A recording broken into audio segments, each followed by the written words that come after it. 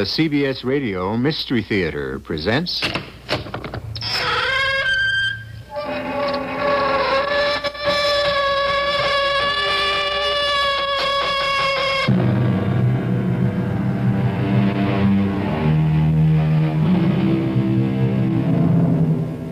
Come in.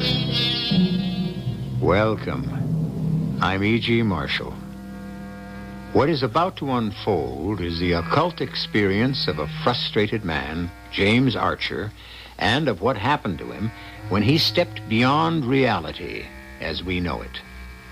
I think I can safely say that each of us has had an experience so frustrating that we'd have given anything in the world to have had the power to overcome it. James Archer was given that power.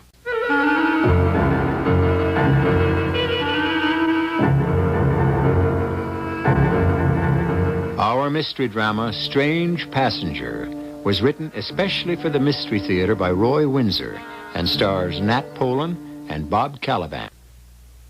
I'll be back shortly with Act One.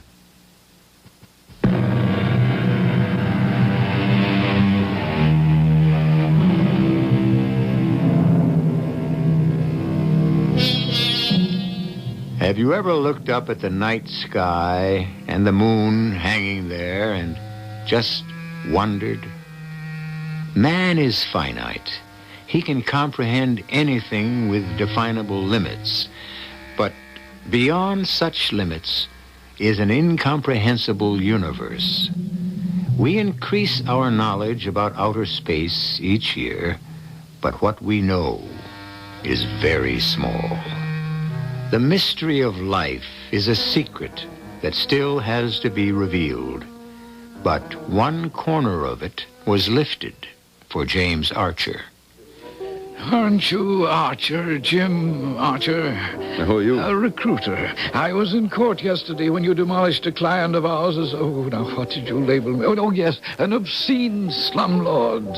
It was yesterday. I just wanted to tell you how much I admired your plea for the plaintiffs. Thank you. Sit down if you'd like. You're not expecting anyone? No. Just sitting here wondering what to do next. Are you a lawyer? Oh, an obscure one in a big firm. Thanks for coming over. I've been feeling sorry for myself. You must know what happened today. Yes, the case was settled out of court. Yeah, as known as compromise. I call it dishonesty. Well, the slumlord is a rich man. He's agreed to make some restitution for his neglect. Yeah, it's a nice way of saying he paid off someone and the case was settled. He should have gone to jail. Ideally, yes. When I found out that my firm had worked out a settlement without first telling me, I resigned. Oh, I see. Our clients, the plaintiffs, got promises. A few months rent-free.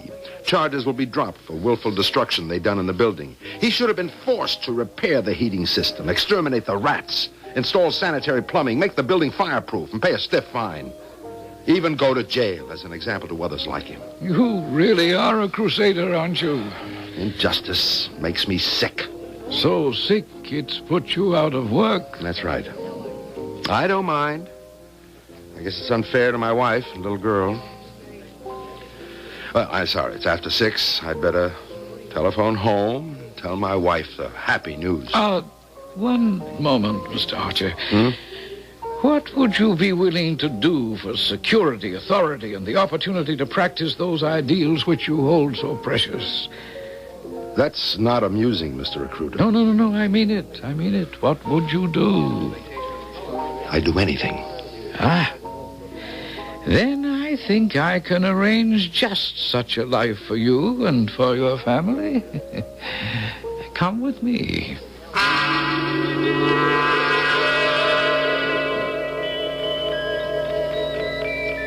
Recruiter, so you have found a man of integrity. Yes, Cosmo, this is James Archer, a gifted lawyer who believes that law and justice should never be compromised. Is that correct, Mr. Archer? Yes.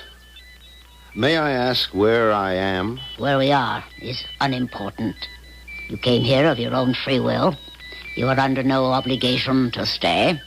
If you say so, we will transport you back to the city. No, thank you. At least, not until I've heard what this is all about. How can you guarantee me an honest, uncompromising life? Because I represent, in fact, I embody a viewpoint that is both utopian and attainable. And what is that? The bloodless establishment on your earth of a society in which each man is equal, in which each earthling will lead a happy life. A society in which certain outstanding men such as you can become will reestablish moral values and strive to relate to life beyond Earth. Well, that's mumbo-jumbo, but it sounds good. It's not mumbo-jumbo. You say that because you cannot see above the daily scratching and clawing for survival. All right, Mr. Cosmo. What do I have to do in order to attain this utopia of yours? Who pays my salary? What about insurance, pension? Oh, details. You will never need to worry about any of them. And while you are away, before you begin your mission, your wife and child will be provided for. My mission? Yes. Soon after it begins, you will rise swiftly.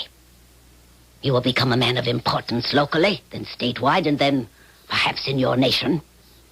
You will proclaim what you honestly think. No more compromise, no watering down of the law or of justice. Mr. Recruiter? Yes? Are you sure I'm not still in that bar trying to forget my worries? Oh, I am very sure. The opportunity that has come to you has come to only a few others on Earth. Just who are the two of you?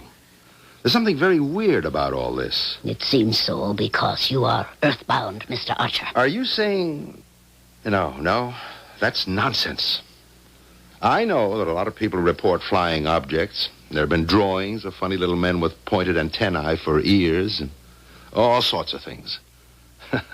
No rational person gives them a second thought. You don't have to believe, Mr. Archer. You are free to leave. When you arrive home, you will appear to have overstayed your time at that restaurant, and you won't remember a word of what followed after. I can, in fact, right now, blank out the names of your wife and child. You mean... Now, wait a minute. Their names are... You can do that. Very easily. Ready to quit, Mr. Archer? No. No? I think I'll see this through. Ah, that is an incredible honor, Mr. Archer. Recruiter, bring in the ship, and we will be on our way.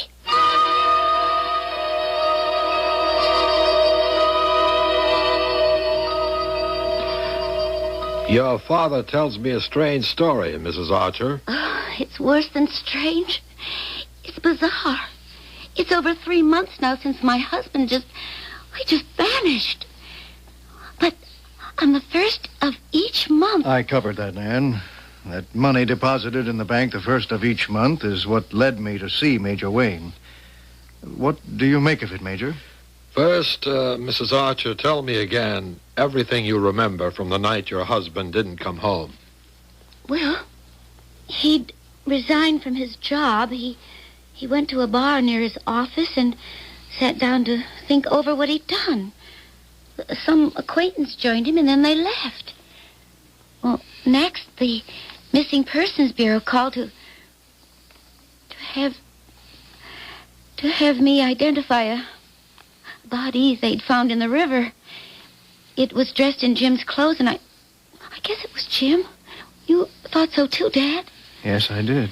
But both of us had misgivings because it just made no sense. Jim was as straight as an arrow. Well, unless he'd been murdered, we somehow just couldn't believe that the body was his. No other person in his life? Absolutely not. No, Major. Jim Archer lived for his work and for his family. He was a thoroughly honest man. And the body found in the river had died from a violent stroke, as if it had been electrocuted?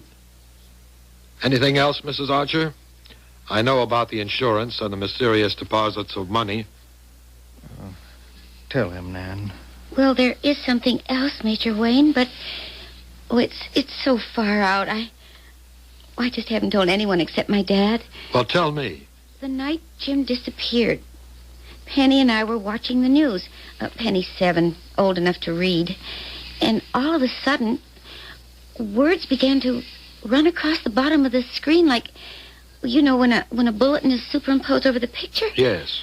Well, the words were, "Don't worry, Nan, I'm all right. Don't worry. Love, Jim." And those sentences ran across the bottom of the screen. Yes, time after time, half the evening long. I telephoned the TV station, but they thought I was some kind of a nut. Did your daughter see the sentences? No? And she was watching with you and she can read? Yes. I know it sounds incredible, Major Wayne. I have no reason to disbelieve you, Mrs. Archer. Well, what the devil do you make of it? I don't know quite what to say. I don't want to give you hope, but I think that James Archer, voluntarily or by force, has been transported from the Earth to some planet beyond sight and comprehension. Oh, come now, Major. You mean by one of those unidentified flying objects?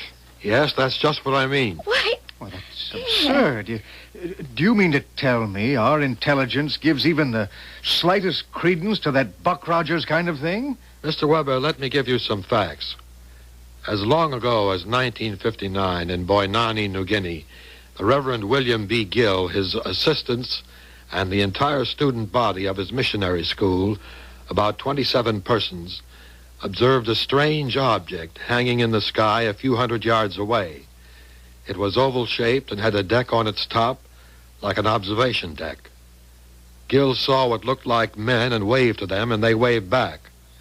Then the object raised up and flew straight off into the sky. Good glory. There were many remarkable sightings in Michigan in 1966. The UFO craft looked like a huge pie, well lighted with red, blue, and white lights spinning all around it. There had been sightings in Delaware, Illinois, Tennessee, South Dakota, Mississippi. In fact, almost everywhere. And you think that there really is such a thing as an unidentified flying object? There's no question about it. You terrify me, Major Wayne. Yes, it terrifies me, too. And you think that maybe one of them carried Jim off? I don't know. It's a possibility. But why Jim? I can't answer that. What do we do? We have agents in many parts of the country. I'll alert them to Mr. Archer's disappearance. And, Mr. Weber. Yes, Major. I'll need your cooperation. I want to know when those deposits are made and who makes them. If it's a human, I'll want to ask some questions. Well, Mr. Archer, what do you think? It's magnificent. Beautiful green fields, homes, even light. Incredible. And the people? Well, to be honest, they're strange looking to me, but I'm only used to human beings.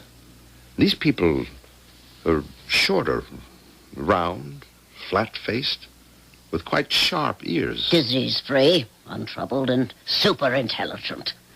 You will soon be free to visit with them. I'm ready now. Soon. The surgery, I have been told, was perfect. You now possess a brain as extraordinary as ours. And your face has been altered very skillfully. All that is left of you is a name. Stuart Murdoch. Where did you come from, and what is your mission on the planet Earth? I have no remembrance of where I came from or who I was. My mission on Earth is to become a leader of my people and to prepare them for your bloodless conquest of my country. You have been away from Earth for 6 months. He is ready, recruiter. Oh, yes. Take him among our people for a week, then fly him back. Drop him outside Fargo, North Dakota, supply him with money, and return. Yes. And let nothing interfere with those regular deposits of money. It will have to compensate. He now belongs to us.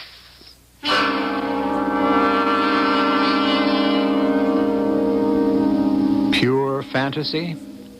Unidentified flying objects?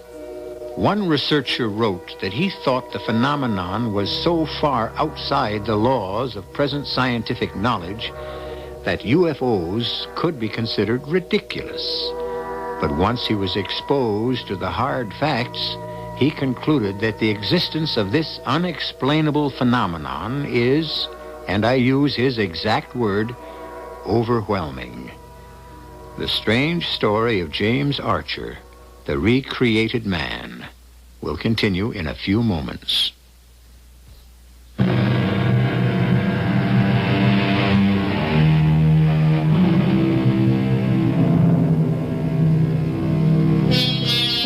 And who is to say that what has happened to James Archer is impossible? Dr. Faustus sold his soul to the devil in exchange for 24 years of every pleasure and all knowledge at his command. And James Archer's state of mind has led him in the same direction. It is, remember, 6 months since Archer vanished, literally into thin air. Excuse me, Mr. Weber. Major Wayne. It's Thompson here, sir, field agent. Anything? Well, yes, sir. An unidentified flying object was seen hovering in this Fargo area late this afternoon. I see, and? Well, I'm at the Nygaard Farm, about 30 miles northwest of Fargo, in a small community named Shoshone Creek. It's pretty desolate. Apple and I put down our two-seater in one of Nygaard's fields and taxied it to the side of a big barn. Good. See if the UFO lands and if anyone leaves it. If so, follow the man. Don't pick him up, but don't lose him. I want to learn where he goes. Yes, sir. Well, this is fantastic, Major. If I mentioned any part of this weird conversation to my friends, they'd think I was ready for a mental hospital. Well, you're not, Mr. Weber. It's real enough. Oh, and let me give you a warning. Yes? Let's say that James Archer is returning by a UFO to Earth from wherever he's been. He'll be returning for a purpose, and to achieve that purpose, he won't be the same man. I don't quite understand. If, as I suspect, he was chosen by some power from another planet because he had soured on his life and our civilization, and if that power has some objective on our planet Earth, you can be sure that Archer's been brainwashed and indoctrinated deeply. So, even though he might look the same... He probably won't. We had one experience in which a man who had vanished was brought back into custody. He was not the same man he had been. He'd become a robot. We had to institutionalize him. An exceptionally intelligent man, but dangerous to us. Later, he was found in his room dead. Somehow, he'd been electrocuted. That's why you thought the body in the river... Yes, it got me thinking. Now, tell me about those deposits, Mr. Weber. Promptly, the first of the month, a cash deposit of $5,000 is made to the account of my daughter. We alerted our bank security guards, and when the last deposit was made through the night deposit slot, one of the guards spotted the man who dropped it. I have a description of him here. Good. I'll have one of my agents try to spot him and follow him. Then we'll pick him up for questioning. It might be ticklish. We have nothing against the man. I may need your daughter's cooperation. Major, I don't want to expose her to danger. I don't think there'll be any, but we'll be careful. I'm very aware that you've already lost a son-in-law. Jim Archer was a fine young man.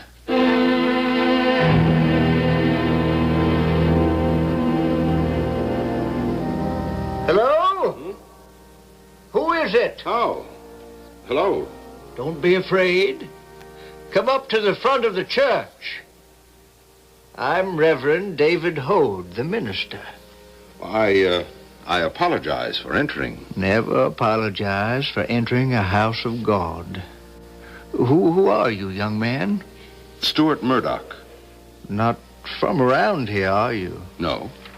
Can I do something for you? Well, I didn't enter to do any damage, Mr. Hode. I should hope not.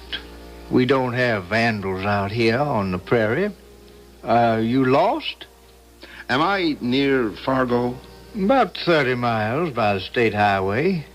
Do you have a car? No, but if you'll point me in the right direction. Glad to, but you won't find much traffic at this time of night. I take it you're hitchhiking. Unless there's someone around here who'd drive me to the airport. I have money. There's something on your mind, Mr. Murdoch. Anything I can do to help? Oh, no, I'm fine. Have you been in the church for... No, you just walked in, am I right? Yes, a minute ago. And before that, you were outside? Yes. Now, if you'll show me the way to... Of course. All in good time, Mr. Murdoch. May I ask you a question? Did you see what I saw, and is that why you've come here? What did you see? A saucer-shaped thing hovering in the sky and then coming close to the ground, not far from old Nils Nygaard Farm, half a mile from here. What do they call an unidentified flying object? And you think you saw such a thing? I know I saw it. I'll be going along. Others saw it, too. I came to my church to pray to God to protect all of us. From what? Satan. Reverend Hode, there is no such thing as Satan. It is in a man's self that he is good or evil. Young man, I believe in God, and he sustains me, and in believing in him, I accept Satan as a fact. A fact of what? He was cast out of heaven and is the chief monarch of hell. Of hell, which is? Many things, Mr. Murdoch. Satan corrupts mankind. The struggle to possess a soul for good or for evil goes on in a man forever. The presence of God within you cannot be extirpated. Then I don't have anything to worry about.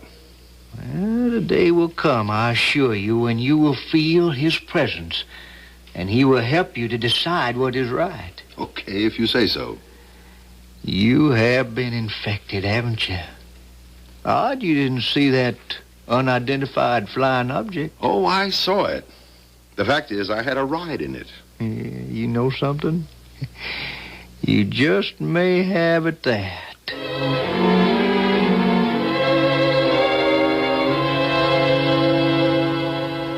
Well, thank you, Reverend Hode. He's the man we want.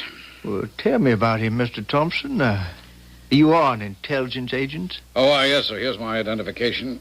Who is this Mr. Murdoch? He's a New York lawyer named Archer who vanished 6 months ago. You may not believe in such things as UFO. Oh, but I do, yes. I saw the thing laying less than a mile away. What's this Murdoch up to? We don't know, Reverend, but Major Wayne thinks Murdoch sold himself to some power in outer space and has been returned to Earth to carry out some mission. To what end, Mr. Thompson? Oh, we don't know that.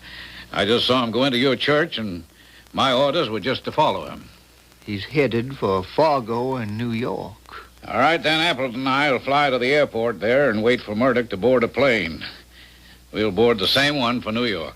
I wish you well. Murdoch is a personable young man. If some force about which we are ignorant has possessed him, don't despair. The God-given moral force within each of us will be stronger than the power of Satan. Given time, Mr. Murdoch will reject having sold his soul. And then what? Heaven alone knows.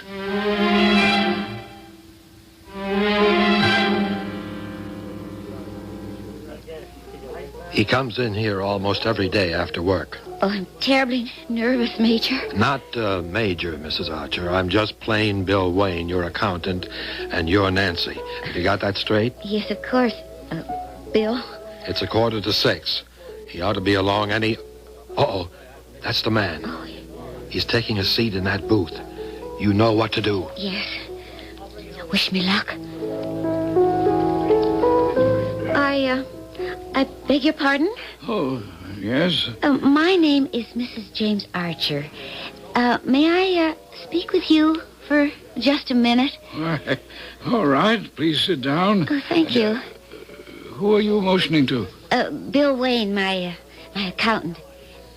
Join me, Bill? My name's Bill Wayne. Oh, how do you do? You followed me here? Oh, no. I come in here almost every day. Mrs. Archer came into the city today, and I invited her to have a cocktail with me. Are you, Well, are Mrs. Archer and her accountant supposed to mean something to me? Well, you see, you've been identified as the man who deposits $5,000 in my account every month. I just wanted to meet you and to thank you. I really don't know what you're talking about. Mrs. Archer, was it? Yes. Well, if Mrs. Archer has made a mistake, we apologize for it. Are you mistaken, Nancy? Well, I don't think so.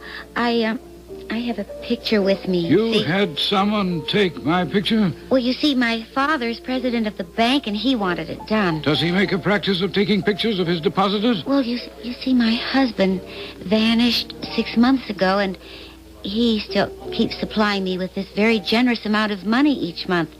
You must admit it's strange. You say he vanished? Yes. Oh, yes, I vaguely remember the name now. Archer, wasn't his body found in the Hudson River? Well, a body was found. And identified? Well, yes. Then what you've told me is impossible. I agree with you. A dead man could not make monthly deposits to his widow. That's what's been troubling Nancy. She thought that if she could meet the man who made the deposits, she might get an explanation and be given some hope. Hope? That Archer is still alive? Well, that also sounds impossible. Well, if we've made a mistake... well, this is the picture of you, though, isn't it? Mr... I don't know your name. Recruiter. Yes, that does look like me.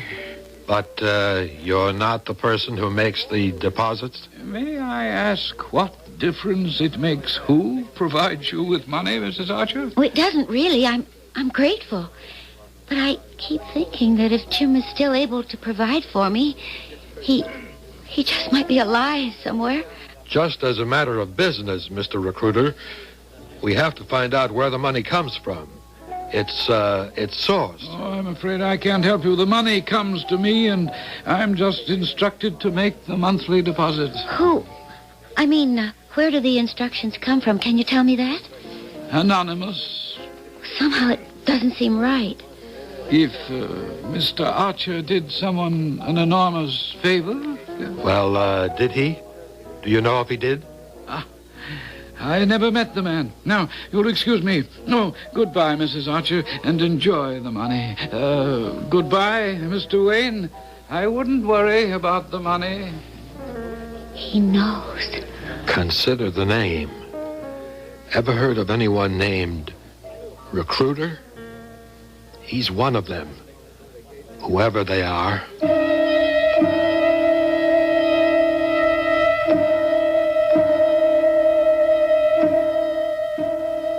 We are eavesdropping on a grotesque subject, UFOs, about which there isn't much doubt. But those who fly them, who are they? From what place in outer space do they come? What are they? And are they friends or enemies? From what we have heard, James Archer's mission is to become a preeminent person in our society. He is to prepare us for a bloodless overthrow of the several ways of life represented on our planet. Why? I'll be back with Act 3 shortly.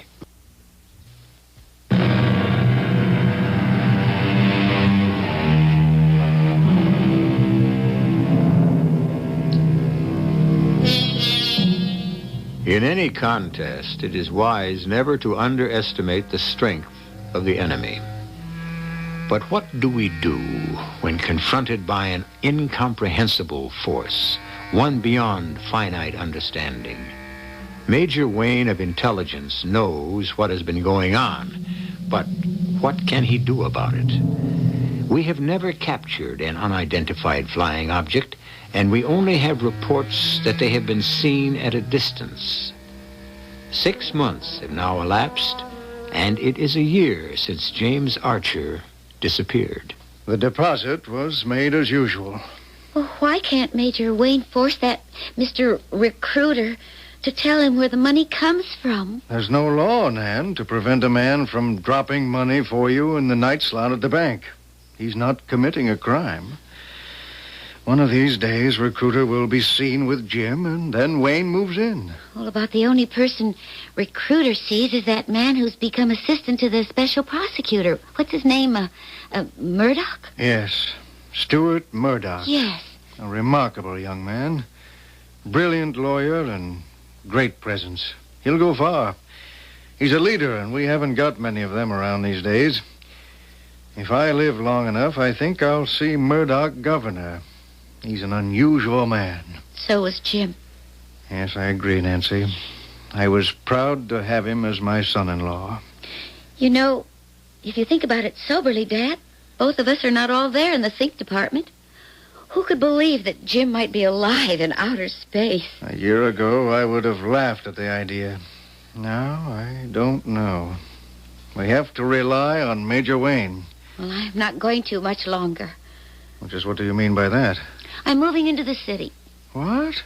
Sell your home? Take Penny out of school? Oh, let's face it. I'm still young and alive. I want to be with people, among them. I'll find a job, and Penny can go to private school. Jim is dead. Penny and I are alive. And we need to rip this shroud off from over us.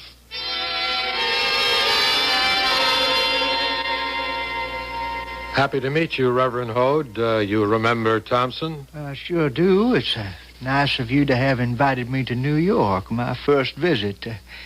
It's an impressive sight. Well, how are you, Mr. Thompson? Just fine, sir, thank you. You still keeping an eye on our visitor from space? You think that, Reverend Hode? Well, I suspect it. Let me put it that way. That was an unusual experience for me. That young man just appearing in my church, Stuart Murdoch. Yes, I've been following his career. He's what you brought me here to talk about, isn't it, Major? Yes, you've met him and you've talked with him. And I'm sorry for him. He's getting what he set out to achieve, but Stuart Murdoch, whether or not he was put down from a spaceship as a soul possessed. Well, tell me, what do you want me to do? Well, I want you to give a small party. Thompson, arrange it with the hotel. Major, do you want me to invite the guests? No, you invite Mrs. Archer. She's a little cool toward me these days, and I'll invite her father. No, you invite both of them. Just tell them that you want them to meet a friend of yours from North Dakota who may have something to say that will be of interest to them. Mrs. Archer. Oh, yes. Yeah. We think there's a chance that Stuart Murdoch is the former James Archer. Nancy Archer is the presumed widow. The other person you'll meet will be Hugo Weber, her father. And I'll be there as Bill Wayne, Mrs. Archer's accountant. So there'll be 5 of us. I shall be most happy to help you if I can.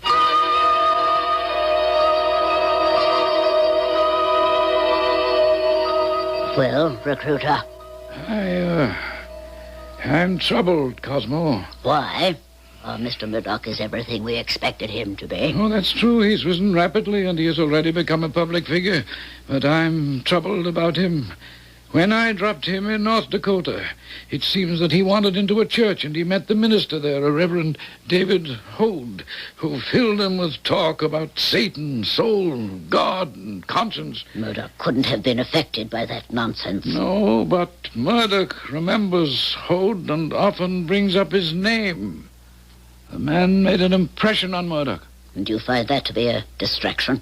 When Murdoch was transformed and brainwashed, was all of his conscience removed? I assume so. That is what the report indicated. Do you suspect that he has some vestige of conscience left?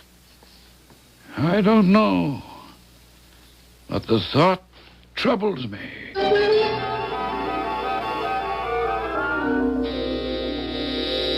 Right on time, Reverend Ode. 5 o'clock. Let's hope it all goes well. Now, Mrs. Archer and the others should be right along. Hello, Mr. Hode. I'm so glad you could stop in to see me, Mr. Murdoch. Thank you. Meet Joe Thompson, a member of my church back home. Joe, this is Stuart Murdoch. How How do you do? Sit down, Mr. Murdoch. We have tea or whatever else you'd like. Tea, please. Well, good. I don't try to impose my tastes on others. I thought that was your job, Reverend. Shoving your convictions down the throats of others. No, not shoving, young man. I expose my convictions to them, and then it's up to the individual to accept or to reject the truth. The truth, as you see it. It's the word of God, which is the truth. I'm just one of his messengers. That's one of the reasons I wanted to see you while I was in New York. You're my messenger from God? Yes, I do believe I am. I knew that when you wandered into my church in Shoshone that... well, remember when we talked? You remember, of course. Every word of your mumbo-jumbo, Reverend. You said that the presence of God within each person cannot be extirpated. Here's your tea, Mr. Murdoch. Thank you. Well, I'm afraid you were wrong, Reverend. I'm unchanged. I haven't had to whistle for God's help. I've helped myself. And as you may know, I've been very successful. But you're here, Mr. Murdoch. You didn't forget me. Of course not. I liked you when we met, and I'm happy to see you again. Oh, that should be the others, Reverend Hode. I'll let them in. Friends of neighbors back in Shoshone. You don't mind, do you? No, certainly not. Mr. Weber, Mrs. Archer, so glad you could stop in. This is Stuart Murdoch, the man I was telling you about. Hello, Mr. Murdoch. I'm happy to meet you. My father, Mr. Weber. How do you do? And Bill Wayne, a friend. Hello, Hello. gentlemen. Hello. Joe, sir. tea for. It's a real honor meeting you, Mr. Murdoch. Well, thank you. We've been following your career, Nancy and me, and I must say we like the way you've ripped into corruption and graft. The public is entitled to honesty in government. Well, that's what they all say, but you seem to mean it. And my actions, I hope, prove it. My late husband felt that way, too. I mean, about honesty. Yes, Jim Archer was an honest man. All that got him was his resignation from his job. He couldn't stand hypocrisy. He wouldn't compromise. I can't either. But I've learned that one has to prepare others slowly for the truth. Not your version of truth, Reverend. Truth is indivisible, young man. The truth I preach is God's word. Truth is an ideal, and it is divine. Well, I think that's foolish. Truth, like any other commodity, has to be sold. If you'll excuse me, I do have to be going. I'm happy to have met all of you. And Reverend Hode, do pay New York another visit. I can find my way out, Mr. Thompson. Well, Mrs. Archer? No, Major. Stuart Murdoch isn't Jim Archer transformed in space and returned to Earth. Why, the very idea is absurd.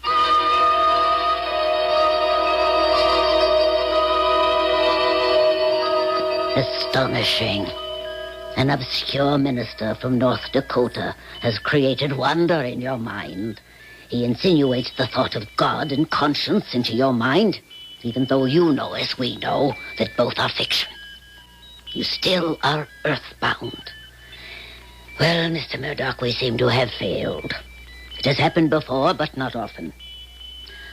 I can offer you a choice. A return to our planet for a short time, and then resume your mission on Earth, or remain here now. I don't know what to do.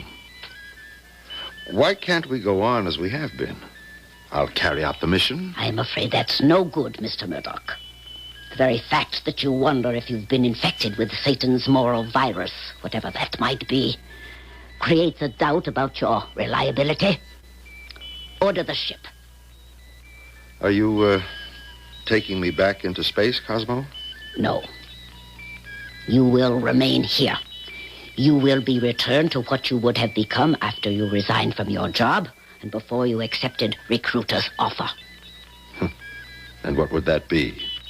Still an unemployed lawyer? That will be for others to discover.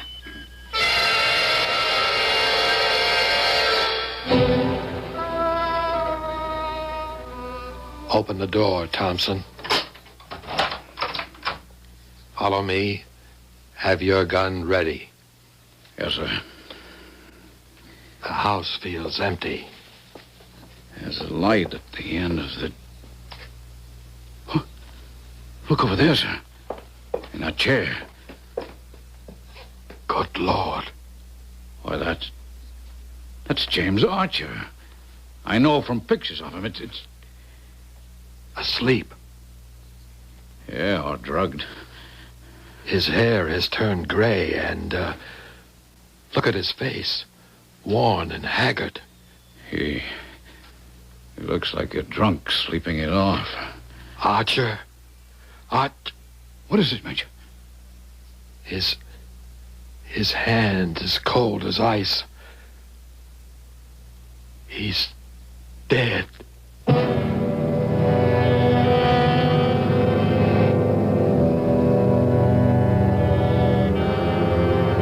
So, as Cosmo said, James Archer was returned as what he would have become after he lost his job and tried to sell his soul to a force from outer space. Had Cosmo read the future? It would appear so. It is very possible that James Archer was so depressed with his future that he allowed himself to deteriorate into the condition in which he was found. I will return shortly.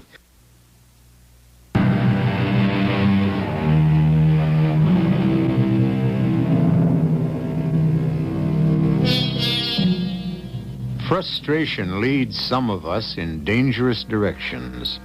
For most of us, however, hope extends a hand to lift us up from despair.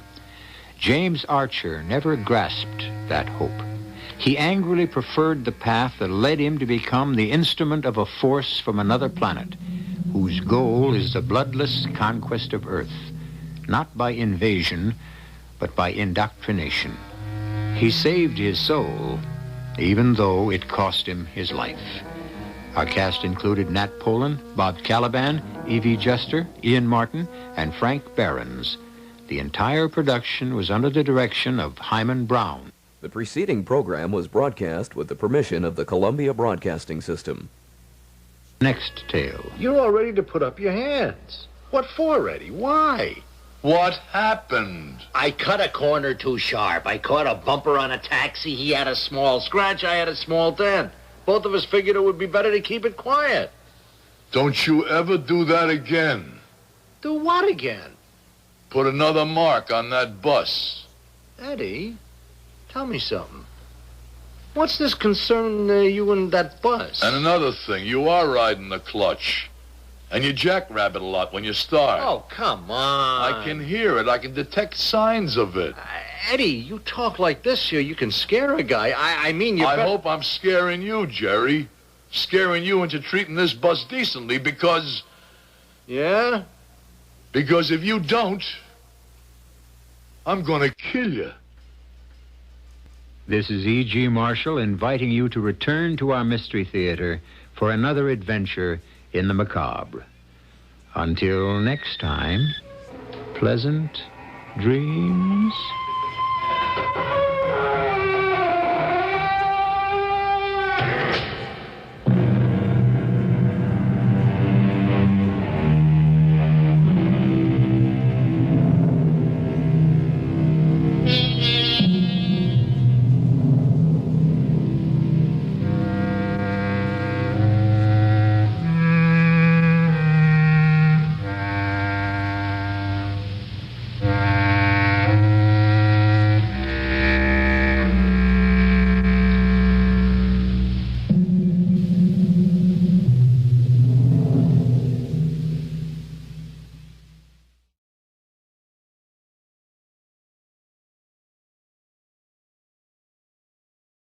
The CBS Radio Mystery Theater presents...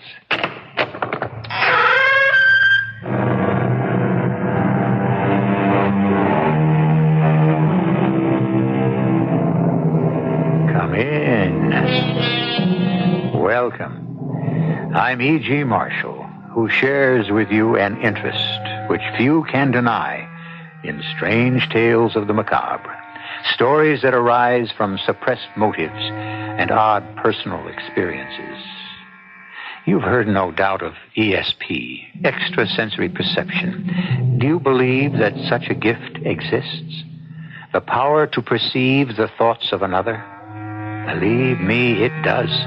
In some persons, it has been developed to a high degree, and there is scientific evidence to prove such a contention.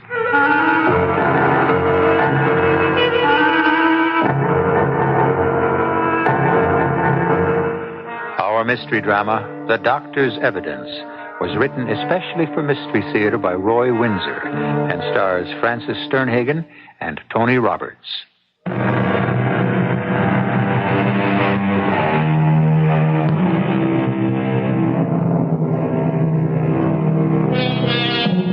One definition of extrasensory perception is the perception of another person's thoughts and actions not received by the senses. At one time or another, most of us have had the experience of knowing what another person was thinking. A strange experience, the kind which psychical research has been studying at least since 1882, when the Society for Psychical Research was founded. Share with me this strange story of Ellen Robertshaw, who had this supernormal faculty. After an automobile accident, it seemed to increase, as Ken, her husband, explains to his secretary, Kay. Ellen had the gift, or whatever you want to call it. It's ghastly. Falling to her death. Can you imagine what thoughts went through that poor woman's head? Could she have anticipated her death? I have no idea, Kay. No, that would be magic. Do you believe in ESP, clairvoyance? Well, they're not the same things. ESP is telepathy. I'm told it's a scientific fact. But you do believe in telepathy and that Ellen had the faculty? I really don't know. You surprise me. How so? You're a hard-headed, practical businessman. This occult bit seems out of character. Oh, now it's occult. No. Don't assume I believe in telepathy. I'm still a skeptic. All the same, Ellen surprised me several times in the past few years by seeming to read my thoughts. That could have been uncomfortable. Well, sometimes, yes, but, that's all behind us now. So it is. When's the funeral? Well, I haven't thought about it. I'll have to talk over the arrangements with her son. Bruce, is that right? Yes, he's at the hospital now. He is? I thought he lived in Philadelphia. Oh, he does, but he's here. He arrived at the building just after Ellen fell. Before me. Should I attend the services? I don't think so, Kay. Ellen suspected you and me. She probably said so to her son. I see. Okay. I can't help loving you. That's nice to hear. All the same, you could have divorced, Ellen. I never liked our furtive relationship. I felt so hypocritical. Marked. The other woman. Well, you won't be any longer. We'll be married, Kay. Say, in 6 months. It's what I've always wanted. 6 months. Well, why do you say it that way? It's hard to explain. It's almost as if we'd been waiting for your wife to die. Say she hadn't, Ken. Then what would have happened? How long could I have continued to be your office wife? Darling, I would have divorced Ellen. But you didn't. Well, believe me, I'm sorry she died a violent death, but it's a fact. I'm free now. So are you. I wonder. What's the matter with you, Kay? Well, you say she was telepathic. Could she have anticipated her own death? Oh, how the devil would I know? You mean, did she intimate to me that she was going to die? Of course not. When I left for work this morning, she seemed to be all right. Still weak, but alert. Stretched out on the living room couch. What is all this, Kay? Why is her son, Bruce, what's his last name? Bruce Ellis. He's a lawyer in Philadelphia. What about him? Why did he appear in New York just after his mother fell to her death? Because he was in the city, and naturally he'd come to say hello to us. Well, to her, he never liked to approve of me. Could Ellen have transferred her thoughts to him? What if she did? Are you suggesting that he arrived here because she indicated she was going to die? Isn't that possible? Oh, I don't know. And anyway, so what? Maybe she knew when and how she was going to die. But she didn't say anything to you. Not a word. Why? Curiosity, that's all. For some reason, her death haunts me.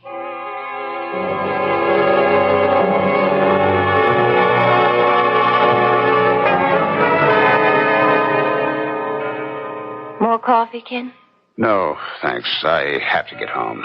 You're depressed. Of course I am. You and your mumbo-jumbo about telepathy. How do you know she had the faculty, if that's what you call it? I still don't know, but a doctor, a dry old stiff named Max Croft, was pretty convincing. That was about 2 months ago. I was visiting Ellen in the hospital after work, and Dr. Croft was there with her. Ken, how kind of you to come by. Well, of course I'd come by, my dear. Haven't I every night since they brought you in here? Hello, Dr. Croft. Good evening, Mr. Robertshaw. Ellen's made very good progress. No after effects from the concussion, and I'll have the cast off her arm in a month. Oh, that's good news. No complications? Well, only slight psychic trauma, but that'll fade away. I had a premonition about the accident. I knew it was going to happen. When it did, I even knew who ran into my car. Oh, I see. So did the police. They found the 2 cars smashed up. I mean before that. Isn't that, ESP? No, it's clairvoyance. Not the same thing at all. Well, whatever you say. I don't understand either one or happen to believe in them. What about my 2-year-old grandson? I told you about that, Max. Was I correct? Well, it would seem so, Ellen. I know that you were worried about the little boy. More than worried. Frightened. I knew he had more than a common cold. He had a dangerous virus. How in heaven's name could you know that, Ellen? I don't know. But ever since being hospitalized, I seem to have acquired whatever you want to call it. Telepathy is the name of the faculty. You believe in that stuff, Dr. Croft? Oh, without question. And you know what happened, Ken. Mm-hmm. Your son challenged the doctor, and sure enough, the little boy did have a dangerous virus. And you claim that you put that thought in your son's head, huh? I think so. Huh. That's fantasy. The doctor spotted the virus. Not at first. The sickness was diagnosed as a common cold. Well, have it your own way. I'm glad you're feeling good, dear. It's lonely home without you. Well, I'll say good night. Give my regards to Kay. Yes, I'll do that. Good night, Doctor. I'll be leaving too, Ellen. Have a good rest. I'll be by in the morning. Thank you. And Ken, ask Kay to stop by some afternoon. I'd like to see her. You got a moment, Dr. Croft? Well, of course. Has Ellen's mind been affected? Well, no, indeed. But that junk about ESP, clairvoyance, that doesn't sound rational to me. Were you kidding her, or do you believe in such things? Second sight, that kind of thing? Well, you've asked me a very involved question. Those terms are not interchangeable. We assign all manifestations of supernormal knowledge derived from another person's mind to telepathy. Your wife appears to have had such a manifestation from her son Bruce. He was concerned about his little boy. His mother, your wife, shared that concern and telephoned him. Then he harried the pediatrician. You can derive knowledge from another person's mind? Well, some persons can. I myself, for example, cannot. The evidence for supernormal cognition is very extensive, and it's impressive. Ellen seems always to have had the faculty, however slight. The accident seems to have increased her power. And, clairvoyance, it's not the same thing, eh? No. A clairvoyant does not derive supernormal knowledge from the mind of another. He just derives it, that's all. Haven't you ever sat in a room with another person and discovered that both of you were thinking about the same thing? I'm afraid I'll have to pass, Doctor. Well, I've taken up your time. Oh, perfectly all right. Psychical research is an intriguing subject. Your wife does have the telepathic faculty, and I suspect she also has an ability with clairvoyance. May I ask a question? Certainly. But I'm curious to know what your wife meant when she said, "Give my regards to Kay." My secretary, Kay Tyler. I'm meeting her for dinner at 6:30. Ellen knew that? I suppose I mentioned it to her when I spoke with her this afternoon. I see. Well, enjoy yourself. Good night, Mr. Robertshaw. What you've just told me is pretty spooky stuff, Ken. I don't think so.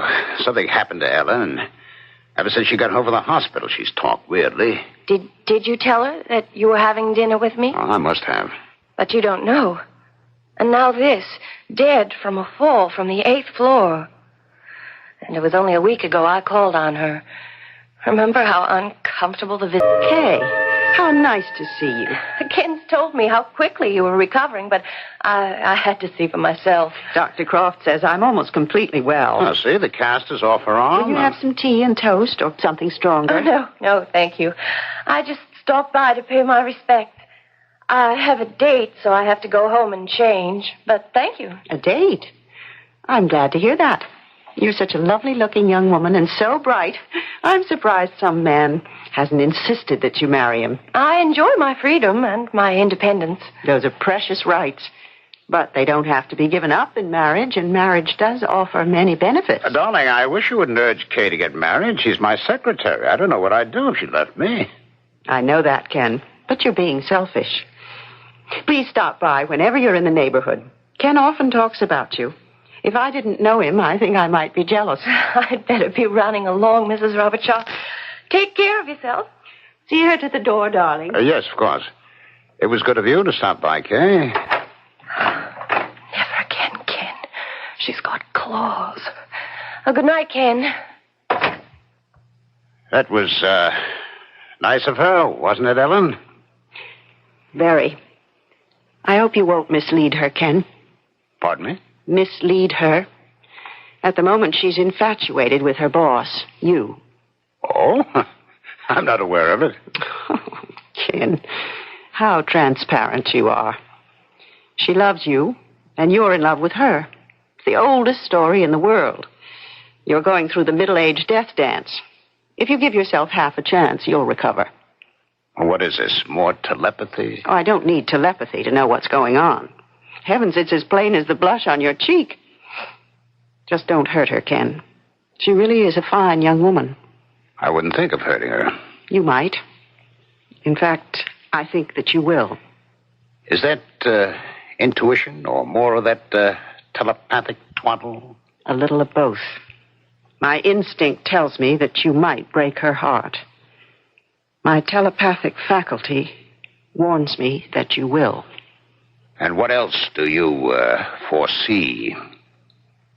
You know, Ken. And I'm very sorry for the three of us.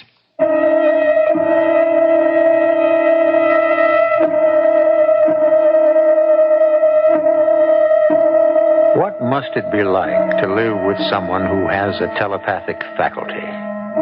From what I've read, this supernormal knowledge can be aroused by a very strong emotion. And from what we've heard so far, Ellen, outwardly composed, must be seething with jealousy because it's evident that her husband loves Kay. Jealousy is a very strong emotion.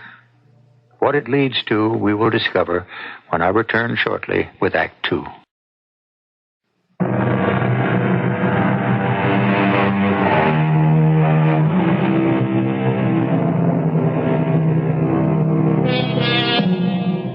The philosopher Descartes wrote, "That God has foreordained everything is self-evident." That means that the course of one's life is like a road from birth to eternity. Sometimes we wish that we could see what's in store for us around the next curve, but we can't. Some of us claim to be able to do so, and there is evidence that events have been foreseen. But clairvoyance is by no means accepted as fact. Telepathy is. Before her fall to death, Ellen Robertshaw had been hospitalized after an automobile accident, and her son, Bruce, came to visit her.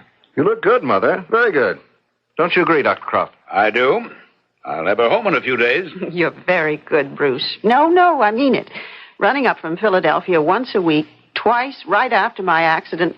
Molly must wonder if she's got a husband. How is she, by the way? And how's my grandson? Oh, they're fine. Was Molly disturbed by my telephone call?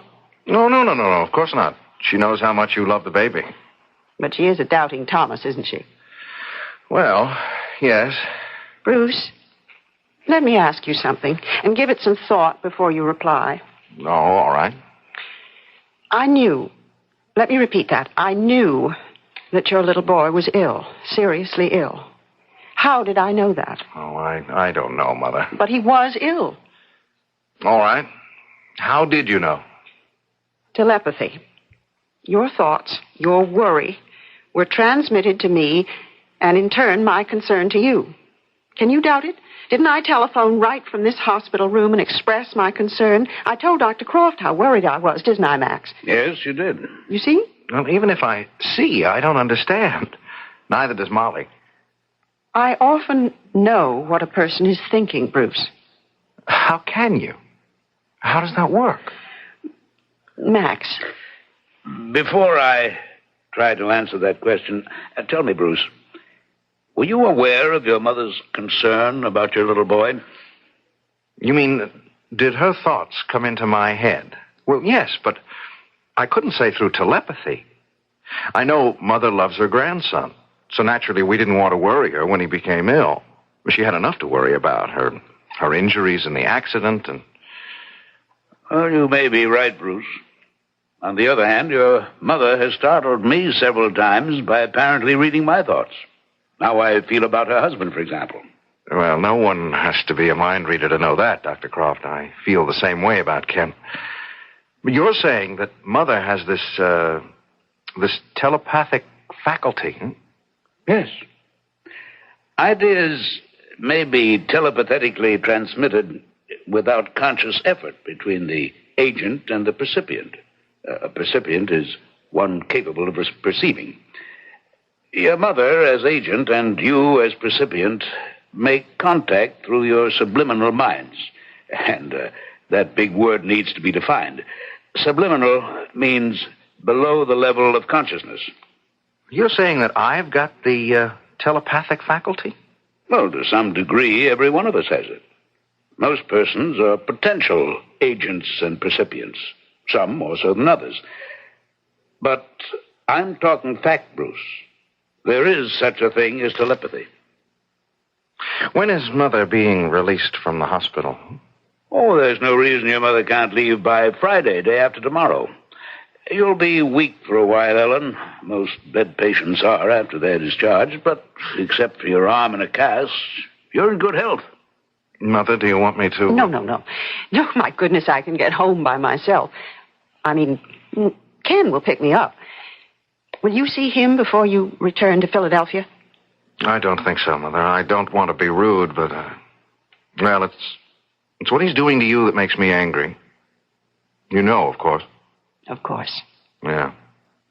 Well, it doesn't take a mind reader to know he's got big stars in his eyes for that secretary of his. At least you know. Why don't you get rid of him, Mother? I may. Why hesitate? Tell him goodbye. And then come visit us. Take a trip. Life begins at... 49, perhaps. Well, if you'll excuse me, for what it's worth, Ellen, I concur with Bruce. Your husband's a calculating man. Let him have his Kay, Tyler. I'll see. Bruce, my love to Molly and the little boy. Tell her not to be too upset. Upset? Oh, you mean about the facts about telepathy, right. Well, I'll try. On some subjects, however, Molly's mind is closed. That's not what I was referring to. No? You'll find out when you return to Philadelphia. What are you talking about, Mother? I can't say. Or maybe I'd rather not. I could be wrong. A decision can be changed. Maybe it will be. I hope so. But I have my doubts.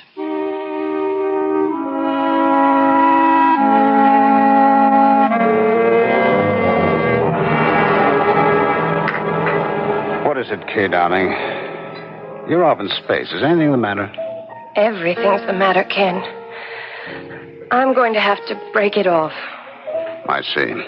I wish you did. I just can't stand being two-faced anymore. If you want me as much as you've said you do something about it. Otherwise, let me go. Leave Ellen, huh? Look, I'm not trying to break up a marriage, but you say it isn't one, so I'm not really the other woman. If you haven't got a marriage, why don't you end it? All right. I'll speak to her tonight and pack up and leave. You've said that before. You call me. I won't call you. Meaning? I won't see you anymore, Ken, until I can be seen with you in the light of day. Tomorrow's Friday. My last at the office. There are other secretaries in the company who'll jump at my job. You won't be hung up. But tomorrow's my last day in the romantic shipping business. Oh, now, we'll see about that. After I've spoken to Ellen, I'll come over to your place. Now, you'll be home, won't you? I don't know. I'd like to believe you, but... I'll be by. Now, stop acting like a silly schoolgirl and come on, eat your lunch. Oh, Ken.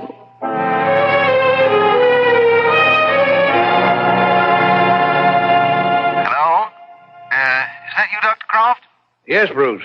I'm telephoning from Philadelphia. Is my mother all right? Why, yes, she's been home over a week now. I'd say she's completely recovered. Oh, you no longer calling on her? Why, no. What I've is had it, the Bruce? feeling all day long that something's wrong. I see. It may seem foolish, but... Not at all. It's, let me see, 2 o'clock. I'll pay her a visit within the hour and report back to you. Oh, I'd appreciate that, Dr. Not Croft. at all. I've tried to reach Mother by telephone, and there's no answer. That's odd. What about the maid? I don't know. Earlier in the day, Mother spoke to my wife and told Molly, "Don't be upset." Strange. Yes, I thought so. I have no idea what she meant by it. Don't be upset. That's all she said. She wouldn't explain it to Molly. Of course, I am upset. Well, I understand. Let me stop by and pay her a visit, Bruce. I'll telephone you from her place. Ellen, you're white as chalk. Now, take my arm, my dear. I heard your voice, and I managed to struggle to the door. I'm all right now. Now, you sit down. Here, let me take your pulse. I don't know what came over me. And I do. Your pulse is very rapid. What's frightened you, Ellen? I really can't see. Now, lie back on the couch and try to relax. Now, what is it? Something's upset you. Tell me. There's nothing you can do about it. There's nothing I can do about it, Max. But it's all right. Well, I take it you're alone here. Yes. I gave the maid the afternoon off. She's gone down to Richmond. Her sister had a baby, and they're going home from the hospital tomorrow.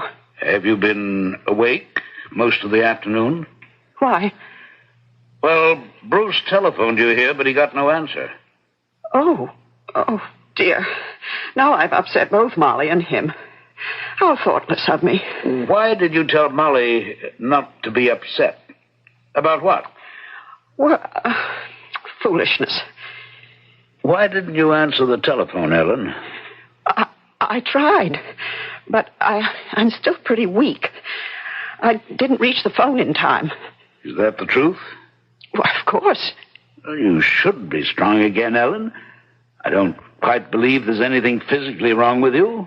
Mentally, well, that's another matter. There's nothing wrong with my mind. I'm not saying there is. But the mind, yours especially, can play funny tricks. Fear can affect the body in strange ways.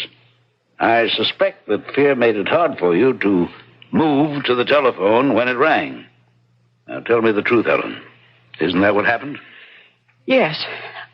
I just couldn't move. Then I heard your voice through the door, and my fear vanished. All right.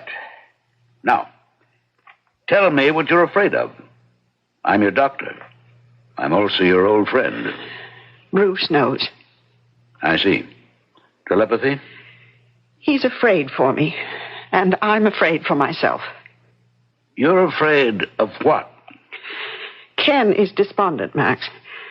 And he may do something he'll regret. Well, has he threatened you? No. But he wants to be free. Well, give him his freedom. He isn't worth the powder. That's what I intend to do.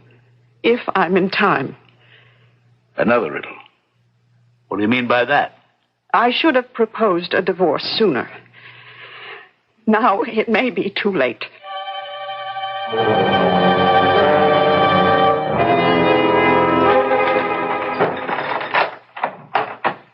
Ellen? Yes, Ken. I'm on the terrace. Busy day? Oh, just the usual. Where's the maid? Richmond. She'll be gone for the weekend. Her sister's had a baby. How are you feeling? Better. At least I was when Dr. Croft left me. Oh, why was he here? Bruce asked him to stop in and see me. Oh? Bruce was worried about me. Why should Bruce be worried about you? What have you got to be worried about? You know, Ken. I do? Well, then you know more than I do. Oh, I get it. Mind reading. All right. Tell me what I know. You won't give up Kay Tyler, but she's given you up.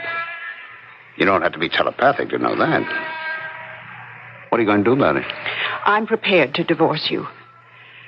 But I don't like what you're thinking, Ken. You're a blunt, shallow man. But I never thought you were evil. And it wouldn't do you any good. Or is your mind made up? What about money? What about it? You're a rich woman. I like the way we live. I have a will. What does it provide for me? Ordinarily, the husband... My estate is in trust. In the event of my death, there would be some money for you. But my first husband made certain that Bruce and his children would receive the bulk of it. Death is one thing. Divorce is another. So you'll give me my freedom and nothing else, huh? Wouldn't anything else be in bad taste? Well, maybe we should just keep on as we are. It wouldn't be any more unpleasant than it has been for years, Ken, but aren't you overlooking the other woman? She doesn't like that label, does she? She doesn't think of herself that way. Oh, it's been going on for 2 years. It won't go on much longer. Kay Tyler is attractive and intelligent, but she's a fool. You've used her. I love her. Then marry her. I'll start divorce proceedings tomorrow. Ken? You do that, Ellen. Oh, all right. And then I want to see my grandson once more. And Ken!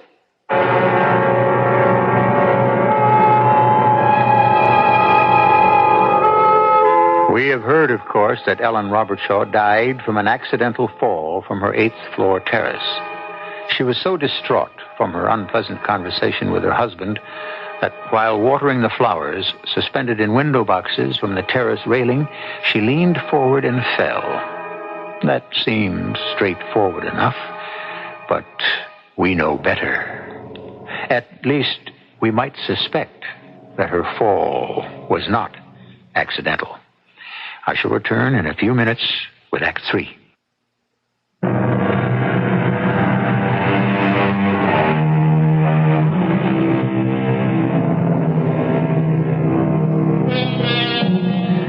These days, a great number of married men and women seem to fall in and out of love more easily than they did 20, even 10 years ago, when, if I may say so, the vows pledged were taken more seriously. Because they were, quarrels were resolved and marriages held together. Even a quarrel over the other woman. Ellen and Ken Robertshaw, she especially, tried but failed to resolve his, shall we call it, preoccupation with Kay Tyler. Ellen offered him a divorce, but a dreadful accident intervened. John, what's happened? Oh, Mr. Robert Shaw is awful, just awful. What happened? Mrs. Robert Shaw. She, a policeman phoned for ambulance, but then he kept the crowd away. It's your wife. My wife? She fall. I can't describe it, Mr. Robert Shaw. I still feel sick. There was this awful sound, and I'm terrible sorry. My wife fell from the 8th floor? The son, he got here just when it happened. He's in the lobby. Oh, I'd better see him. You do that. I'm sorry, Mr. Robershaw. Rose? No. I arrived too late, just when it happened. I'm sorry for both of us. I hope you believe that, Bruce. I don't. Where you come from? From work. John, the doorman, told me what happened. What did happen? Well, you know as well as I do. Ellen fell to her death. Can you prove you just got here? What? Hey, wait a minute. What are you implying? You better have a perfect alibi, Ken. And I mean perfect. Spell that out. My mother didn't fall from the terrace. Is that clear enough? If you know that for a fact... I don't know it for a fact, but I know it. How? Tell me how. I'd really like to know. I've known since lunchtime that my mother was in danger. I don't like what you're saying, Bruce. You're a lawyer, so, be careful.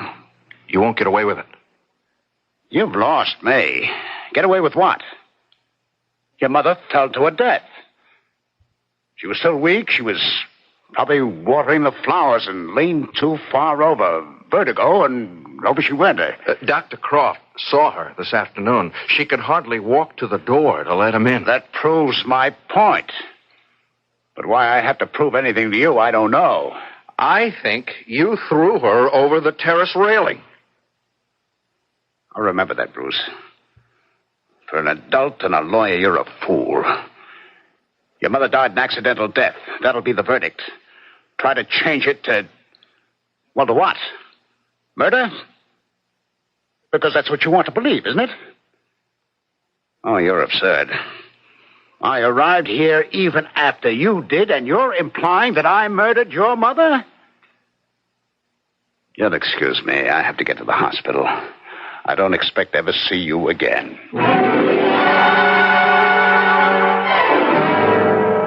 Bruce, what's happened? You look dazed. Come, sit down. My mother is dead, Dr. Croft. Good heavens. She fell to her death. Oh, my boy, I'm shattered. What awful news. I don't know what to say. She didn't fall to her death, Doctor. I think she was murdered. That's a very serious charge, Bruce. I know it. And I can't prove what I'm saying, but I'm sure of what happened. She seemed all right when you paid a call on her this afternoon. I found her frightened. I managed to calm her down. I prescribed a relaxant. I thought I calmed you down too, Bruce, but here you are. Why? My mother was in my thoughts all morning long. I was afraid for her. She was trying to tell me something. What's happened. I left the office and I boarded a train for New York. I got to Mother's building just as it happened. Then I've just come from the hospital. What a dreadful experience. You knew your mother was in danger? Telepathy. It must be. You suspect Robert Shaw, of course? Oh, who else? I don't know how he managed it. He says he arrived in front of the building after I did. If he can prove that, he's in the clear. Well, of course, it is possible that your mother did fall over the railing. I don't see how we'll ever know what did happen. What do I do? I don't know. You believe me, don't you, Doctor? Well, certainly. But my opinion doesn't count. I'm I'm trying to remember what your mother and I said to each other when I called on her. And let me see. As I recall, she asked you to tell Molly that you were not to be upset. Yeah, that's right. Well, what could she have meant by that? Darned if I know. She was afraid for herself. That much I do know. Oh, and she added that Robert Shaw was despondent and might do something he'd regret. I urged her to give Robert Shaw a divorce, and she said she wouldn't. Well, then why would he kill her? I mean, that's what he wanted, wasn't it? Well, that doesn't advance us, does it? You said you prescribed a relaxant for her? Yes, she was unnerved. And she didn't answer my telephone call because she had trouble getting to the phone. Is that right, Doc? Well, that's what she told me. Yeah, and it took her a long time to admit you to her flat. Oh, when she knew I was the caller, she lost some of her fear and was able to open the door, yes. It took a while, and she wasn't too steady on her feet. And when you left her? Well, she walked me to the door. So, first she wasn't able to walk very well, and then she was, huh? Well, fright can do that to a person, Bruce. It can immobilize you. Oh, by all that's holy, I've got it. I have indeed. You're right. It was murder. Hey, what's come over you? Where's Robert Shaw now, do you know? I have no idea. He left the hospital before I did. I've got a guess, though. I'll bet he went to visit Kay Tyler to tell her the news. Yeah, good boy. Look up her address. We're going to pay her a visit. Who are you calling? The police. I want them present to make the arrest. Ken, I think you'd better go now. This isn't nice. I guess not. I told you at lunch I'd stop by after talking with Ellen. But you never got the chance. No. Fate intervened. Ellen knew I was going to divorce her. Or the other way around. That's what she said. Oh? You did talk to her? A few days ago. Yeah, we talked it over. Why didn't you tell me at lunch? Because the details weren't finalized. Now they don't matter. Did you see her tonight before she fell? Well, how could I? I just gotten home and there was the ambulance taking her away. Now who? Were you expecting anybody? No. I hardly know anyone. Yes? Are you Kay Tyler? Yes? What are you doing here? And Dr. Croft. Ah, Robert Shaw. Bruce and I have to talk with you. Miss Tyler, I'm Dr. Croft, and this is Mrs. Robert Shaw's son, Bruce Ellis. May we come in? What, do you two want? Don't be rude, Ken. Come in, Doctor. Mr. Ellis. What brings you here? We, suspected that Robert Shaw might be here, Miss Tyler. Oh, well, sit down. This is very strange. It's more than that, Miss Tyler. All right, what is it? Say what you have to say and get out. You murdered my mother, Robert Shaw. Oh, no. You're a fool, and this is slander. I warned you before. This is not an idle accusation. I can prove what Bruce has just said. Oh, you're both fools. Ellen died an accidental death. That's the police verdict. She fell from the terrace. She couldn't have fallen. But, Ken, Mr. Robert Shaw arrived on the scene after the accident.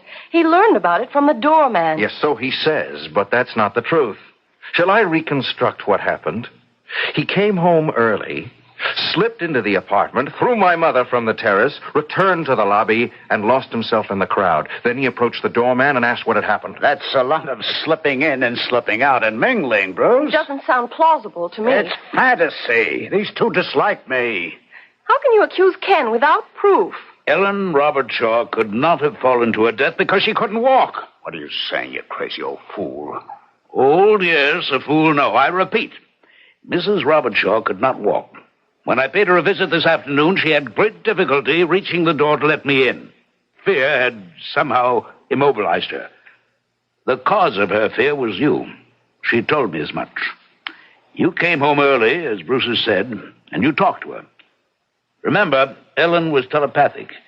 She knew that you were thinking of murder. What's that got to do with her ability to walk? Her fear of you in your presence caused hysterical paralysis. How do you know? My conclusion is altogether medical. What is hysterical paralysis? The psychic inhibition of motor function, meaning that hysteria temporarily paralyzed her, making it impossible for her to walk. There was evidence of it when I paid a call on her, and that's because she was afraid of Robert Shaw. She said as much. In his presence, her fears would mount. They immobilized her, and she was practically inert when he threw her from the terrace. Ken, is this true? It will take some proving. The proof is that my mother could not have fallen accidentally. She couldn't move. Explain that away if you can. The police will question the doorman and everyone else who was in here or near the apartment when you came home from work.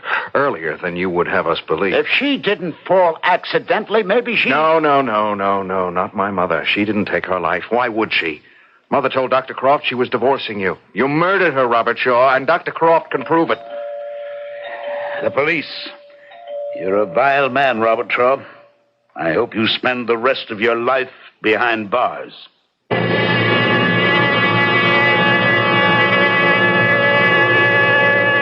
Most murders are solved, when they are solved, by painstaking work which goes over every detail which contributed to motive and opportunity. But the apprehending of Ken Robershaw depended, strangely enough, on a woman's supernormal faculty of telepathy. And that is what, in the end, was his undoing. I'll return shortly.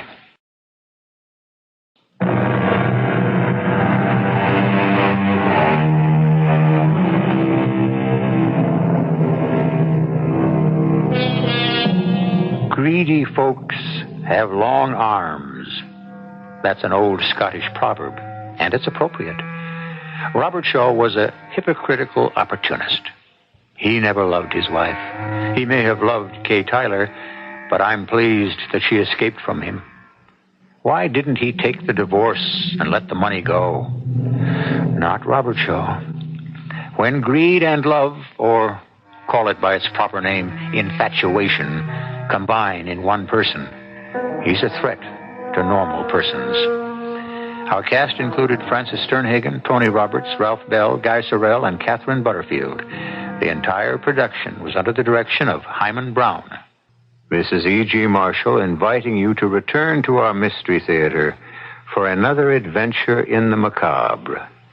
Until next time, pleasant dreams.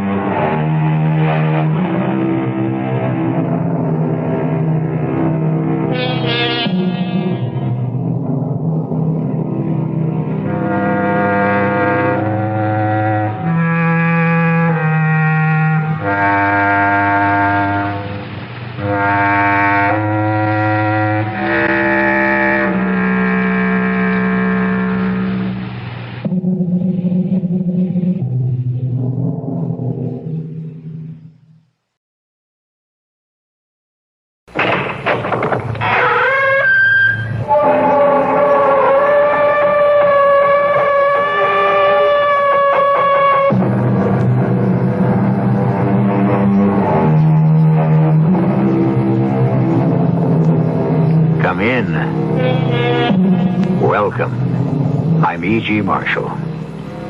Do you believe in predestination? Are you convinced, as many people are, that the real science of the stars is not astronomy, but astrology? And even if you are not wholly persuaded, do you find that you turn by habit to glance at the daily horoscope in your favorite newspaper? Just supposing, that like Amanda Amherst, sole owner of a chain of newspapers from coast to coast, left to her by her famous husband, that you turned to Ethel Nixon's astrological column for the day and read the following. Scorpio, this is a bad day for you. Your sudden death is imminent. Be sure to put all your affairs in order. You cannot escape the inevitability of the stars. It is a hard prediction to face, but it can only be justified out of what you've done to deserve it. Damn it, are they out of their minds? That shaky little mouse, Ethel. Writing a bomb like this? She'll have scared 25,000 people out of their wits. Or made us the laughing stock. This is Amanda Amherst. Put me through to the managing editor. Oh, come on. Adam, it's Amanda. I want the presses stopped. Hold all deliveries and do everything you can to get our first run off the stands. Why? Just read Ethel Nixon's column for today and you'll see. I'm on my way down there now, and when I find out what's going on, heads are going to roll, and brother, none of them will be mine.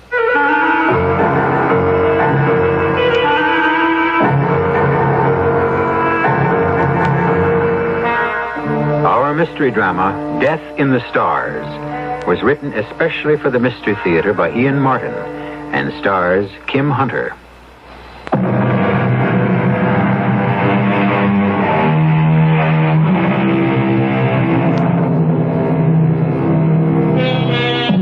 Amanda Amherst. Before her marriage to Ralph Amherst, Amanda Hale, the country's most beautiful model. A reigning beauty then, a reigning beauty now. A woman who defies the encroachment of age.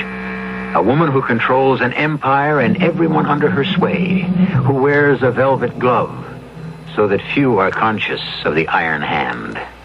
Amanda Amherst, the grieving widow who has never remarried. Complex, adorable, kind, generous, difficult, and evil. A woman perhaps only her daughter, timid, retiring Nancy, knows completely. I've hated my mother ever since I was 7. For 13 years, I have wanted her dead. But I've been scared of her, too. So all I could do was fantasize. I'll never forget the morning the famous horoscope turned up. Not that I ever saw it with my own eyes. Actually, I didn't know what the fuss was all about. I was just scared because of my own clumsiness and thanking my lucky stars I'd had time enough not to get my head beat in. The way things were between Mother and me by that point, I just couldn't have taken it. I just slipped back into the apartment in time as it was because she was screaming for me. Nancy! Nancy! Yes, Mother? Did you see my copy of the Post-Journal? Oh, you have it. Well, I just wanted to glance at the headline. Give it to me. Did you also check Ethel Nixon's predictions? Oh, you know I don't believe in that stuff. No, I didn't. Well, why? That mousy little nobody presented me with a real shocker under my astrological sign this morning. The gist of it was that I'm marked for death at any moment. What? Oh, you don't believe that, Mother? Oh, of course I don't. I think it's someone's idea of a macabre joke. I might have thought you were the culprit, except as much as you despise and hate me, you haven't the temperament or the know-how. I'm not so sure of your boyfriend, Adam, however. He's not my boyfriend anymore. You took care of that. Look, I don't intend to quarrel with you. I have enough to do to pin down who this practical joker is who's going to bring a sizable portion of our circulation down about our ears. What do you mean? Nancy, naturally I was not named specifically. It just said that anyone born under the sign of Scorpio was marked for imminent death. It will be the laughing stock of the trade. Lord knows what suits, letters, threats will follow. I've got to get down there right away. I just can't believe Ethel is responsible for this. And once I satisfy myself of that, I'll find the real culprit. And whoever it is had better be warned. I'm going to crush them like a bug under my heel. That is my mother as she really is. A side very few people see. And when they do, she is a master, or should I say mistress, of covering up. Oh, she did it with me about my father. Even though I heard what I heard with my own ears. But a 7-year-old, half drugged in her early morning sleep, is easily persuaded she didn't really hear. Amanda, when she sets herself to it, can make purple seem green or orange blue. Even though I remember every word, she twisted them to mean something else. This is what I thought I heard. Even after 13 years, the words just won't go away. And how anyone as beautiful and vibrantly alive as you are outside can be as cold and heartless inside, Amanda... No, never again. Look, I tried to satisfy you once. I'm sorry it turned out to be a girl. I'm sorry I gave you Nancy. Heaven knows I didn't want her, and neither did you, Ralph. That is not true. Of course it is. The boy's all you wanted. The male succession must be preserved to keep the empire alive. Well, if you want a son, go find some other wife to produce him for you. You don't mean that. Oh, don't I? I'm not ruining my figure again for anything. Well, how could you even suggest the possibility of divorce between us? My dear Ralph, who even mentioned divorce? Well, I don't want an illegitimate son. Well, if you handle it right, and if it matters in this day and age, who has to know? You just sit by quietly and see me have an affair with some other woman. You'd condone that? Well, why not? It doesn't have to be done in front of me. You'd pay her enough, and I'd never have to know. You wouldn't be jealous? You wouldn't even care? Oh, come on. We're not children. If you're squeamish about it, you could arrange it with test tubes or however you do it. Doesn't matter to me. I'm only trying to give you what you want. What I want from you is love and understanding. Well, you have that. I thought I had. Now I see how mistaken I was. But you're not mistaken. I love you very much. Oh, Amanda, you love me for my money, my position. And your power, yes. That I love most of all. But not me. Ralph, I'm tired. I want to get my sleep. Oh, your beauty sleep, of course. You don't want me to remain beautiful and young for you? Amanda, you will always, forever, and as long as I live, remain the most beautiful woman in the world for me. Oh, don't you believe it? Beauty is natural only a short while, and then it becomes art. No artifice. I don't suppose you're going to understand what I have to say. But up until a very short time ago, I thought I was a man with everything. You are, dearest. I am a man with nothing, Amanda. What does that mean? Just because I won't go through another 9 months of being sick and ugly on the chance I'll provide you with a male offspring. If you loved me, you would. Bearing children has nothing to do with love. If you loved me, it could have. You want the child, our child. I don't need your image, Ralph. I have you. Oh, as long as I live, you'll always have me. Now, what does that peculiar tone of voice and tragic inflection mean to suggest? That you don't love me.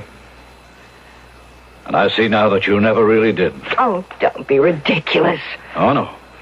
No. I don't intend to be anymore. I lay there shivering in bed. I loved my father so much. And I didn't see how Mother, whom I loved just as much, could hurt him like that. And then suddenly I was crying until I couldn't stop, just bawling like a baby, until Mother was there holding me in her arms and soothing me and washing away the hurt, I thought.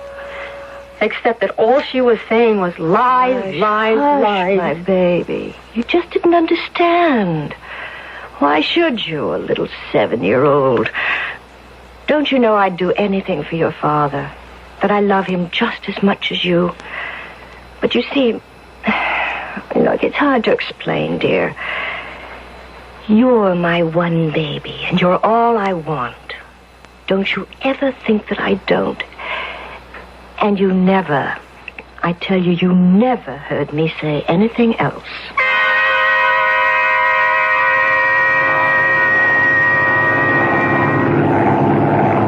I had found when I wanted to think deeply that flying a plane gave me enough aloneness to find out whose perspective was right or wrong.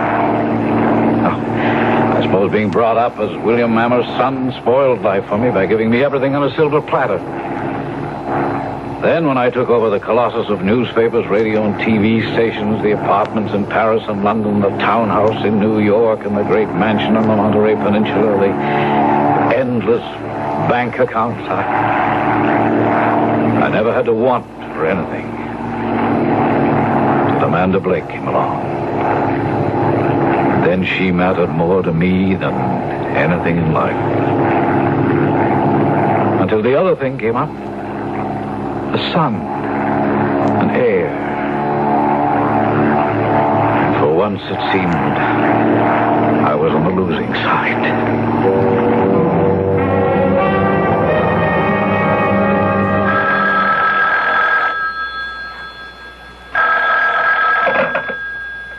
Yes? Oh, hello. Is Mr. Amherst there? No, he's not. How did you get this number? It's unlisted. I sort of work for him. I mean, is this Mrs. Amherst? Yes. Oh, gee, I hope I didn't wake you up. Oh, no, of course not. I'm always awake and at my best at 6:15 a.m. Who is this? Oh, well, this is Ethel Nixon, the astrologer, you know. The what? The voice of your tomorrow. It's my column, syndicated in your husband's newspapers, you know. And I've simply got to speak to Mr. Amherst. I mean, your husband. Well, I suppose I can take a message for him. Can you get it to him quickly? Just beg him not to take any airplane flights in the next 2 days. Well, I don't think he's planned to. But why? It would be so complex to explain. He's a Taurus, as I'm sure you know, and a frightening set of coincidences are arising through his ruling house and the ascendancy of his particular star. Oh, dear, it's much too complicated to explain, but he's in terrible danger. That's why I called. In danger? From what? I don't understand. Well, of course, it would be difficult for you, but it is absolutely vital for him not to move out of his own element. Certainly, of all things, not to be in the air or fly. Well, why not? Because it has been revealed to me that it can be disaster for him.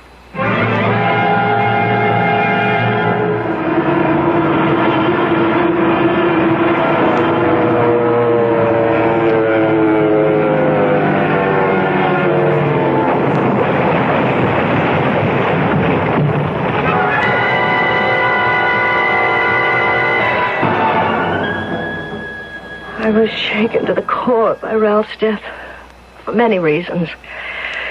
Not the least of which was his brother Joseph's reaction. I want to cry out and ask for a God with some justice. Oh, stop being melodramatic, Joe. That's not going to help anything. Oh, you can sit calmly by. You have nothing to worry about. For God's sake, I just lost my husband. Sure, and gained an empire. I can't believe it. My own brother, and he left you everything. That isn't true.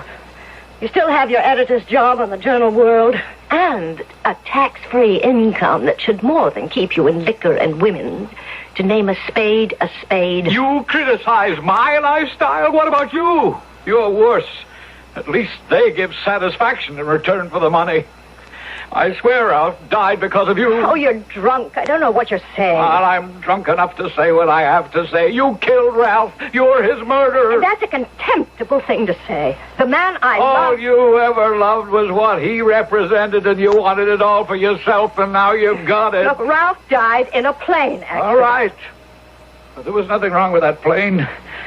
You betrayed him somehow, some way. I don't know how. There's only one way my brother could have died in his plane. Either somebody booby-trapped it or he crashed it deliberately. He wanted to die. Get out. Get out of my house. He destroyed me for a little. That drunken, weakling brother, Joe. To dare to talk about Ralph and me like that. But he disappeared to Europe and out of my mind. What had shaken me most about Ralph's death was Ethel Nixon.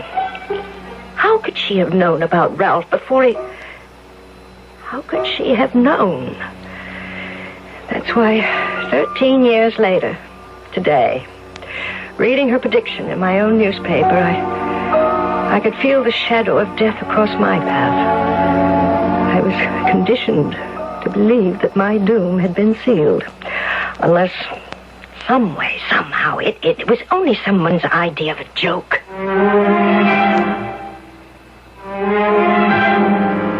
Is there an escape for Amanda Amherst? Is her fate sealed already?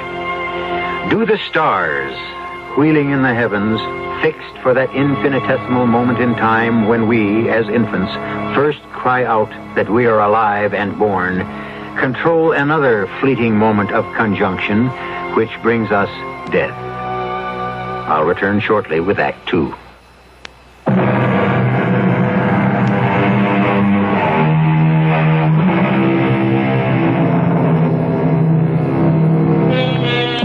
For 13 years, Mrs. Ralph Amherst has been one of the great legends of her time. After her husband's death, Amanda has ruled with an iron hand the empire willed to her, and miraculously, at least in appearance, kept her youth and her radiant beauty. She has been supremely secure in her power, until shortly before the stunning public announcement in her own key paper that her days were numbered. But who or what was responsible for it? How did it appear? Oh, but you couldn't. You surely couldn't believe for 1 minute, Mrs. Amherst, that I would ever reveal such a terrible prediction about anyone. Particularly about you, even if it were true. You did once about my husband, Miss Nixon, and that was true. But that was different. In the first place, I had read it in his horoscope. You haven't read it in mine? Well, look, I'll show you. I can show you a copy of today's paper. Just 2 pages after the editorial. Now, there, see? You can read it for yourself. Let me see. Scorpio, today may be a disturbing day, but keep your head and be of good heart. Keep family affairs in order, check your impulse to emotion, and all will turn out well. Financially, you will benefit greatly. You see? This is a city edition. Have a look at mine, the early one. Is this the one you read over the phone? Yes. It just seems impossible. What? You see? No wonder you gasp. But this is the same as you just read. What I wrote to be published. What? Give me that. Damn it, you're right. Someone's up to jokes and games around here, and when I find out who... Oh, now, maybe you were, well, you know, half asleep, and it was sort of a dream. Look, wait a minute. This isn't my paper. The one I read this morning. How do you know? Ethel, try not to be any more of a pinbrain than you are. My copy is rushed to me as publisher, delivered by hand the moment it's off the press. Well, then how? I don't know. But I have a couple of ideas, starting with my not-so-loving daughter, Nancy. I'd better get home and see her right away.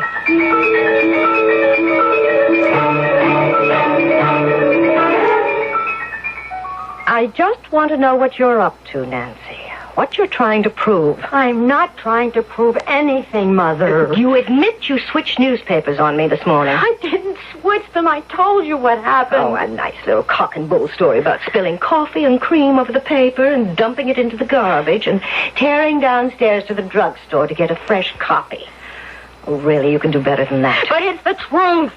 Why all the fuss about a little coffee spilled on the morning newspaper? Look, I knew the paper was important to you somehow. I could hear you screaming in the study about something wrong, and you were coming right in to straighten it up, and I... Well, one edition of a paper is just like another one, isn't it? Except when someone like me is shaky and stupid enough to get it all gummed up with coffee, I just couldn't stand having you on me again, Mother. Not these days. On you? Oh, you know what I mean. I'm so strung out, I just hoped I could avoid any kind of another run-in with you. Strung out? Look, are you and Adam up to some crazy scheme to... What shall I say? To get back at me for what wasn't my fault? You can be damn well sure that Adam and I are not up to anything. You successfully squashed that. Did you two somehow gimmick that slug in the astrology column this morning? I don't know what you're talking about. Don't lie to me. I want to know if you two have cooked up some scheme to try to drive me crazy. That was a special paper this morning, and that horoscope was only for me. How did you manage it? I think you are crazy. What do I know how newspapers are made? Well, the man you tried to steal from me does. You mean the man you spoiled for me? The one I loved? Oh, no, Adam may take his women as they come and they go, but he wouldn't go in for any cheap, scare stuff. As managing editor, he's the only one who has the power and the ability and the access to do it. Or one other person? Who? God. Have you thought about him? Don't you think that someday he's going to punish you for what you did to my father? I was sorry the moment the words were out of my mouth. Looking at Amanda's face suddenly grow gray and old. And then I wasn't sorry. As quickly it was serene and beautiful again. And I remembered what I had lost and how she had taken him away from me. Oh, and then it was easy to hate again.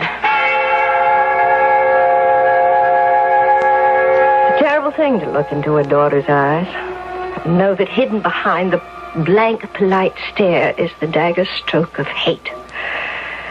If I deserved it, I might be able to accept it somehow. But since she's been 7 years old, I've been mother and father to this child, in my own way. And then to have her turn on me and steal...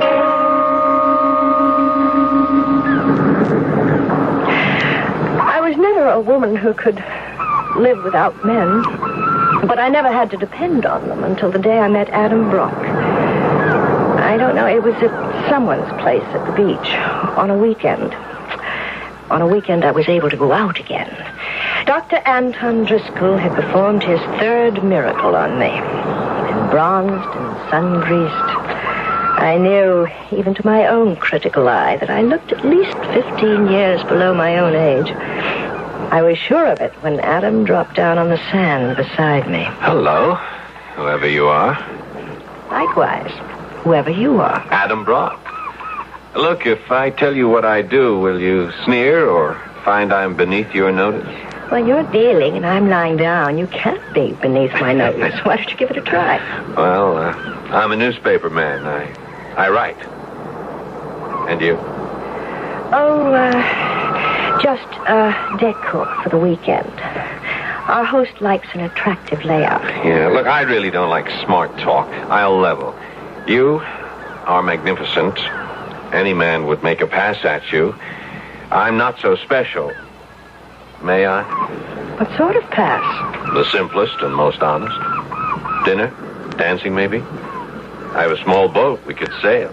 By daylight. I'm here for 2 weeks vacation. How much of it will you let me spend with you?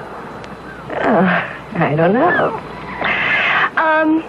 Let's start with a sail tomorrow morning and see how far that takes us. Well, it took us pretty far.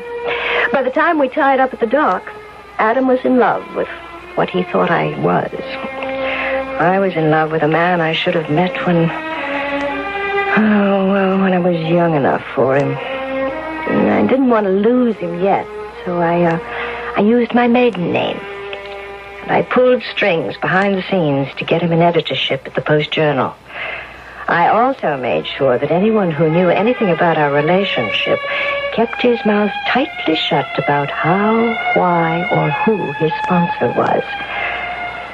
Our affair continued in New York until Nancy took it into her head to take literal French leave from Paris and the Sorbonne. Hello, this is Mr. Brock. Oh, no, my secretary's out for the moment. I'm picking up. Huh? What?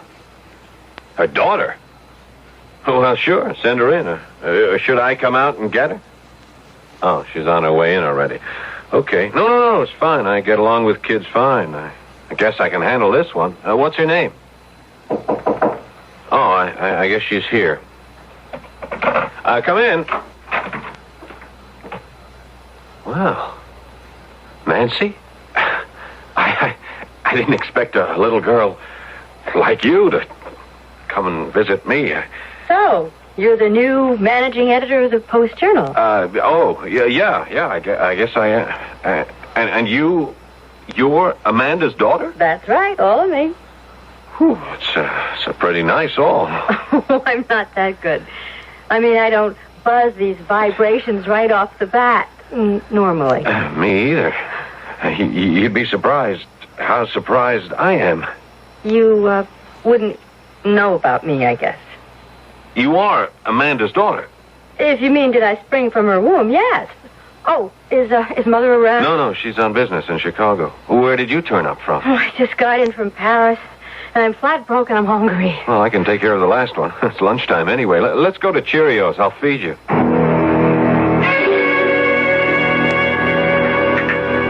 Feel better? Oh, I feel... Oh, I hate to tell you how good I feel. You fed me all right. I'm glad you enjoyed it. Oh, the food was great, but that doesn't matter. I mean, the line you fed me. I just hope you meant it. I didn't think I was feeding you a line. Oh, if you could have searched through Bartlett's for the perfect quotes, you had them, Adam. And then after knowing you all this long, why should I expect less? By the time we got to the Spumoni, I was his forever. He was the first thing that ever happened to me since dim childhood memories that gave me a lust for life. I was in love. I knew just what I wanted. And the best part of it was I could feel he felt the same. Well, it didn't take Mother long to clobber me. And since I foot the bills, I think I at least deserve some notice when you decide to run out on your responsibilities. Mother, I had Europe up to here. I wanted home. All right. So I let you dump Europe. And I gave you back your green pastures. All I ask is you to stay out of mine. Maybe I'm dumb, Mother, but I'll spell it out. Just leave any mail I have staked out alone. What? You heard me. Lay off Adam. Adam? But he's young enough to be your son. Never mind his age. He's what I want. Adam's been mine for months, Nancy. What shall I say? Escort. Day and night. Bought and paid for. You want to buy used merchandise, Nancy? Particularly one of my second-hand lovers. I knew Adam wasn't mine anymore. My daughter had stolen him from me with the one weapon I didn't possess. Her youth. But if I couldn't have him, she couldn't. Nobody could.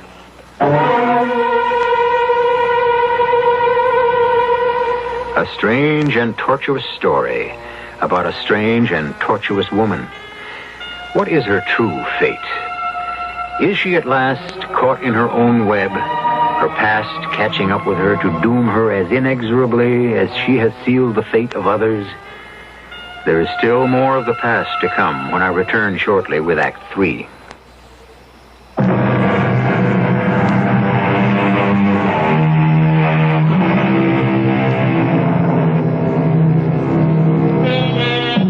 Amanda Amherst, seemingly ageless, wielder of a kind of total power over the destiny of others.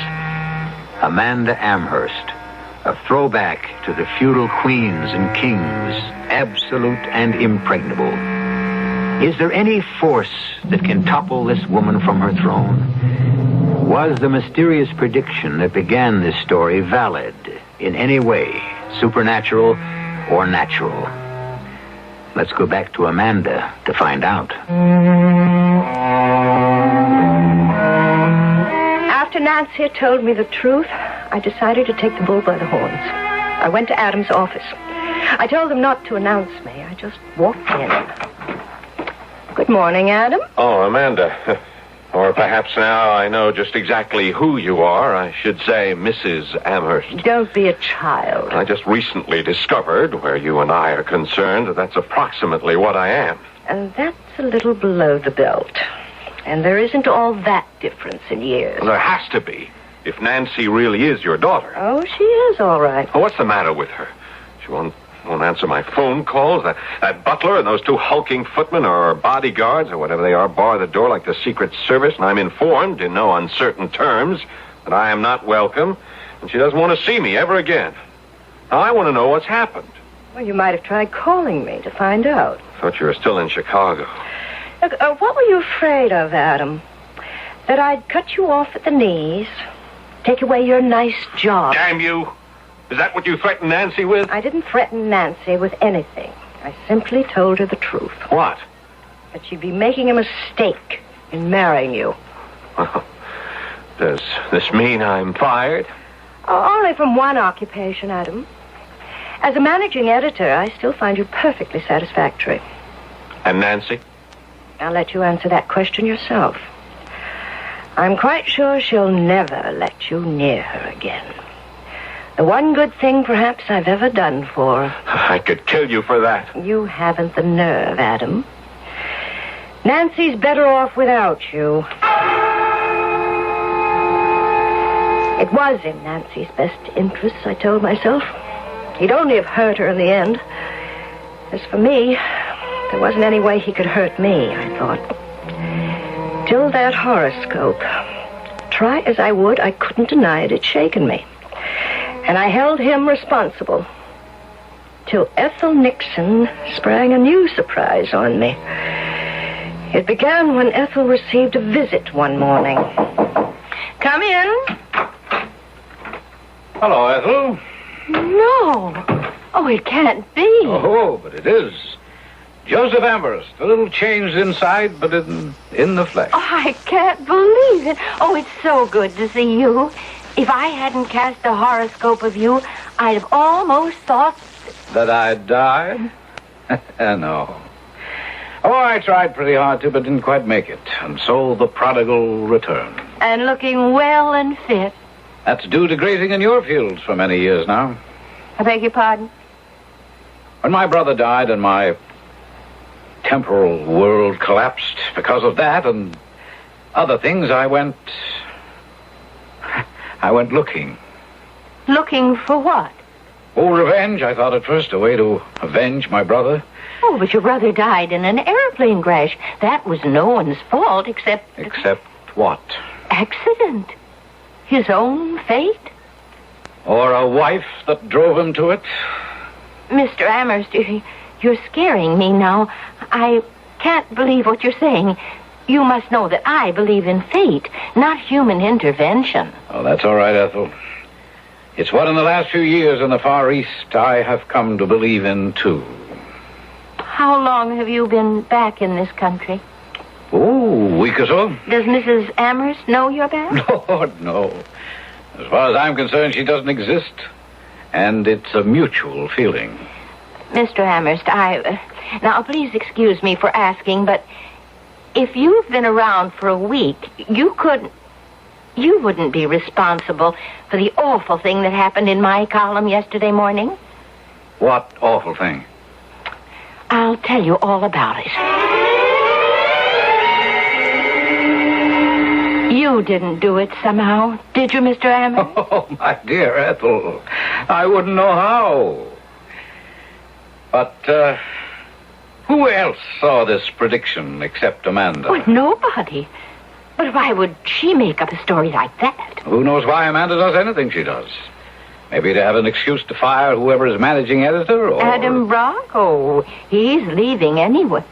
Oh, maybe to fire me. Oh, no, I wouldn't worry. I don't think that's the real explanation. I think the only reason Amanda saw what she saw is because the black pigeons are coming home to roost. Do you believe in ESP? Oh, yes, but How many people do you think hate Amanda as deeply as I once did? As I still struggle not to do? As I will have to fight with every resource I have not to when I go to visit my brother's grave in Arlington tomorrow. Maybe that's why the ghosts of the past are haunting Amanda. As perhaps they haunt her every year at this time.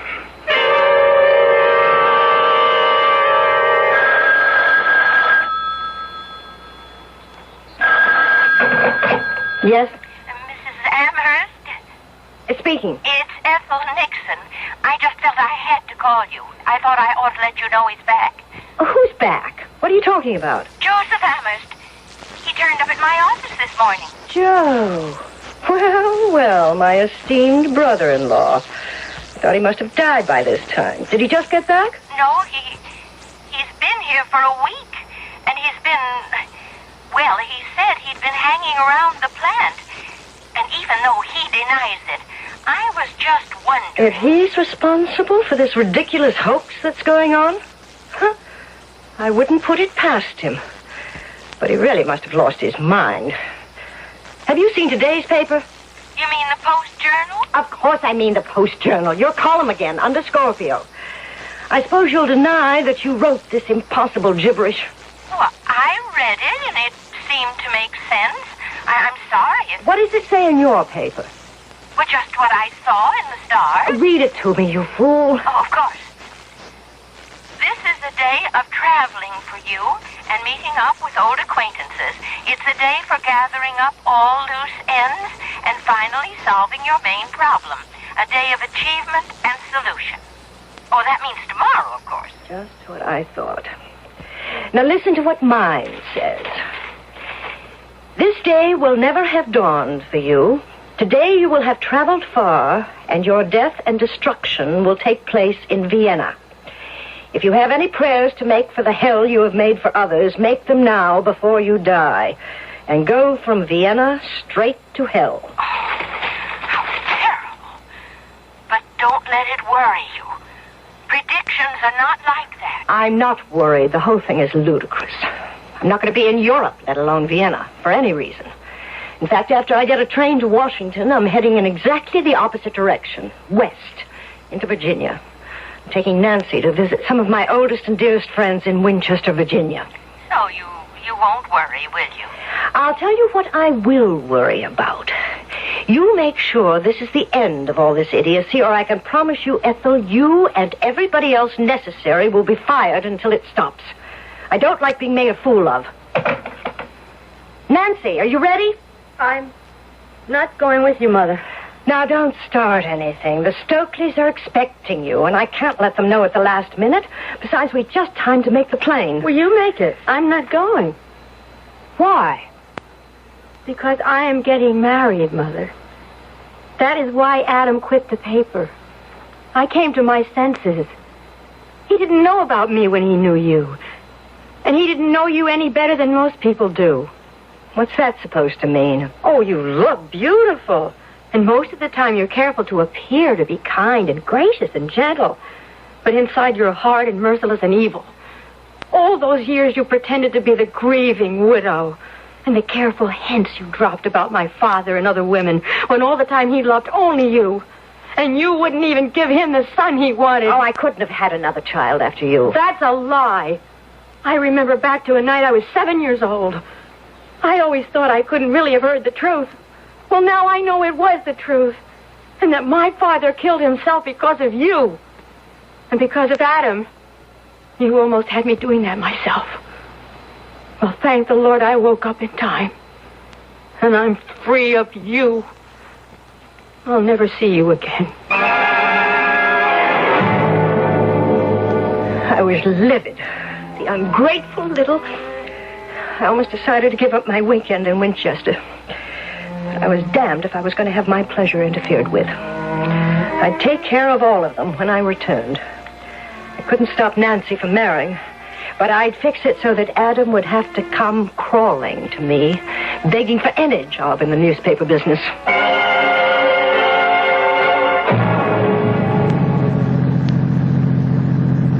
I was still fuming.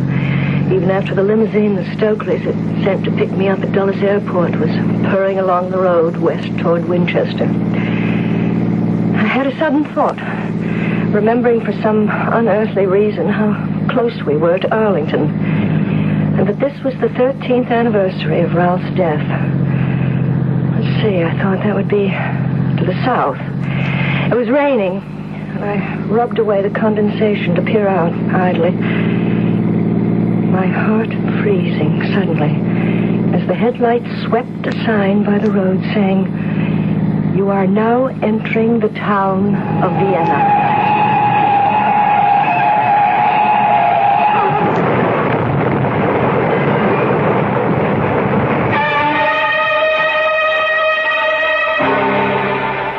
It was the last thing she saw or knew. The newspaper story the next day began with a paragraph, Mrs. Ralph Amherst, on her way to Winchester, Virginia, and passing through the small town of Vienna, was hit by a car traveling north. Both drivers and Mrs. Amherst were killed. The strangest feature of the accident was that the driver of the other car was her brother-in-law, Mr. Joseph Ward Amherst, who was returning to New York after visiting his brother's grave in Arlington, Virginia. I'll be back shortly.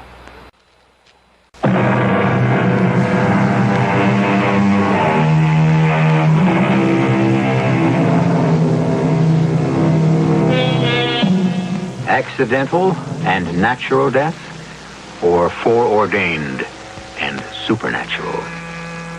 We'll never know. The paper with the horoscope in it was burned up with Amanda. Joe was dead, and dead men tell no tales. Perhaps we'll just leave it with the quote Joe started, which we'll finish. Though the mills of God grind slowly, yet they grind exceeding small. Though with patience he stands waiting, with exactness grinds he all. Our cast included Kim Hunter, Paul Hecht, Ian Martin, Rosemary Rice, and Mary Jane Higby. The entire production was under the direction of Hyman Brown. This is E.G. Marshall inviting you to return to our Mystery Theater for another adventure in the macabre. Until next time, pleasant dreams.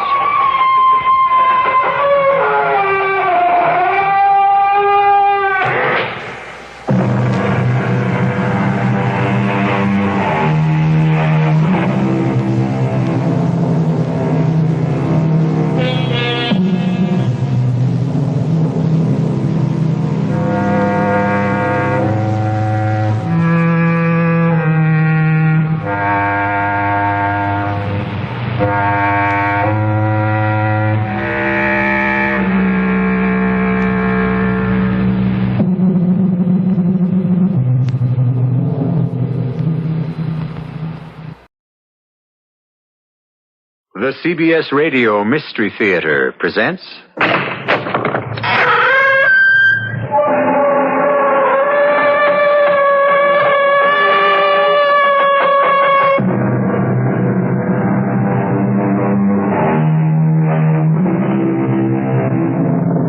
Come in.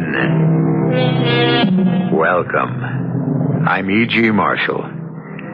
We have a drama for you. An adaptation of a story written long ago. A lady by the name of Mary Wollstonecraft, dead now for a century and a quarter, accomplished in her lifetime two things for which she is well remembered. She married the poet Percy Bysshe Shelley, and she composed the novel Frankenstein. The first brought her misery, the second brought her fame. Though she never married another man, she did write other novels and a goodly number of short stories besides. It is one of these we bring you now.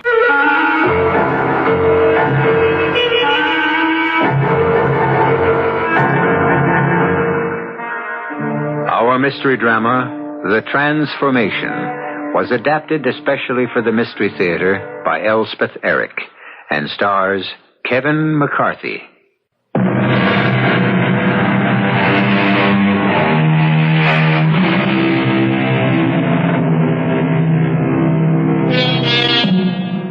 The background for our tale of horror is the proud and beautiful city of Genoa, which looks down upon the blue Mediterranean Sea where the northern coast of Italy curves toward France. It was in Genoa that our hero was born, and on the shore of that sea that his strange adventure, or should we say misadventure, began.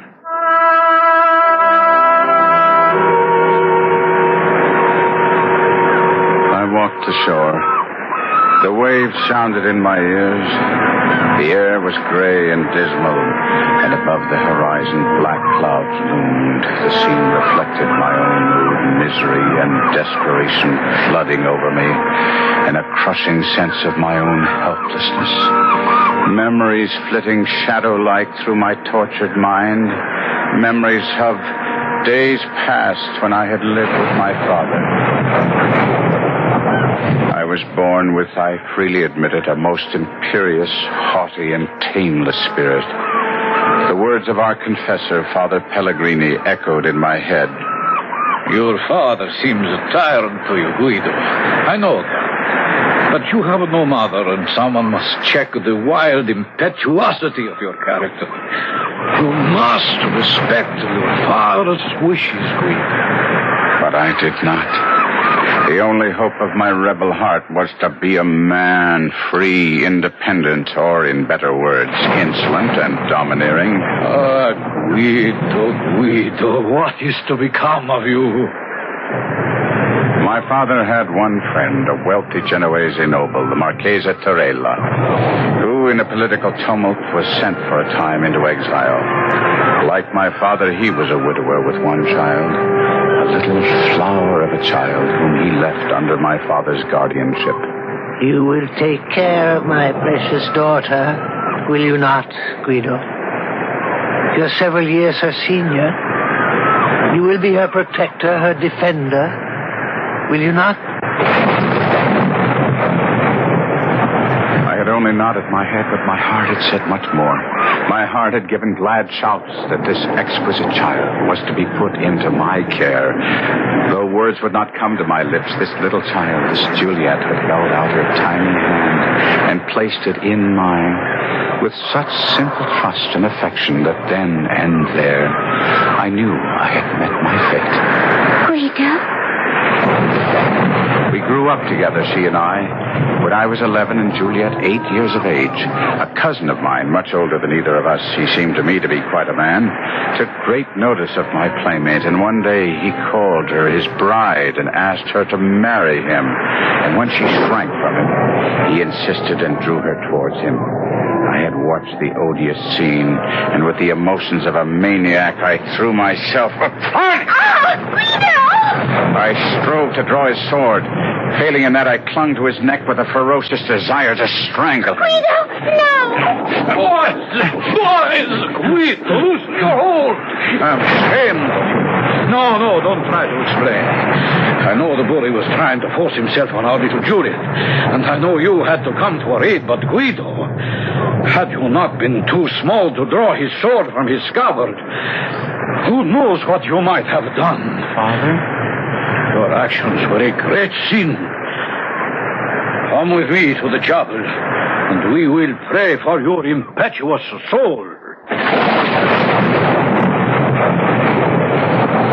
This I did. And that very night I returned to that same chapel, holding little Juliet by the hand, and in that holy place I profaned her child's lips with an oath that she would be mine forever, forever only mine. Well, those days passed away. After a few years, the Marchesa Torella returned from exile and became wealthier and more prosperous than ever.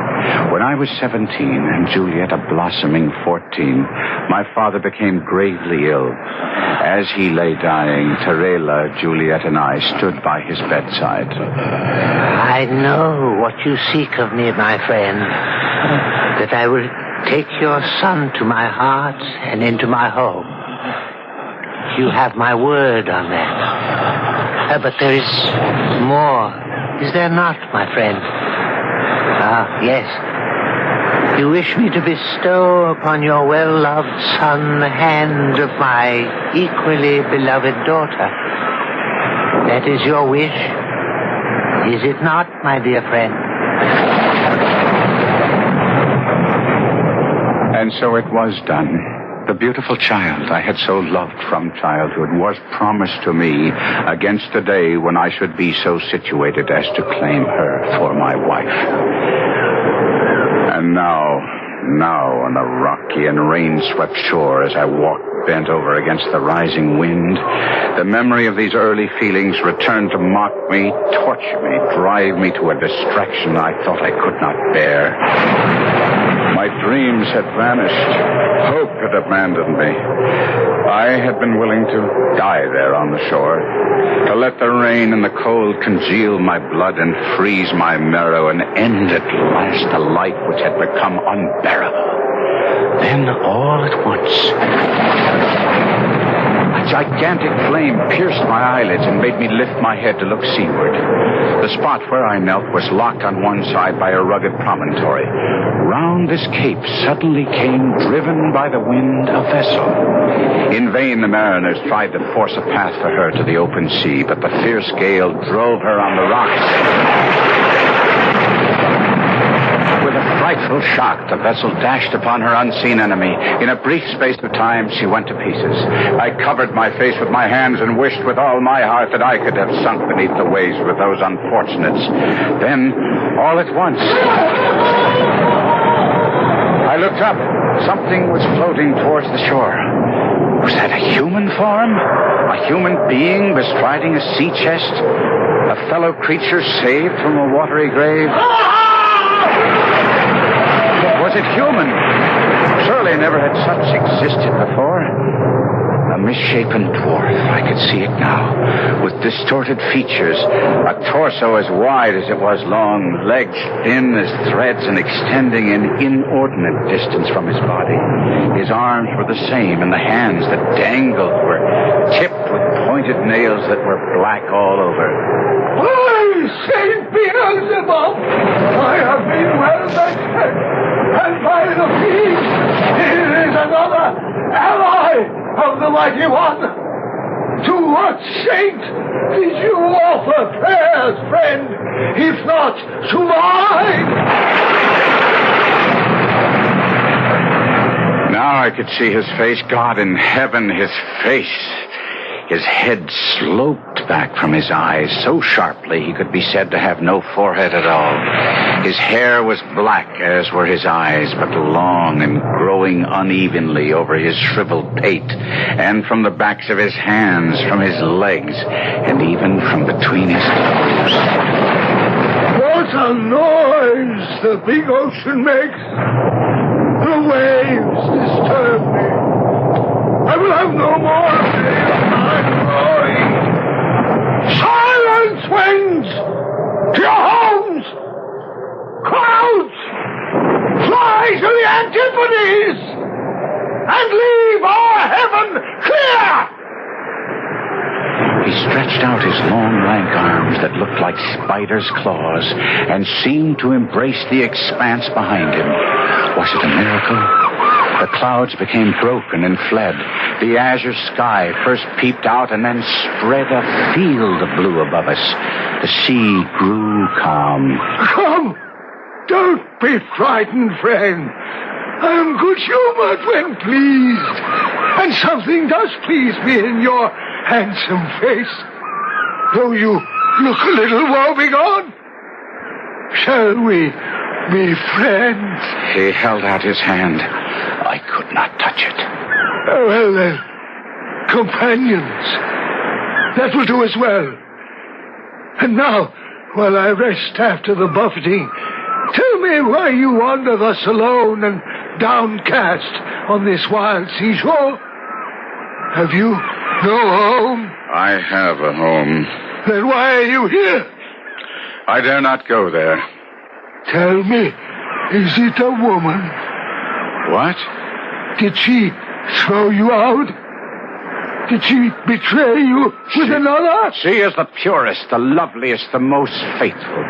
She has done nothing but good, nothing that is not consonant with her noble nature. Then why in the name of the devil are you here? At first I could not speak. And then the words started to come, and soon they were flowing in a steady torrent.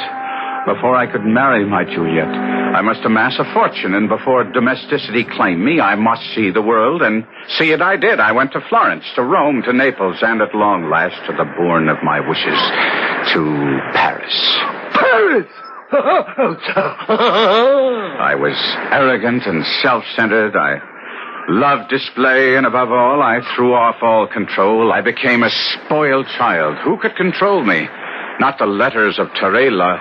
No, only strong necessity in the shape of an empty purse. Oh, poor, handsome boy. Acre after acre, estate after estate, I sold. My dress, my jewels, my horses were unrivaled in Paris, while the lands of my inheritance passed into the possession of others. Well, go on. I'm caught up in suspense to hear the outcome. I thought that I would come home to Genoa. I was nearly a beggar, yet I would come home and rebuild my fortunes. I knew the moment I went to claim my bride, the world would know me for what I was. Not only a beggar, but one who had beggared himself, a wastrel, a fool. Knowing myself unfit to marry Juliet, according to the proper precepts of Genoese law and custom, how could I have contemplated such a thing? I abducted her. Good, brilliant, inspired. You think so? You think so? I had planned to marry her, carry her off to France, but my plot was discovered. What property I still owned was put in the hands of commissioners to pay at least partially my mountain of debts. Alone, friendless, I came to this shore, and so you see me now. How can you laugh so? How can you humiliate me even further? Do you mean to starve on these rocks and let the birds peck out thy dead eyes? While your betrothed is possessed by another? What would you have me do? Revenge thyself, man. Humble thy enemies. Set thy foot on the old man's neck. Possess thyself of his daughter. Oh, had I gold, much could I achieve, but poor, I am powerless. You have noticed the sea chest on which I am seated. It was on that chest that you floated to shore. I shall now dismount. See? A common sea chest, would you say? I have seen many such. But when I press here, when a spring lurks beneath, see what happens? It flies open. Come, closer. Behold. I approached the chest. And, Holy Mother, what a sight met my eyes. Blazing jewels, ruby, diamond, sapphire, emerald, beaming gold, pale silver. I trembled head to foot. A wild passion swept over me to possess this treasure which gleamed and glittered within the chest. I looked helplessly at the hairy monster who stood watching me through half-closed eyes. His look, his very attitude told me that he had read my deepest thoughts.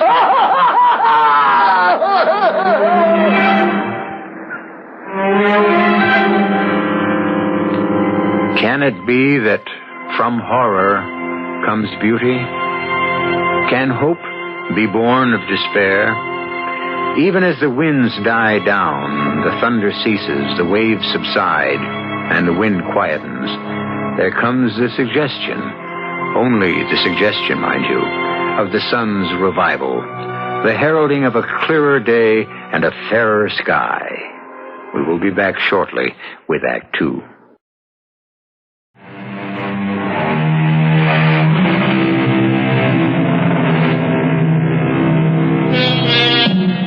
You will remember that we left our despairing hero on the shore of the Mediterranean Sea below the city of Genoa.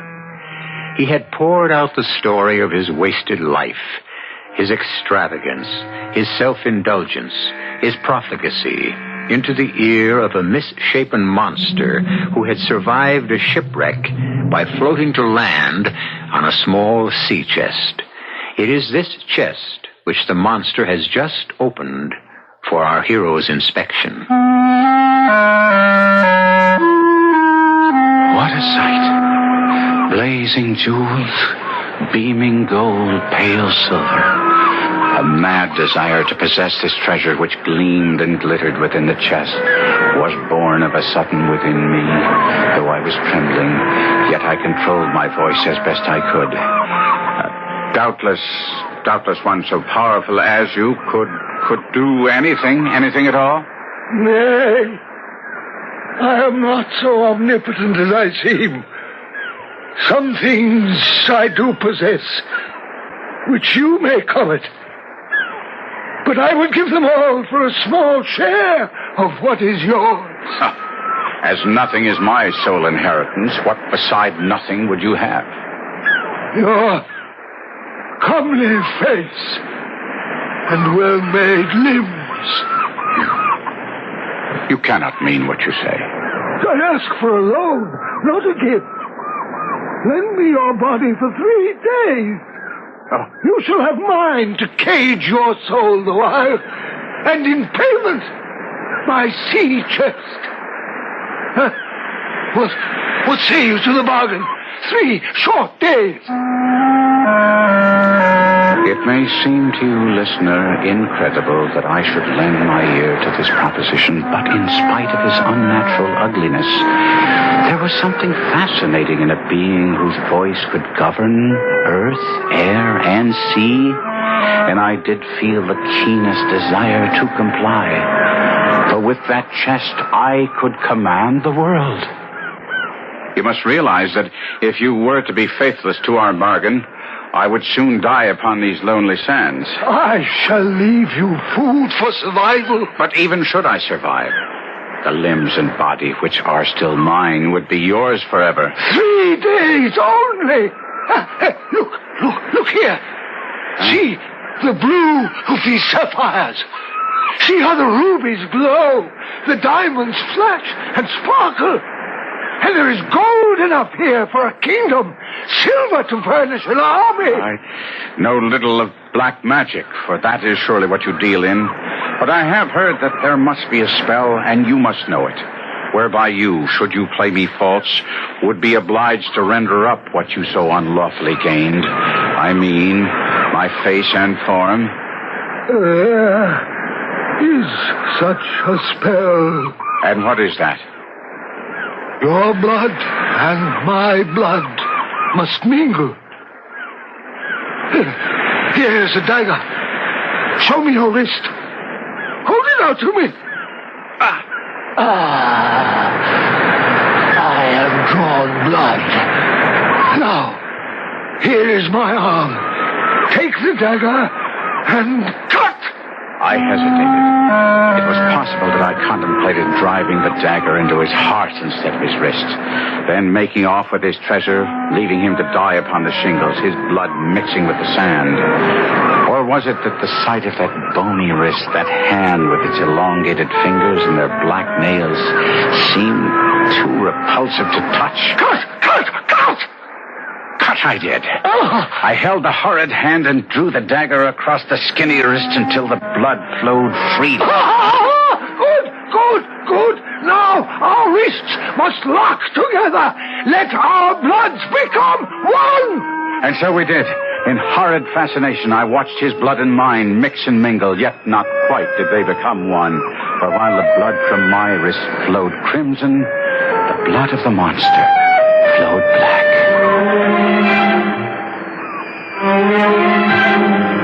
I scarcely knew when he separated himself from me.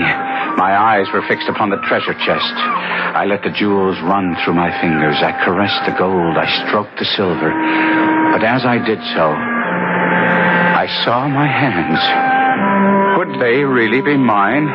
Long, black, emaciated fingers with long, black nails? Yes, they were now mine. But I comforted myself only for 3 days. I thought to retire to a cave nearby and there wait out the little time before the monster's return. I picked up the chest awkwardly. So unused was I to my new arms. I entered the cave, set down the chest full of my fortune, and ruminated on my future conduct. I felt a surge of joy, of confidence, and a glad cry escaped my lips. Thank you, my Lord God! Oh, horror of horrors. The voice was the voice of the monster. He possessed not only my face, my limbs, but he had taken my voice itself.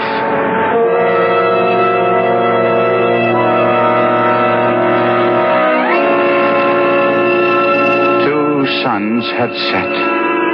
The third dawned, slowly paced the bright orb up the eastern sky. Long it lingered in the zenith, and still more slowly wandered down the west. It touched the horizon's verge. It was lost.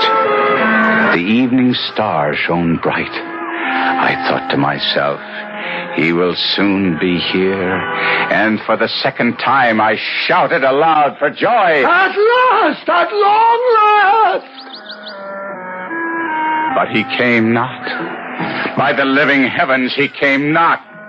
Night dragged out its weary length, and the sun rose again on the most miserable wretch that ever upbraided its light. I dreamed that I was at Juliet's feet, and she smiled and spoke my name. Guido.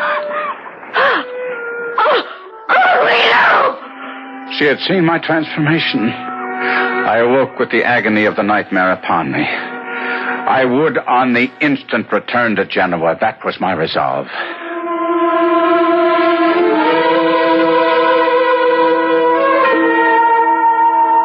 I began to walk towards Genoa. I was somewhat accustomed to my distorted limbs. None were ever so ill-adapted for straightforward movement, and it was with infinite difficulty that I proceeded. I tried to avoid the hamlets, for I was unwilling to make a display of my hideousness, but I was not always successful. What is that? Sweet Savior, what is crawling up the path? It's a spider! A spider the size of a man! Maria, get in the house. Quickly! Quickly! I had the wild notion that I might beg at her house for food, for I had brought none with me.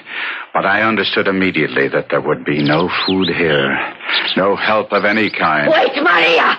Hand me my broom! Be quick! It's starting to run! Give me my broom! With my spindly arms wrapped around my tiny head and my long, crooked limbs carrying me away from her as fast as they were able, I escaped the enraged woman.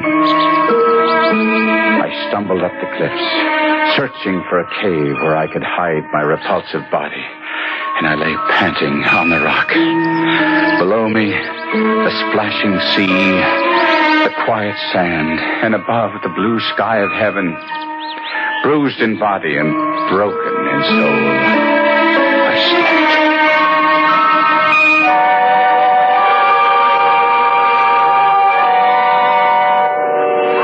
I rose next morning with the sun and continued my journey. I walked as best I could, but it was dark before I approached the outskirts of Genoa. The weather was so balmy and sweet that I conjectured that the Marchese and his daughter might have left the city for their country retreat. It was from this Villa Terela that I had attempted to abduct Juliet. I had spent many an hour reconnoitering the spot and knew each inch of ground well. It was beautifully situated and bosomed in trees. As I drew near, it became evident that my conjecture had been incorrect. The Villa Terela was lighted up. Strains of music were wafted toward me by the breeze. The country people were all flocking about. I longed to address someone, to inquire the occasion of so much festivity. But I thought I might, from some hiding place, hear others discourse, and in some way gain intelligence of what was going on. So, entering the walls that were in the immediate vicinity to the mansion, I found one dark enough to veil my excessive frightfulness.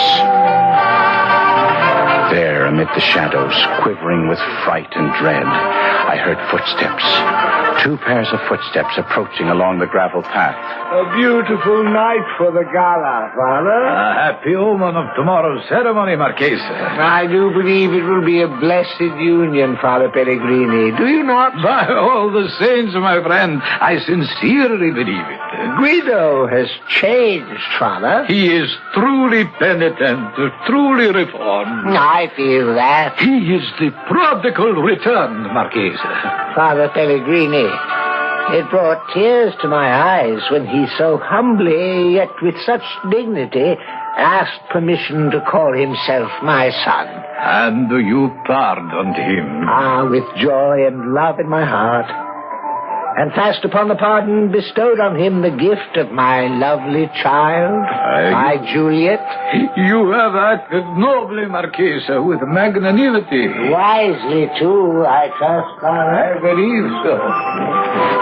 My heart died with horror. I had done all this.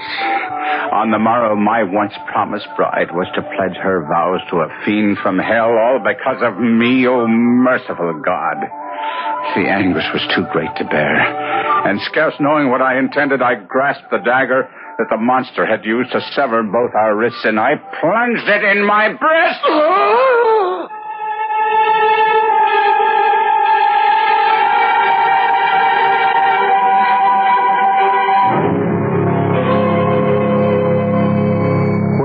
does the devil live?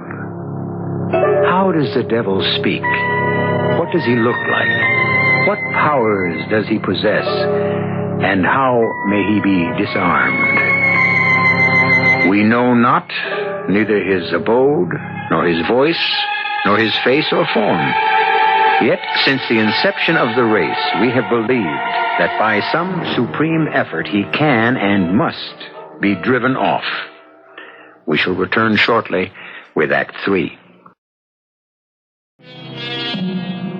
Recall with me now, dear listener, how we left Guido, our gallant cavalier, transformed now into the shape of the most repellent monster, hiding in the shadows of the Villa Torella, where he heard the Marchese Torella and Father Pellegrini discuss the marriage on the morrow. His long-loved Juliet was to marry the monster who now appeared to be, and everyone believed to be, Guido himself. The anguish was too great to bear, and scarce knowing what I intended, I grasped the dagger and plunged it into my breast. I know not how long I lay there in the darkness, but I sensed somehow that the dagger had not pierced my heart. I had not ended my agony, only prolonged it. Then I heard voices. Father Pellegrini and the Marchese Torella were returning along the gravel path. I had wounded myself badly, and too weak to move, lay directly across the path where they could not fail to see me. Father, look here. There, on the path. Oh, my sweet Savior, what can it be? Is it an animal? Certainly it is nothing human. It's some dead thing, some beast who dragged itself from Lord knows where to die in my garden. But what shall we do with it? Don't touch it, Father. But I must make sure. It is foul and putrid. Let it lie there where it is. I'll fetch a servant to take it outside the walls and bury it. Poor creature. Whoever or whatever you are, God have mercy on you. Oh, what? Did I see you still? Is it possible? Do you still live? There, you moved again. You need the doctor for wretch. Hold fast to whatever life is in you, and I will return. My wretched body had somehow, without my wishing it, responded to the kindness I heard in Father's voice. Despite my self-inflicted wound, I somehow raised myself and staggered toward the villa. Wild thought races through my brain. Could God permit the foul union slated for the morrow? I hid myself among the trees. The garden grew deserted. The gates were closed. I staggered about and came under a window. Well did I know it. A soft twilight glimmered in the room. The curtains were half drawn. It was the temple of innocence and beauty. I saw Juliet enter, approach the window beneath which I lurked. Oh, she clasped her hands. She raised her eyes to heaven. Guido. Mine own Guido. Then, as if overcome by the fullness of her own heart, she sank on her knees. Oh, Guido. My only love. What joy the dear Lord has conferred upon me. Oh, let me live only for my life's love, my Guido. My best beloved. I heard a step, a quick, firm step, and soon I saw a young man richly dressed, young and graceful to look upon. Yes, by heaven, he was handsome. He had the lithe body, the fine features of oh, God in heaven, of myself. I crouched closer. The youth approached. He paused beneath the window. She arose, and again looking out, she saw him. Guido. Oh, my love. The guests have gone. My dearest, you must go too. It is not seemly that we should be together like this until after tomorrow's happy meeting. I will not go. Ah, sweetest, could I press one kiss upon thee, I could repose. And then he approached, and I thought he was about to clamber into her chamber. I had hesitated not to terrify her. But now I was no longer master of myself. I rushed forward and threw myself upon him. I cried. Oh, you seven foul-shaped rebel! Guido! Heaven protect us! The dagger was in my hand. I knew that soon the monster and I would be separated. In the midst of my frenzy, there was much calculation. I must fall upon his sword that he did not survive. I cared not for the death blow he might deal against me. I saw his villainous resolve to do this in the sudden thrust he made at me. I threw myself on his sword, and at the same time plunged my dagger with a true and desperate aim in his side. We fell together, rolling over each other, and a tide of blood that flowed from the gaping wound of each spilled on the grass. And in the moonlight I saw that my wound shed blood that was crimson, while from the gash I had made in his side flowed blood that was black. More I saw not, for I had fainted.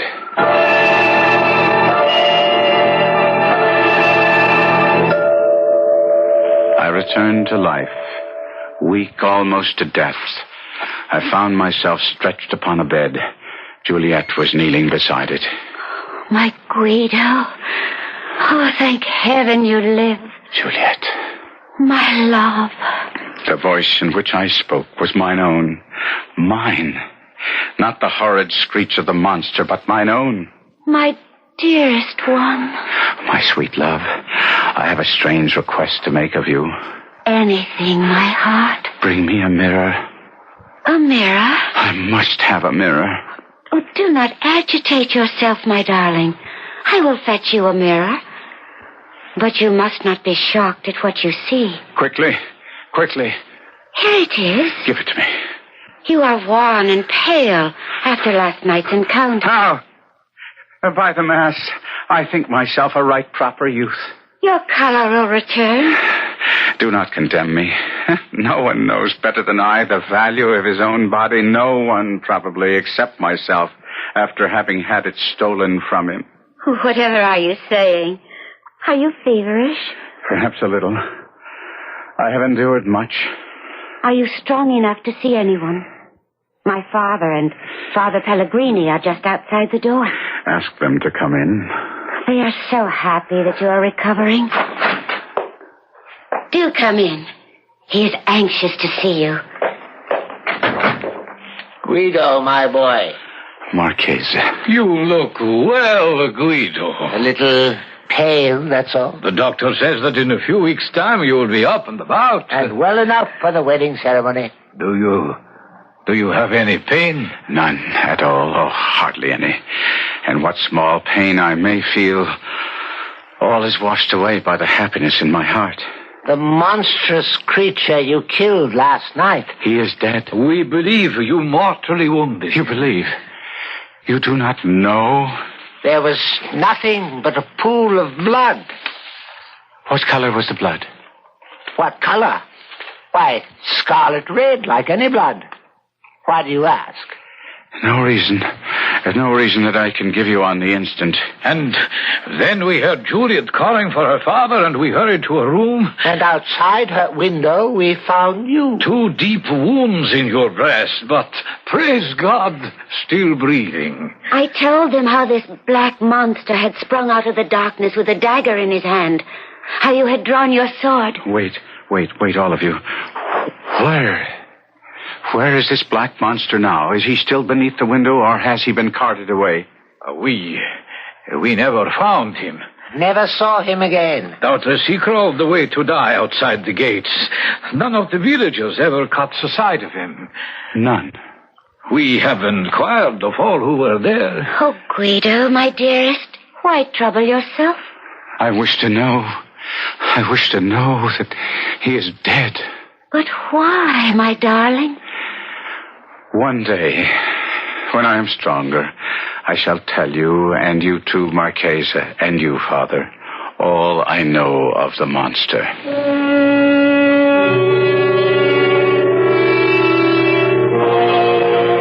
And so I did. Incoherent as it may have sounded, some weeks later, I talked first to Juliet of the monster and his crimes.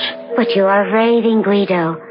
You are still suffering from your wounds, your encounter with the beast. You nearly married him. Hush, my darling. Speak no more of that dreadful encounter. It has left you fevered and distressed. But do not fear, my heart. I shall tend you and nurse you back to health. And once we are wed, you will forget the black monster forever.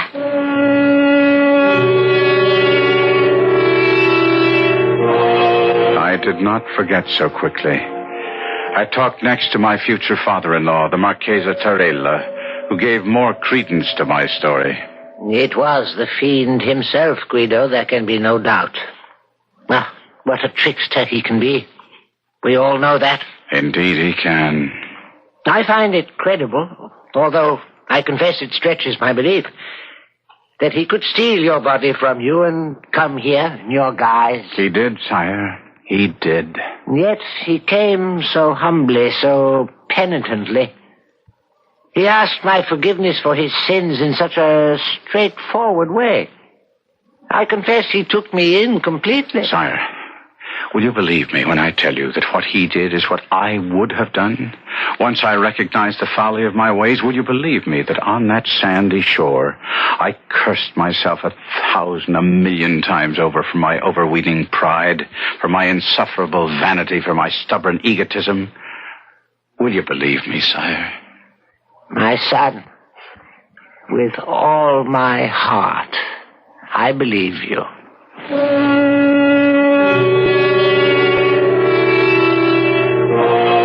But when I told Father Pellegrini the story entire, his idea differed from either Torella's or Juliet's, and it is his interpretation of the strange events that I most favored and favor to this very day.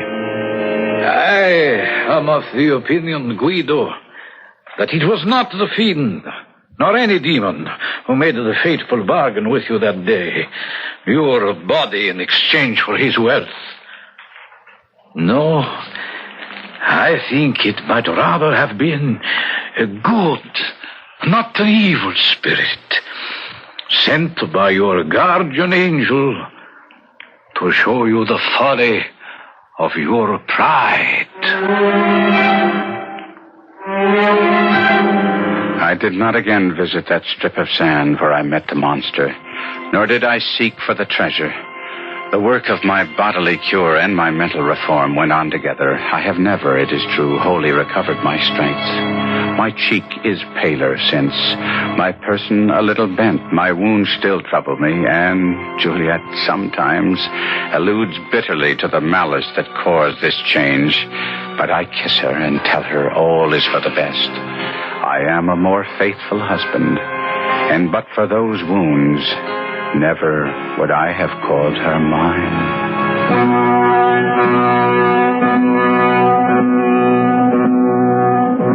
Which interpretation of Guido's story do you favor? Juliet's? The Marchesa Torella's? Or Father Pellegrini's? Was it all the product of a fevered brain? Or was the monster in truth a demon from the netherworld bent on destruction? Or was he sent by Guido's guardian angel, a kindly spirit in hideous disguise, to restore to the young man his sanity and good judgment? We leave it to you. I'll be back shortly.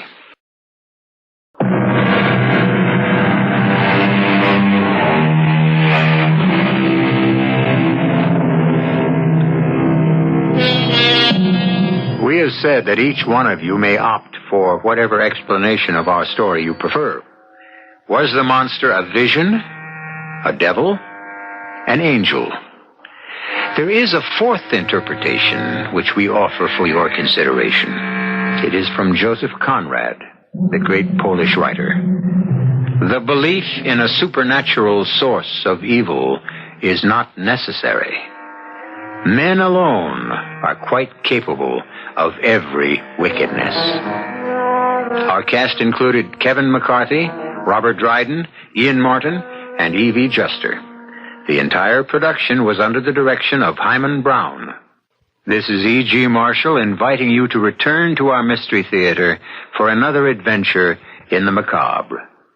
Until next time, pleasant dreams.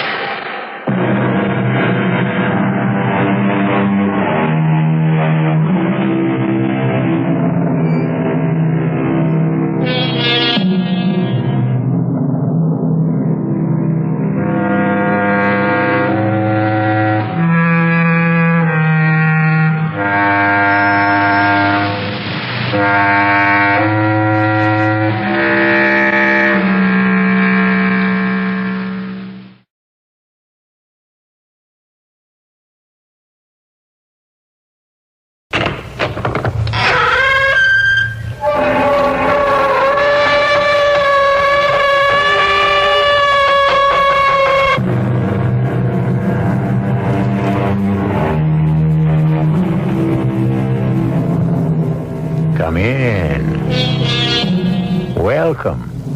I'm E.G. Marshall. And after all, what is a lie? 'Tis but the truth in masquerade, according to Lord Byron. Does it work both ways? Is the truth a lie in masquerade? Those great poets are not always easy to follow. Is it possible that there are neither absolute lies nor absolute truths, but varying degrees of each? As we shall discover, perhaps, during the next hour.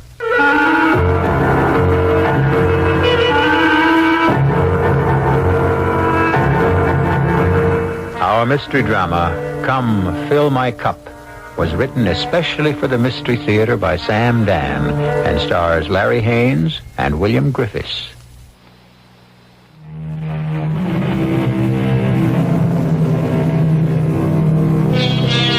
Out of the shadows of the night, the world rolls into light. It is daybreak everywhere, sings the poet, yes. Daybreak and breakfast and off to the daily round of toil for one's bread. They gather at the railroad station in the town of Westville to catch the 749, which will bear them to the big city, more than 50 miles and 61 minutes away. And they purchase their big city newspapers, they stamp their feet against the cold, they exchange idle small talk, till the big shiny electric cars skitter to a stop along the platform, and they scatter aboard and scramble for seats. Thus, another day has begun. Aboard! Aboard!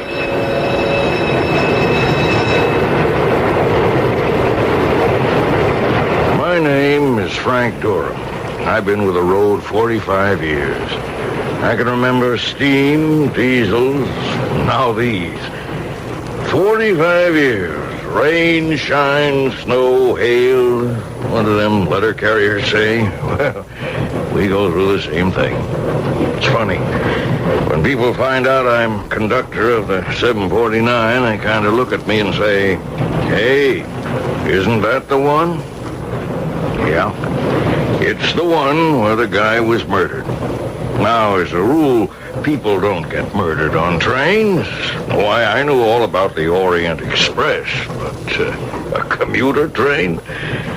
So I guess you want to know all about it. Okay? Tickets? All tickets, please. Oh, say, what are you doing up here, Mr. Jorgensen? Morning, Frank. Yeah, I thought you'd be back in the club car with Jerry and them. I decided to change my ways. No more cards. Is that a fact? You better believe it. Well, I hope for your sake it's true.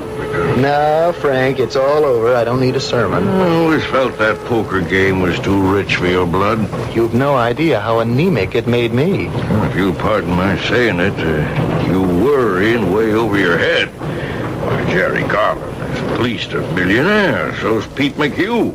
As for Bill... I'm well out of it. You listen to a man old enough to be your father. You see you stay out of it. That made me feel good. Don Jorgensen had been a patsy in this high-stakes poker game for more than a year. In 61 minutes, Westville to New York, you could lose $100, $150 easy. And there were days Don did just that. Well, I went back to punch tickets in the club car. That's the last car in the 749's private car. You pay extra for it, but you can sit at a table, have coffee or breakfast, play cards, and you're away from the, well, not the riffraff, but, how the fella put it, the maddening throng or something. Tickets, gentlemen. Thank you. Frank, you seen Don? I saw him on the platform getting on a train. He's holding up the game. Look, you fellas sit here, play a hand at gin or something. I'll rout him out. Jerry got up from the table and started walking forward. I wondered what luck he would have with Don.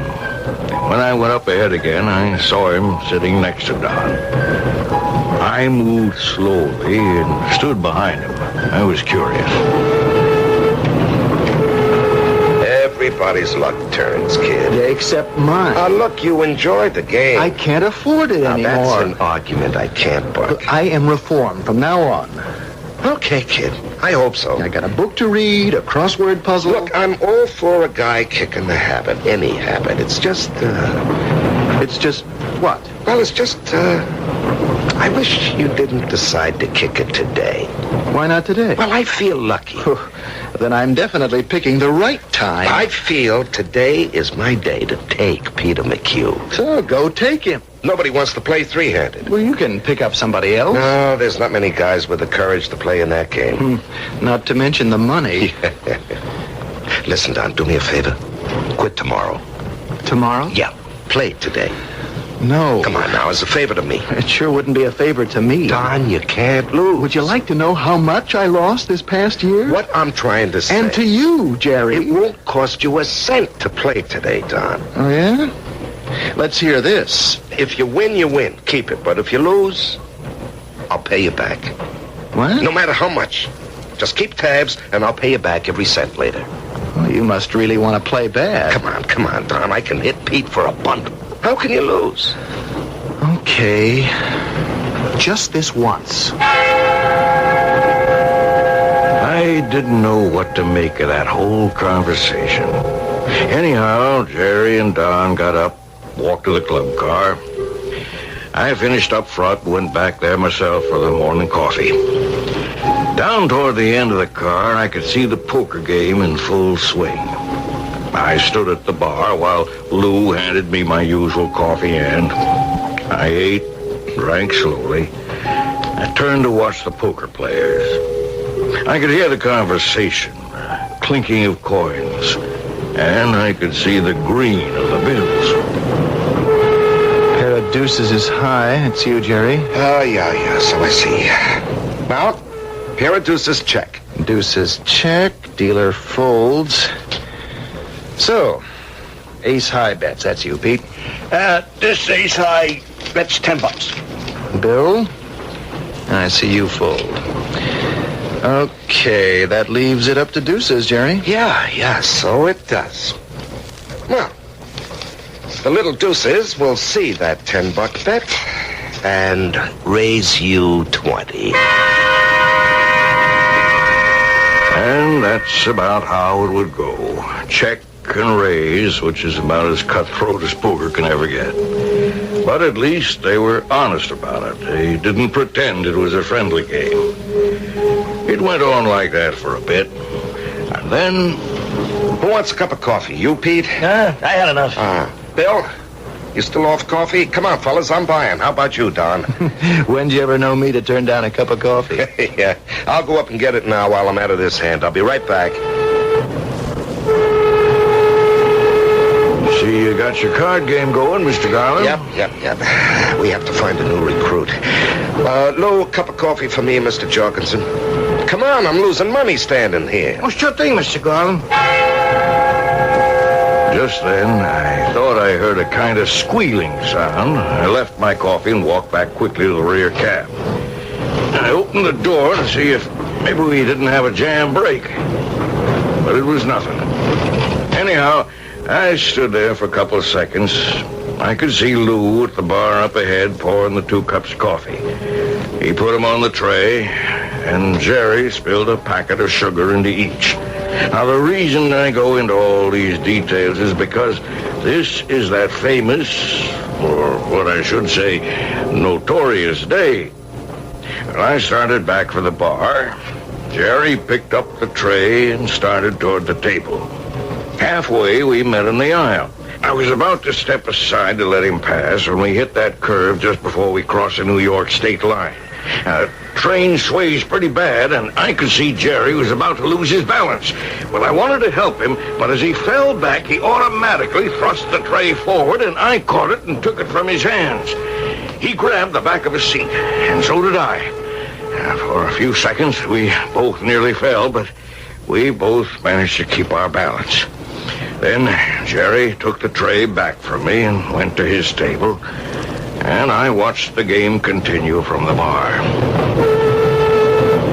Here's your coffee, Don. Oh, thanks. It's 5-card draw, Jerry. We dealt you in. Ante up $5. Little jacks are better, huh? The famous name of the game. Well, let's take a sip of this coffee, and I'll examine my options. Hey, now let's get a move on, huh? We'll be in the terminal in less than 15 minutes. Come on. There's enough time for entire fortunes to be made, Pete. Boy, that's pretty good coffee this morning, Jerry. Yeah. Lou gets lucky once in a while. Speaking of luck, gents, she's, open for another $5. Bill, I see you fold. Call. I'm in, and now, cards. Hey, that is pretty good coffee. Hey, I want 3. 3 to Brother Pete. Yeah. Give me 2. 2 to Jerry. And the dealer draws 1. More kids have lost out on a college education because their fathers grew to an inside straight. Opener bets. That's you, Jerry. Jerry? Jerry, you gonna sit there and drink that coffee or what? All right, don't rush me. Don't rush our good friend. Let's see, Don, you drew 3, huh? No, Pete drew 3. You bought. No, I drew 1. 1. Bill asked for... Bill didn't ask for anything. Bill's out. Bill is out. Hey, it's hot in here. Somebody ought to ask Frank to turn down the heat. Hey, look, you gonna bet or not? What do you think I play this game for? I wish it wasn't so hot here. Hey, Jerry, you okay? Yeah, it's my bet, huh? Hey, Pete, Bill, I think there's something wrong with Jerry. I bet, Frank, come over here, quick. Oh, my chest. My chest. Frank, you got a phone on this train? Call ahead for an ambulance. I got this. Jerry! Jerry! I telephoned to have an ambulance meet us at the next station. There was also a doctor among the passengers in the third car, and he came back quickly. But it didn't matter. Nothing would matter anymore to Jerry Garland. He was dead. They took him off the train. When we got to the terminal, I had a lot of writing to do, a lot of forms to fill out and reports to make. I was busy in the locker room when I heard a man ask for me. You Frank Durham? Yeah, that's right. I'm Lieutenant Parsons, New York City Police. Yeah? You're the conductor of train number 4231. It's the 749 out of Westville, Connecticut. Sure. I want you to tell me everything you know about the murder. What murder's that? The murder that took place on your train this morning. Well, wait a minute. That wasn't a murder. A fella died. A man by the name of Gerald K. Garland. Yes, he died of a heart attack. Oh, yeah? Who told you it was a heart attack?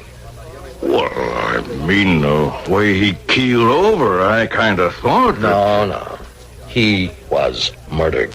How could he have been murdered? He was poisoned. How could he have been poisoned? That's just what I want to ask you. Okay,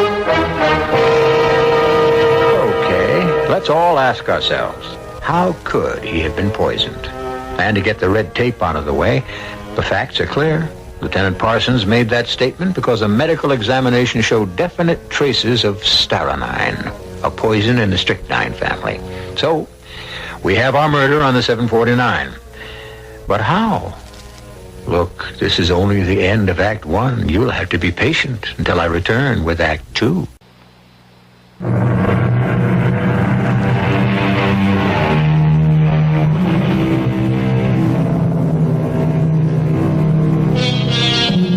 Trust everybody, but cut the cards, said the beloved Mr. Dooley. Ah, yes. How many decks of cards have been cut and shuffled on the 749, the commuter express from Westville, especially in the club car, where perhaps the most cutthroat game has been going on for several years. Well, if the game keeps being cutthroat, someone may begin to take that word literally. Obviously, someone did. Except he didn't use a knife. He employed poison. Poison? Are you saying Jerry Garland was poisoned, Lieutenant? Well, that's what the medical examiner says, and it's good enough for me. But Poison? How could he have been poisoned? As they say, it was ingested in the coffee he drank. Oh, no. Yes, happens to be the fact. Now, it took place in the club car. And what was Jerry Garland doing at the time of his death? He was playing cards. He was part of this regular game. He was playing and drinking his coffee. And then he just keeled over. In the coffee? How did he get the coffee? He went up to the bar for 2 coffees. 2 coffees? Yeah, one for himself, the other for Don Jorgensen. Well, he picked up the coffee. Who served the coffee? Lou Vitry, our barman. Now, Lou poured out the coffee into the cups. Yeah, that's right. And Jerry put them on a tray and went back to the table. Now, would you know if there was cream and sugar in the coffees? Yeah, now you mention it. I saw Jerry put in the cream and sugar himself while he was still at the bar. Into both coffees?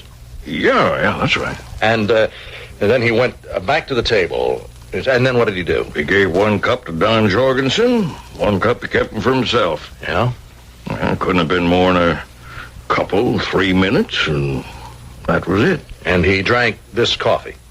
Oh, yeah. The other cup of coffee, the one he gave this... Don Jorgensen. Yeah, Don Jorgensen. He drank his coffee also? Yeah. You saw him do it? Oh, yes. Right. I want you to stay with me while I question some of the people in that club car. When? As soon as I can round them up. Well, I have to take 1127 out. No. I don't think so. That was Detective Lieutenant Parsons. Grover Cleveland Parsons. Well, the first person he got hold of was Lou Vitry, the barman. All of a sudden, I got the shock of my life. But I'll feed it to you gently, the way it was fed to me. How long you been with the railroad? 5 years, Lieutenant. What'd you do before that? Why, look, Lieutenant, is it important? Just answer the question. I work for Mr. Garland. Jerry Garland? Yeah. As what? Well, I was his chauffeur. Well, why did you leave the job? Look, do I have to say this? Answer the question. Well, can the answer be confidential between me and the cops? Well, so far. Because if it's known, I can lose my job. Does Frank have to hear me answer? No, he won't say anything, I guarantee it. Well, why could you lose your job? Because, I got a record. For what? I did 3 years for burglary, but I was innocent. Tell it, Lou. Well, one night there was a burglary. Jewels that belonged to Jerry's wife, Theodora, were stolen. Well, they searched all the servants, naturally, and in my room, I found the bracelet. Well, what was it doing there? Well, it must have been planted there by the thieves to turn the heat on me. And it did. I was put away. Well, how did you get the job on the railroad if you had this record? Jerry Garland got it for me. Why? Well, when I got out, I went to him to his office. What are you doing here, Lou? You escaped from jail? Oh, I'm out, Mr. Garland. Oh, what do you want? Well, I didn't steal those jewels. Now, look, Lou, it was all decided by a court of law. I ain't a crook, and you know it. Oh, maybe not, but you might have been tempted. Oh, never. I've been your chauffeur 13 years. You trusted your kids to me when they was little. I lived in your house. Now, you know I ain't a crook. Mr. Garland, you gotta help me. Well, Lou, if you need some money to get on your feet... So I need more than money. I need a job. I can't get a job. I got a record, you understand? Yeah, I know it's tough, Lou. You don't know how tough it is. I'm turned down everywhere I go. Look, help me get a job. Give me a job. Now, can't very well take you back as my chauffeur. Why not? Well, how would it look? Well, can't you do anything for me? I'll take any job at all. He got me a job. This job. My name isn't Lou Vitry either. I had to change it. Vitry's my mother's maiden name. Well, how could the poison have gotten into Mr. Garland's cup? I don't know. Okay, Lou. That's all for now. Just keep handy in case you need it. You can go. Oh, thanks. Thanks, Lieutenant. Well, He doesn't have a motive. He doesn't have a motive. But that's not true, Lieutenant. He does have a motive. And now I know what that motive is. He was the chauffeur. I never knew that. So now it all makes sense, that conversation I overheard in the bar in the club car a couple of weeks ago. See, the train was crowded. Jerry had gotten up from the card table and come over to pick up a couple of rounds of drinks. Standing at the bar was Mr. Alexander Trowbridge. Yeah, the very big guy on Wall Street. Very strict, very dignified. Anyhow, Jerry spotted him and said, Hello there, Alex. Good evening, Mr. Garland. Well, it ain't every day I have the privilege of riding home on a train with the Wolf of Wall Street. Hey, let me buy you a drink. Thank you. I have one. Well, have another one on me. That won't be necessary, thank you. I never have more than one. Okay, Alex. Say, look, I may drop over to your office one day. I may have a little business to throw your way. Jerry Garland had a hide like a rhinoceros, which is why you couldn't kill him with a bullet or a knife. You had to use poison. Anyhow, it was obvious to me that Mr. Trowbridge was very put out. And the fellow standing next to him spotted it, too. And I remember Trowbridge saying, I have every reason to suspect that man is a thief. There's no real proof, of course, but Swanson's company handles the man's insurance. We had a burglary some years ago. Wife's jewels were supposed to be stolen. Swanson could swear Garland pulled a swindle on the insurance company. Is that so? The jewels never turned up at any of the known receivers of stolen goods. Actually, Swanson must know more than he's telling, but he's stuck for proof. Another round here, please, Lou? Yes, sir. I know Swanson wouldn't make such a charge, even off the record, unless he knew it was true. Meanwhile, some poor servant went to jail at... Oh, I'm sorry, sir. Oh, that's all right, Lou. It spilled all over you. Well, it's just water. No harm done. Was that why Lou dropped the glass? Was that why he turned so pale? I didn't think anything about it at the time, but now it makes sense. The lieutenant had just said that Lou Vitry did not have a motive, but he did have. Yeah, Frank. I know about it. About Lou having a motive? Yep. He told me himself. He figured if this kind of thing was being talked about, how Jerry Garland himself could have staged the robbery, it was sure to get the cops, and then he'd really be in a jam. Well, he's in a jam anyhow, isn't he? Well, not exactly. You see, if he poisoned the coffee and then gave 2 cups to Jerry to take back to the table, how could he be sure which cup Jerry would drink? Yeah. Frank, you see these fellas every day. Who had a motive for killing Jerry? Well, nobody really liked him. Who were his friends? In the club car? Mm-hmm. Well, he had no friends that I knew of. Nobody really liked him. Well, who might have liked him the least? You get into a discussion of human nature, Lieutenant. Bill Russell, one of the regulars in the game, never opened his mouth except to bet. Now, how do I know what that man thought? Don Jorgensen. Well, he didn't like Jerry. Over the year, he must have lost at least $15,000 in that game. Jerry was practically the only big winner. $15,000 could be a motive for revenge. No, but take Pete McHugh. He fancies himself the best poker player in the world. Yet Jerry was always taking his money. A lot of money? No. The big loss was pride. Is that a motive? No, not really. This Don Jorgensen. Tell me more about him. Funny thing. This morning he decided to quit the game. But he went back for a kind of a farewell. Let's see what we can do with Don Jorgensen.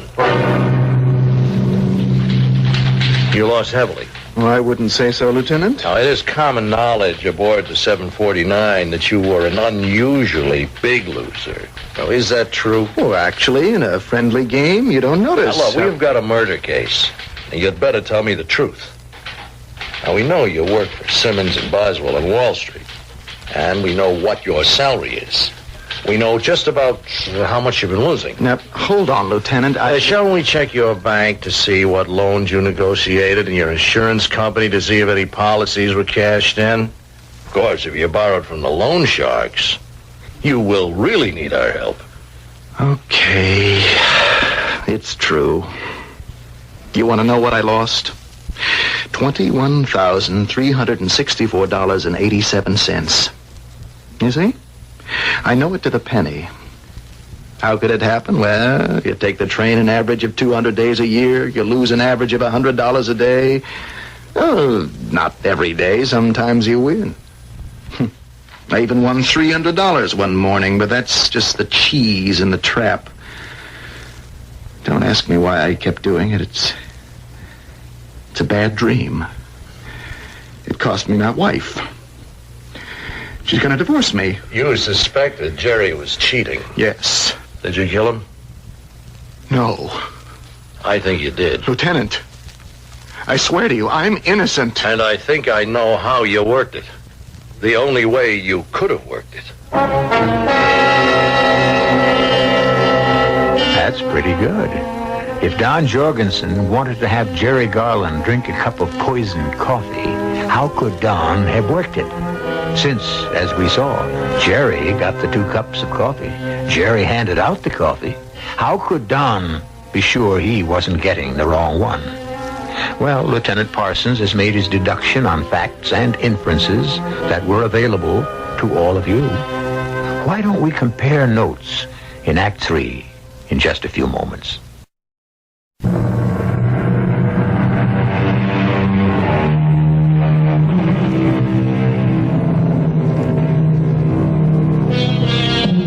Mr. Sam Johnson, whom we quote quite often because he knew practically everything worth knowing, declared that a man could do anything if he did it in a genteel way, even cheat at cards. Well, Sam Johnson never rode in a commuter train.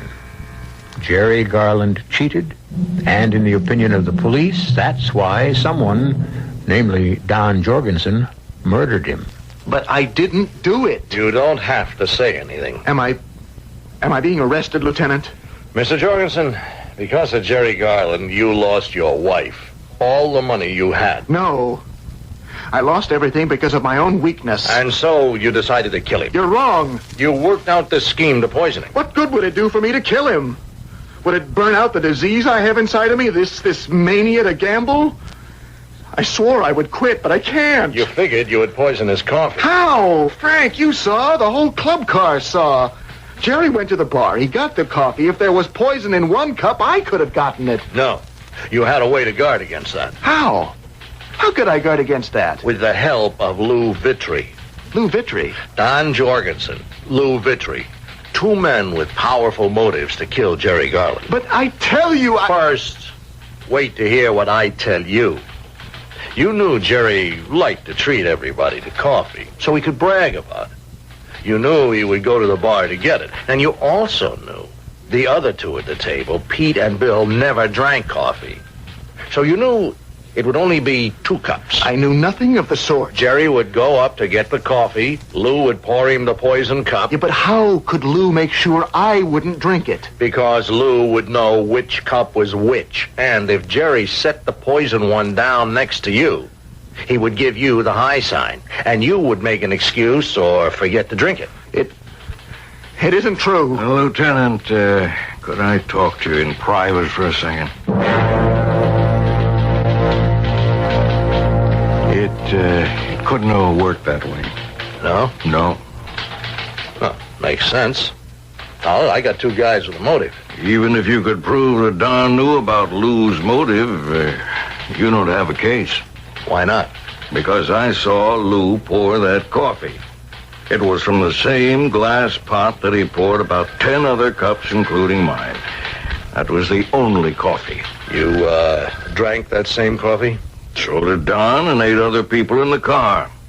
Well, then it was in the cream. Oh, we all used the same cream pitcher. The sugar. Now, the sugar was in separate packets. Yes, it was. They were piled in a dish, and I saw Jerry reach in, pick out 2, pour 1 in each cup. Everybody used those packets from that dish. There was no way either Lou or Don could control any single packet if it contained the poison. You're sure of that? Yeah, I'm sure. Well, how did that poison get into that coffee? Now, I've got 2 great motives, Lou and Don. But there's no way I can find for any of them to get the poison in his cup.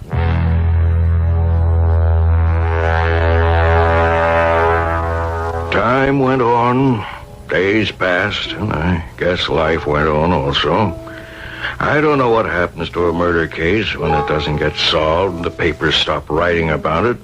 I suppose it just sort of gets into a file cabinet somewhere. Well, 7:49 left Westville as usual, on or about on time.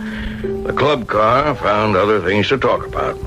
The card game continued with Don back in, but the new member was Mr. Trowbridge. And because he was so fabulously rich, they played for pennies. But I kept thinking and thinking about the murder. Well, one night I was taking my evening run home, and I stopped in the club car.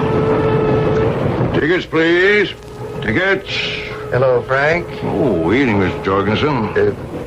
Frank, I never did get a chance to thank you properly for what you did for me. What did I do for you? Well, the day Jerry was, that cop, he was all set to lower the boom, and you just took him aside. What'd you tell him? Well, I just said, a fine, clean-cut chap like you, how could you possibly be a killer? I bet you did. You'd be better off if you never bet again in your life. See you. Tickets, please. Tickets. Thank you. Oh, good evening, Mr. Trowbridge. Evening, Frank. No poker tonight? Well, if I may rephrase the title of a grand old song, those wedding bells are breaking up that old game of mine. Oh, who's getting married? At the bar there. Don. Didn't he just get divorced? Oh, certainly. He had to shed the old one before he could acquire a new one. You're not allowed to have 2 at a time in our culture. Well, one was all I could ever handle. Capacities differ, Frank. Oh, there she is now. She's just come up to the bar. Do you wonder that he finds her company more exciting than our poker game? No, but don't wonder at all. There is a beautiful young lady. You mean, you don't know who she is, Frank? Oh, can't say that I do. She's Dora. Theodora Garland, Jerry's widow. She's Jerry's widow? You mean you never met her? No. Well, for that matter, Mr. Trowbridge, I never met your wife either. Yes, that's true. So she's Dora Garland. Huh. How could you figure to be this young and this pretty? And how could you ever figure what she saw in Jerry? Toward the bar. Suddenly, I realized that I had seen her before. Somewhere before. But where? Where?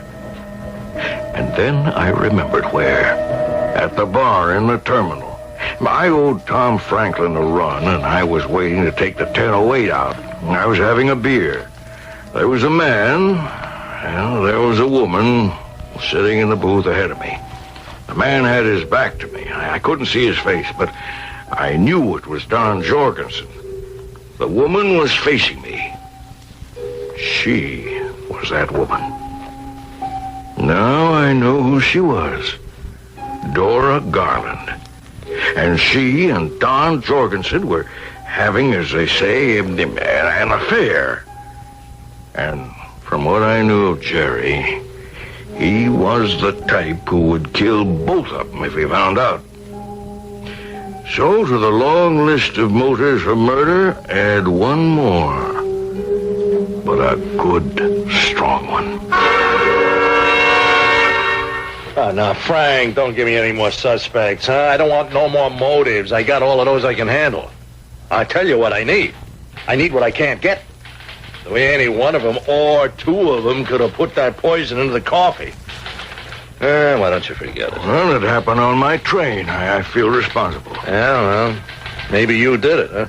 Me? Yeah, well, as I put together everybody's story, Frank, I think you left something out. What? You could have poisoned that coffee. Why? How? Why, I can dig around for. How? Okay. Jerry was starting back to the table with the coffee tray. Okay. Now you're headed the other way, up the aisle. The train gives a lurch. Jerry almost falls. You grab the tray from him. For just a second. Long enough, maybe, to put that poison in the cup. Yeah? Well, here's what's wrong with that theory. First, how could I have, in those few seconds, gotten the tops off the cups and put in the poison? Tops? Well, Lou always puts those plastic tops on the cups so you won't spill any. Yeah. Second, even if I was a magician and could do it, how could I be sure which cup Jerry himself would drink? Well, that's a good theory. Well, maybe the coffee wasn't poisoned in the club car. It had to be. That poison works within minutes. No, I am afraid we're stuck. It sure looked that way. A couple days passed, and I was on the 749 again, and somehow it didn't seem the same without Jerry. A likable guy he wasn't, but he sure livened things up. And there was another side to him. I remembered it was a couple days before he died. He was the first one on the train. He was sitting at the table waiting for the others. And there was a look on his face that I'd never seen before. I guess it was a lost look. Good morning, Mr. Garland. Oh, morning, Frank. Oh, something wrong this morning, Mr. Garland? Wrong? Why do you say that? Well, I don't know. I guess you just look kind of, blue. Do I? Yeah, I'd say so. I'd like to murder a couple of people, but that couldn't be the reason. Well, we'll get the old game started. That puts a bloom in the cheeks. Now I remembered. That was the morning after I had seen his wife Dora in the bar at the terminal. So he had found out. And he was actually thinking of murder. I just needed one more little fact. Morning, Mr. Jorgensen. See you not in the club car this trip. No, Mr. Trowbridge is on vacation, and Pete is sick today, so I thought I'd sit up here and catch up on some paperwork. Too noisy back there. Don, when did Mr. Garland find out you were having an affair with his wife? Say, what are you... Just answer the question. Well, now, just about a week before he died. How did you know that he knew? Did he tell you? No. Did he tell Dora? No. Then how'd you know? Frank, did you ever have an affair with another man's wife? No. You're not missing anything. But when the husband finds out, you can tell by certain little things in his manner. Is that why you and Dora decided to kill him? No. Oh, no, we were scared, yes, but for our own lives. Now, you knew Jerry. He was a violent man. So why did you fool around with his wife? You know why? To get back at him. He destroyed me.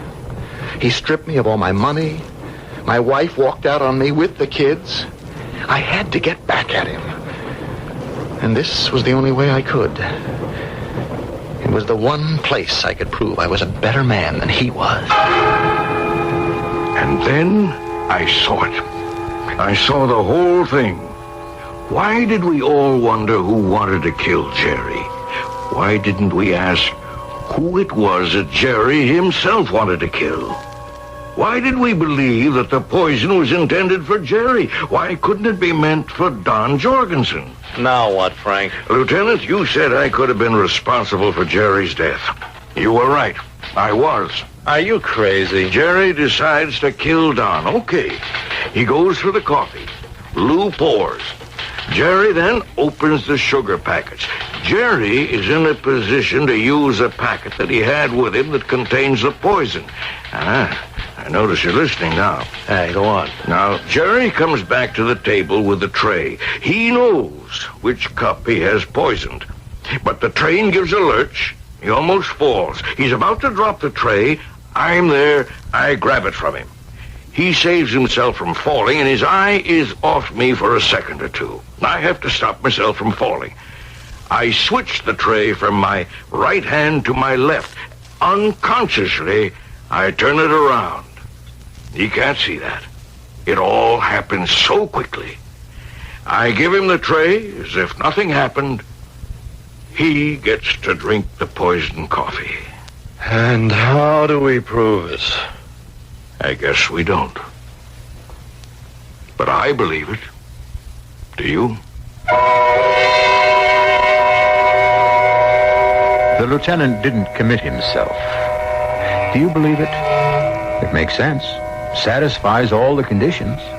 But we are dealing with the most unpredictable materials in nature, namely human beings. Maybe Pete McHugh, the jealous card player, did it somehow. Maybe it was Lou, and or Don, and or Dora. Could we swear on our souls it wasn't the conductor? I'll be back with more from the realm of infinite possibility.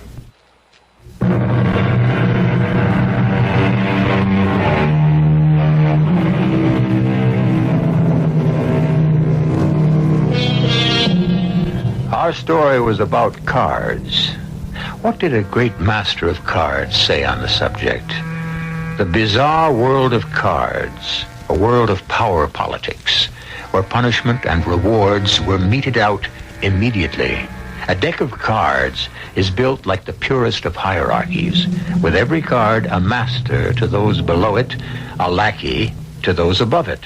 And there were the masses, the long suits, which always asserted themselves in the end and triumphed over the aces and the kings. Thus spoke the great player, Eli Culbertson. And he was in the know. Our cast included William Griffiths, Larry Haynes, Russell Horton, and Earl Hammond. This is E.G. Marshall inviting you to return to our Mystery Theater for another adventure in the macabre. Until next time, pleasant dreams.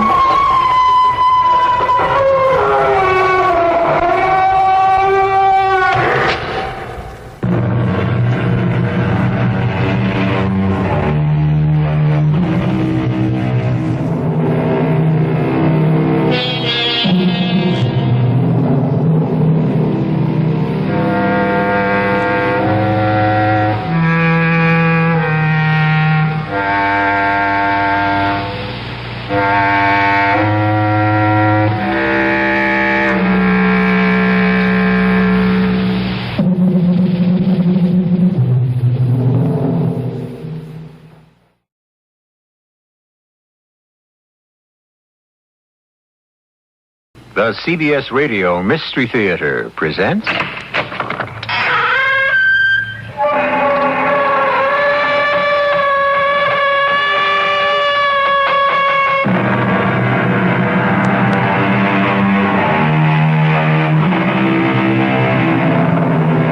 Come in.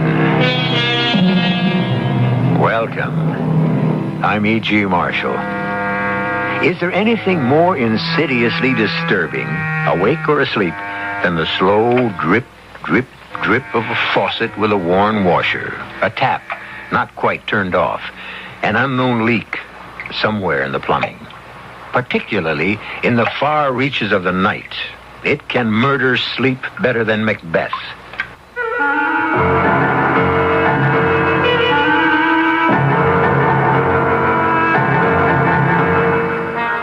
Our mystery drama, The Lady of the Mist, was written especially for the Mystery Theater by Ian Martin and stars Rosemary Murphy.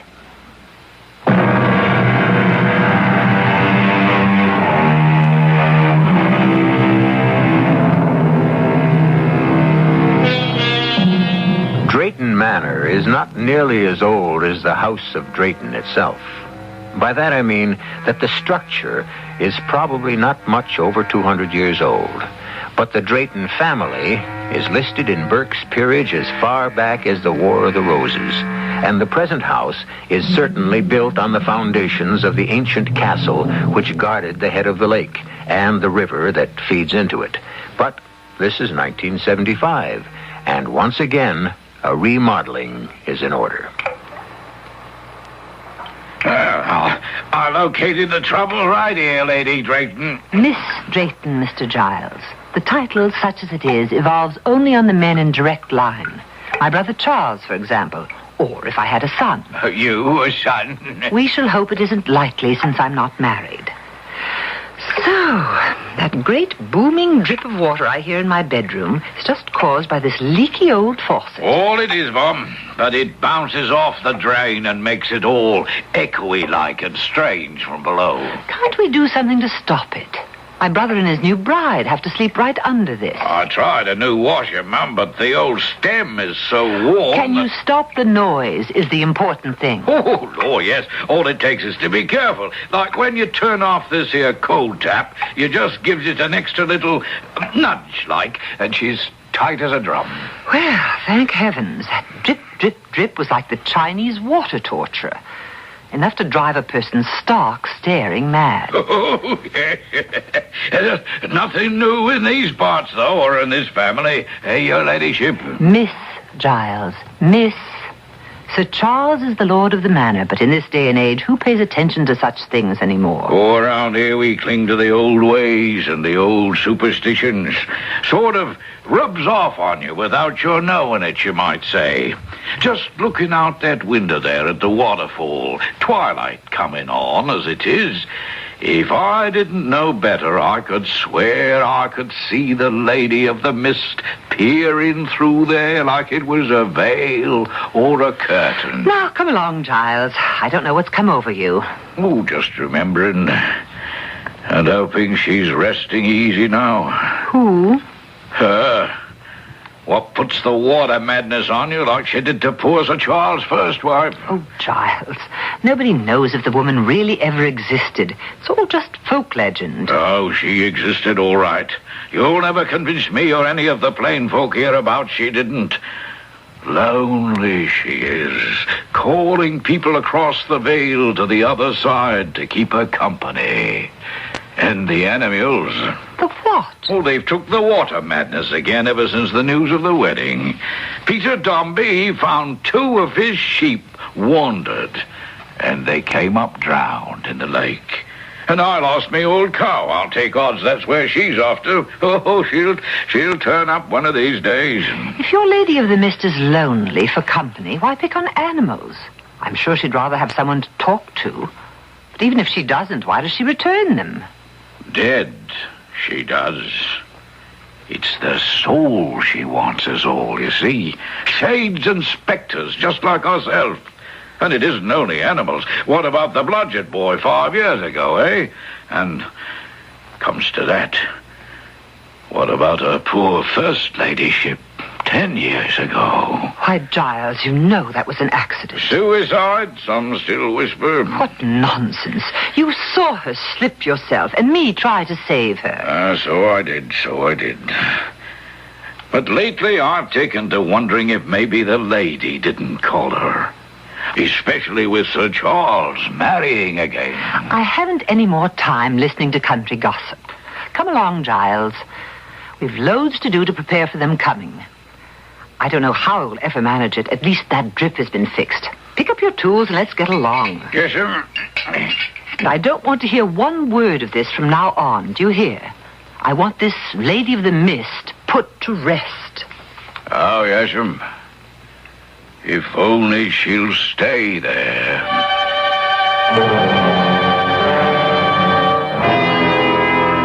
I should have been more vexed with Giles if I hadn't been so put out with Charles. Of course, I was a perfect fool to have financed his little jaunt to Europe, and more than that, to let him go alone.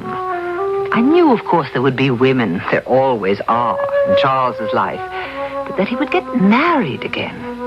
Well, it was just like the first.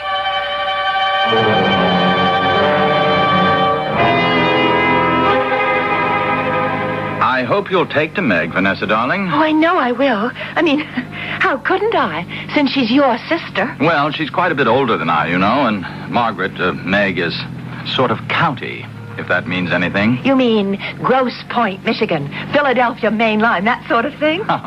Do I? Yes, well, I can live with that. It's how I was brought up. Oh, I can't imagine it. You, Tweedy, stuffy, and old-fashioned. Oh, no, not me. I'm kind of a heller, matter of fact. You? Oh, I warned you before we got married that I'm not quite the real me. I mean, I'm just still so shook up after Mom and Dad totaled themselves in that car wreck. Oh, darling. You know, until I met you, I thought I'd never be myself again.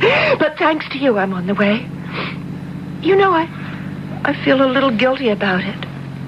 But Charles, I've never been so happy in my whole life. Well, just give me the chance and I'll make you that always. You know, I was just thinking. What? The manor is pretty far out and sort of isolated. Oh, but while I'm getting my head put together again, it's just what I need.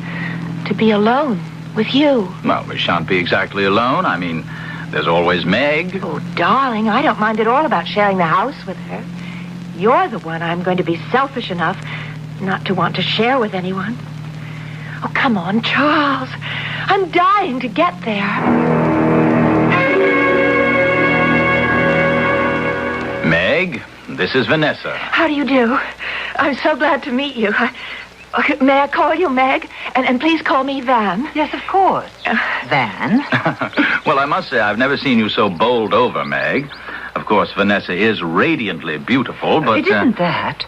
Of course she is, but you didn't warn me that she'd be so incredibly like... I'm sorry. Perhaps I put my foot in it. No, that's all right, Meg. I know Charles was married before. He told me all about it. He did? Well, of course I did. Thing to do, after all. Van and I have no secrets. Brenda never was strong, and the pneumonia was just too much for her. Do I really look so much like her, Meg? My dear, time dims memories. There is a resemblance, but just for a moment. And one can see that there's nothing weak about you. Pity I was silly enough to bring the whole subject up. Now, come along in and let's see about getting you settled. But I was lying, of course. The resemblance to me was startling. So startling that for a moment it had taken my breath away. And I had found my heart pounding in my head as if saying, she's come back. Not again. Oh, no, not again. Couldn't be again. But the pleasant, familiar process of dinner and after-dinner coffee buried such thoughts below the veneer of normal hospitality. It wasn't till Charles went out to put the car away and close up the garage that they started to sneak back insidiously. More coffee, Meg?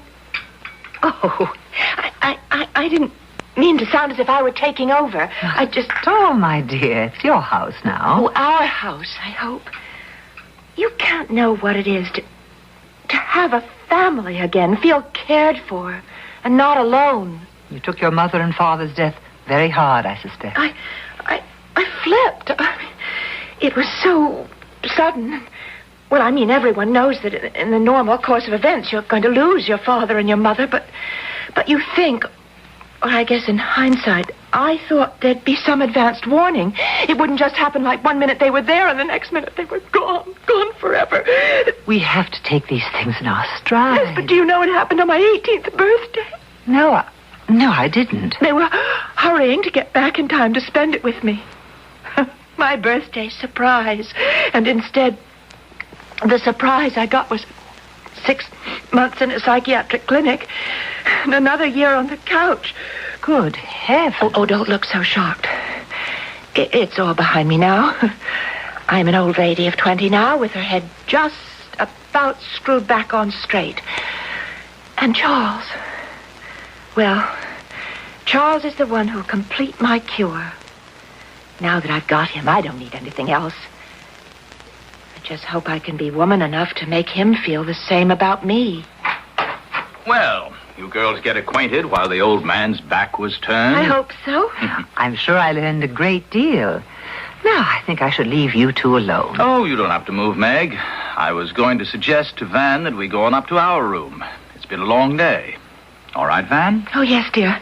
Let's go up to our room. Our room. Two words like a scalpel which opened up the wound and let me look at it openly for the first time since the news of the marriage. Our room. Why, that was my room, which I had to vacate to accommodate this intruder. Worse than that, an intruder returned almost as a ghost to haunt me. Brenda, as she was 10 years ago. I crossed to the window and looked out. The park was bathed in bright moonlight. At the end of it, the beams glistened and bounced off the silver lake, and the mist of the waterfall that fell from the cliff into it. I couldn't hear Charles and Van, of course, but later I was to know a part of their conversation which charted my course. Charles, come here to the window. Huh? What are you looking at, darling? How peaceful and lovely it all is. And that curtain of stars falling down to the lake. Every drop of water in the moonlight looks like a star. Yes, my dear. Now, come away. Let's get to bed. Just one moment. Let me soak it all in. Look, Charles. Isn't it strange? What? The waterfall.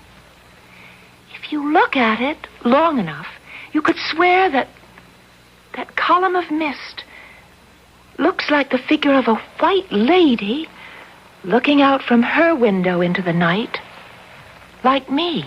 For heaven's sake, come away from the window, Brenda. And Brenda?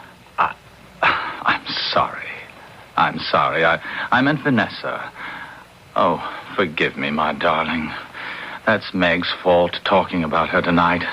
I won't ever make such a slip again, I promise you. Everything's going to be all right.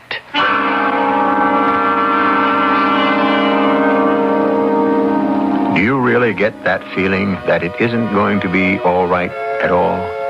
Ancient legends that people refuse to let die. A first wife who seems to be afflicted with the same problem. And a sister who seems to feel that her way of life has been threatened.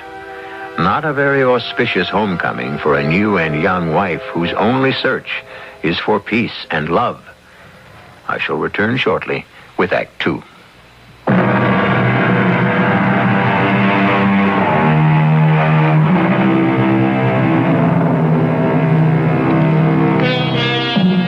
Well, perhaps too much of my life is concerned with brooding night fancies, which vanish with the light of dawn. Certainly breakfast the following morning has been a pleasant and cheerful meal, with the bright sun streaming in the windows and drenching the green grass of the park and the dancing blue of the lake with sparkling warmth. Now as Van, Meg, and Charles rise from the table... I'm glad you slept well, Van. I certainly did, Meg, like a top.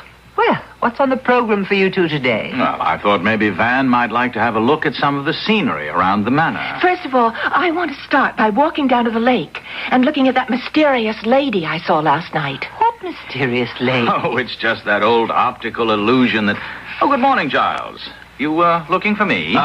Begging your pardon, sir, but Molly said you'd be finished breakfast and it'd be all right for me to come in. Of course it is, Giles. And you haven't met Sir Charles's new wife, have you? Van, dear, this is Mr. Giles Folkham, who lives down the road and who's not only an invaluable part of the family, so to speak, but also a fount of local knowledge. How do you do, Mr. Giles? Oh, Lord bless me, lady. Not Mr. Giles, it is, plain and simple. Oh, Giles is our jack of all trades and master of most of them. Giles, did you want something? Oh, yes, sir. I wanted to know if you'd be wanting the horses ready this morning. Well, what do you say, Van? We can ride, use the carriage, or putter about in the car? Well, we got to go down to the lake first. I want to look for the lady. Oh, begging your pardon, Mum, but if I was you, I'd stay away from the lake. At least for a while. What does that mean, Giles? Oh, you know what I was telling you, Miss Drayton, and you said that Oh, you mean all that nonsense about the water madness turning up again. Did you find your cow? Now, wait a minute. What's all this about water madness? Well, you know, sir. Seems everyone knows but me. Can't I be let in? Oh, it's just some silly local superstition. Why don't you get along and have a nice ride? Yes, why not? What shall it be, Van? Auto, carriage, or some good stout horseflesh? I've a nice docile little mare if you fancy the last, and I did see some riding clothes of yours, didn't I? Oh, yes, I love to ride, but no docile little mares, please. I'd like something with a little get up and go. Well, excuse me, Meg. I'll go up and change. You coming, Charles? Oh, I'm half dressed for riding already. You could bring down my jacket, if you will, or I'll be up in a moment. Just want to check out the tack with Giles. Right, dear. You go ahead, Giles. Right with you. As you say, sir. Meg, what's all this about Giles's cow? Oh, you know, the usual. It's been a dry summer, and while you were off in Europe, a few cattle turned up drowned. Giles lost a cow? No. At the moment, it's just missing, but of course he's convinced the Lady of the Mist is up to her old tricks. Now, look here, Meg. I don't want any of this nonsense brought up in front of Van. I'm sorry, but she has to know sooner or later. Oh? You don't like Vanessa? I didn't say that. Then what are you saying? Great heavens. Are you too blind to see for yourself? The resemblance. You've married the same woman you did 12 years ago, except for the accent. It's like bringing a ghost back to haunt us all. I think we'll stop this right here, Meg. I'm quite madly in love with Van. It's a whole different thing than that childish schoolboy marriage of years ago. But if you don't like it, you can get out. You don't have to live here. May I remind you that the manor may be yours by entail, but it's my money that keeps it running ever since you gambled your own away. Now let me tell you something in return. As it happens, Vanessa was left a very rich girl. And not only has she given everything to me in her will, but she's already given me power to handle her money. So I don't need you anymore, Meg. The apron strings have come untied. Charles, I don't want to quarrel. I don't know how this started. Nor do I. I just want you to know how things stand. Like it here, and you're welcome to stay. If you don't like it, you can lump it. At first, I was shocked beyond belief. Charles hadn't defied me since he was a little child, and I was left to bring him up. Then suddenly, I was monstrously furious. The years were rolled back, and it was Brenda all over again. An interloper had chased me from my room and from my rightful position. Title or not, I was the lady of Drayton Manor. It was mine, and nobody was going to take it away from me. It didn't take me long to recover. It was just something to handle, as I always managed to handle things. The only question was how. That would have to be resolved. In the meanwhile, as time passed, things progressed exactly as I might have foretold. Charles! Oh, what is it, Van? You're not going off and leaving me like this? Well, good Lord, it's only for the day. I can't let old Gookie down. The pheasant are running, and we always shoot over our land together. Why can't I go with you? Oh, don't be silly, Van, my dear. Hunting is men's business. No place for a woman. I'll be back by twilight. And leave me alone again all day? Not alone. You'll have Meg around for company. It isn't working that way, Charles. I'm afraid... I don't think Meg likes me. Oh, what nonsense. Meg's a bit stiff and formal, that's all. You'll break her down. Now, don't hold me up, darling. Can't keep Gookie waiting. Just like Brenda. The woman, I should say the girl, just didn't fit in with our sort at all. That's the last of the draperies, your ladyship. Where shall I have them took? What on earth's going on Oh, here? just a moment, Meg. Right up to my bedroom suite, Giles. Oh, yes, your ladyship. I asked you a question, I'm sorry. I didn't mean to be rude. I'm going to do over our bedroom, for a start, anyway. Do over the bedroom? But it's full of family heirlooms. Excuse me. You can start taking them up, Giles. Yes, your ladyship. See, that's just the trouble, Meg. What? Well, they are heirlooms, and I'm sorry, but they loom over me. I'm trying to shake off all the cobwebs I've been fighting against. I don't want a past. I want the future for myself and for Charles. Oh, I know that heavy old furniture and those musty old drapes are tradition, but they depress me, and I want it to be light and airy. So please try to understand. Oh, I understand, my dear. Of course I understand. This was just the beginning. First the drapes, then the furniture, then me. Relics of the past to be thrown aside. Well, I had no intention of being cast aside, but I had to bide my time. So I concealed my feelings, and I waited. You know, Van, darling, I've been thinking, and I do owe you an apology. You do? Why? Oh, about the hunting thing and other stuff. I've been neglecting you, I suddenly realized, and I never meant to. Oh, darling, I do miss you, but I can't take up all your time. It's only that, well, while we're on a sort of honeymoon... Yes, I know. I tell you what, why don't we run up to London for a little trip? Oh, I'd love it. And while we're there, we'll go on a real shopping spree. Yes, anything you say. You know what I want to do? What? The whole house. Refurnish it. Let some light and fresh air in. Would you mind? Oh, not I, but... Meg. I'm afraid she won't be very happy about it. Oh, she'll come around, and if she doesn't, we'll pack her off on a jaunt to the continent or around the world or something. Matter of fact, if we have to, we'll just move her out altogether. It's just you and I from now on that come first. I'm not ashamed to say that I was eavesdropping every bit of that conversation from behind the hedge in the rose garden. But how dare they? Change Drayton Hall. Cast me out. Oh, no, never. You'll go first, Lady Misfit. I can't understand how Charles can stand to have you around to remind him of... But then, it isn't quite the same. But how can I move unless I have her to myself? And then suddenly, by the most tremendous stroke of luck, it was all arranged.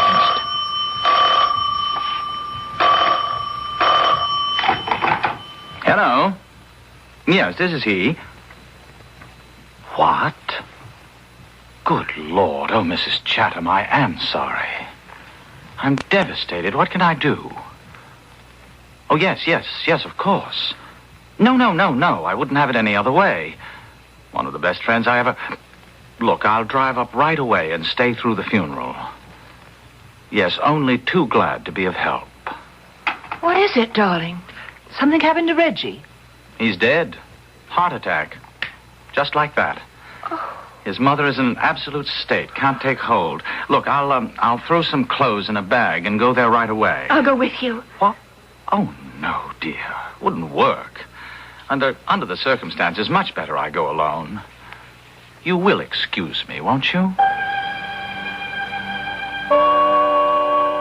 And now I had her to myself.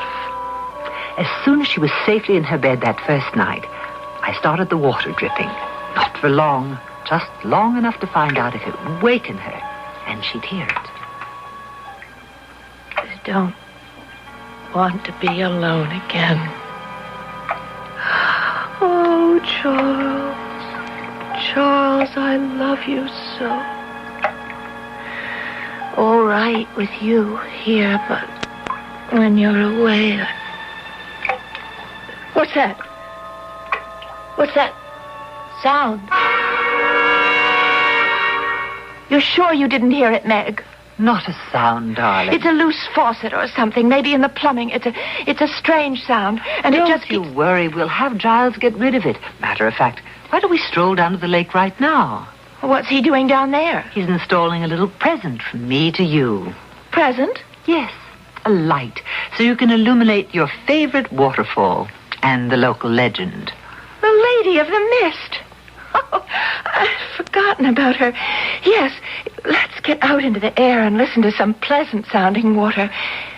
And maybe you could tell me the legend about her? Delighted to, dear. And Giles can add his own embroideries. He makes it quite an adventure, like listening to a ghost story on a windy night when one was a child. I had to move fast. Hadn't much time, and I could see my way to removing Vanessa from my life and hers.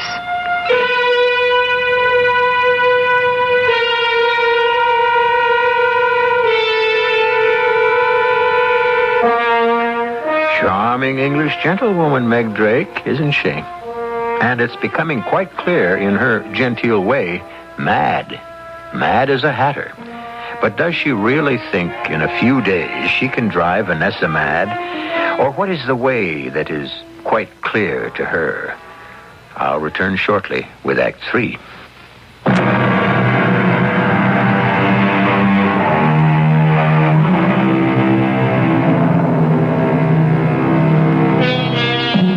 So here we go with Meg leading Vanessa down the garden walk, in more ways than one.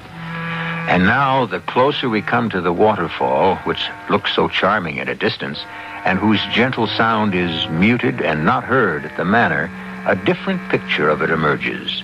The terrain is lovely, the soft screen of water that falls a truly beautiful curtain of mist, and the lake stretching beyond, smooth as glass. But right beneath the rock, where the water falls, is a pool that spins in a quite terrifying counterclockwise whirl, creating a deep bowl with a hole at the bottom that seems to suck everything away into infinity. I like it better from a distance. It's a little shivery close up. Especially that evil-looking swirl of water in the pool. It's like some huge drain. What is it? Oh, that'd be the entrance to the cave, or the other world, like where she lives. He means the Lady of the Mist. Oh, what is her story, anyway? Oh, she was some poor lady in the Middle Ages, the lady of the old castle which used to stand where the manor house is now. Built on some of the old foundations is the manor. Possible. At all events, men being what they are, Milady's husband lost interest in her for some other woman, or more than one, and one night she came out just as dusk was falling and threw herself into the pool. Committed suicide? Oh, anything falls in that pool gets sucked down out of sight. Shaft there seems to have no bottom. She doesn't want their bodies, you see, only their souls. But what for? To keep her company on the other side, wherever she lives between heaven and hell. They say she puts the water madness on them.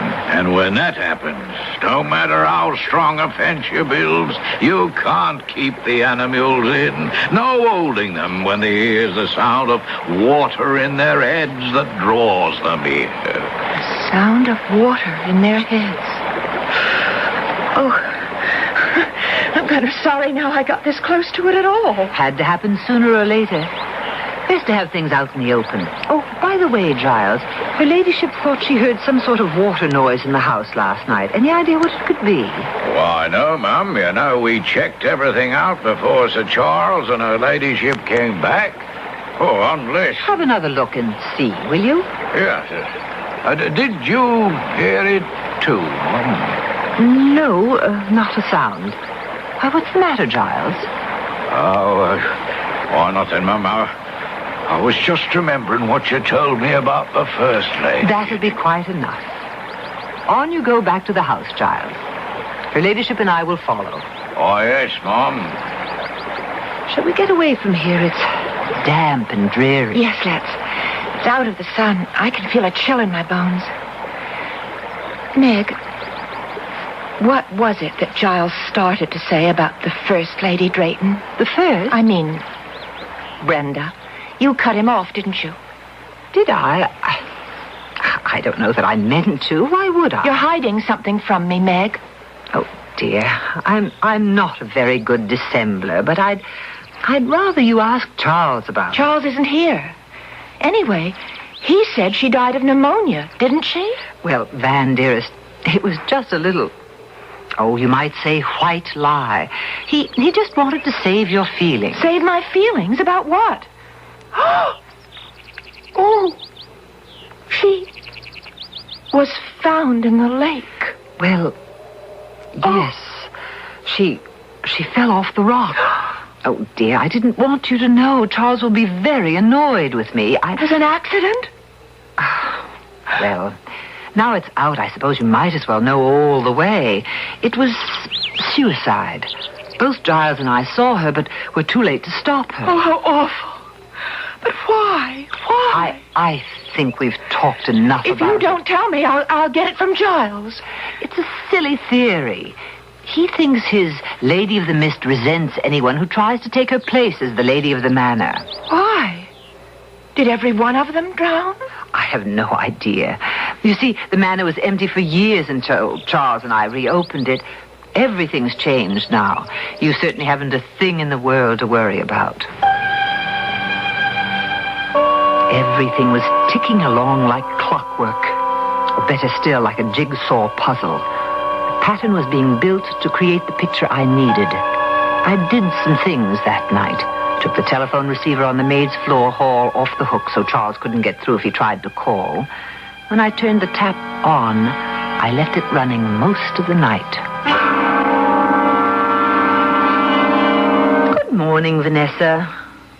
What's the matter? Didn't you sleep well? Oh, Meg, I had the most awful night.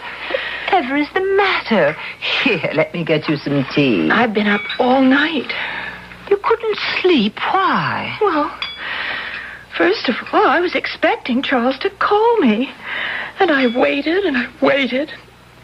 I just don't understand why he didn't call. Well, maybe he will today. Is that what kept you up all night? No. Charles didn't find out what was wrong, did he? What that leak was? No, my dear. He couldn't find a thing. Don't tell me you heard it again. It started about 1 o'clock, and it lasted most of the night. You didn't hear it? No, I didn't hear a thing, and I'm a very light sleep. Is it still going on now? No. It stopped about an hour ago, just as mysteriously as it began. Oh, and there's another thing, Meg. Yes, dear. It was kind of you about the light. Light? On the waterfall, but I think maybe if you wouldn't mind, I'd rather... Oh, Van, dear, what is it? You must tell me. Well, I was so restless with that Chinese water torture going on. And I could see the light was on. And I went to the window and... And what? Well, I know it's just auto-suggestion or whatever you call it, but I could swear I saw a woman in white behind the spray, and I even thought I heard her voice. What's the matter with me? Oh, Meg, I feel I'm coming all unglued just the way I did after Mom and Pop. Now that settles it. I think we ought to have Dr. Vickers over to look at you. No, please, I don't want... I don't need a strange doctor. I'll be all right. All I need is some sleep. Oh, it was all working deliciously. The timing was going to be perfect, and this time I was going to be quite safe. It had been very risky with Brenda. I made the tea, dosing it carefully, carried it up to the hall table, nipped up to the next floor and started the tap again, and put the phone back on the hook. Not asleep. Here's the nice cup of tea I promised you. Asleep? With that awful, unending, relentless noise. What noise, dear? You mean you can't hear it? You don't mean the water sound? It's driving me mad. Can't we stop it? But, darling, there's nothing to stop. Whatever it is, it's all in your... Well, I shouldn't put it that way. You must have an inner ear infection or something. Now, really, this time I insist. I am going to call Dr. Vickers. Yes. Maybe it better. At least maybe he can give me a sedative. Yes. Now, in the meantime, you must drink your tea. Don't you hear it? Darling, why wouldn't I tell you if I did?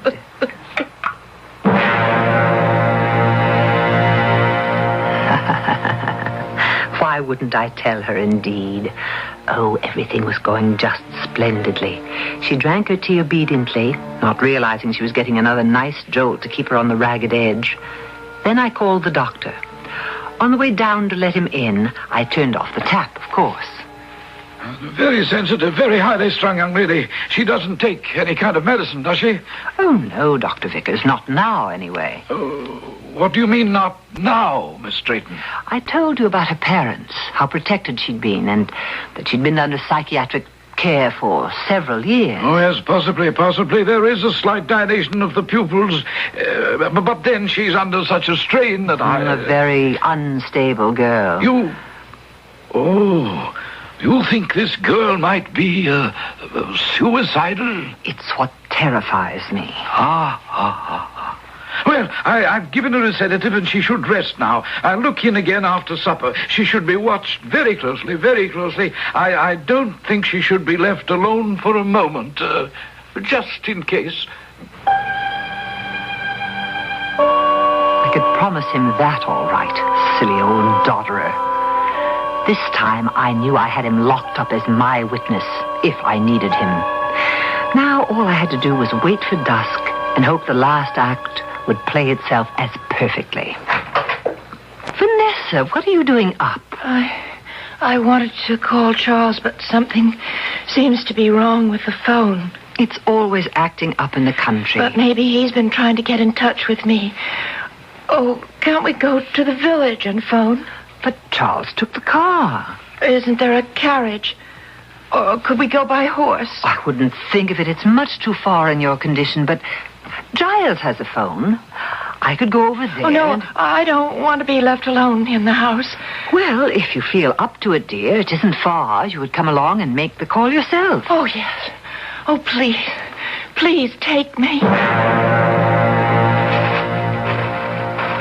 I'm sorry I'm so slow, Meg. I just feel so dizzy and weak. It's so dark.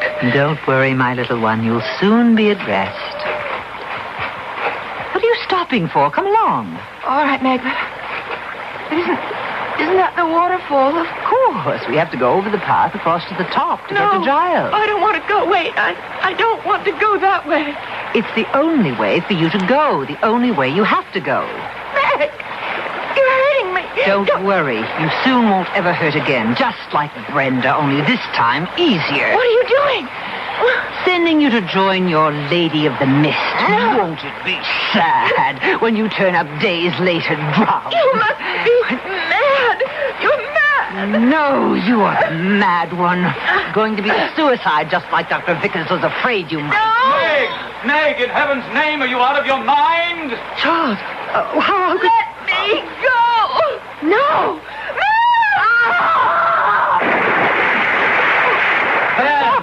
Van, what's going on?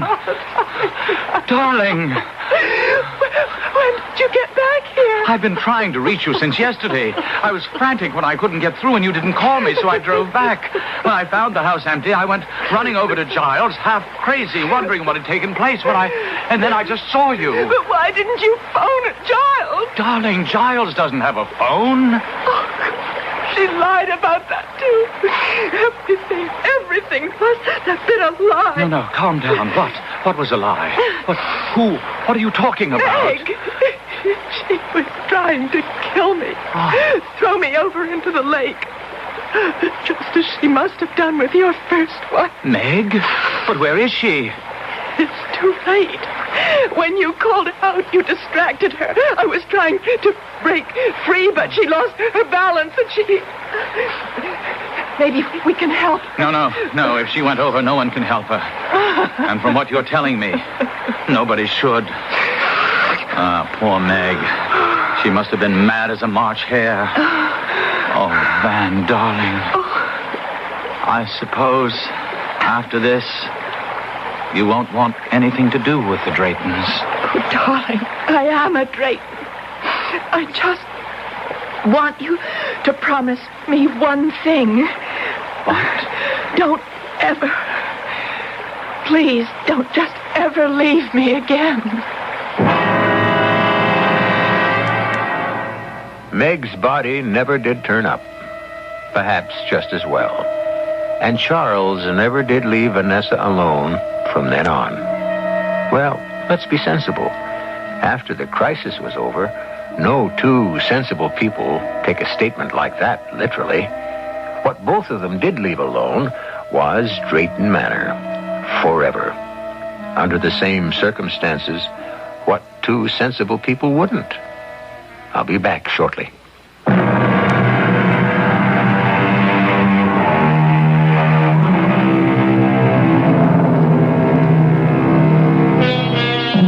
Bit by bit, agonizingly, Van and Charles eventually pieced the story together as we know it. A sad story. Few people would go so far as Margaret Drayton just to preserve the status quo, the way things are. But that is life's great illusion. Because the status quo doesn't exist. Life is the process of constant change. The business of learning how to make the most out of life is to learn that to begin with. Our cast included Rosemary Murphy, William Redfield, Marion Seldes, and Ian Martin. The entire production was under the direction of Hyman Brown. This is E.G. Marshall inviting you to return to our Mystery Theater for another adventure in the macabre. Until next time, pleasant dreams.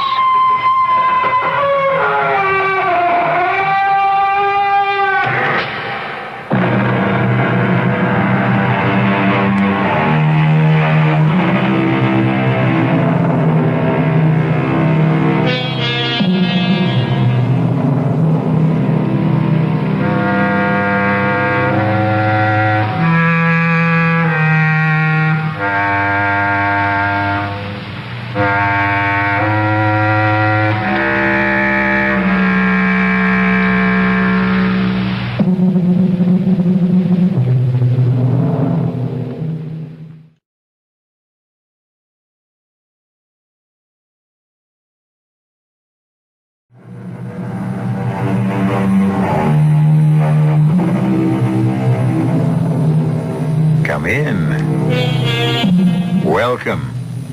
I'm E.G. Marshall. One of the perpetual mysteries in life is explored in a game of solitaire. During moments of reflection, haven't you sometimes wondered, what if I hadn't been there at that particular moment? Or what if I had been? What would have happened if I'd been there with someone else?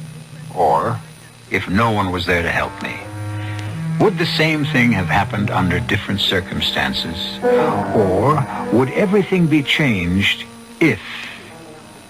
This is the game that is played in our mystery drama. Goodbye, Dave.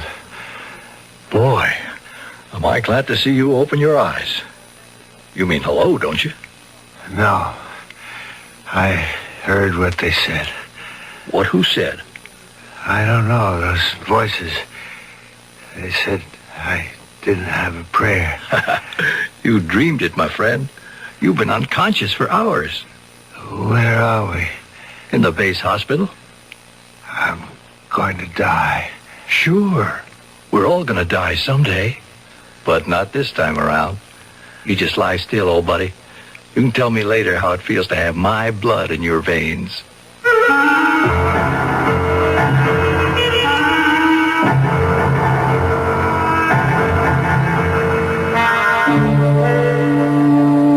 Our mystery drama, Fateful Reunion, was written especially for the Mystery Theater by Elizabeth Pennell and stars Robert Dryden and Jennifer Harmon.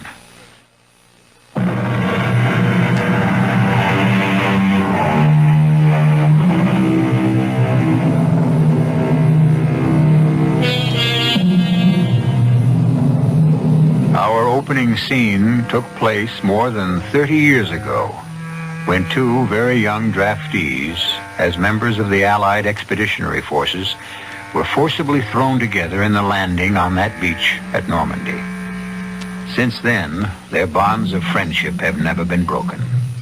Now, middle-aged men, they have gone their separate ways. But over the years, one solemn promise has always been kept. No matter what's going on in their lives or where they are, they meet for a reunion on June 6th, D-Day. I thought I was a goner that time for sure. You saved my life, David. Blood saved your life. Hadn't been mine, it would have been someone else's. Oh, but you were my buddy. Damn right I was. After you'd saved my life, hanging upside down with my parachute all tangled up in that tree, I must have looked pretty funny. You did. I thought you'd never find your pocket knife. Well, raise the glass. Happy 31st reunion. Ah, good Lord, Dave, what's happened to time? Can you believe that many years have gone by? In some ways, I can. An awful lot has happened. How things been going with you in this past year, Gary? Oh, can't complain. Lucy's a jewel, as always. Although I realize I won't have her much longer. Nonsense. She and Doug will be living here in New York, won't they? Oh, speaking of New York, it was darn nice of you to make the trip here this year. Great for me, too. Chance to visit the big city, see my son. Hi, gentlemen. And your charming daughter. Uncle David. How good to see you. Oh, don't I get one, too? Of course, Dad. Guess I'm supposed to say Happy D-Day, but I'm not going to. Oh, what's wrong with a couple of old Army pals getting together? Everything. Now, don't knock it, Lucy. Without our yearly get-togethers, you, my dear daughter, would never have met a certain young man who happens to be my best friend's son. I give up. Incidentally, where is my son? Oh, I meant to tell you. He's working late. I'm going to meet him at the office, and while you two are having your own party, we're going to one. But not in honor of D-Day. Well, I suppose other things did happen on this date. Mm-hmm. Like last year when Doug and I got engaged. But please stay right where you are while I get dressed. Before you take off, I want to use you as guinea pigs.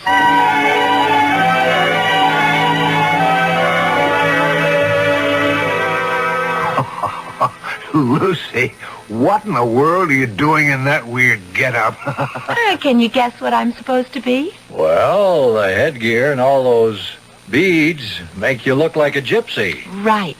And what do you think I have under this striped scarf? Well, if you're a gypsy, it must be a crystal ball. Right again. Voila!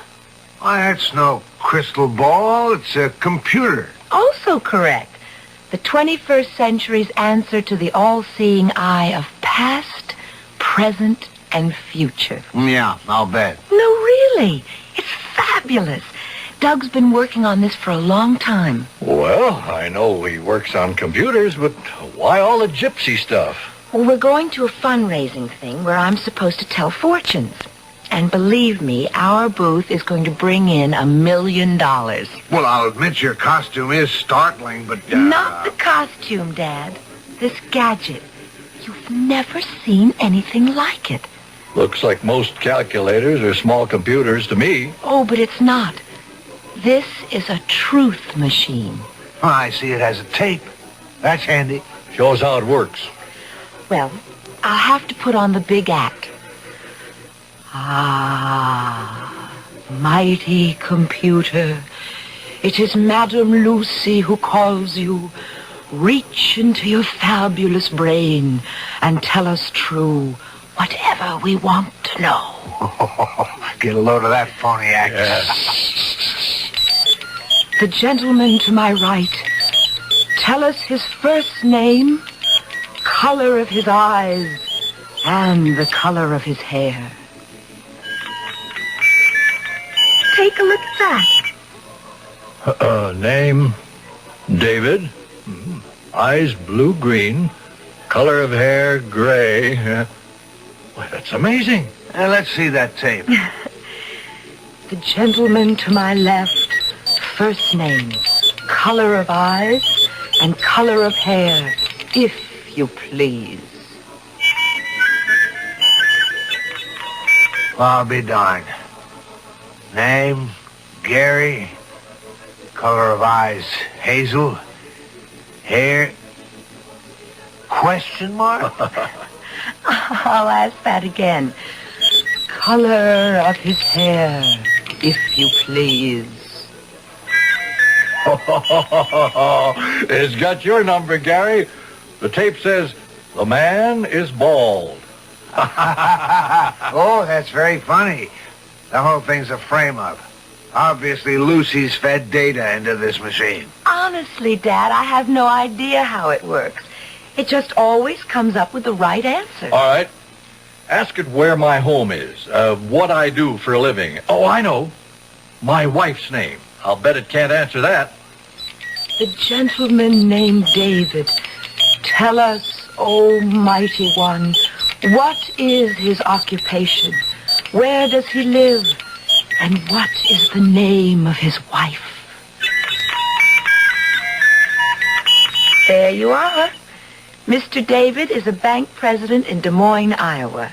His wife's name is Jean. I'll be darned. It's quite a trick. Oh, I don't think there's any trick to it, Uncle David. This is different. It's your turn, Dad. Just try to stump it. Okay. Here's something that machine would never know. Ask it the license plate number of my car. What is the license plate number of my father's car? The tape says 892 NYX. Is that right, Gary? Yeah, of course it's right. Now I know this is a frame-up.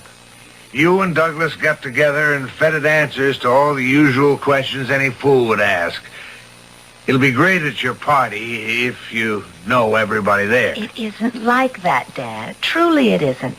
Why, this computer can actually predict. No, not predict, but actually tell what will happen in the future. Aha. All right, let's test its brain power on that score. Ask where our reunion will be held next year. Yeah, that's a good one. Mighty computer, where will Gary and David meet for their next D-Day reunion? Here, I'll tear off the tape. You read it, Dave. What does it say? It says there will be no reunion next year. Now I know it's a hoax. I don't understand. How can you say that? Well, I'm beginning to agree with you, Gary.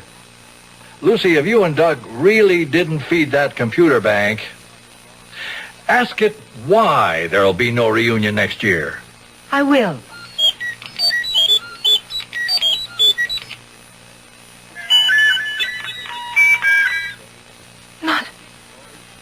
Not that.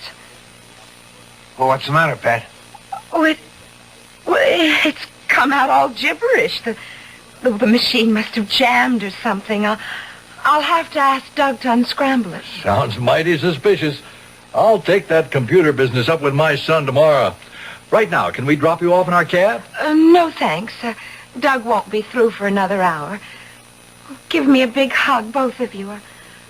I hope you have a wonderful evening.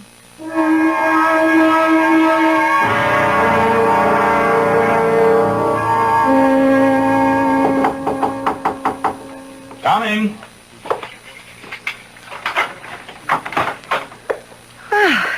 You certainly have a complicated lock on that door. No, just security measures. We close up tight at 5:30. How are you, love?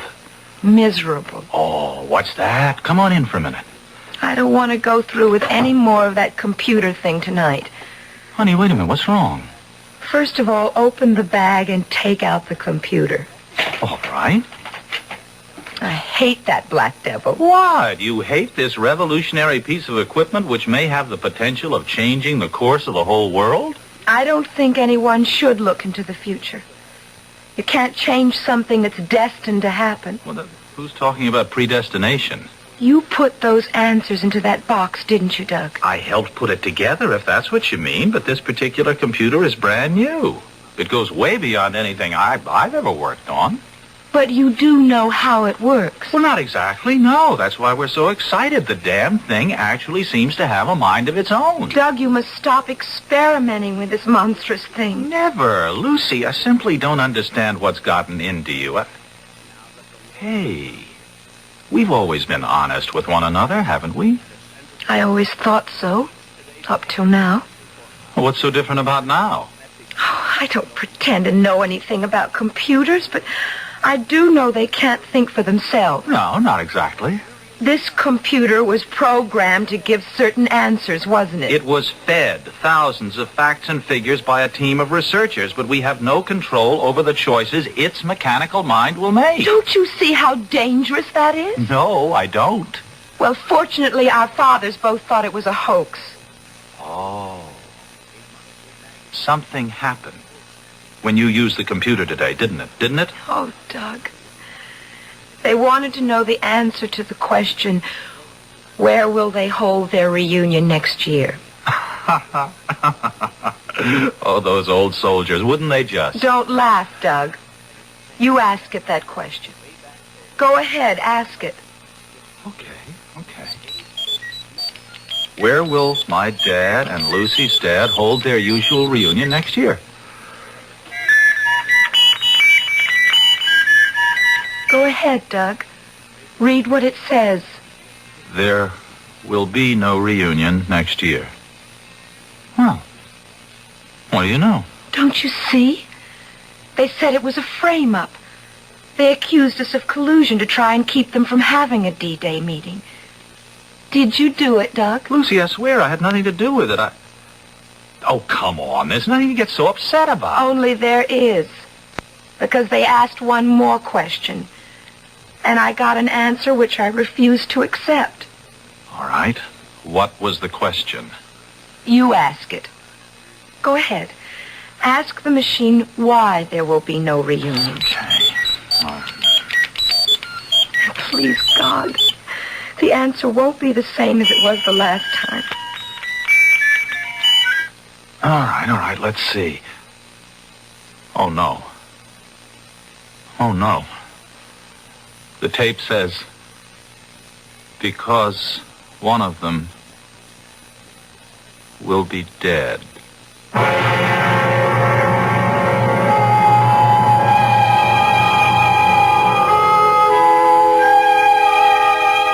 So now you know why Lucy was so upset when she crumpled the tape and pretended it was nothing but gibberish. Well, perhaps that's all it really was. Computers have been known to get things mixed up, just the way people do. On the other hand, this computer may be right. One big difference between computers and people is the psychological effect an idea can have when it is implanted in the human brain. We'll learn more about that when I come back very soon with Act 2.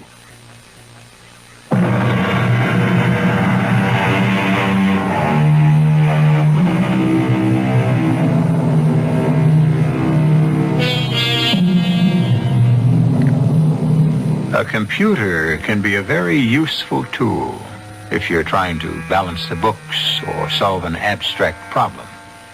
And the idea of a computer which could figure out human problems seemed like an innovation to be highly desired. But right now, a young technologist is confronted with a whole new aspect of the mechanical brain. It is unsettling to be told by a doctor, a fortune teller, or even by a robot that someone dear to you is going to die. You don't believe that, do you, Doug? I don't want to believe it. Well, somebody must want to frighten us. Somebody who fed data into that machine. Honey, I keep telling you, this computer doesn't work like that. It has freedom of choice. So do I. And I will not accept the word of a thinking machine. Our fathers are still young. It isn't as though one of them were ill or is in any kind of danger. Wait a minute. You're sure that neither your dad or mine saw what was on that tape? They saw the tape about no reunion, but I tore up the other one. The tape that said one of them would be dead, and pretended that there was no answer. But there was an answer. And that means now we have to ask another question. I don't want to hear anymore. Lucy, we have to. We must find out so maybe we can prevent it from happening. What question do you propose to ask? I have to ask the computer to tell us which one will die. I don't want to know. Well, I do. And I'm going to find out. Don't tell me. Please don't tell me. Well, look at that, will you? He's never done this before. Honey, please take your hands away from your ears and listen. It was all a mistake, wasn't it? I don't know. The tape says, I cannot tell you. There, you see? It is a hoax. No. This computer is programmed to respond. I'll make it tell me. Come on. Which one will it be? Which one?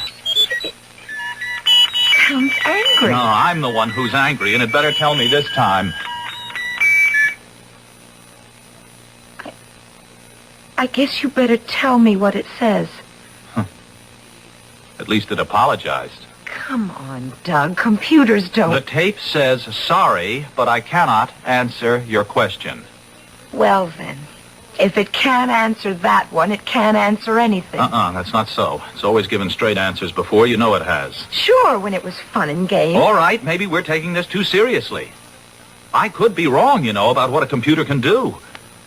Oh, good Lord, look how late it is. We promised to raise some money for a good cause. Do you think I can still go through with it? Sure. Just sidestep any serious questions. You know what I mean? Pretend it is just a trick if you have to. There may be a lot more to this machine than anyone has dreamed of.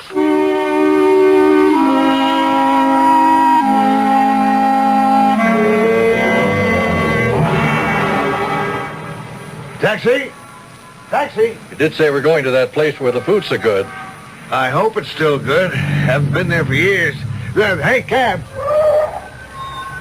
Get in, Gary. Thanks. Hey, where to? Hey, you know the restaurant Monsieur Henry's? Sure, fancy French place, otherwise known as Mr. Henry's. Old times coming back. He reminded me of someone. Yeah? Who? That little French nurse. One with the big brown eyes. Whatever made you think of her? Wait a minute. We're going in the wrong direction. He's taking us uptown. Can't prove it by me. I never know north from south in New York. Driver, where are you going? Well, you said Monsieur Henry's, didn't you? Yes, it's on 52nd Street. I never heard of it being there. The only one I know is on East 86th Street. Well, that's not where we want to go. Go back to 52nd between 5th and 6th. Well, you should have told me sooner, mister, but there's a two-way street coming up. Maybe I can still make the light. Watch out for that truck!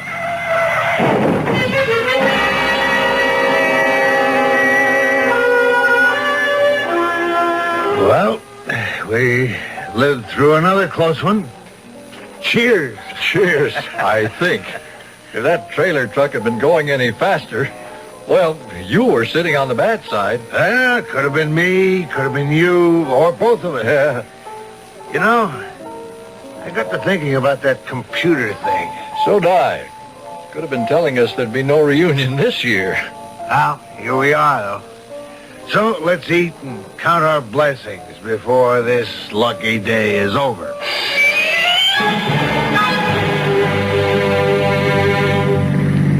Madam Lucy, you were sensational.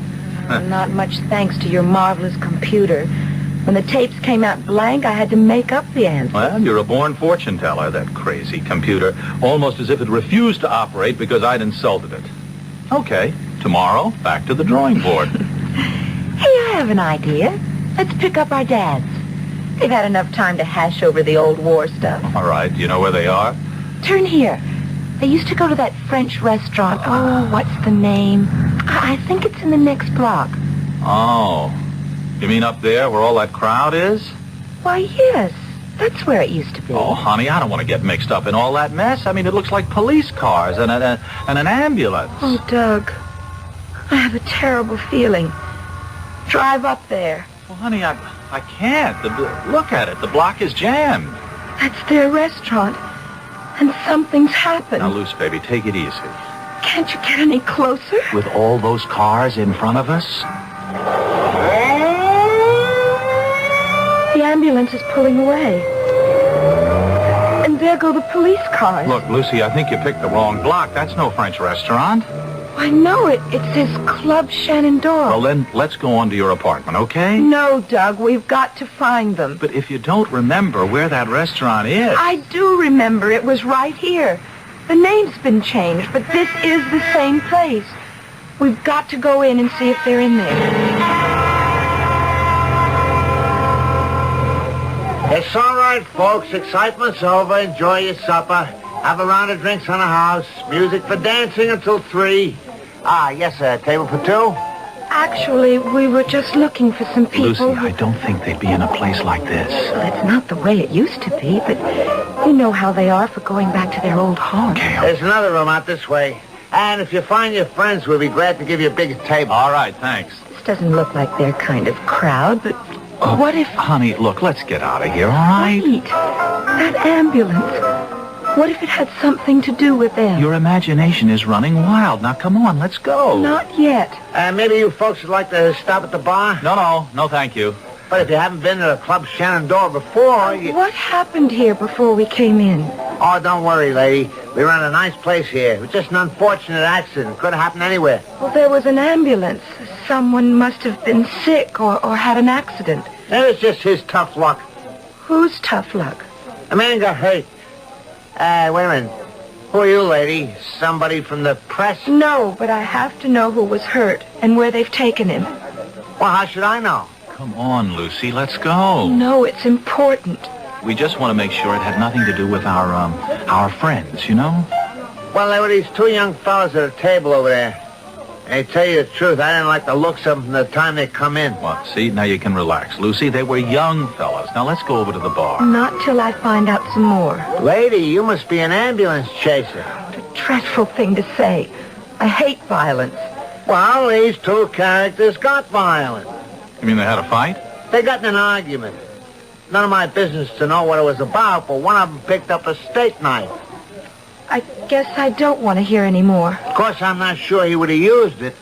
That is, if the old guy hadn't interfered. What old guy? Oh, well, maybe not old, but there were these 2 middle-aged men sitting at the next table. What did they look like? Oh, conservative-looking gentlemen. Nice, quiet customers. Go on. Well, Go on. You understand, I wasn't right there. I didn't see what actually took place. Not till somebody yelled, they was stabbed. Well, it seems these 2 older guys got very upset when they saw the young man waving a knife. So one of them jumped up and tried to stop him. Oh, no. Maybe it was a brave thing to do, but to my mind, it was pretty stupid. Well, wouldn't you have tried to stop him if you'd been standing there?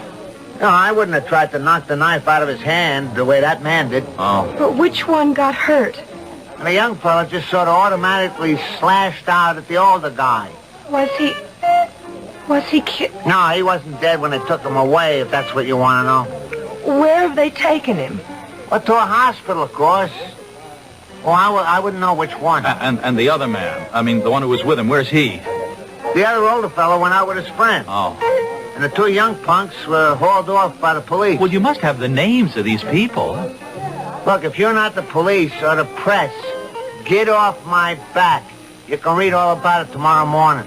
Please, we just want to know for sure. Lady, I only work here. The proprietor's gone with the police to make a report. I tell you, I never saw any of these guys before. None of them were regulars.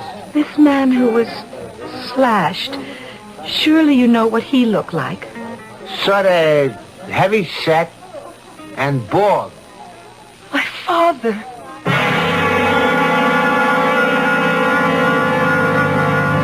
We have to drive straight to the hospital. Honey, how can we? We don't know which hospital. Well, where's the nearest one? I haven't the slightest idea. Besides, that doesn't mean anything in New York. In emergencies, they go anywhere. Well, then drive to the police station. I don't know where that is.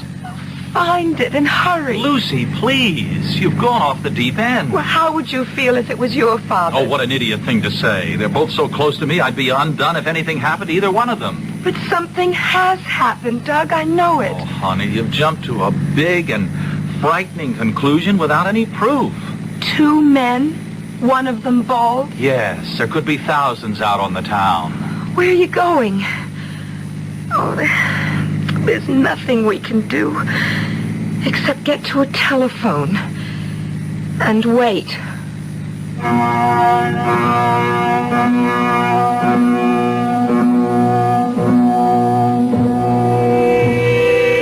Lucy seems so certain that something has happened to her father. Of course, she's been influenced by a suggestion of disaster, further enhanced by an evening of fortune-telling. It is true, as Doug said, that Lucy was jumping to a hasty conclusion. But when 2 old soldiers, are commemorating D-Day, might they not be the first to come to the defense of someone who appeared about to become a victim of battle? We have another premonition to be shared with you presently when I return with Act 3.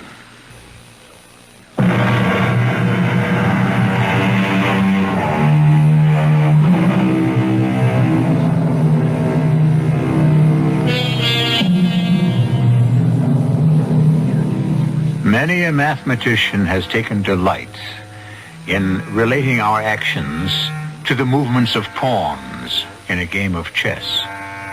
The game we are playing might be compared to the thoughts of a wakeful chess player who, after spending an evening at the board, is tossing and turning as he replays the moves to himself and speculates, what if I had done this?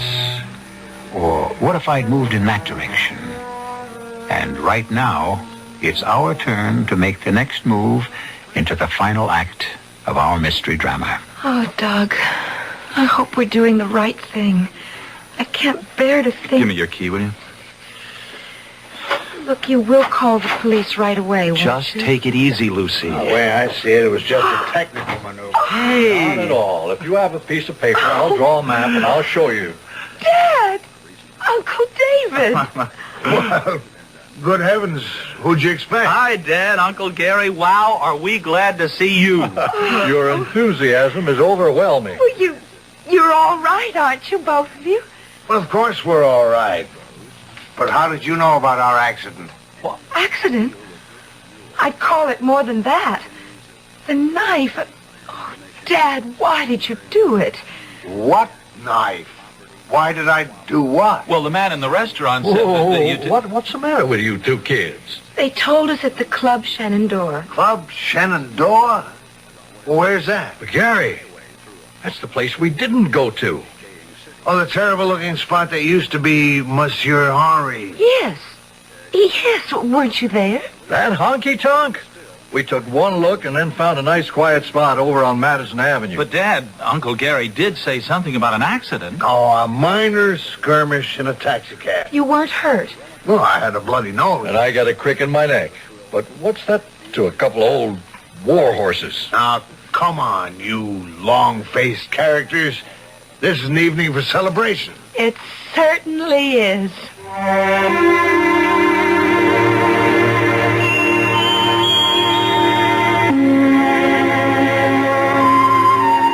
I think I'll hang these bells on that branch up there. Oh, I do love Christmas. And, Doug, when we have our own house... Ah, that's exactly what I was thinking, Lucy. And when is that going to be? Soon.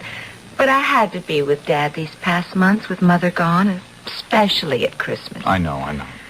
You could have gone home. It was nice of you to stay. Pop appreciates it. I wouldn't want to be anywhere except with you. Oh, let's set a date, Doug. Now you're talking. Got any specific date in mind? What else but June 6th? How can we have a wedding on the one day our dads go off for their private reunion? Who said anything about a wedding? You mean you'll do it my way? No fanfare, just a justice of the peace? Exactly. We'll make it our day, not theirs. Oh, honey, you are terrific. Hello? Yes? Yes? Oh, no, where? Oh, but why shouldn't I be worried? Of course, I'll be right there. Hey, what was that all about? It's Dad. He's in the hospital. But who were you talking to? What happened? Well, that was Dr. Daniels. He said not to worry, but Dad, he's had a heart attack and he's in St. John's Hospital. Oh, honey. He's going to die, Doug. I know he's going to die. Now, Lucy, stop that. I'm taking you to the hospital. Let's go.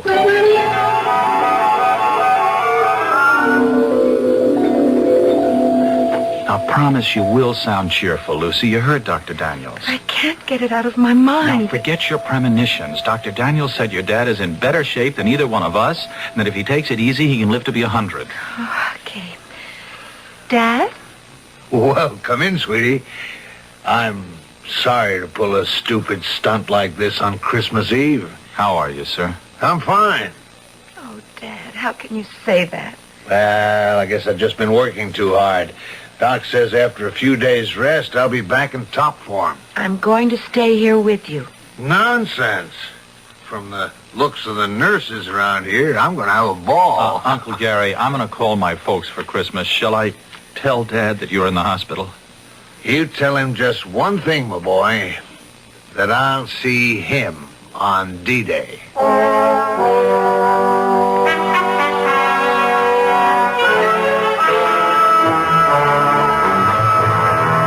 Lucy, where's your dad? Why, he's at work, of course.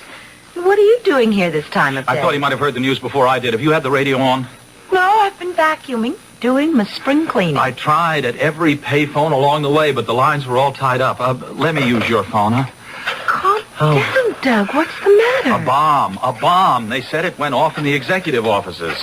What executive offices? What are you talking about? Oh, busy signals. Again, it's no use. I was out on the road. The report came through on the car radio. A bomb in Des Moines in Dad's bank. Not your father. Yes, I'm afraid so. But you don't know. What was the rest of the report? Well, look, I'll turn on the radio. No, please don't. I want to get it straight from the source. I tried the bank and the paper and the police. Didn't you call your home? How? How could I do that to Mother? Well, you must call her, Doug. Dial her direct right now. No, wait a minute. I got another idea.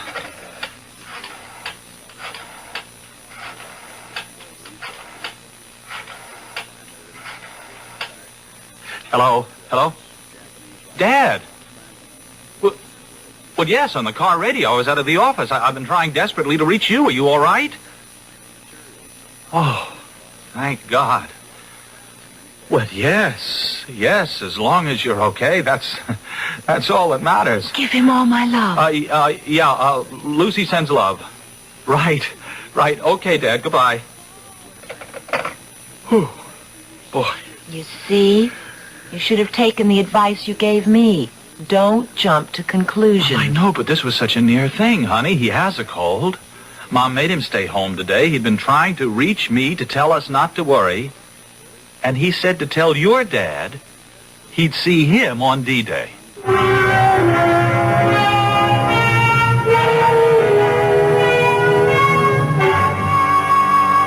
Well, old buddy, it's the 15th of May, and time for us to make some plans. You bet, Gary. Where'll it be this time? Well, I'm for keeping the destination a secret. You mean from our ever-loving families? Mm-hmm. Don't you agree? Sure do. How about getting away from all civilization? Well, it suits me. Any ideas? Yep, I got a dandy. What about up at the lake? That Wisconsin fishing lodge where we went one summer. Hey, that's beautiful. But it's pretty inaccessible without a private plane. We'll get one. You still flaunting that pilot's license? You better believe. If you'll come more than halfway, we can rent a plane in Chicago. That's great. We better meet on the 5th, if you can get away. Nothing's going to stop me. I'll see you at the airport in Chicago about 10 o'clock that morning.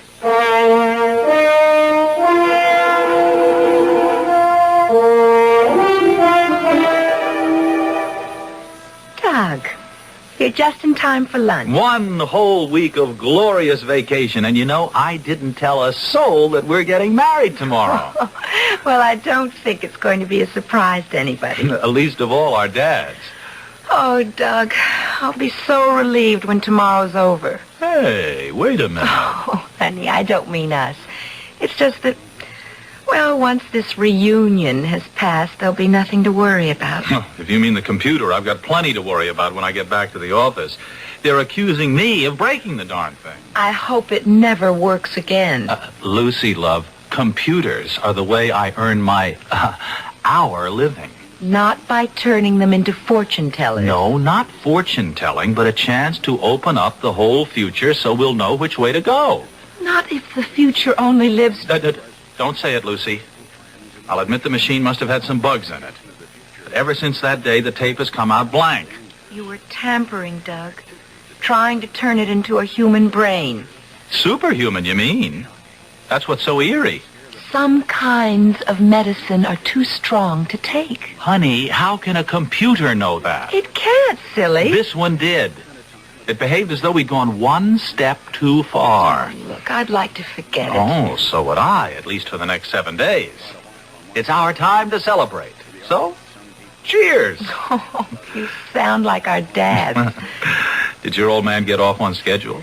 Yes, early this morning before I was up. And still the big secret about where he was going? Yes, but I happen to know he had an airplane ticket to Chicago. Uh-oh, you cheated. No one was supposed to know. But Chicago, I don't know. That seems like an odd place for them to have a reunion. Especially since he asked me to help him find his fishing rod. Well, lunch is ready. Come on. How about a little background music, huh? I'll turn on the radio.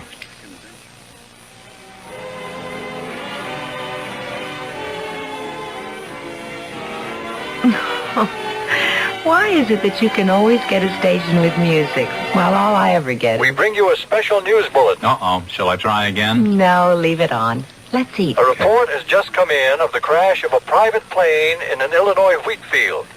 Details are not available at the moment, except that a farmer allegedly saw a small green plane flying low. Later heard an explosion. And now a fire is spreading rapidly over a section of his property, out of control. Hey, this is good, Lucy. How'd you fix this chicken? Well, it's a new recipe. It's good, isn't it? Oh, it's great. I have just been handed an update on that plane crash. Checking with the Chicago airport, we have been told that a small green Cessna took off from there this morning. Hey, you know, Dad used to have a green Cessna.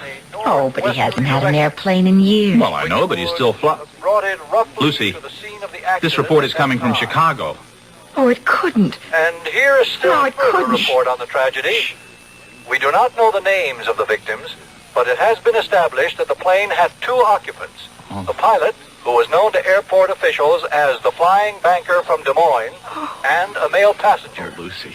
Repeat, the pilot, who was known to airport They were officials going to as the flying banker that from Des lake Moines, in Wisconsin. and a male passenger. We will bring you further developments as received by the newsroom. It is assumed that both men have perished. Dear God. Oh, no, this time it really happened. There can't possibly be any doubt. And absolutely no way that we can help them. That damn computer. It knew. It knew, you see. It knew there would be no reunion. But I'm glad it was wrong. Now will you believe that computers don't know everything? It was right, Lucy. It said... It said one of them would die. But both of them? It's better this way. Better? Well, they were closer than brothers. And after all they went through together over the years. Yes. Yes, I suppose if they'd had their choice, it's what they would have wanted. We interrupt again to bring you further information on that plane crash in Illinois. Names will not be released until after the next of kin have been notified. But our report goes on to say that incredible as it seems, there is one survivor.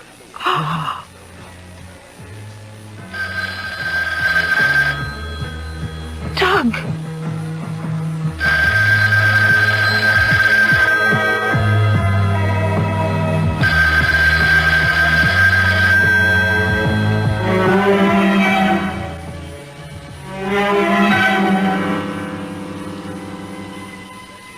Which one?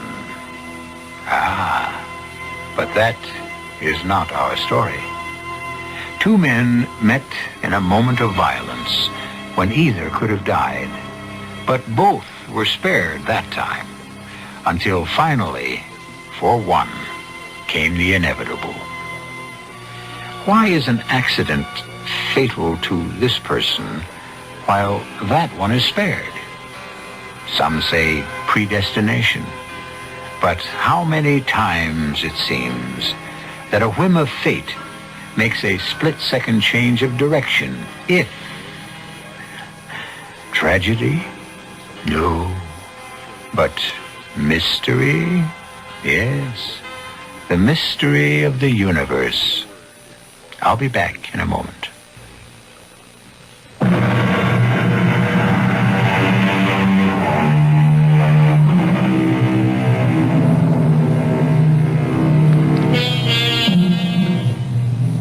some predictions turn out to be true.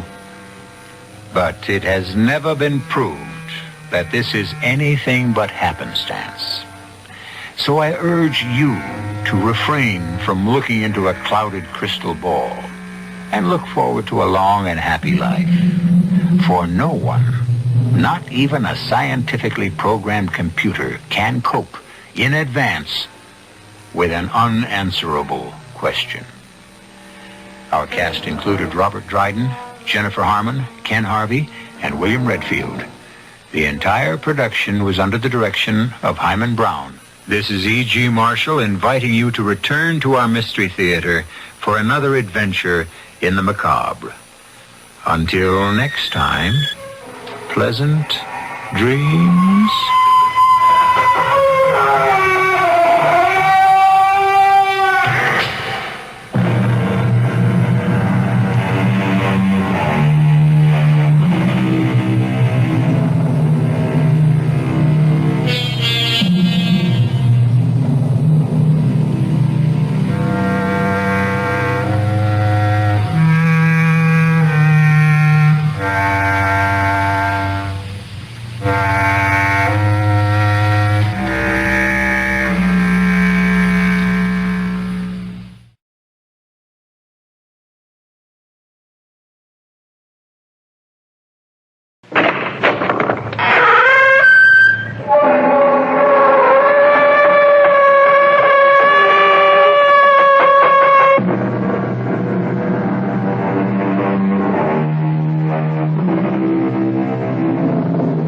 Come in. Welcome. I'm E.G. Marshall. Welcome to our house. It's a haunted house, we admit. Haunted by strange creatures, hidden terrors, the cries of spirits, and the moans of unravaged victims. But it's a pleasant place to visit, even if you wouldn't want to live here. We're going to introduce you to a most unusual heroine.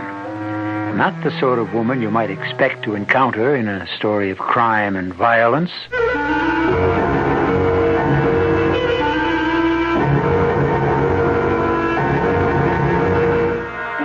Our mystery drama, The Final Vow, was written especially for the Mystery Theater by Henry Slessor and stars Rosemary Rice.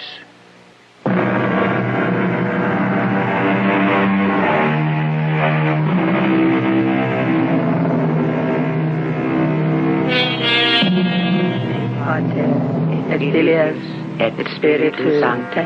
Amen.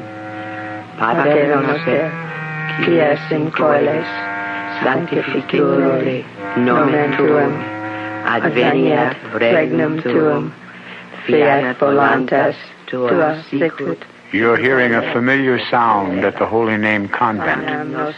The sound of the Holy Sisters at their devotions. But if you had been allowed to enter the chapel and seen the faces half hidden among the folds of their wimples, you may have seen something more than sacred concentration, because one of their number is missing. Sister Pamela?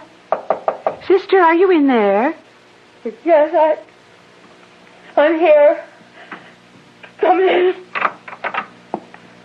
Oh, Sister Pamela, you've been crying. No, I'm all right. I'm just not feeling very well. I asked Reverend Mother if I could be excused this morning. Now, you can't fool me. I can see rivers on your cheeks, Sister. Now, you've done nothing but cry for weeks. Sorry, Sister Jim, I tried so hard to hide. Why can't you be happy, dear? Don't you know it's spring? Can't you feel God's love for the world when you see a day like this? It's my fault, Sister Jim. I can only blame myself. Oh, nonsense. There's no one to blame. You're young, child. Now, tears are a pleasure when you're young. Here, let me wash your face. Sister, you're not thinking about what we spoke of the other day. I haven't been thinking of anything. I'm trying not to think. And have you prayed? Oh, I've prayed. I've prayed for humility, for obedience. But there wasn't any answer in my heart. Only silence. Do you suppose that... Hush, child. But if I'm wrong, sister, if I truly belonged here, wouldn't I know? Wouldn't I feel it inside? Our Lord called you when you were a little girl, almost from the day you were born. Oh, maybe it only seems that because I was raised at the holy name, because of an accident of time and place. How can I really know, sister? We mustn't talk about it now. I have much more interesting things to talk to you about. What do you mean? I didn't come here to wash your pretty little face. I came here to tell you some good news. We're going on a trip. A trip? Now, won't that be nice? Why, it's just what you need, I think. A nice little journey somewhere. And Reverend Mother wants to talk to you about it. That's what I came to tell you. She wants to see me now? Yes, child. Right now.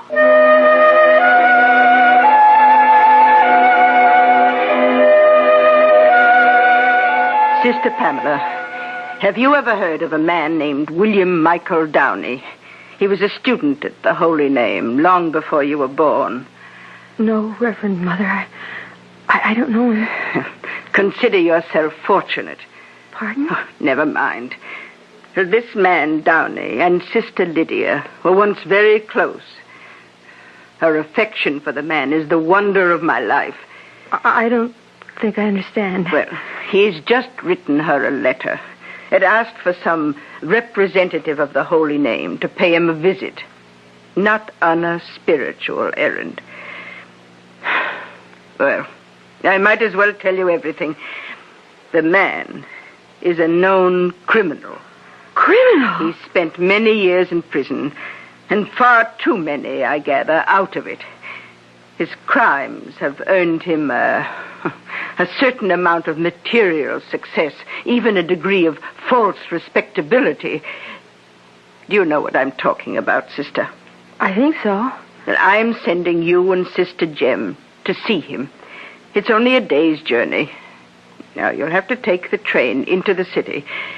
If you left tomorrow morning, you could return by Saturday or even Friday evening. But, Reverend Mother... I'm sure the trip will do you good, sister. I know how peaked you've been lately. May I speak, Reverend Mother? Very well. There's something I've been wanting to talk to you about. Something about myself. Please, sister, not now. Oh. This errand is a duty we owe Sister Lydia. As you know, the poor woman is dying. Yes, I know, but... I'd send someone in your place, but you know the difficulties we've had with illness. Our students are suffering and our chores are neglected. Now, we can discuss any personal problems you have on your return. Yes, Reverend Mother. Sister Therese will give you your instructions about the journey. Don't be afraid of this man, Downey. Your strength is greater than his. And Sister Pamela, one more thing. Yes? Take good care of Sister Jem. She may not have your courage.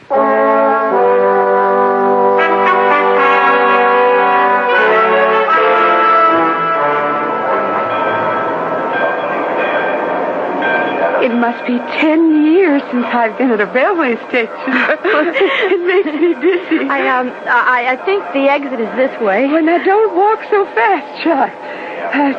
Did Sister Therese say it was very far to Mr. Downey's house? Oh, not very far. She said we could reach it by bus or taxi. Oh, well, let's take a taxi, dear. I really am exhausted. Oh, poor Sister Jem. This is a long trip for you. Well, I don't mind. For Sister Lydia's sake. I'm glad Mr. Downey wrote her, aren't you? I don't know. I've yet to hear anything good about Mr. Downey. Why, there's something good in everyone, child.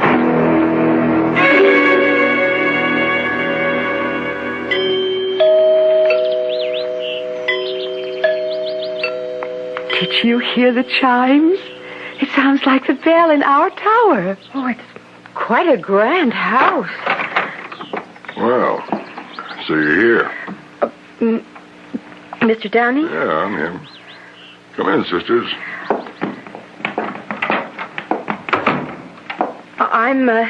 I'm Sister Pamela, and this is Sister Jim from the Holy Name. Yeah, I know. I know where you're from, sisters.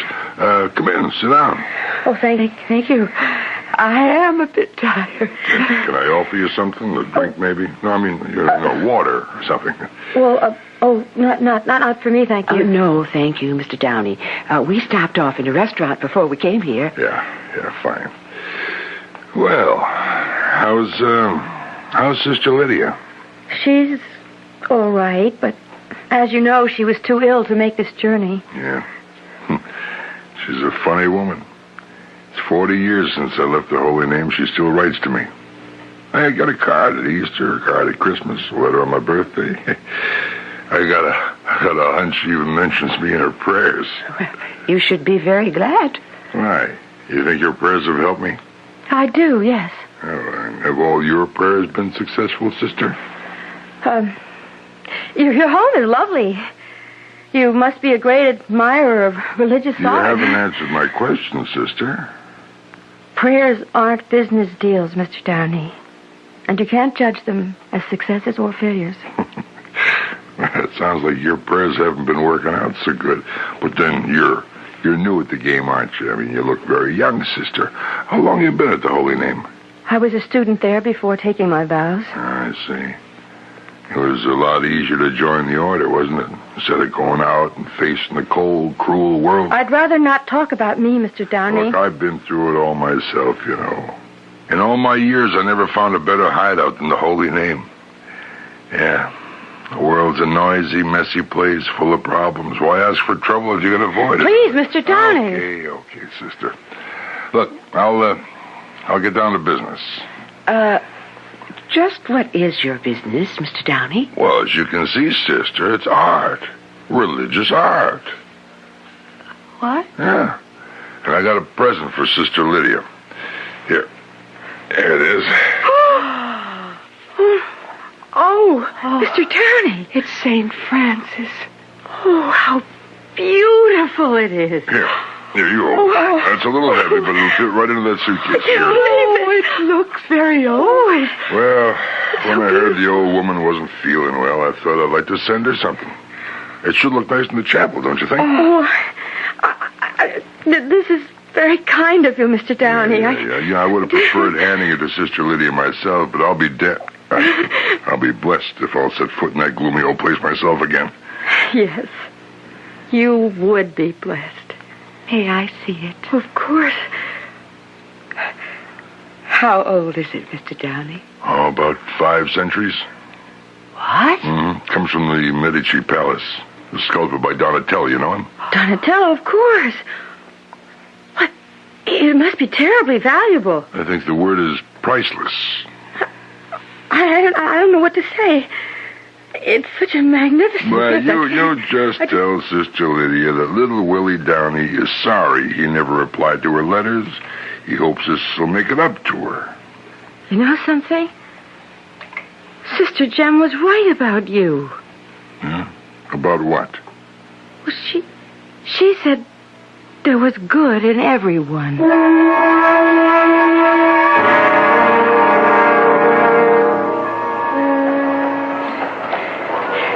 Let me carry the suitcase for a while, dear. It's so awfully heavy.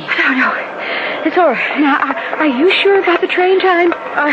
Well, maybe I'd better look at the schedule again. I just can't figure out all those tiny little numbers, even if I could see them without my glasses. Let's see. Sister Therese said there would be a train at 7:45. Oh, dear. Well, that's almost an hour from now. I'm sure there must be an earlier one. Yes, here it is. The next train's at 6:39 lower level. Oh, that's only 3 minutes from now. We'll have to hurry. Oh, dear. Oh, We may make it. All we can do is try. Can I help you, sister? What? Hey, let me help you with that suitcase. It looks pretty heavy. No, I think I can manage. Well, come to think of it. Yes, thank you. Would you? Okay. You going to the lower level? Yes. To the Bromwell train, track 40. It leaves very soon, I'm afraid. Don't worry. We'll make it. Come along, Jim. Oh, thank heaven for that young man. Oh, I wish he wouldn't walk so fast. Oh, maybe this is a mistake. Sister, maybe we better wait for the 7:45. Please, it's just a little ways longer, Sister Jim. Can you see him? No, the crowds are so thick. I just don't think he can make it. He must be waiting for us at the gate. There it is, gate 40. I don't see anyone. Perhaps he went on the train. For what? Why would he do that? I don't know. Why isn't he here? Oh, Charles, look. They're closing the gate. We've missed the train. Where's the young man? Why isn't he here? Oh, Sister Jim, he's not here. Where could he be? I don't know. You don't possibly think he... No. That can't be. He was just being polite. He wanted to help. Oh, child, why did you trust him? Why? He's got to be here, Sister Jim. He's just got to be here with the statue.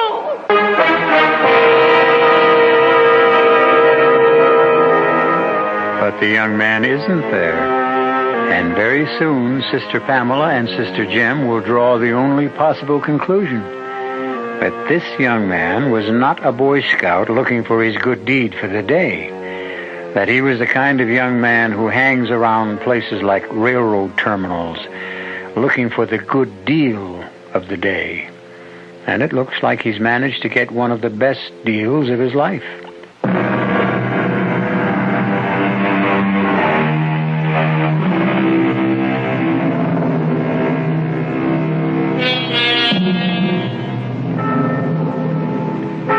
Even the bells of the Holy Name Convent have a sad and hollow sound today as Sister Pamela sits with head bowed before the Reverend Mother and listens to a different kind of litany from her lips. Are you a child, an infant? God gave you a brain. Do you think your vows excused you from having common sense, did you? No, Reverend Mother. You were given a trust, sister, a sacred trust. No matter how wicked that man Downey is, his gift was an offer of repentance. I won't even speak of its material value. Please, Reverend Mother, I've said how sorry I am. Yes, I know you want forgiveness. That would be simple for both of us, wouldn't it? All right, Sister Pamela. You have my forgiveness. Thank you. Only... what shall I give Sister Lydia? Our sincere regrets. Do you know what that statue would have meant to her?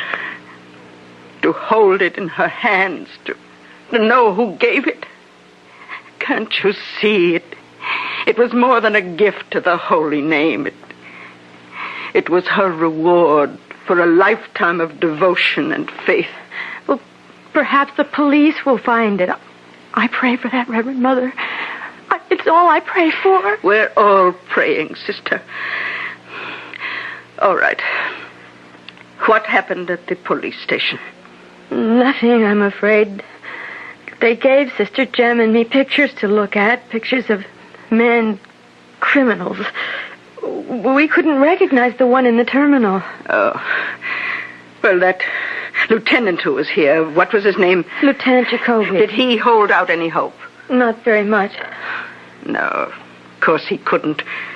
The thief was clever. He was probably accustomed to preying upon the innocent. And don't be too proud of that innocence, child. It isn't synonymous with virtue. Well, what next? Well, we're going back to the police headquarters this afternoon. And they're going to have us look at some men, lineup, they call it. All right then, sister. I won't keep you any longer. Didn't you hear me? You can go. Reverend Mother, I wanted to say something. Then, please, say it. I wish to leave the order, Reverend Mother. Oh, you can't know what you're saying. I know, Reverend Mother. Sister, you're not a child. You must not respond to trouble like a child. I've thought about it. I've thought and prayed. When a child is naughty, it thinks of running away from home. Your home is with God, sister. You cannot run away from him. I'm not running away from God. I wish to leave the order. I'm not suited, Reverend Mother. I've known that for some time. Mr. Downey was right about me. Mr. Downey? Why would anything that man said affect you? He said, some people retreat to God, advance towards him. Well, that's what I've done. I've hidden myself from the world for the wrong reasons. Is that so bad, Sister Pamela? Sometimes we do the right things for the wrong reasons. But I haven't been honest. Not with myself, not with you, and not with God. What happened in that terminal was like a punishment. No, sister. If you had sent someone else, the statue would be here by now in the chapel. I know. Well, it may yet be. We can't know the future. I have to leave. There's no other way. I must.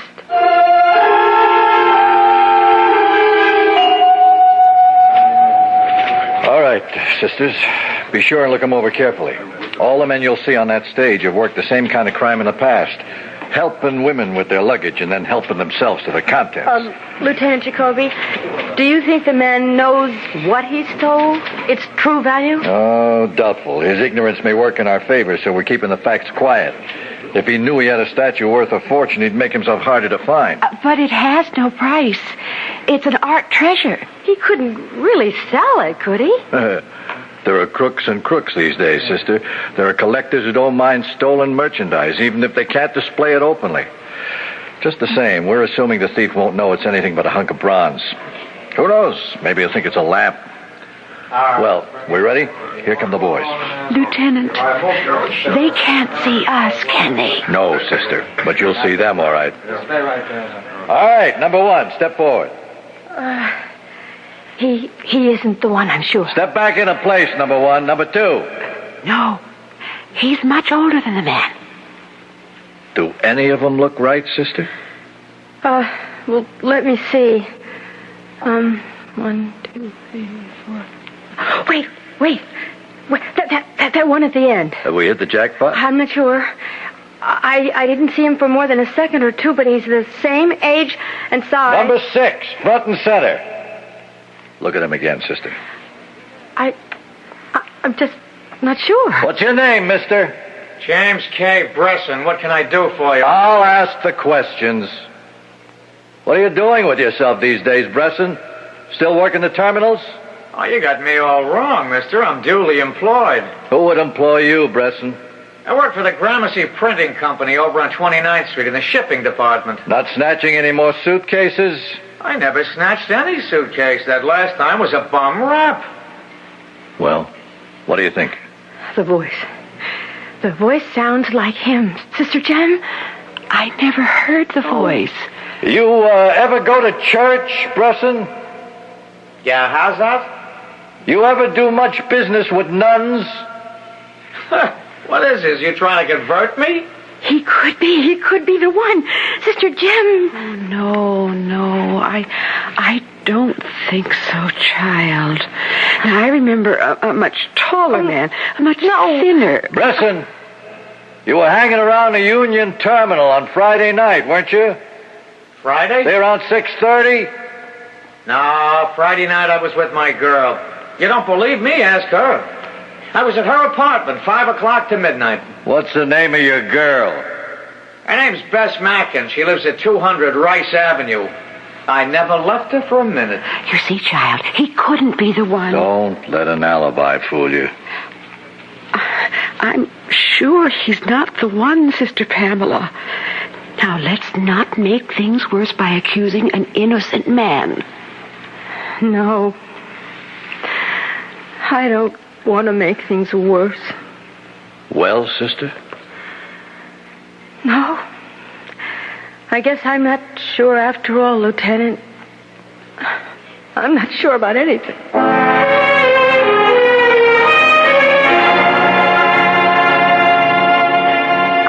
I wish you wouldn't do this, Sister Pamela. I just know it's a mistake. I can't help it, Sister Jem. I have to go. I can't even recognize you, child. I've forgotten how you look in ordinary clothes. Yes, they are ordinary, Sister Jem. And maybe I am, too. Have you said goodbye to everyone? Yes. I've just seen Sister Lydia.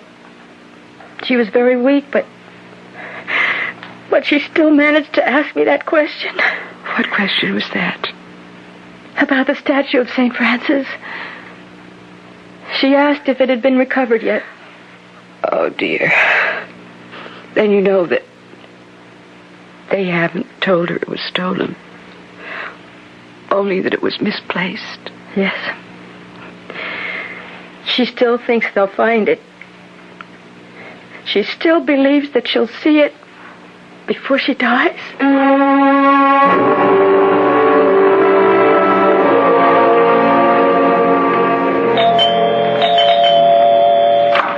Yes? Mrs. Gunderson? Yes? I was told you had a room to rent. Well, maybe I do, maybe I don't. You all alone? Yes, ma'am. My name is Pamela Wiley. Well, I don't know. People have to be real careful these days. It was Father McKinney at St. Mary's who recommended your place. Oh, well, why didn't you say so? I've got a nice room on the second floor. $14 a week, and it includes breakfast and supper. You go out to work? Oh, I will be. Whereabouts? I work at a company nearby. Uh-huh. You work there long? Well, I haven't started yet. I just went for a job interview this morning, and I start work on Monday. Oh. What kind of a place is it? It's a printing company. It's called the Gramercy Printing Company on 29th Street.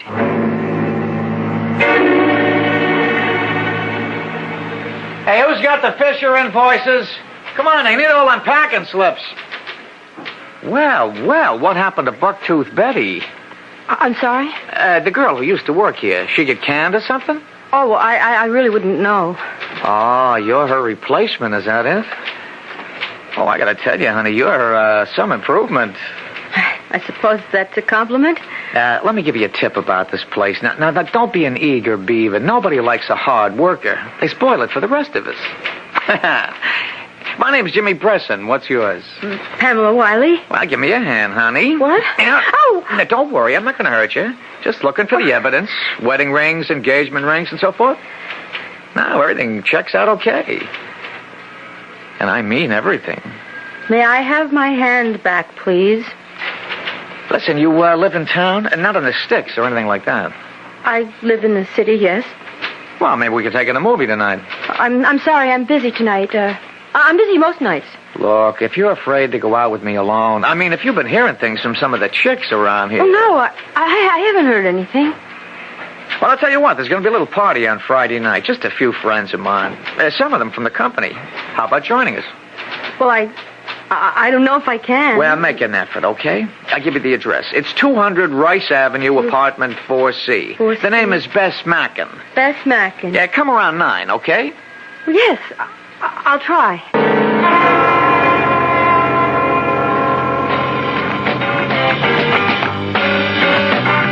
Hey, honey, I'm sure glad you could make it. You're just what this party needs, baby. A new face, and a real pretty one, too. I don't know if I can stay very long. Oh, sure you can, honey. You can stay close to old Jimmy. I want to find out if it's true what they call you at the office. Oh? What do they call me? The Saint. Now, didn't you know? Saint Pamela. I don't mind that, honey. Saints are okay. They have a way of turning into sinners. Please, if you don't mind, I'm awfully warm. Well, that's what I'm trying to do, baby. Warm you up. Please take your hand away. Come on, Saint Pamela. I know what you need. You need some fun and games, and I'm the guy who knows all the rules. Don't stop it! There you are. Well, hi, you best, honey. Hey, I want you to meet somebody. I want you to meet Saint Pamela. Saint, this is my good friend, Bess Mackin. You bum. I saw what you were doing. Oh, just getting acquainted, that's all. Getting to know what a saint is like. Well, get out of here. This is my place, and I want you out of it. Oh, please, I didn't mean to cause any trouble. I'll leave. No, it's him I want out of here. Did you hear me, Jimmy? Get out! Sure, Bess, sure. I'm going. I'll be over at the Silver Crown if any of you get lonely for me. Oh, that bum. That miserable bum.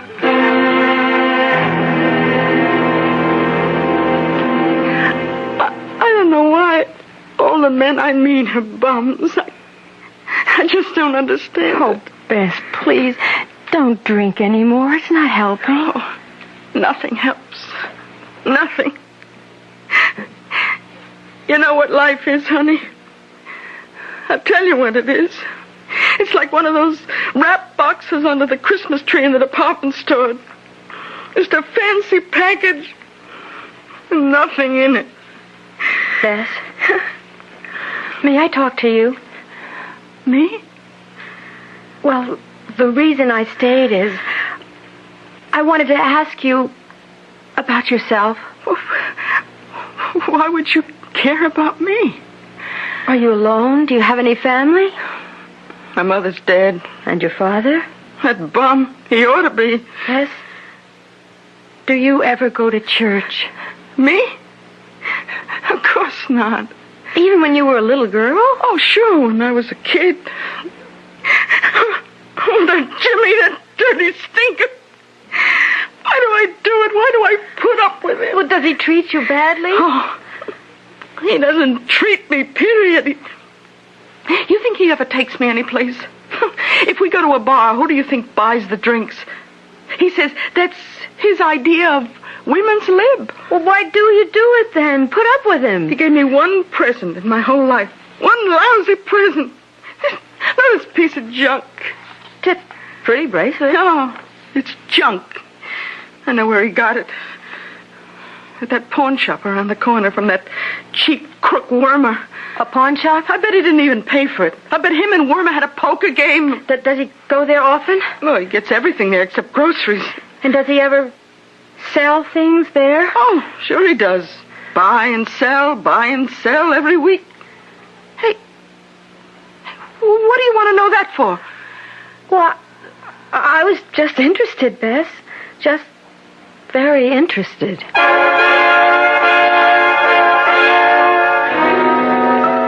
Well, Pamela Wiley, formerly Sister Pamela, seems to be on a crusade of her own. And like the crusaders before her, her goal is a sacred object. But the crusaders of the past had much trouble before they even reached their goal. Will Pamela? We'll find out when I return with Act 3.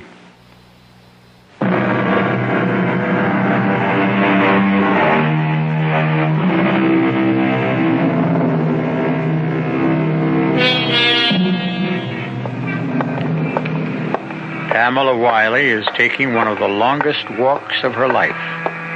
It's only a few blocks long, but her destination is the doorway of Wormer's pawn shop just around the corner from 200 Rice Avenue. She pauses at the window, so covered in dust and grime that she cannot even see her reflection in the glass. It's just as well, because if she did, she would have seen the reflection of a very tense and frightened young lady. Pawn or buy? What? You here to huck something or buy something, miss? Oh, buy. Only reason I ask, it's a little early. I don't like to make appraisals this early, you know. I'm still half asleep. Oh, yes, I understand. Of course, I don't know if you have what I want. I'm looking for something ornamental for my apartment. Well, like what? I don't really know. Perhaps an interesting lamp or something. Sorry, I don't carry lamps. Oh, well, some interesting... Oh, an antique, maybe. Well, that's the antique store you want, lady. This is a pawn shop. Well, do you have any religious objects? I got rosaries, jewelry, some pictures. You tell me what you want. I'll look for it. I'm not really sure. Maybe some sculpture would be nice. Sculpture? You mean like a statue? Yes. Oh, yes, that would be perfect. Do you have any religious statues, small ones? I'll go check in the back. You wait here. Sorry I had to keep you waiting. I think I got a nice statue of St. Francis. St. Francis? Yeah, the one with the birds. Come to think of it, it should be right over here. Yeah. Here it is. Oh. This the kind of thing you mean? Oh, yes. Oh, it is the kind of thing. It's a little beat up looking, but you could polish it up real nice. It wouldn't look bad at all. Oh, yes, I wouldldn't mind that. It's a real fine piece of work, you know. Don't think it's just junk. Oh, no. It ain't cheap either. How much? Well, on account of it's my first sale today, I'll tell you what. It's yours for $20. Well, it's a little more than I thought. Take it or leave it. Oh, it's all right. I'll take it. I think I have a $20 bill in my purse. Here. I'll help you with that. What are you doing? Help you find that 20 in your purse. You're spilling everything out. Yeah, that's what I'm doing. I'm seeing what spills out, you know. Give it back to me. All I want to do is check, miss. In my business, we like to know who we're dealing with. Jimmy.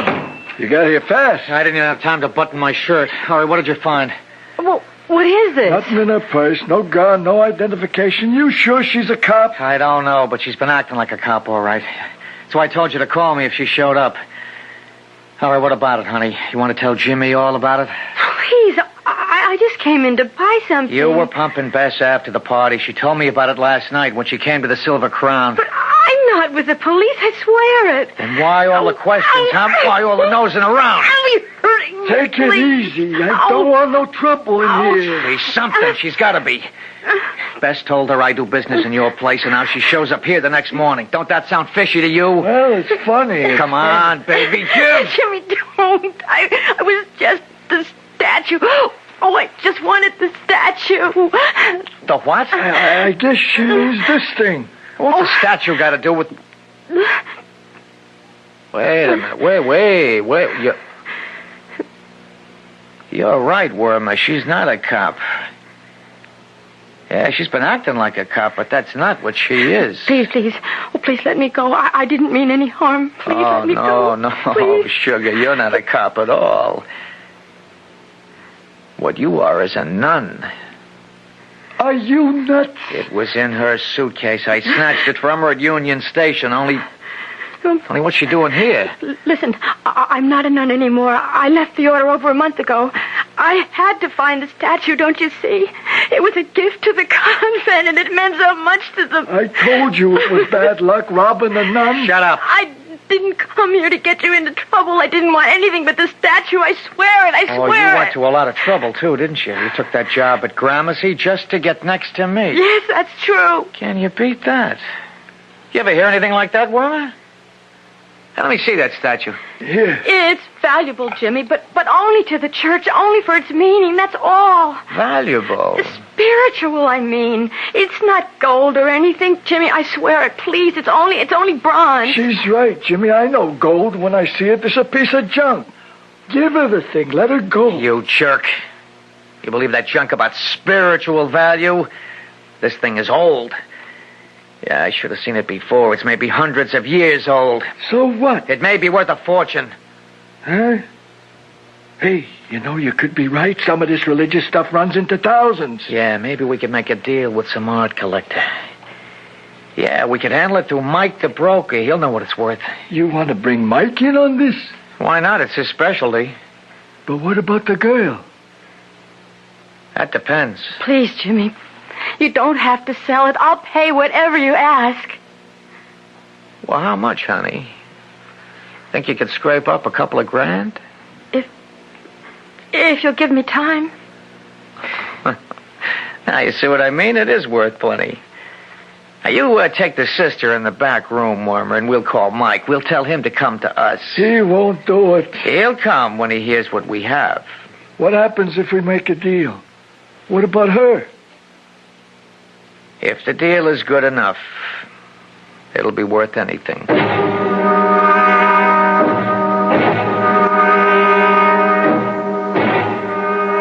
I don't know. It's been 2 hours. He ain't here yet. He'll be here. Stop worrying. How can I help it? Listen, Jimmy, that gag you got on the nun, you think it's okay? She can breathe. Can you breathe, sugar?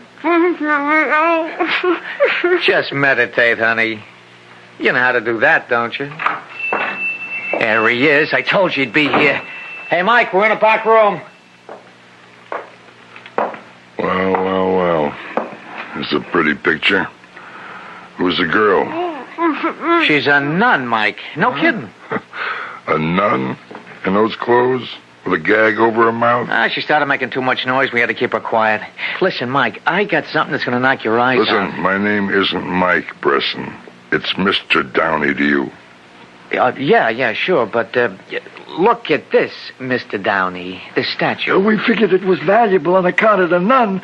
Went to so much trouble to find it. She even left the convent. Now, we want good terms, Mr. Downey. 50. Now, wait a minute, not so fast. What happens to the girl after? Now, we'll take care of her. You can trust us. Yeah. Oh, yeah, I'll bet I can. All right, let's see the statue. All right, here. Look at it. You had this on sale here? I was going to sell it for $20. Can you imagine? No, I can't imagine it. Since it's only worth $2. What? You heard me. Melt it down for scrap. Maybe it's worth $3, $3.50. The next time you guys handle junk, call a junk dealer, but don't call Mike. It's got to be worth something. Look, don't teach me my business, Junior. But the nun, she went to so much trouble. Yeah, the nun. Don't you know about nuns? They don't understand about money. They're not smart like you and me. They'll kill themselves over a piece of junk just because it was blessed. Oh, you'd be amazed at the dumb things they do, all that working and praying and don't get a nickel out of it. Hey, what are you doing? I'm taking this gag out of her mouth here. There. You better not get her sore at you. She's liable to say a prayer and send you all to hell. Come on, miss. I'm taking you out of this place. Thank you. Thank you. Yeah, but wait a minute. We got to get something out of this. You said $20, didn't you? There. Consider yourself lucky. Let's go, sister.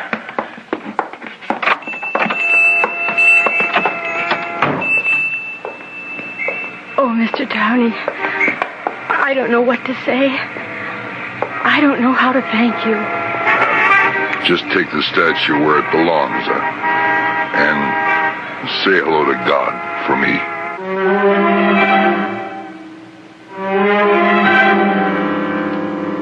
And so Pamela Wiley returned to the Holy Name Convent. And this time, she wasn't alone. St. Francis was with her. And you'll be pleased to know that she was in time to place the statue before the dimming eyes of Sister Lydia. Nice to have a happy ending for a change, isn't it?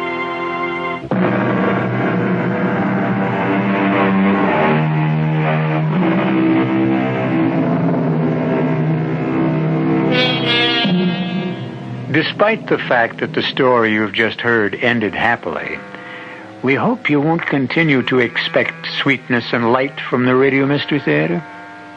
Unfortunately, most of the people we deal with are not nearly as nice as Sister Pamela Wiley, or Big Mike Downey for that matter. But if you don't mind spending some time with thieves, murderers, monsters, and other assorted villains, listen for us next time. Our cast included Rosemary Rice, Bryna Rayburn, Ann Petoniak, Jack Grimes, Joe Silver, and Ken Harvey. The entire production was under the direction of Hyman Brown. This is E.G. Marshall inviting you to return to our Mystery Theater for another adventure in the macabre. Until next time, pleasant dreams.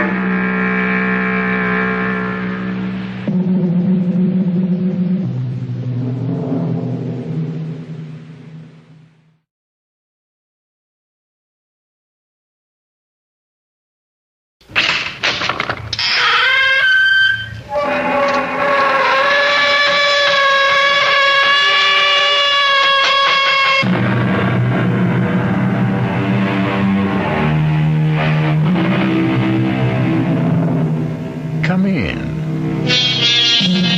Welcome. I'm E.G. Marshall.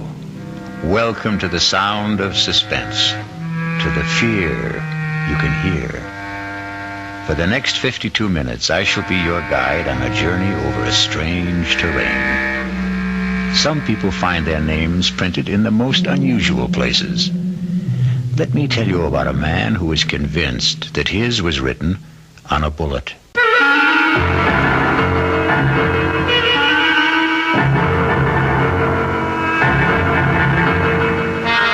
Our mystery drama, The Bullet, was written especially for the CBS Radio Mystery Theater by Sam Dan and stars Larry Haynes. I shall be back shortly with Act One.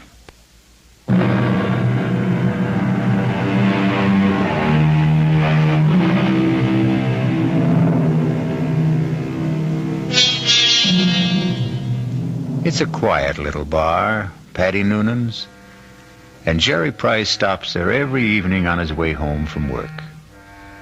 He's not looking for anything special in the way of atmosphere, adventure, companionship, and he has no intention of getting drunk. Just a couple of beers, perhaps, to bridge a busy day, to ease the fatigue, the strain on his nerves. In the comfortable half-light of Paddy Noonan's, the world outside becomes vague, distant. Especially when Old Man O'Rourke is holding forth. And he lay there, his head against the barricade, and the blood from him falling soft upon the pavement. I looked in his face, and I could see his death was upon him. "'Tis a bitter thing," I said, "to die at 17. And for a moment his darkening eyes held mine. And with his last strength he said, "'Tis a sweet thing to die for Ireland." Sweet indeed, Mr. O'Rourke. Any calls for one on the house? I thank you, Paddy Noonan. Ah, I see, Jerry Price. Excuse me. Good evening, Jerry. Hi. I didn't notice you come in. Well, when Old Man O'Rourke's in form, you don't see anybody, Paddy. The old man there, he carries his war. I know I carry mine. You ever think of yours, Jerry? No, never. Never? Nope. The day I came home from Vietnam, I put away the uniform. I also put away everything that went with it. The army, the war, like a snake sheds his skin. Oh, the past is gone, Paddy. It's dead, so you forget it. You go on to other things. Hey, what's everybody drinking? This round's on me. Set 'em up, Paddy. Mr. Edward Clark himself. And what's the occasion? Hey, I got a little announcement. Guess what the old lady tells me this morning? Number 10 is on its way. Oh, that event, the round must be on the house, Mr. Clark. Just a quick one, Paddy. Hey, I got the truck outside. What are you hoping for this time, Ed? Boy or girl? Let's see. What do I got now? 4 boys and 5... No, I got 5 boys and 4... who can keep them straight? All I know is I'm always tripping over somebody. Yeah. 10 kids in 12 years. Well, you can't tell me it isn't exciting to hear there's going to be a new baby. Oh, yeah. I know it's going to be a kid that'll wet its pants and keep me up half the night. It's another mouth I got to feed. Yeah, well, guys, I got to ride. I'll see you tomorrow. You know, Paddy, it's funny. People who don't want kids, can't stand kids, can't afford them, can't raise them, they can't help getting kids. Whereas... Oh, well, guess there just isn't any justice in this world. Well, there may be no justice, Jerry, but there's always hope. How long have you been married? Right after I got out of the Army, it'll be 9 years. A fellow used to come in here, and they were married 15 years before they had their first. Gee, am I really out of the Army 9 years? Tell me, Paddy, you're an old philosopher. Where does it go, huh? Down the hatch and try another. Yeah, don't mind if I do. Oh. Wait on a paying customer first. Where? A fella standing at the end of the bar. What are you saying, Jerry? There's nobody standing at the end of it. In the brown hat and a raincoat. Now, Jerry, what are you saying? I know. That's Paul. Tell me, what's the matter, Jerry? Paul. Jerry, listen to me. There's nobody. Paul. Hey, he was just standing here. Where'd he go? Where is he? Jerry, where is who? Are you all right, Jerry? Yeah, I'm all right. But I saw him. Who? Oh, a guy I was in the Army with. The two of you. Were you close? He was my buddy. Well, when was the last time you saw him in person? The night he was killed. Have you ever seen him again? Like you thought you did just now? No, this is the first time. Well, maybe you need a rest, Jerry. Eddie, why now? Why tonight after all these years? Well, you say you saw him last the night he died in battle. Well, the sight of him dead must have stayed with you always. But that's not how I just saw him, Patty. He wasn't in uniform. He was in civilian clothes. You might have pictured him as he looked at a happier time. I never saw him in civilian clothes. We met in the Army. And, Patty, I didn't see him as he was then. We were both kids, about 20. I saw him the way he'd look today, about 30. His face was more mature. Jerry, are you sure he's dead? He is dead, Patty. I just saw him. I know I saw him.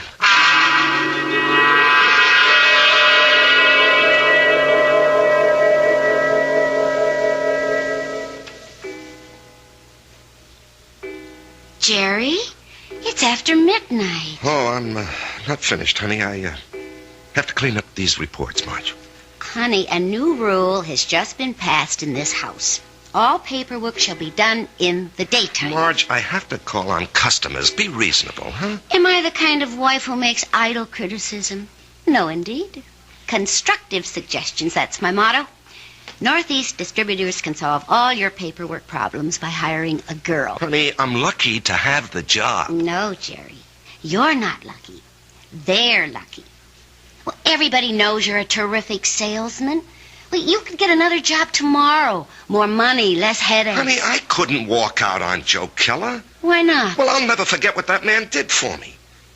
I came home from the Army, a kid with no experience. I needed a job. He took a chance with me. Now he needs me. Oh. Well, I'm just worried about you, Jerry. You look so tired all the time. No, I'm in great shape. Will you go see Doc Steiner? I did, today. Oh, well, it's about time. You needed a checkup. Well, I didn't just go for the checkup, honey. I went for the other thing. Jerry. Well, he said some people, men, well, they're okay in every way, but it just doesn't work out for them. Jerry, it's all right. No, honey. It's all my fault. Oh, honey. It's just unlikely there can ever be any kids.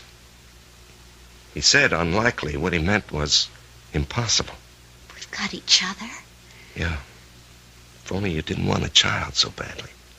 Now we'll definitely think about adopting, okay? Yeah, okay. Sometimes that works out even better. Come on, honey, let me see you smile. Marge, I don't know what I'd do without you. Oh, that makes us even. I don't know what I'd do without you. Come on, get to bed. Yeah, I'll just have a cigarette, huh? Well, honey, why'd you turn on the music? To make sure you don't try to sneak in some work. I know you can't concentrate with the music going. I'll just be a couple of minutes, honey.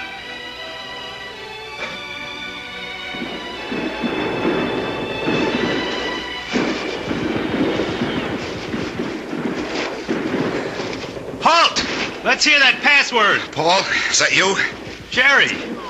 Hey, climb down the hole, make yourself at home. Man, I'm so beat I can't even remember the password. That's all right. I don't even know what it is. Got a cigarette?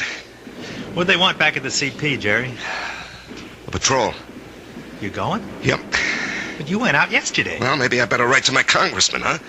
I don't have any more cigarettes. Here, finish this one. Paul, I don't know if I can go out again. We're being relieved tomorrow. We were promised a rest. I just don't know if I can go out again. But you ain't going out, Jerry. Didn't you hear? I'm going. Oh, no. I'll say you and I made a trade. No, Paul, I can't let some other guy But I'm not some other guy. I'm your buddy. What's the matter, Jerry? You never did it for me?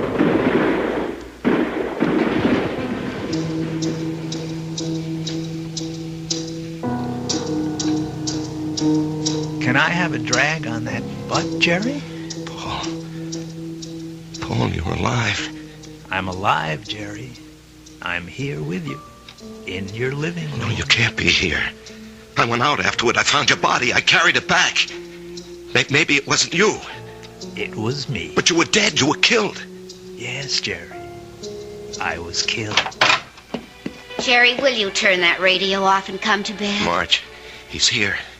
Who's here? Can't you see him? Jerry, I don't see anyone. Paul, why can't she see you? She will. They all will. When?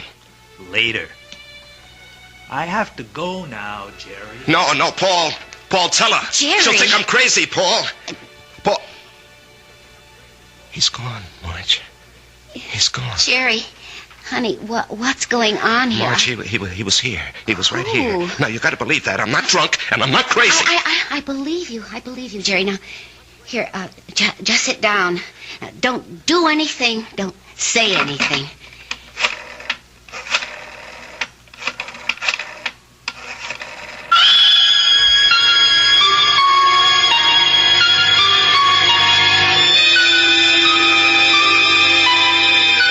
And we know who she's calling.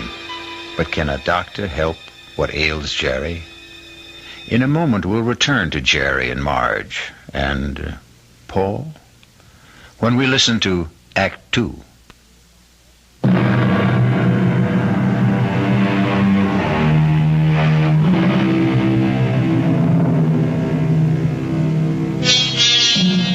And now, Act 2 of The Bullet. Let us trace the path of the bullet. We have a worried Marge, a concerned Dr. Steiner, and a distracted Jerry. Tell me about this man, Paul, you called him Jerry. I said we were buddies, Doctor. That tells it all. Jerry, please don't be so hostile. Dr. Steiner's only trying to help. You were buddies. You came back alive and he didn't. You. There's an extensive medical literature on the subject. Oh, I'm sure there is. Jerry. I'm not being hostile, Marge. I know I saw him. Of course you saw him. Well, finally. But that doesn't mean he was there. You see, Jerry, the death of a wartime comrade remains an eternal reproach. All who survive are sentenced forever to feelings of guilt. No. Doctor, the wars are fought by kids in foxholes. The literature is written by doctors and officers. That's hardly fair, Jerry. I'm the authority on war, Doctor, because I was a kid in a foxhole, and I don't feel guilty about my buddy. You don't? No. Tell me why. Oh, you wouldn't believe it. Try me. All right. You see, there's a bullet, and it's designed especially for you. And if it's your bullet, it'll find you no matter where you are. You can't evade it, you can't avoid it. It was meant for you, it was meant to be. You and the bullet. Both of you were dust, originally. You were dust because the Bible says so. And the bullet was also just dust in the ground. Well, that bullet was mined and refined and cast into metal. It was shaped into a slug and joined with a shell. It was one of billions of bullets, but it was yours, all yours. And at the right time, there'd be a tremendous explosion of gases in a narrow chamber. And the bullet would be torn loose from the shell case and spun around the grooves of a gun barrel and hurled through space. This is the bullet you don't hear. You don't hear it, Doctor. You don't hear it whine past your ear or ping off a rock or thwack against a tree. That's because it's your very own bullet. It's coming to meet you, or you're going to meet it. It's been arranged. You see? It's an appointment that can never be broken. The dust that had become the bullet would encounter the dust that had become you. And after a while, both of you would become dust once again and return to the ground.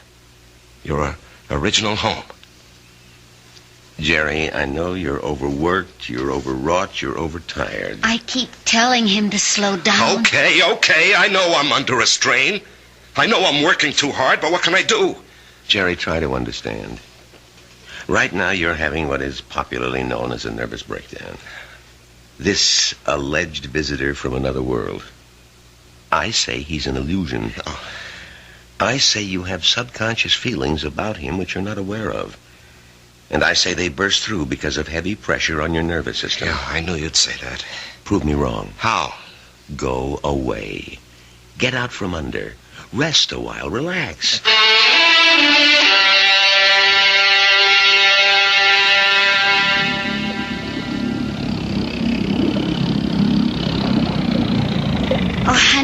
This looks like a good spot. You want to stop here and try for some fish? Well, Marge, I think I'd like to go back and play 9 holes this afternoon. Great. I need more practice with my irons. Honey, you know, you've been getting a lot of sun. Maybe you better take it easy for a few hours, huh? And besides, you have an appointment with, what's that name? Biscayne Appliances. See, Jerry, I wasn't sleeping when you called that number this morning. Now, Marge, I've been good all month. I was just getting restless, that's all. Look, they're a big chain down here. If I can open them up, I'll justify the trip. Justify? To whom?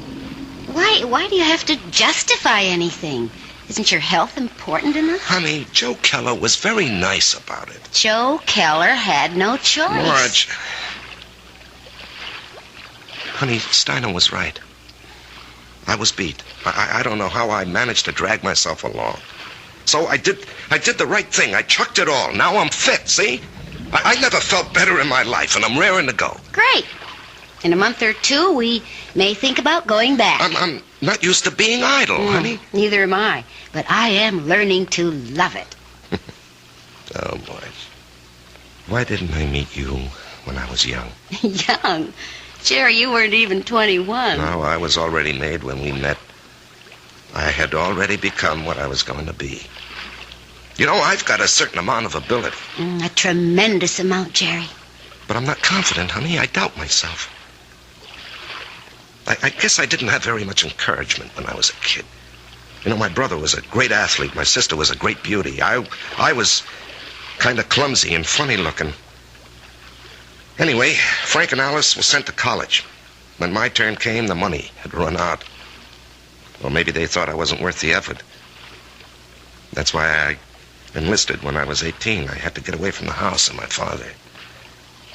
There was no place else to go. You never told me this, honey. I decided if I ever had a kid, I'd never make jokes at his expense or tear him down in any way. I know how these things cut inside where it doesn't show. I would do everything to build him up and give him confidence. I will never have any real confidence, Marge. Oh, yes, you will. No, baby. You won't get it from a pep talk. I think we can go back home now, Marge. All right, on one condition. You'll just have to slow down. I promise. And, honey, there's only one way you can really slow down. And that's to get a partnership from Joe Keller. Now, Marge. Don't you deserve it? Of course I do. Well, we're going to adopt a child, which means I'll quit my job, and you're not going to spend time on the road.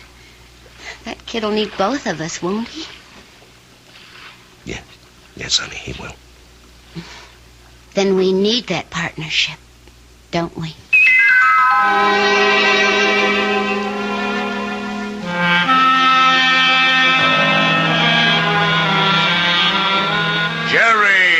Jerry, baby. You look like $1 million. Less 2% for cash, of course. Yeah, Joe. Hold it. Ramona, no calls. I'm in a meeting. I can't be disturbed. Well, anyhow, Joe, hello. I want you to take it easy for a while, you hear? Yeah, I'm ready for action, Joe. Oh, you think you're ready. Now, listen. I know you had a lot of expenses. I want you to take this little check. It's only $500.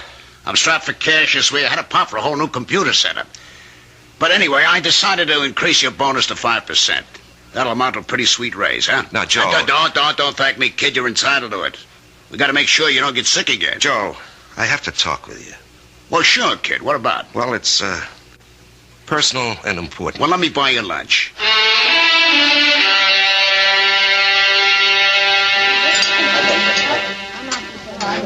Well, Jerry, what are we going to talk about? I'm fresh out of polite conversation. Joe, I want a partnership. No, you don't, Jerry. But, Joe... No, don't interrupt. You don't want one. You'd like one. Two different things. Now, don't nitpick, Joe. You'd like a partnership, which means it would be swell. Great if you had it. But want is something else. It means lack. It means need. I know you'd like to own a business, but you're not cut out to be an owner. Why? Because an owner is an officer. And in your heart, you'll always be an enlisted man. Tell me, could you ever fire a guy because you could get someone else cheaper? If an old customer, a good friend, was getting slow paying bills, could you cut him off? Thousands of guys like you go bankrupt every year. You're nice, sweet, big-hearted. But you don't have the guts business needs. Well, I'd like to remind you of the volume I sell. I know it to the penny, Jerry, and you're well paid for it. Well, I'm worth more now. You are. You got a sweet raise this morning. Joe, don't think I'm not grateful. You gave me my first break. But I think I can do better elsewhere. Where? Anywhere. Consolidated, Freeman and Singer. Should I go down the list? Oh, they'd love to have you, Jerry. What'll they pay? They handle the nationally advertised brands. What'll you be, their glorified order taker? They don't need your full selling ability, so they don't have to pay you full price for it. Sure, with me, you push out all the schlock. It's rough, but you get top dollar. There's 20 outfits like mine. They grab you tomorrow, but where's the improvement? They won't pay you more. At least here, you got 9 years equity in a pension plan. You and me are used to each other. Besides, I really like you. Yeah. Sometimes I feel like a father to you, Jerry. It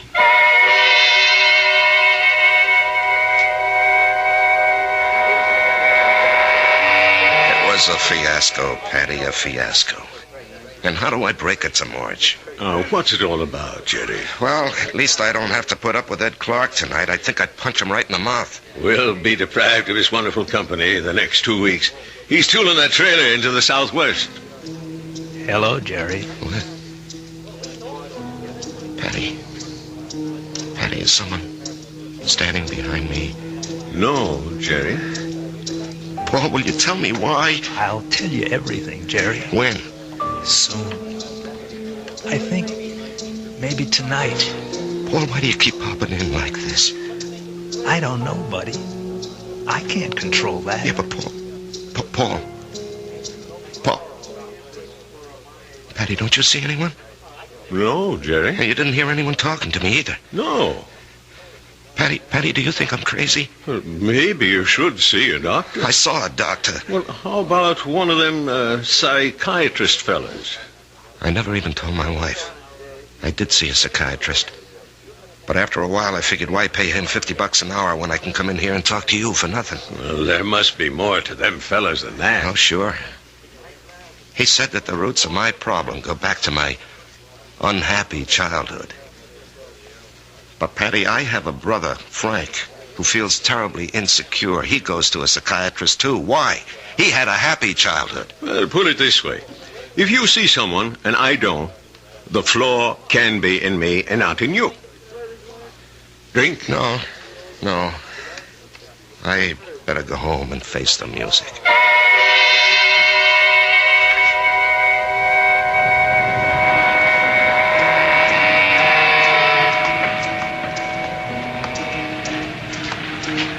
Jerry? What? Paul? Let's go someplace and talk. Where? Let's go to the parking lot. Sit in your car. It's cold. That won't bother you, will it? Not yet. Turn the heater on for yourself. When will everyone else be able to see you, Paul? In 2 weeks. Oh, that's great. No, it ain't. Why not? Because you'll be dead.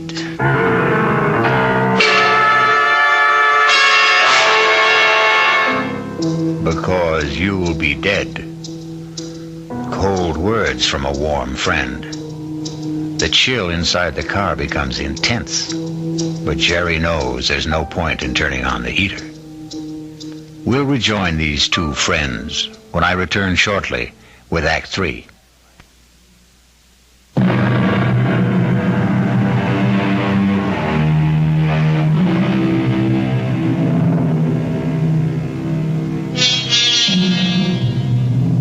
And now we return to the final act of The Bullet and a reunion of two war buddies who haven't seen each other in almost 9 years. Jerry Price, who is alive, and Paul Gardner, who is dead. The heater in this car doesn't do much good. You're shivering. Why am I going to be dead, Paul? Remember the night I went out on the patrol? Yeah, I'll remember that night as long as I live. I completed my job. I was headed back. And then I felt something smash against my head. And I knew. I just met the bullet. You know, the bullet we used to talk about? I bet you don't remember. No, I remember. I felt it slam into me. And then I didn't know anything anymore. Yeah, well, when the guys told me, I went out to get you, Paul. Yeah, I might have known you would. 1 minute, I was moving through a rice paddy. And the next minute, I'm sitting in an office. And I knew a lot of time had gone by. Don't ask me how. I knew, that's all. A man was talking to me. What kind of man? You know the type that's a clerk in the government or a big corporation, fussy, self-important. Everything's got to be in the right place. He doesn't even look at me. He's got a piece of paper. He says, Paul Gardner, you're going back. You should not have died that night. The computation was for you to survive. The plan was for you to marry a girl named Marjorie Stone. I married Marjorie Stone. Yeah. I told the guy, I want no part of it. And he gives me a look, this clerk does, like he couldn't care less about me or you or anybody else. And he says, come with me. He leads me to a door. It opens. And all I can hear is a hum and a clicking. And all I can see is a computer. I mean, there's no end to the thing. That's all you can see is computer. And he says, there it is, friend. City Hall. Go fight it. By this time, I'm shaking. That machine scared the pants off me. You couldn't see the top nor the bottom of it. There was no end to it, just machine, wherever the eye could see. Well, then what happened? This clerk, he tells me there's a plan. A capital P plan. It calls for me to come home. Not you. Yeah, well, maybe that's fair, Paul. You were always the better man. No. You got more on the ball. You never got a break, that's all. I had the chance to go to school, become somebody. I could have gone into the old man's business, become the biggest hardware dealer in Atlanta. You and me. We both run away to join the army. You because you had nothing. Me because I had everything. But why are you coming back? Because Marge and I are supposed to have a boy. A certain kind of a boy. He'll grow up, I don't know, discover something, create something, or be somebody the world needs real bad. They wouldn't tell me what. Anyhow, 40, 50 years from now, he has to be here. And of all the millions of men and women, he could only be born to me and Marge. When am I leaving? I told you. In 2 weeks. How? 9 o'clock at night. A trailer truck will go past Patty Noonan's saloon. Just as you're crossing the street. Well, why does it have to be like that? Because you don't know how careful these things are figured. You could get killed a million ways. But the plan calls for a truck driven by a guy named Ed Clark. Oh, yeah, I know Ed Clark. He doesn't have a good record, so it'll be easy to prove he's a careless driver. He works for a big outfit, so Marge will have a good settlement. But why? I still don't understand. She'll need the money. You see, I won't be a good father. Not as good as you, for sure. Oh, I'll love the kid. I'll love Marge, but I won't be there a lot. You know me. I have to keep moving. But if you know how important it is for the kid... I won't know. Once I'm alive, I won't remember any of this. And you say it's all figured out, maybe not. The human element. How can the machine predict Marge would go for you, huh? With all due respect, Jerry, did I ever have any trouble landing any dame I had my sights on? With all due respect, I can't see Marge falling for your line of chatter. She will, Jerry. I'll be there when she's having a bad time. She'll be all alone. She'll need somebody. Things will take their natural course. Sure, she'll see through my line, but after a while she'll get to like it. I'm different. You're quiet. I raise hell. You let things eat at your insides, not me. I pop off. Maybe my way's no better in the long run. And she's married to you, and she loves you. But deep in her heart, she loves my way better. She'll fall in love with me. Jerry, you have to believe I don't want to do this, but it was your bullet, not mine.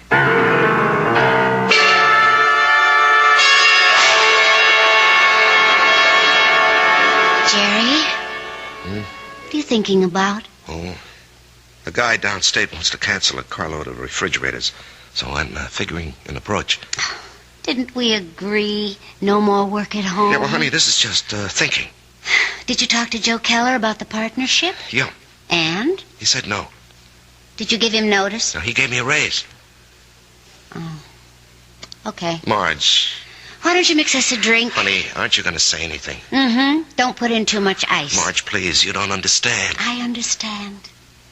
I married a certain kind of man. And you're stuck with him? No. I'll stick by him. Because I love him. Would you have wanted a guy who'd barge into Joe Keller's office and say, Joe, either give me half the joint or I'll open up across the street and run you out of business? Oh, come on, Answer Jerry. me, Marge. I have to know. Well, maybe I did. Why didn't you marry him? He never showed up. So you settled for me. That's what's known as falling in love. Come on, honey, take me to the movies. No, I don't want to take you to the movies. Let's go downtown and see a play. But that's a lot of money. Are you going to worry about money? Now, and look, this weekend, would you like to fly out to, say, Snow Valley and ski? Yeah, or how about Las Vegas, huh? Jerry, what's gotten into you? Honey, we're going to have 2 weeks of the most fantastic fun. Why 2 weeks? Oh, what's so special? You? Me? I just want to spend the rest of my life having a ball with you.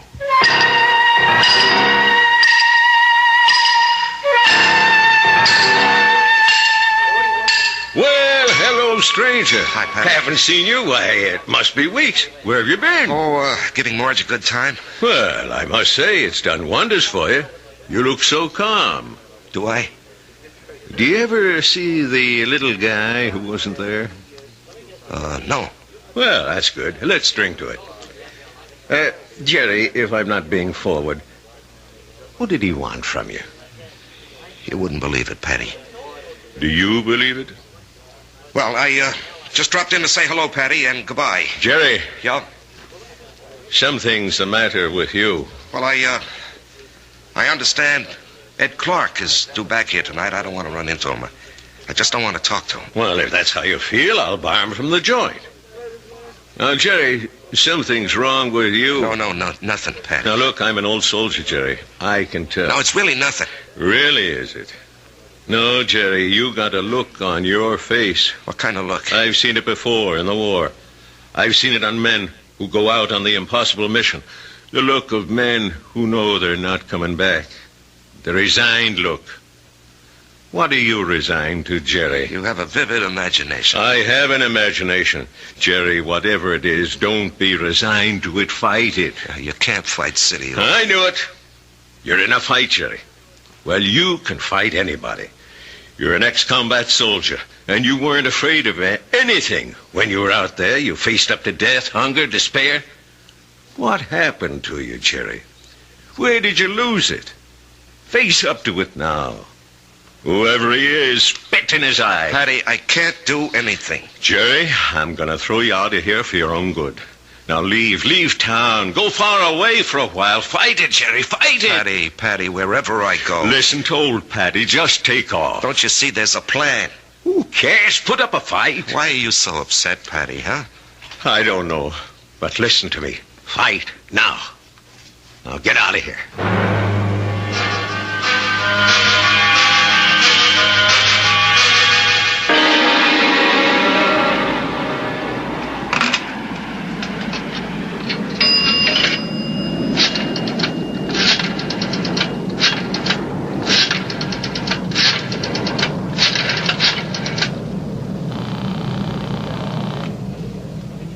Noonan's. Patty, it's Jerry.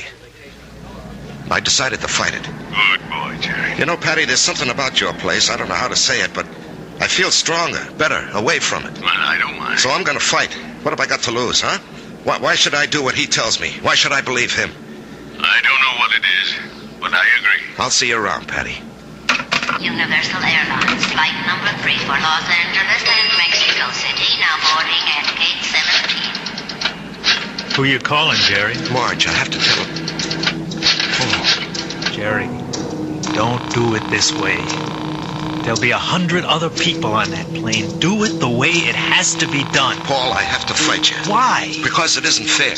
Was it fair for me to stop your bullet? Come on, Jerry. Ed Clark will be tooling by Patty's in less than an hour. Paul, I don't know if I have the nerve. I'll help you, buddy.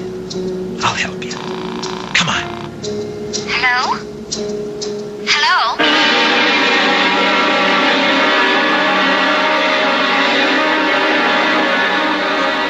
Mr. Noonan? I called you, and I hope it wasn't out of turn, Mrs. Price. It's about Jerry. What about Jerry? He's sitting back there in a booth. Now, wait. Don't go to him yet. He's in trouble. Well, it can't be. We've had such a glorious 2 weeks. He's in trouble. Well, what kind of trouble? I don't know. We have to help him somehow. Is it that Buddy? I think so. Well, the time has come to lay that nonsense to rest once and for all, and I'm going to... That won't work. Agree with him. Show him anything he wants is okay with you. Don't fight him.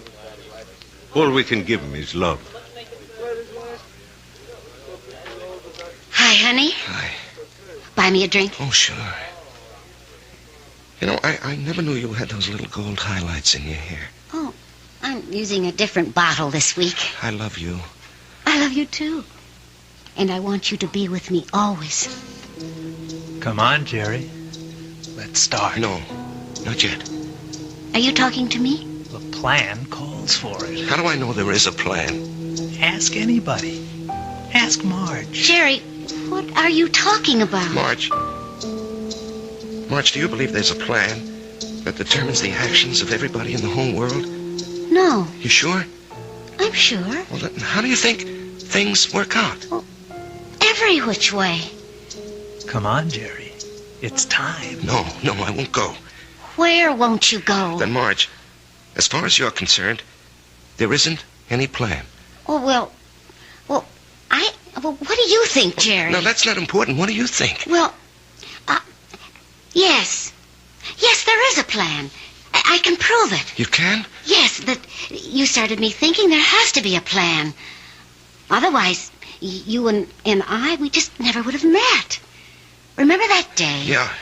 You were taking cash at Ryman's drugstore. That's the only reason I walked in there. Well, I'd already given notice. I was going to leave.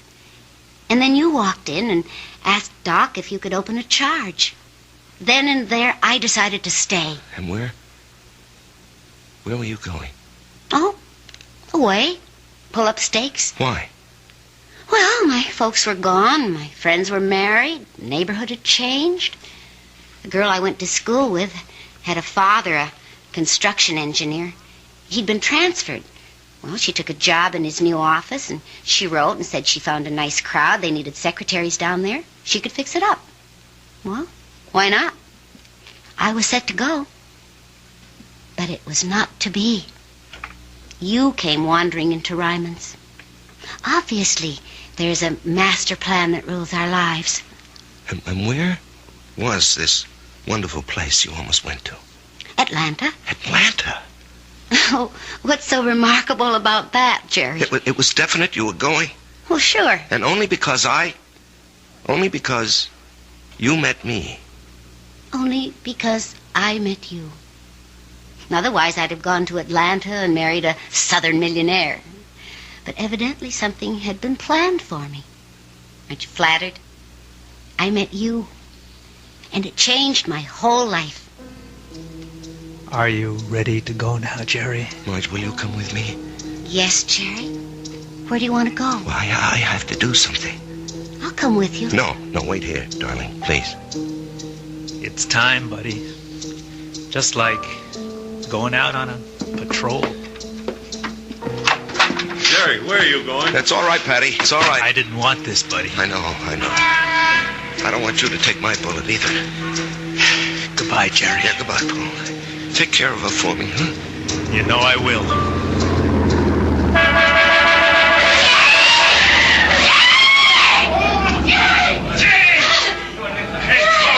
Call the police! Get an ambulance! Oh, dear.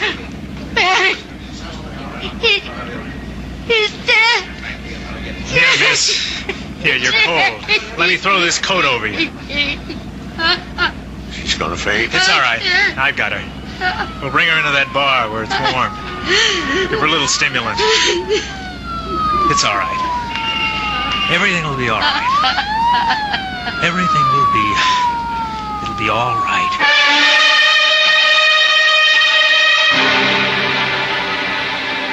So many people preface what they believe with, "It is written." It is written in the stars. It is written on the wind.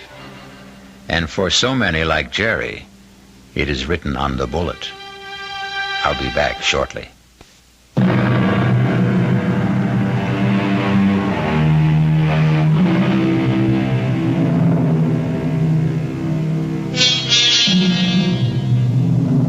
I remember an old soldier once told me he wasn't worried about the bullet that had his name on it.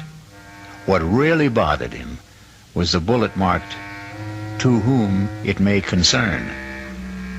Our concern is mystery, excitement, suspense, thrills and chills. Our cast included Larry Haynes, E.V. Juster, Martin Newman, Ralph Bell, Leon Janney, and Danny Acco. The entire production was under the direction of Hyman Brown. This is E.G. Marshall inviting you to return to our Mystery Theater for another adventure in the macabre. Until next time, pleasant dreams.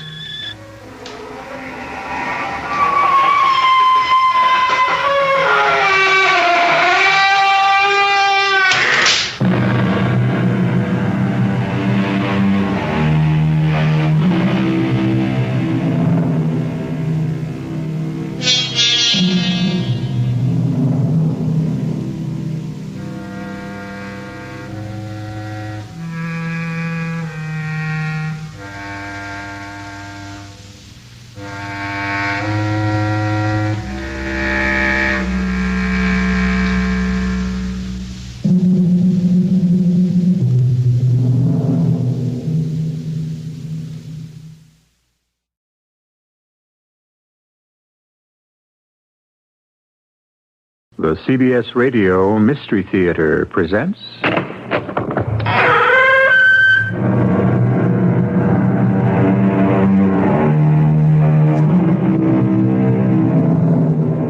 Come in. Welcome. I'm E.G. Marshall. If you think you're being sympathetic when you tell someone, "I know exactly how you feel," think again. Most people will come right back with, "You don't know how I feel. How could you know? I'm different." It's good to express one's individuality, but to insist upon being different can bring about unbearable loneliness. A person can be lost without an alter ego, someone to confide in. And it is not always easy to find a confidant, especially for men who are far from home, such as those we are about to meet aboard a sailing ship.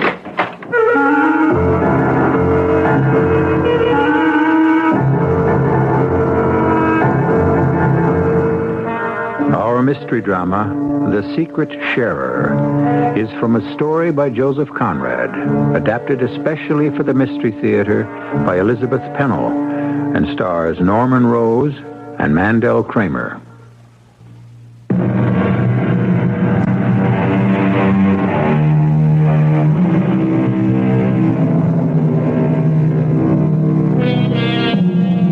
Joseph Conrad was acclaimed for his powerful stories of the sea. Born in Poland, a tragic childhood included exile to Russia with his parents, who died there. In his youth, an uncle managed to get him to a French ship where he became an apprentice seaman. Later, he joined the English Merchant Service, where he rose through the ranks and knew firsthand the vicissitudes of 19th century life on a sailing ship. His true adventures were the basis for the stories he wrote, and mysticism ran deep as he imagined himself as the captain in the tale we're about to hear. Come aboard a four-masted schooner, which has just been loaded with a cargo of tea and spices from the Middle East to be transported across the Indian Ocean. Steward, where's my supper? Well, I'm waiting for the captain. Well, we won't wait any longer. He makes his own rules. But I thought... Yes, I know. You thought when a ship was in port that the captain and first mate always took supper together. Well, that's the way it was with you and Captain Briggs. Perhaps it's better this way. If I may say so, sir, this captain's a strange one. Oh, a young fellow like you should keep his mouth shut. I'll keep my eyes open. I hope you can figure him out better than I can. Trouble is, he never asked my opinion. Not the way Captain Briggs used to. He acts as though he's too good for the likes of me. Not wanting to talk. He doesn't talk very much to anybody. But I'm the first mate. He's coming, sir. Your supper's ready, Captain? Thank you. Sorry not to have joined you, Jackson, but I had some things to tend to. Are you aware that there is a ship anchored inside the islands? Oh, no, sir. Bless my soul. Another ship, you say? Well, how could she possibly... I don't know. With all those rocks and inlets out there, I saw her mastheads above the ridge as the sun went down. I know about that ship, sir. You do? Why didn't you tell me? Let the steward tell us what he knows. Well, she draws over 20 feet. She's the Liverpool ship Sephora with a cargo of coal, 123 days from Cardiff. How does a steward pick up information like that? The tugboat skipper told me when he brought the fruit and vegetables. He says they'll take her up the river to shore day after tomorrow. That's enough. I'll find out anything else the captain wants to know. There's nothing more we can find out tonight. Oh, I'll take the watch, sir. No, you and the crew have had 2 days of hard work. Tell all hands to turn in without setting an anchor watch. But, sir... I'll be on deck myself until 2 o'clock. You can relieve me then. Oh, very well, Captain, but it seems most unusual. It's the way that I want it. Of course, at the slightest sign of wind, we'll call all hands up and make a start at once. Aye, aye, sir.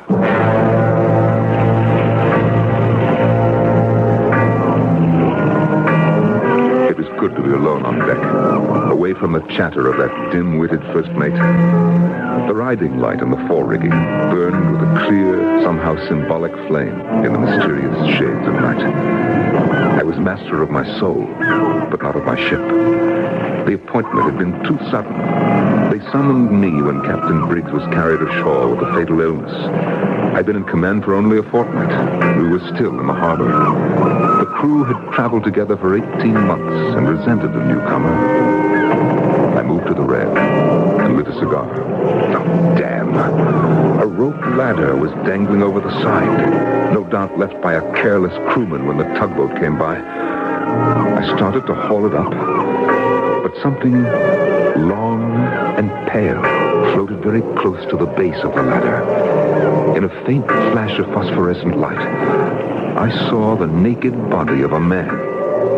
Oh, a pair of feet, long legs, a broad, livid back, immersed up to the neck in a greenish, cadaverous glow. One hand clutched the bottom rung of the ladder, complete, except for the head. A headless corpse. There was a splash. And I saw a glistening shock of black hair. And then, total silence. As the man held on to the bottom rung, making no attempt to climb aboard. I leaned far over the railing. What's the matter? Cramp!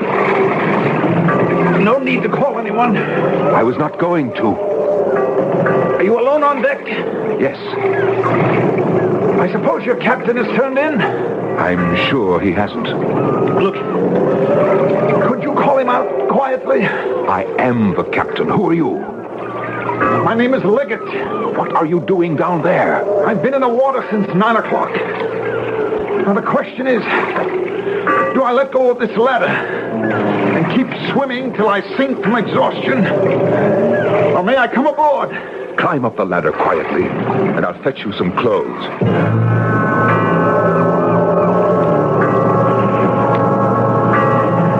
Tell me, Captain. Keep your voice down. No reason to summon the crew. Here. Put this on. Well, you must have been expecting me. These pajamas are just my size. They're mine. Now, tell me what you're up to. Well, it's an ugly business. There's a ship over there about a mile away. I'm aware of that. The Sephora. Yes.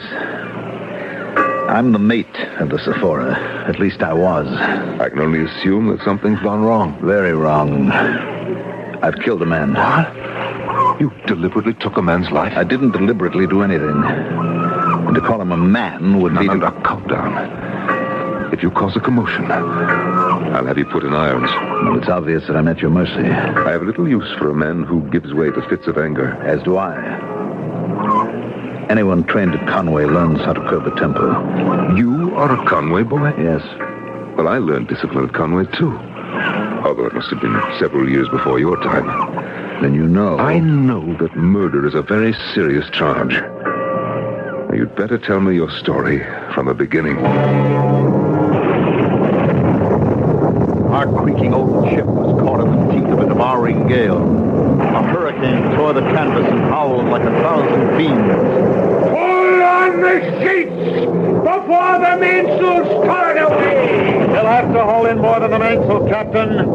The mast should be bare as posts in a sea like this. You there! Tend to the shrouds! Captain, the foresail. We'll have to reef it or she'll keel over for sure. The sea is gone mad! Every man for himself! We're lost! There's never been such a sea! Sailor, give me a hand. I'm not going out there in a wind like this. Do as I say.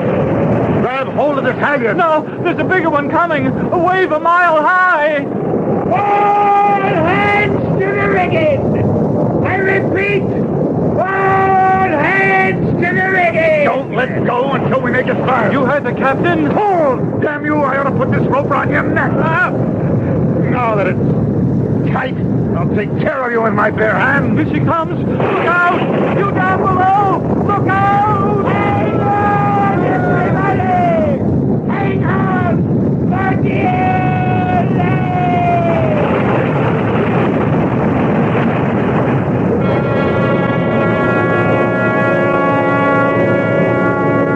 hung on all right to the throat of that miserable sailor. When the big wave crashed, it was as if the sky had fallen. Everything but the mast disappeared, with the poop awash in a smother of foam. Down below, the two of us were pounded against the forecastle, and the sailor got it head on. I loosened my fingers and gazed in horror at a face that had turned black. The man was dead.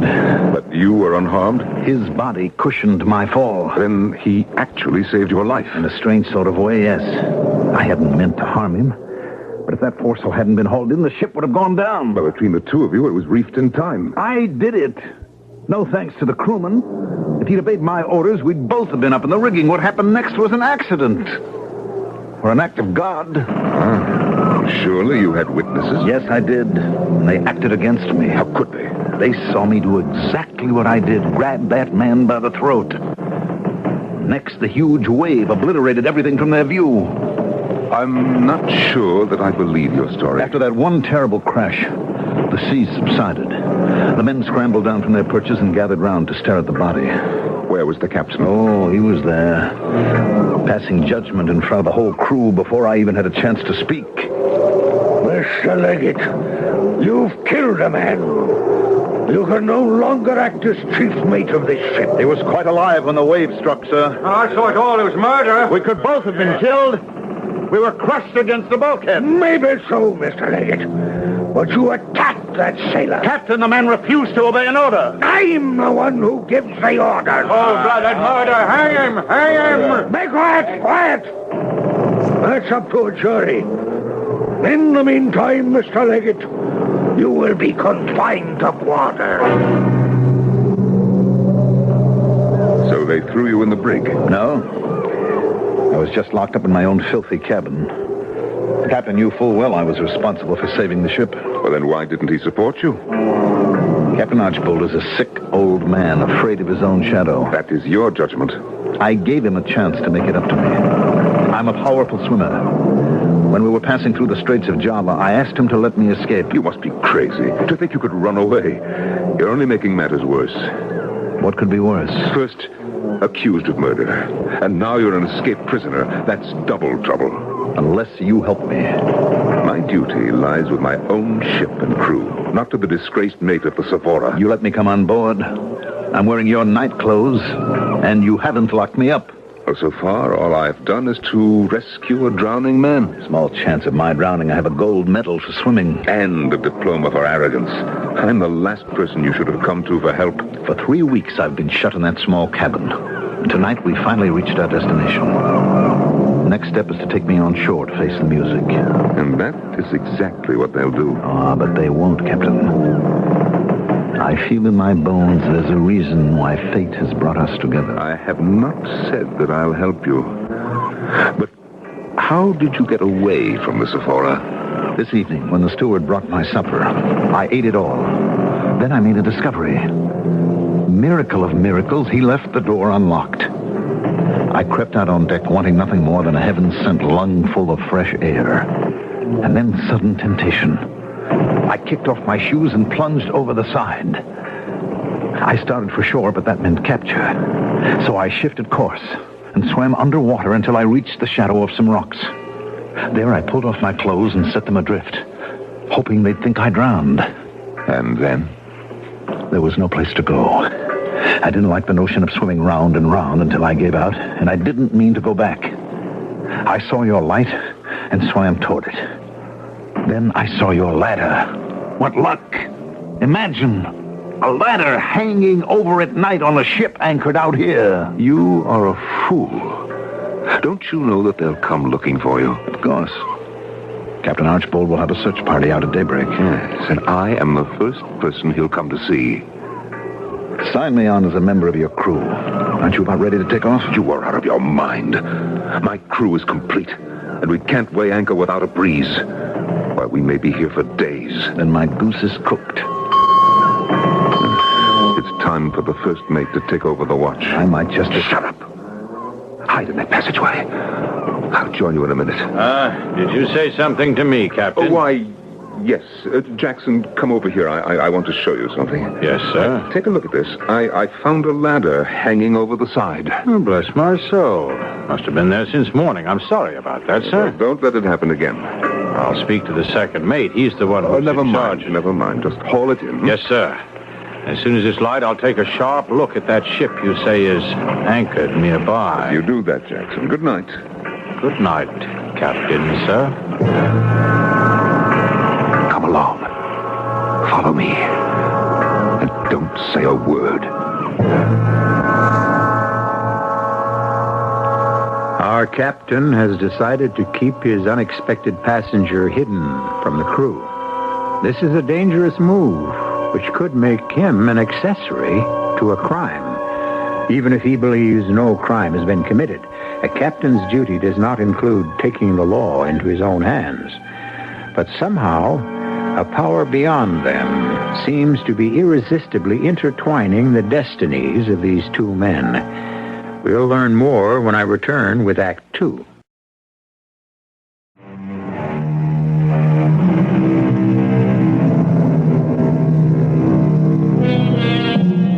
In the middle of the night, a man has emerged from the sea. And although the captain of a schooner has taken him aboard, there is no assurance that he has found refuge. This man, named Leggett, is wanted for murder. Now, as he follows the captain, he may have lost his last chance to escape. Noiselessly, the captain opens a door, and then, rather roughly, pushes the man ahead of him into blackness. Please, Captain. I don't think I can stand another night in the dark. Not another night alone. Well, this is my cabin. We can talk in here. The walls are thick, and the crew is sleeping. They'll be waking up soon. When daylight comes, we must not raise our voices. We could be overheard in the passageway. Captain, do you intend to keep me a prisoner here in your own cabin? For the moment, yes. Stay where you are until I light the lamp.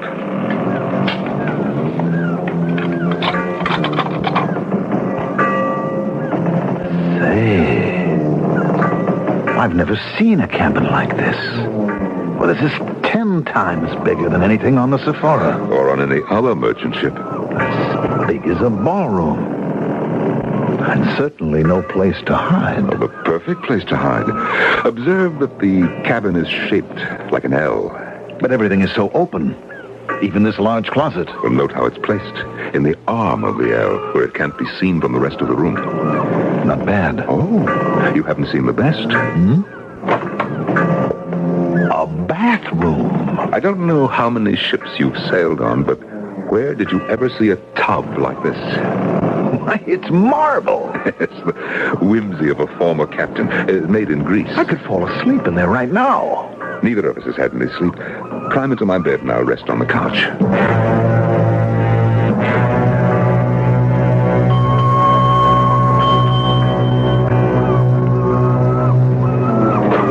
Who's there? I brought your breakfast, sir. How dare you enter my cabin without knocking? Captain Briggs always permitted me to... I don't care what you did for Captain Briggs. From now on, you will never enter this cabin without knocking. Is that understood? Yes, Captain. Now, get out! That was a near thing, wasn't it? It's not for you, hidden behind those curtains. But within moments, the word will be all over the ship that I was found sleeping fully clothed on the couch. You can do what you want. You're the captain. Well, this is my first command. When I bark at the crew, it's because I don't know what else to do. And you don't know what to do with me, do you? Now, you have made everything much more complicated. Here, you can finish my breakfast. I'm going on deck. The steward will find me when he comes to get the breakfast things. He will, unless you find a better place to hide. Your bathroom, of course. The towels are changed every day. Well, then what am I to do? I've got to leave you to your own devices. But there's still the closet. In back of the clothes or behind the chest.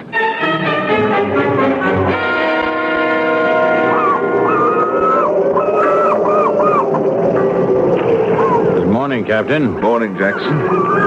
Still no sign of a breeze? Not a breath, sir.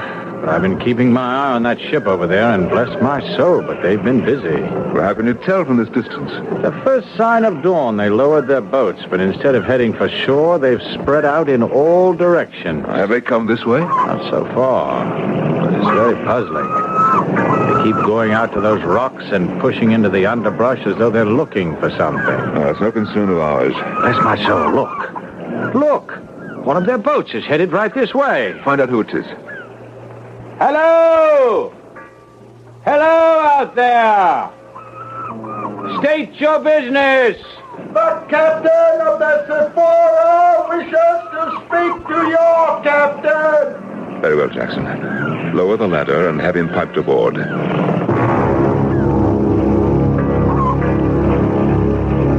Captain Archbold of the Sephora. Welcome aboard, sir. You are captain of the ship? At your service. I would have expected a much older man. Oh, well, unfortunately, my predecessor, Captain Briggs, is dead. Oh, yes. Captain Briggs. I've heard about this ship. One of the prides of the fleet. I'm honored to meet you, sir. You honor us with your visit. Although I must warn you, Captain, that we are ready to move at the slightest suspicion of wind. Well, be grateful that the elements are kind. The storm we've been through is enough to sink a battalion of ships. We were saved by God's mercy. Is there something I can do for you, sir? Take me to your quarters where we can speak privately.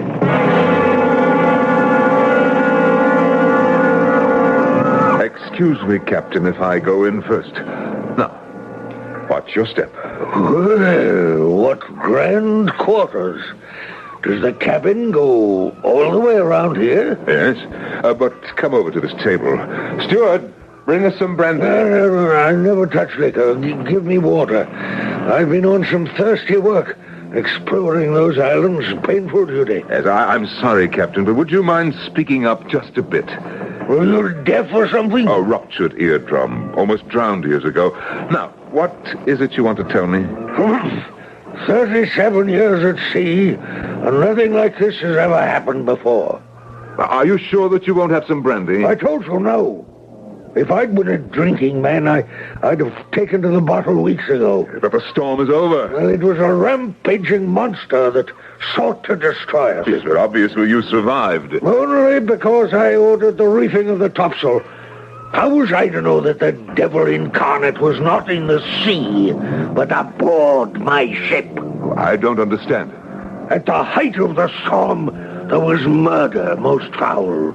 Murder on a ship under my command.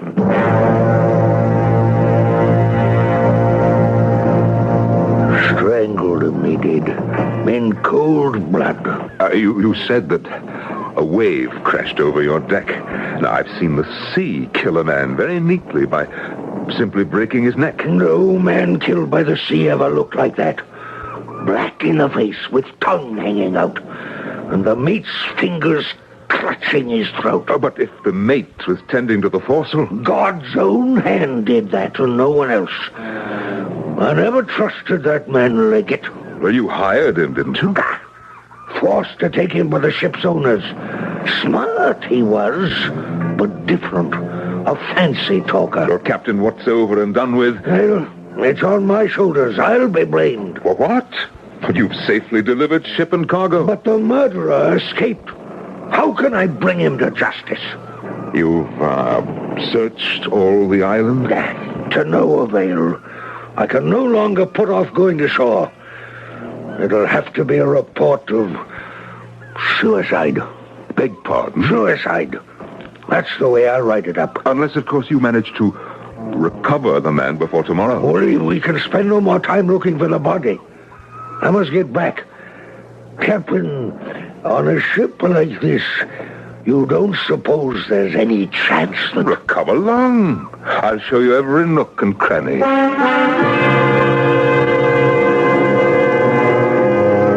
I took him everywhere, without once giving him a chance to pose the question I was sure he meant to ask. And at last, he was boosted over the rail and started down the ladder.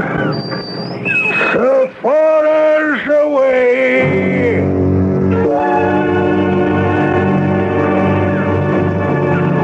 Sir, we've heard a most extraordinary story from the crewman with that captain. Yes, I'm sure you have. A horrible affair, isn't it? Yes, it is. These fellows had some idea the man was hidden aboard our ship. Did you ever hear of such a thing? No, it's preposterous. They said there's a price on his head, a reward for turning him in, and punishment for anyone withholding information. Oh, naturally. Tell the steward I'll be in my cabin and must not be disturbed. I'll see you at dinner.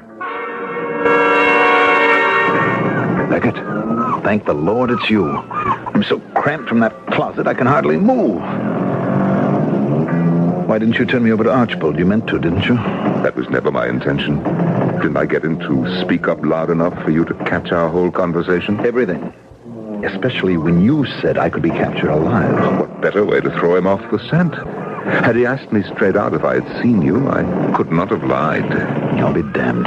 But if you lied to me, I admitted the man was dead and my hand was around his throat. You also said you gave the order to reef the topsail. I swear I did. Archibald may think he gave the order, but he never did. He stood there and whimpered about our last hope. Whimpered. With the sea gone mad like the end of the world. Something had to be done. Someone's coming. Captain, sorry to disturb you, sir, but I think there's enough wind to get underway. Call up all hands. I'll be on deck as soon as possible. If there's really a breeze... If there is really a breeze, we'll all be very busy. And I'll be more of a prisoner than ever.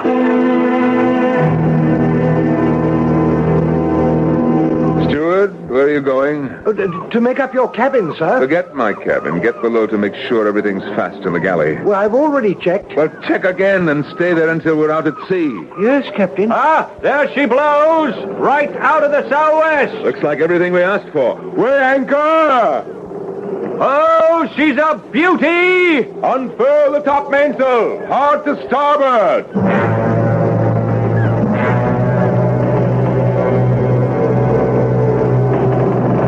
I thought your first mate would never leave. That damned marble bathtub is cold when there's no water in it. At least it's better than the closet. Oh, I hid there, too, when the steward came in. I told him not to come here until we were out to sea. From now on, It will be much more difficult. Captain, I cannot survive like this. Didn't you find those canned goods stashed in the closet? Oh, I've enough to eat. But I can't go on. I've had more than I can stand. I know now why you're protecting me. If you're so smart, tell me why. We are both Conway boys. Plenty of men have trained for the sea at Conway. Yes, but they're all in the Royal Navy. You and I are mavericks. We don't belong. I chose my own way. So did I. I didn't invite you to swim to my ship. But you let me come aboard. Only I didn't know that... found out. We're outcasts, both of us. And whatever I'm guilty of, you're just as guilty, and we're both doomed. This is my ship. And I can do what I choose. Can you? You didn't feel that way yesterday. But I do now. And you can stay in this cabin to the end of the voyage. Oh, no, Captain, not me. My freedom is very precious. But it's not here, cooped up in your closet or bathroom. I'd rather give myself up. You can't. Not now. The ship is under sail, and it's a long way to home port. Why, if you revealed yourself, the crew would mutiny. That would be a noose round your neck, not mine. All right, we'll find a way. I promise you we will. If you and I are so much alike, we'll work this out together.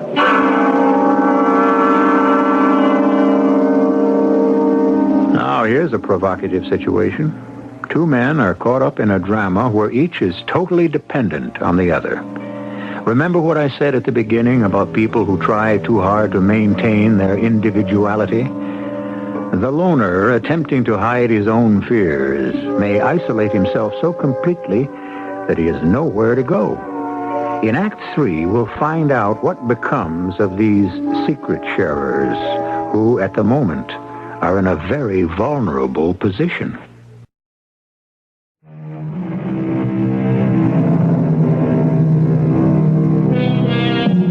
For the next 4 days, the captain was a happy man, dangerously happy. For the first time in his life, he had a close friend, a man he could talk to. In their whispered conversations, they found much in common. They argued, they agreed, they recalled their dreams. At first, it was just at night, but now the captain spent more and more time with his double. The two men even looked alike as their dark heads bent over the table in concentration. It's your move. I know. And you're not going to like it. I'm prepared to lose that bishop. Who cares about your bishop? When my queen comes over here, you are in check. Oh, not again. Shh. Someone's in the passageway. You're getting edgy. They're all at their posts. Well, they may be spying. I overheard something today that you should know about. Don't tell me that you left the cabin. Not on your life. But I opened the far porthole, and the first mate was directly overhead talking to some of the crew. Oh? And what were they saying? Old Bless My Soul tried to reassure them that you are in good health. I never felt better in my life. They asked if you caught the sickness from Captain Briggs. Why, that's outrageous. And what did Jackson tell them? He said you're a thinker. He'd seen all your books, and that was the reason you spent so much time in your cabin. Ah, bless my soul. Shh. Get away. Someone is coming. Yes, what is it? The steward, sir. What do you want? I have your jacket, Captain. You left it by the binnacle. Oh, thank you. I'll take it. Oh, it's just been pressed. I'll hang it up in your closet.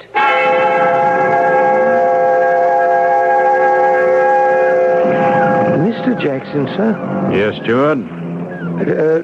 Do you play chess with the captain? I don't know how. Why do you ask? Well, when I was in his cabin just now, there was this chessboard with all the pieces set up as if... Well, I've heard that it's a game people can play alone. But I could have sworn there was another chair. And two glasses on the table. I'm relieved to know that's what the captain's doing instead of lying sick in bed. But he is sick, Mr. Jackson. All I did was hang up his coat in the closet, and he stood there all pale and trembling as if he'd seen a ghost. Take a look at him now. striding across the deck. Jackson, I want a word with you. Yes, Captain? Do you recall our plan for going through the Straits? Well, I know how Captain Briggs would do it, sir. No, what we talked about yesterday. Yesterday, Captain? Yes, when I showed you the chart. Begging your pardon, sir. But you did not show me any chart.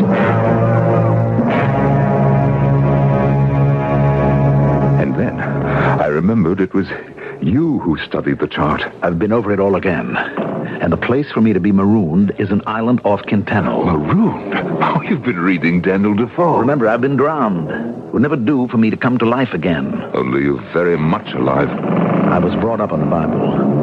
And I've been driven off the face of the earth. As I came at night, so shall I go. It's impossible. You can't. Not naked like a soul on the day of judgment, dressed in your sleeping suit. And I am a swimmer. The last day is not yet. I must leave tonight. It can't be done. At least not until tomorrow night. I knew you'd understand. But the ship is on the offshore tack, and the wind may fail us. No, we're still much too far out at sea. I'll manage. Not without my help. I'm counting on that.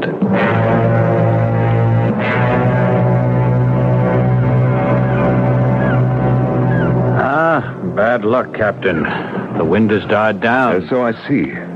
In my experience, sir, we may be becalmed for quite some time. May I reassign the crew? Give them shifts for relief in this oppressive heat. You should all have white hats, like mine. I got it in Rangoon. It's most unusual, sir. I'll be off to tell the men... Jackson, one moment. Be ready to call all hands on deck when we change our course. Well, I will, sir, but I see no signs that there'll be any change in the weather. We're not doing well in the middle of the Gulf.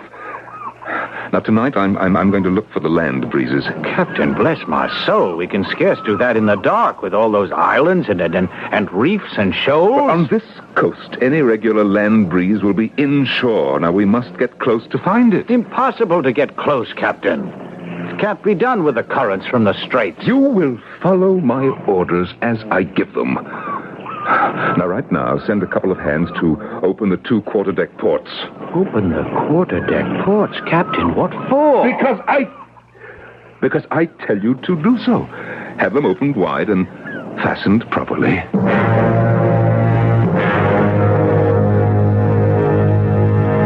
By now, the whole ship must think you're out of your mind. You've gone too far. This plan of yours is much too dangerous. I shall stand as close in as I dare and then put her round. What will I be doing? Presently, I'll smuggle you out of here into the sail locker where there's an opening. A sort of square for hauling the sails out. And it is never closed. Someone is sure to see me. Just before tacking, when the ship is dead still, you'll have a clear road to slip overboard through the open quarterdeck port. Now, use a rope's end to lower yourself into the water so there'll be no splash. Promise me not to go too close to shore.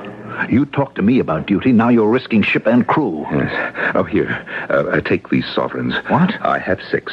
3 for you and 3 for me. What would a swimmer do with... You never know what you need. Now, here.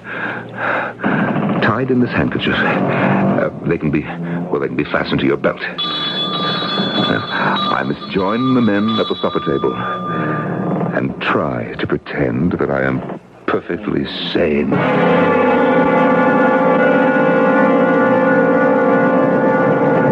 You're bareheaded. With the sun beating down, you need something to cover your head. I need to get my head underwater, and the sooner the better. I mean when you get to shore. No trees on those islands, and the sun is merciless. After all these months under cover, I'll glory in the sunshine. You will take my hat. You see, the brim goes all round. Here. Now put it on your head. Captain, you are mad. A swimmer with a hat on his head. Well, then put it in your belt. You'll need it. And now, be off.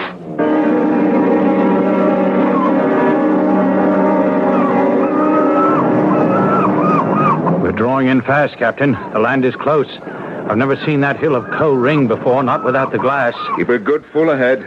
You're going on. Straight on, that full. But, Captain, sir. The helmsman heard me. Straight on, that full. Merciful heavens, we're about to go aground. Captain's gone mad. He must be stopped. Call the second mate. Steady as she goes. I can barely see the sail. We are sailing straight into the jaws of hell. Jackson, turn up all hands. Where are we? We're lost. Be quiet. What are we doing here? Looking for the land wind. Oh, I knew it would end like this. Are we done for, sir? We're too close to shore to come about. She'll drift ashore before she's come around. Shore already. Ready now. Ready to come about. She won't make it. We're too close. Go forward, Jackson, and tend to the head sheets. Shake them out. Helmsman, hard alee. Swing the mainyard. But, Captain, that rock will get us broadside. Better to crash the prow head on. Had we come too close, our fate hung in the balance as the black mass of land loomed over the afterdeck. My ship and I were new to one another. It was too soon for the ultimate test. So far, she responded to the helmsman's lightest touch. But now, she came about, shuddered once, and then all was ominously still. If I failed to set the sails, if those menacing rocks seemed but inches from the port side, our course must be set by the tides. But who could tell which way they ran? I could only grope like a blind man. Call for torches on the lee side? No, they might reveal. But I could not think of him. Not now. I had to find out from which direction the breeze would come. I had to. Captain, the men are threatening to jump overboard and swim for shore. Before they make a move, order searching lamps trained down on the water on the lee side. Now hear this. Now hear this. It was deathly still. The water like a pool of ink with no sign of movement. I don't know what you're looking for, Captain. The slightest stirring of the current. When I find out which way it's flowing, we'll set the sails. Can't see a thing in those black waters. Well, look for a piece of driftwood. Not a sign of anything. I can feel it under my feet. The ship is inching us toward shore. Steward, get me a piece of paper and be quick about it. Well, there's no paper up here, Captain. I'd have to go below, and I'm not sure that even then... Oh, she's beginning to yaw. Jackson, stay up here. We must throw something overboard that floats. I'll be down by the taffrail. For the moment, the crew was kept busy with the lights directed toward the shore, while I stared into the void beyond the stern. And there it was. My sign, written clearly in the water. And now I knew exactly what to do. The man at the wheel stood like a statue, and I was near enough not to raise my voice as I confidently gave the next order, shift the helm. He jumped round to the other side and spun the wheel. She's catching the breeze. Let's go and haul!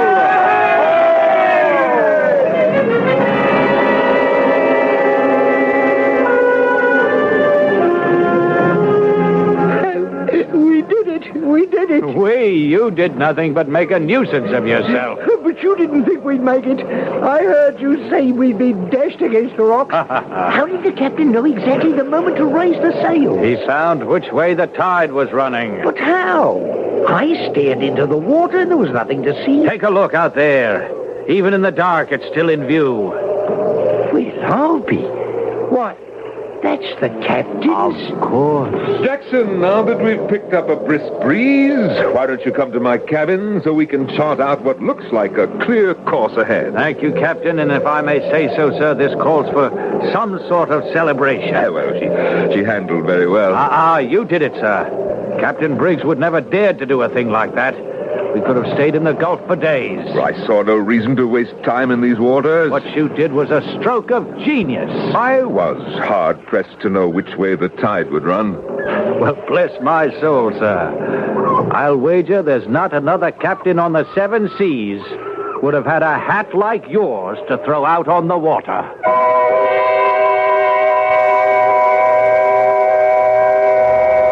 Was the secret sharer still wearing that hat? We like to believe, as the captain did, that he was already safe on shore, the floppy sun hat carelessly abandoned as an encumbrance to his freedom. But from that moment forward, the captain was indisputably master of his ship. He had pulled off a dangerous maneuver which gained the respect of every member of his crew. There is a moral to this tale, and we'll consider it in just a moment.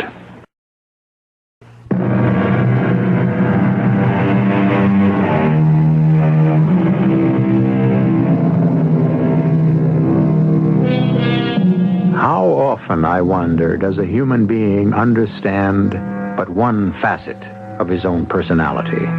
The captain of our story was given a chance to examine the other half of himself, the part that wanted to run away. From now on, he would find contentment looking up at the great curves of canvas or watching the water fan gracefully from the sturdy prow. He needed his ship. But Leggett was not cut out for the discipline of a seaman's life. He knew now that he could exist only as a wanderer. Each had found his freedom from fear, from loneliness. Our cast included Norman Rose, Mandel Kramer, William Redfield, and Court Benson. The entire production was under the direction of Hyman Brown. This is E.G. Marshall inviting you to return to our Mystery Theater for another adventure in the macabre. Until next time, pleasant dreams.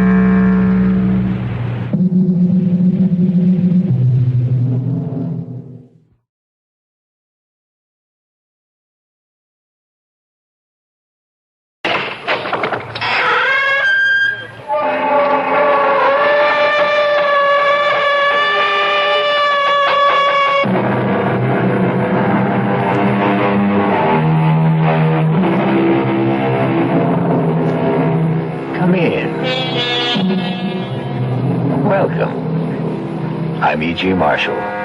Welcome to the sound of suspense, to the fear you can hear. A psychiatrist once said that the human brain is like a spider's web. Together, all the strands are strong, but taken one by one, each can easily be broken, and the web destroyed. There are countless cases of human brains broken and smashed in just this way, step by step, strand by strand. And I can't help wondering, is this what happened to young Jennifer Brady?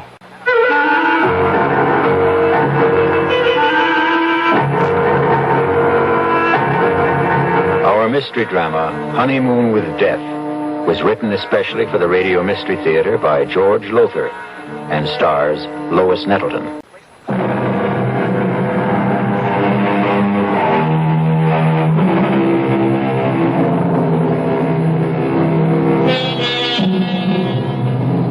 What makes Jennifer Brady think she's going out of her mind? What strange thing happened that couldn't have happened? Perhaps we can find out together. It was a wonderful honeymoon, Howard. I can't tell you how much I enjoyed it. Adored it. But you know something?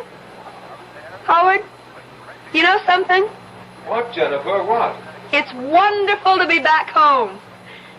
These last 10 days driving back from San Francisco, I kept thinking, when, oh, when will I be back in my own bedroom, in my own bed, in my own little old New York brownstone house? Oh, I shouldn't have said that, should I? What? Said what, Jennifer? Am I bothering you with all my chatter, Howard? Bothering me? How could you possibly bother me, sweetheart? I'm just trying to catch up with all that mail Margaret left on the living room table. Oh, hey, I haven't seen that negligee before. I saved it for our homecoming night. Like? I can see a whole month of honeymooning hasn't changed you a bit. When I've got a bride as beautiful and sexy as you, our whole life is going to be a honeymoon. Now, tell me, what was it you shouldn't have said? What? Oh, I've forgotten. Something about your own little old New York brownstone house. Oh, well, what I meant, it's not just mine anymore. It's yours now, too. And your sister Maggie's. You both inherited this old brownstone from your father. Though I must say I think that we, have the better of the bargain. What do you mean? I much prefer this top floor apartment, don't you? Oh, yes. Luckily, Maggie always preferred the downstairs part. No climbing stairs. Well, stairs won't bother me. I'll take them 2, 3 at a time, knowing that you're waiting at the top of them. Oh, darling. Well, you better finish brushing your hair. I'll finish that mail in the living room. Howard? Yes? About the car. Well, what about it? You think it's safe parked out in the street? One night won't hurt. I'd feel awful if anything happened to it. You know, sometimes on our honeymoon trip, I couldn't help wondering which you loved more, your new car or me. Oh, well, I guess one night in the street is safe enough. You can find a garage tomorrow. Howard, you locked the car. You have the keys, haven't you? Howard? Howard, can't you hear me? I asked you. Howard!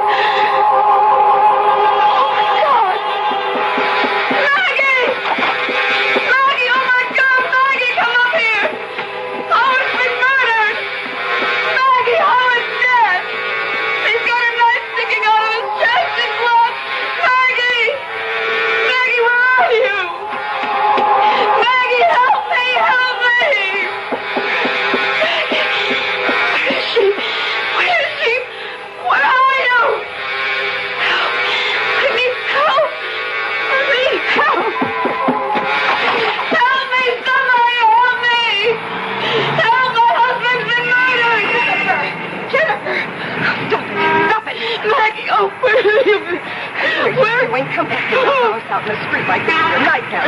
Maggie, it's Howard. Jennifer, come back into the house. You're scared of your attack. No, Howard. He's dead. He's up there sitting in a chair with a knife in his chest. Jennifer, please, now stop it. Stop it. Come back in now. Come on. Come on. I'll phone Dr. Sullivan. I don't need Dr. Sullivan. I tell you, Howard. Howard.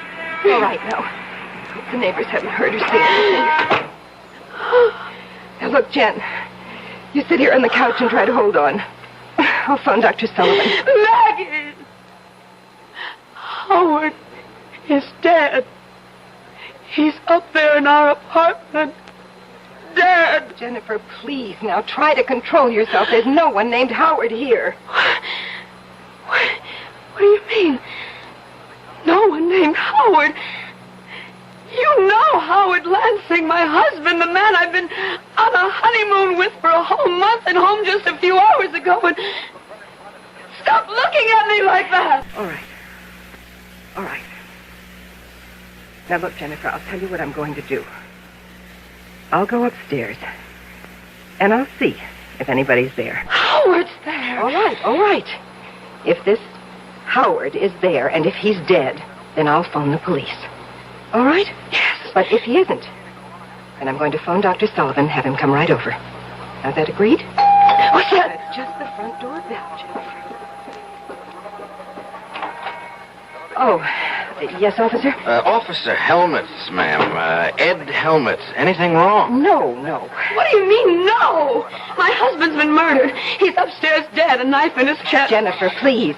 Officer, there is no one upstairs, dead or alive. Well, then what was all the screaming about? I'm walking the beat just up at the corner, and I hear all this screaming. It's nothing. Believe me, it's nothing. Officer, will you do me a favor? Oh, sure, if I can. Would you go upstairs, please? And see for yourself? Officer, my sister is a highly emotional woman. Please? Would you please?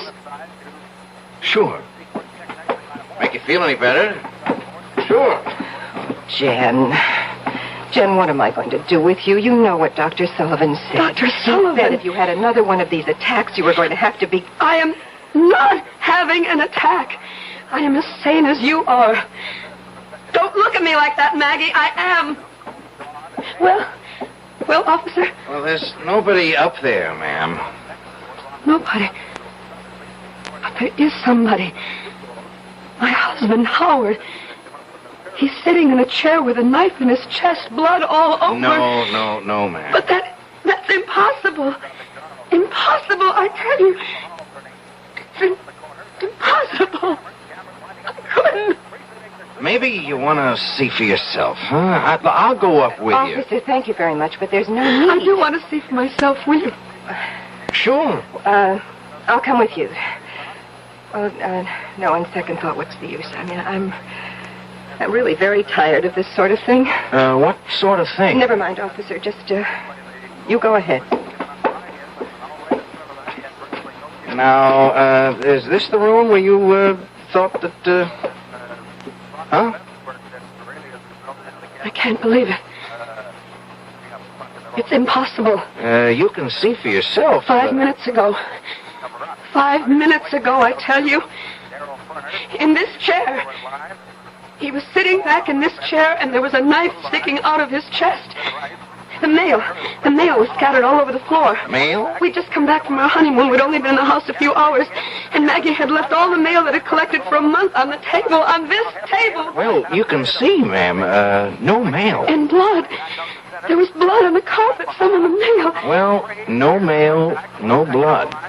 You don't mind me saying so. I think you... Well, maybe you had a dream, a nightmare, huh? Please. I'm not out of my mind. I didn't say you were. No, but everybody else does, and I'm not. I'm not. It don't mean you're out of your mind because you had a bad dream. It was no dream. It happened. I tell you, it happened. Howard was here in the living room reading the mail. I was talking to him from the bedroom. I had just taken a bath, and I was brushing my hair. And... Wait. I know. I hadn't emptied the tub. The water's still there. It must be. I'll show you. I don't understand it. Tub's bone dry, ma'am. Hasn't been used. Now, not tonight, anyway. His clothes.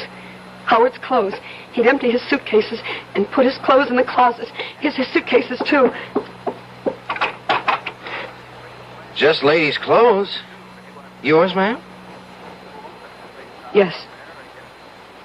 Now, hey, look, don't cry. Hey, look, this dream you had. It was no dream. Okay, so maybe you imagined... I didn't imagine anything. Do you imagine a husband? Do you imagine a month-long honeymoon? Do you imagine a man in a chair with a knife in his chest? Oh, I got to admit, you'd have to have a darn strong imagination to... But they tell me that's what artists got. Artists? Oh, you are an artist, aren't you? That painting there on the easel? Oh, that's just a hobby. I haven't touched that since I left on my honeymoon. No? What do you mean? How long does it take paint to dry? Oh, a day, thereabouts. Well, this paint's still wet. Plenty wet. Look at my finger. Oh, now, don't start crying again. A woman crying, it makes me feel awful. I'm sorry. Look, when you dreamed it or imagined it... I didn't. Yeah. I didn't. Yeah, well... I know I've had spells. Spells? What kind of spells? Oh, I've always been high-strung, nervous, you know. Well, I don't know if I know. I mean, me, well, I'm the other way. I haven't got a nerve in my whole body. I envy you. You've never been to a psychiatrist. A shrink? No, me. You ask me, anybody who goes to a shrink ought to have his head examined. That's a joke.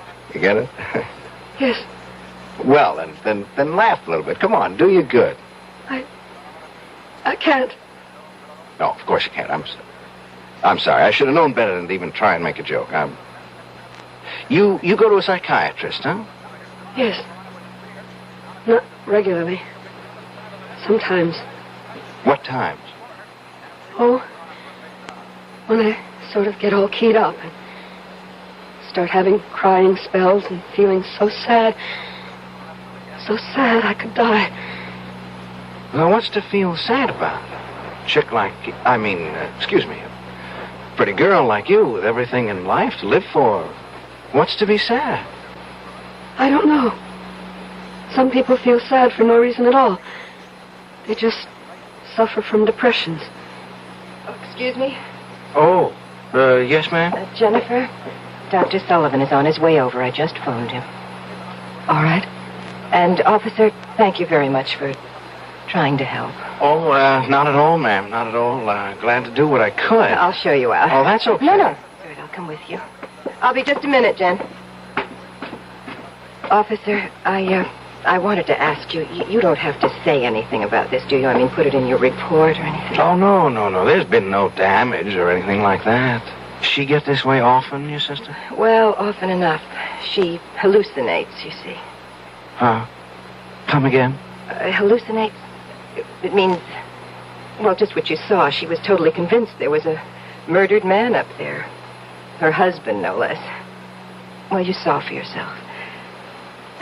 Husband. Jennifer's never even had a boyfriend. A cute doll? Pretty girl like that? Well, it's all part of her condition. She's afraid of people. Men, especially. I wish she could become less afraid, more outgoing. If these spells of hers get any worse, she may lose her mind altogether. Oh, say, I hope not. A sweet kid like that, I sure hope not. I know, so do I. Well, looks like we've had a little shower. Street's wet. It was drizzling a little when I came in. Well, good night, ma'am, and if you need... Wait! The car! The car! The car? What car? Howard's. The little red sports car he was so fond of. It isn't there. But it was. I know it was. Officer, thanks again, and good night. Good night, ladies. Jen, dear, until Dr. Sullivan gets here, I think you should lie down and rest. I don't want to lie down. Well, then just stretch out on the couch, and I'll make some tea for us. Well, it's probably Dr. Sullivan now. Oh, yes? Excuse me, ma'am. I just wanted to get something straight. Yes.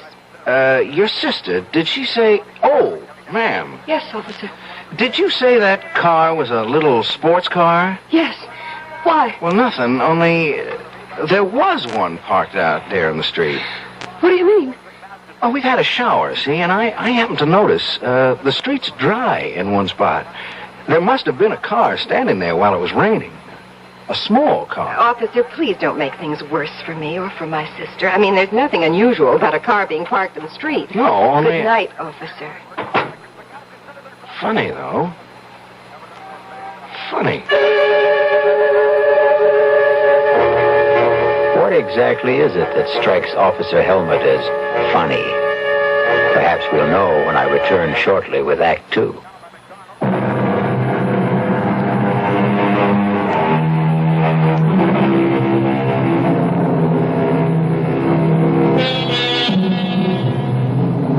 Has a horrible murder been done? Or is Jennifer Brady losing her mind? Did she find the body of her husband, Howard Lansing, seated in the living room with a knife in his chest? Or did she imagine the frightful scene? Is she married? Was there a honeymoon? Oh, here's young patrolman Ed Helmut at the front door of the brownstone house where Jennifer and her sister Maggie live. And it's the following morning. Oh, it's you. Yeah. Well, won't you come in? Thanks. Thank you for, what you did last night. Oh, just doing my job, Mrs. I don't know what to call you. I don't know what to call myself. I don't know if I'm Mrs. Howard Lansing or Miss Jennifer Brady. Not after last night. Well, suppose I just call you Jennifer. You can call me Ed. Ed Helmut. What are you doing here? Well, I'm off duty, see. I'm on the 4 to midnight beat, and I just thought I'd drop around and see how you were doing. Oh, well, I'm all right. You mind if I ask you a couple of questions, Jennifer? No. It's your job, isn't it? Well, yes and no. The fact being off duty now, I'm kind of asking these questions on my own. You know what I mean? I don't. Not really. Well, I tell you, that car of your husband's... If I didn't just imagine a husband. Yeah, well, if you didn't, that car of his, that little red sports car you mentioned, well, there was a car parked out front last night, and it was a little sports car. If it wasn't there when you left... Well, the space it left. It rained, remember, while the car was standing at the curb? Oh, yes. So at least you were right about there being a car. I mean, you didn't dream that up. It could have been anyone's car, as Maggie said. Oh, that's for sure. Still, though, it could have been a car belonging to a guy named Howard Lansing. Couldn't it? Couldn't it? Why are you doing this? Come again? Well, you know that I'm not well. That all my life I've had nervous problems. Oh, I can't believe it, but I must have dreamed it all up. Howard Lansing, marrying him, going on a honeymoon across country and back, coming home last night, finding him murdered. I must have imagined it all. Maggie says I did. Dr. Sullivan says I did. So why are you... You know something? I don't know. Maybe it's because, Well, what? I kind of like you, and, me, I didn't get much sleep either last night, thinking about this whole thing, thinking about you, and, I'm kind of wishing I could straighten things out for you. That's very sweet of you, officer. But... Call me Ed. Ed? It's sweet of you. But you're wasting your time. I'm mentally... Oh, come on now, don't cry. You had a bad dream, that's all. A nightmare. Oh, it was more than that, much more than that. When you dream something, you wake up and you know it was a dream. I'm still living it. I remember the ceremony, the hotels we stayed at, the things we did. Even Howard constantly fussing with his new car. Yeah, there's that car again. What do you mean, fussing with it? Oh, just that he was always polishing it, checking this and that. Fussing, that's all. And you remember all about the ceremony and the hotels and like that? It's all as vivid as if it had actually happened. Tell me about the wedding. Who married you? Nobody married me, Ed. I imagined... Okay. So where did you imagine you got married? A little town in Jersey. By a justice of the peace. What little town? What JP? I don't know. It was night and we just pulled off the Garden State Parkway. Howard had said he knew a place, a justice of the peace. Okay. What about hotels? Well... I remember we stayed at the Ambassador in Chicago and the Statler in St. Louis, the Beverly in Los Angeles, and... Oh, that you, Maggie? Yes, Jen. Any calls? Oh. Hello, Miss Brady. Aren't you the policeman who was here last night? Yeah, that's right. You're wondering what I'm doing here now, huh? Well, yes, I am. I just dropped in to see how Jen was doing, that's all. Jen? Excuse me, Miss Brady. I was never much for being formal. Yes, obviously. Have you been here long? No, 10 minutes or so. Well, I don't mean to hurry you, officer, but Jennifer and I have an appointment in 1 hour with her psychiatrist, Dr. Sullivan. Say, would that be Dr. Martin Sullivan on Park Avenue? No, Dr. Arnold Sullivan on East 82nd. Oh. You seem terribly interested in Jennifer's psychiatrist. Me? Oh, no. I just ask a lot of questions. I trained myself. You trained yourself? You're going to laugh. I know you're going to laugh, but would you believe I want to be a detective someday? Of course I believe it. Why shouldn't I? Ask my sergeant. He thinks I'm something else, wanting to be a detective. Laughs himself silly. Well, I certainly wouldn't laugh. I think it's commendable. You think I could make a detective? Of course you could. Well, say, that's a real shot in the arm. I mean, someone like you thinking that someone like me, just a cop and new on the force at that. As I said, officer, I don't like to hurry you, but I'm going, Miss Brady. Going right now. Nice seeing you again, Jen. I'll show you out. Oh, that's okay. Some detective I'd make if I couldn't find the front door. Why, Jennifer, would you answer that, please? Of course. Oh, my God. Jennifer, what is it? Help me. Oh, my God, Maggie. Ed, help me. What? He's there. At the front door, he's there. Howard. Oh, I'm sorry. Is something... What's all the trouble? You're dead. Murdered. What? Last night after we got home from our honeymoon, I found you in your chair stabbed to death. Last night, honey, stab. Maggie, what is this? Jen's having another one of her spells, Howard, that's all. Oh, I see. What do you mean you see? You see what? What, just... Excuse me, who are you? My name is Ed Helmut, Officer Ed Helmut. I'm a cop. A cop? Howard, I'll explain later what went on here last night. I don't understand this. I don't understand it. You're talking to Howard as if nothing had happened. Jennifer, nothing did. He exists. He's standing right here. He exists. And last night you acted as if you'd never heard of him. As if there was no such person as Howard Lansing. I don't remember. You did. Jennifer, stop it. Now, stop it. Control yourself. Officer, you were leaving. There's some questions I'd better get the answers to Officer, first. this is a private matter. It's a family affair. Well, now that depends on how you look at it. Are you Howard Lansing? Of course I'm Howard Lansing. Why do you ask such a question? Howard, Jen had one of her mental lapses last night. She imagined that you and she were married. We were. And that you'd just come back from your honeymoon. Oh, good Lord. And then during this hallucination, she thought she had found you with a knife in your chest, dead. Oh, no, poor little Jenny. She ran screaming into the street. Luckily, I got her back into the house before she caused a disturbance, although this officer did hear the screams and came to investigate. Well, did you call Dr. Sullivan? Of course I did. He came over, but there wasn't much he could do except order some new sleeping pills. We're seeing him in his office at 11 this morning. Just one more question, Mr. Lansing. Yes? Just where do you fit in here? I mean, who are you? To the family, I mean. I'm Miss Brady's fiancée, Margaret, not Jennifer. Oh. I see.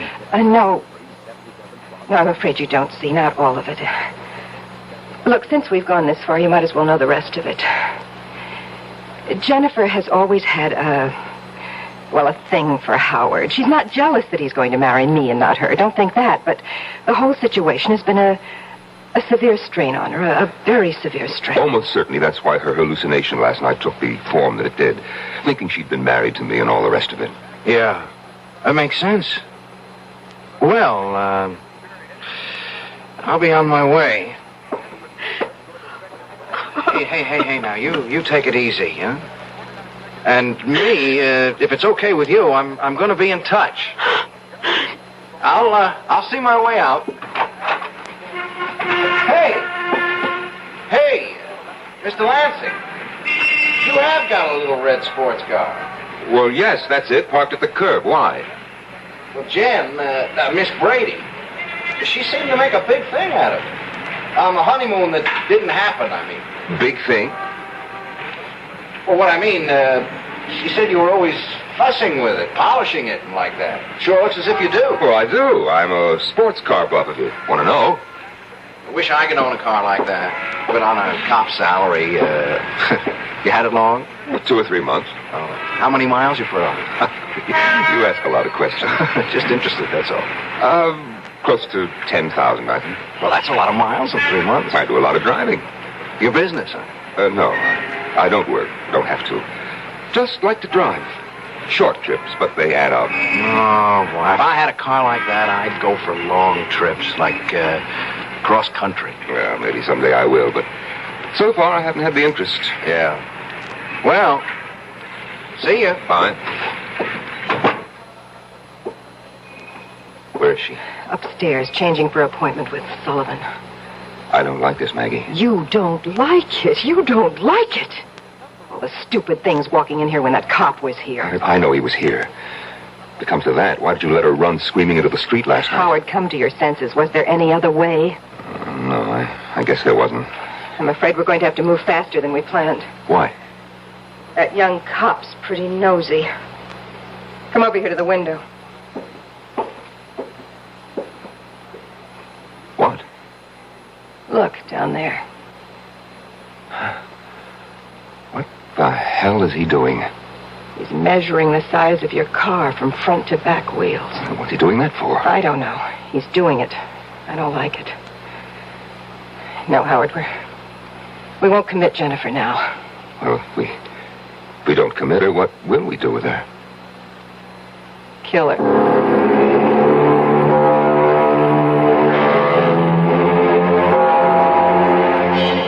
Clearly, Maggie and Howard faked his murder. But how could they have managed it? And how will they kill Jennifer? We'll return shortly with Act 3.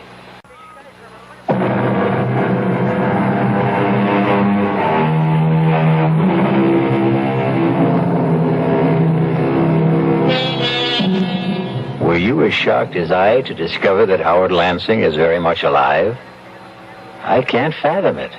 Can you? No more than, 10 minutes could have passed between the time Jennifer saw him slumped in that chair with a knife in his chest, blood all over everything, and the time Officer Helmut entered the room to find no body, no blood, nothing to indicate that a murder had taken place. It would have been impossible for Howard Lansing and Margaret Brady to restore perfect order to that room in so short a time. Even to Howard's clothes and luggage no longer in the closet. A bone-dry bathtub, and the rest of it. Got me puzzled. Well, we'll soon have the answer as we rejoin Maggie and Howard. Kill her. There's nothing else we can do. Oh, we can do what we planned originally. Commit her. It won't work. Not now. Why not? Your answer is right out there in the street. The cop was just finished measuring your car. Now, what's he doing? Quite obviously getting into your car. I think I better get out there and see what he's up to. I was just about to suggest it, Howard. Officer, what are you doing in my car? Oh, say, Mr. Lansing. Say, I hope you don't mind. Like I told you, I want to own a little sports car like this myself someday, and, I just couldn't help sitting behind the wheel. Say, I hope you don't mind. As a matter of fact, I do mind. Oh, well, say, please excuse me. I just kind of flip over a car like this, that's all. Isn't that why you were measuring the wheelbase? Measuring? Oh, that. Yes, that. I saw you from the window. Yeah, well, now, I tell you, I want to get to be a detective someday, see? And I'm studying, like, fingerprints and stains and like that, and measuring. Now, measuring things is important, very important. You'd be surprised how important measuring things is. So, I take every opportunity to measure things. Yes, well... Like last night. Were you here last night? No, I was not here last night. Funny. What's funny? Well, last night, Jennifer, Miss Brady, she said a car, in fact, your car, was parked outside here. Only it wasn't. I mean, when we looked, no car. Well, I just told you that... Yeah, but there had been a car. You see, it had rained, and the car was standing out here during the rain, and left a dry space in the street. And I measured that, too. Couldn't help myself. It's become a habit, you know? Well, I fail to see what this has to do with Identical. Same wheelbase. That car and this one. Look, there are probably thousands of sports cars in New York. I'm not saying it was the same car. Oh, no, nothing like that. I'm only saying the wheelbase was the same. It's very interesting, I'm sure, but if you don't mind now, Just leaving when you came out. I apologize if I upset you getting in behind the wheel without permission. That's all right. Yeah. Well, goodbye. Oh, by the way... Now what? You got 11,243 and 9/10 miles on the speedometer. 1,000 or so more than you said you had. I just thought you'd like to know. Thank you. I'm deeply grateful for that information.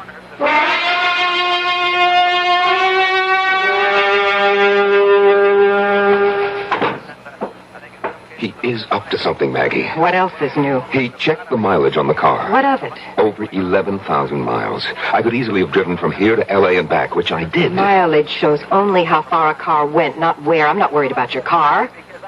I'm worried about him nosing around. The quicker we kill Jennifer, the better. Now, look, I didn't bargain for anything like murder. Neither did I, but that's the way it is. How will you do it? How will we do it? Sleeping pills. An overdose. That's the simplest. When? Well, tonight. Why wait? Oh, Jennifer.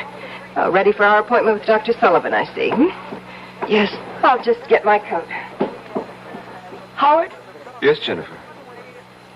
I'm sorry if I've caused you any trouble. Oh, now. I'm losing my mind, Howard. I must be. Marrying you, our honeymoon trip across country, returning last night, finding you dead. It was all so real.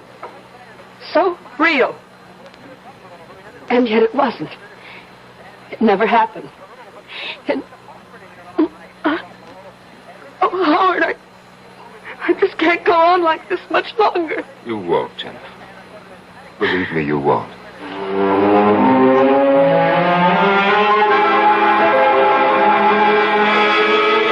You sure of that? Did you check all marriage license applications? And there's no Howard Lansing and Jennifer Brady, huh? Call for you at Beverly Hotel, Los Angeles. Right there. Okay, sorry I troubled you. Thanks. Hello? Yeah. Yeah, how far back did you check your guest register?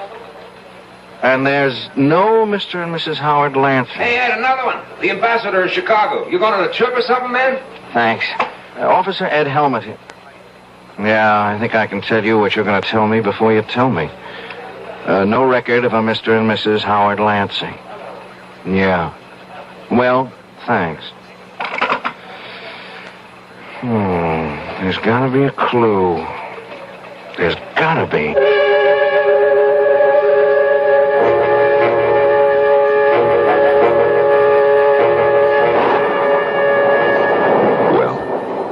She's asleep. How many pills did you give her? Enough. What's the matter, Howard? Why that look on your face? I'm a murderer. I'm just beginning to realize it.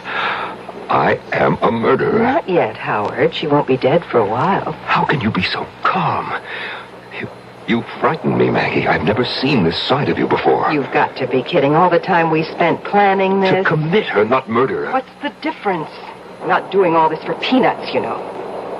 We inherited $1.5 million from my father, Jennifer and I. You and I will have all of it once she... Who could that be? I'll see. Wait. No, I guess we can't pretend no one's at home. The lights are all on. And my car's parked out front. Oh, it's you. Okay if I come in, Mr. Lansing? Oh, well, now, Thanks. Rotten night out there. Just plain rotten. It's Officer Helmut, Maggie. Yes, so I see.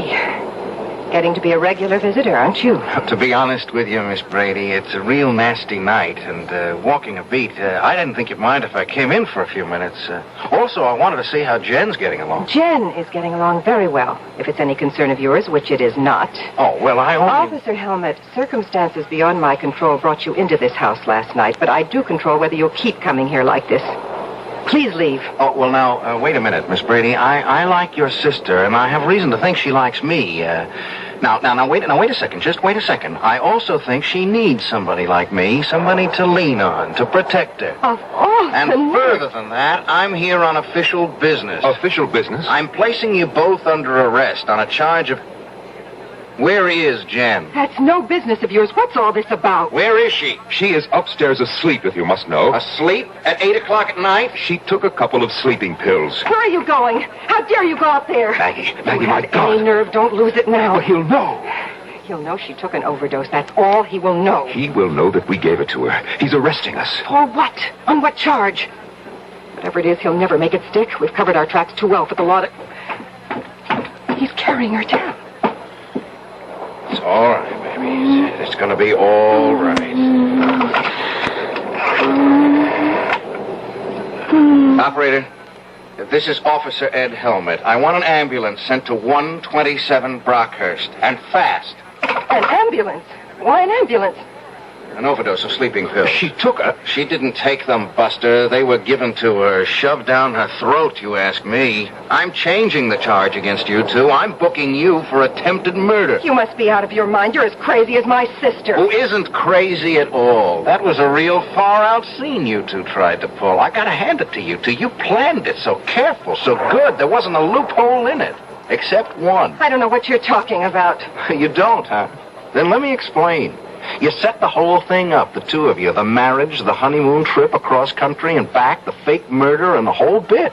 Oh, and you played it smart. Very smart. Not a clue. I checked the marriage license bureau. No license.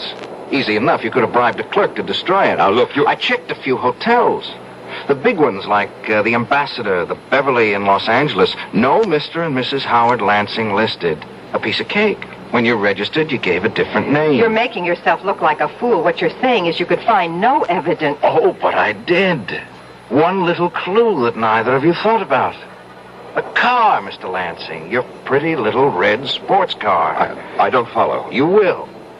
I told you I found that dry space out on the street last night because a car, a little sports car like yours, had been standing there during the rain. Well, it could have been anyone's car. Sure.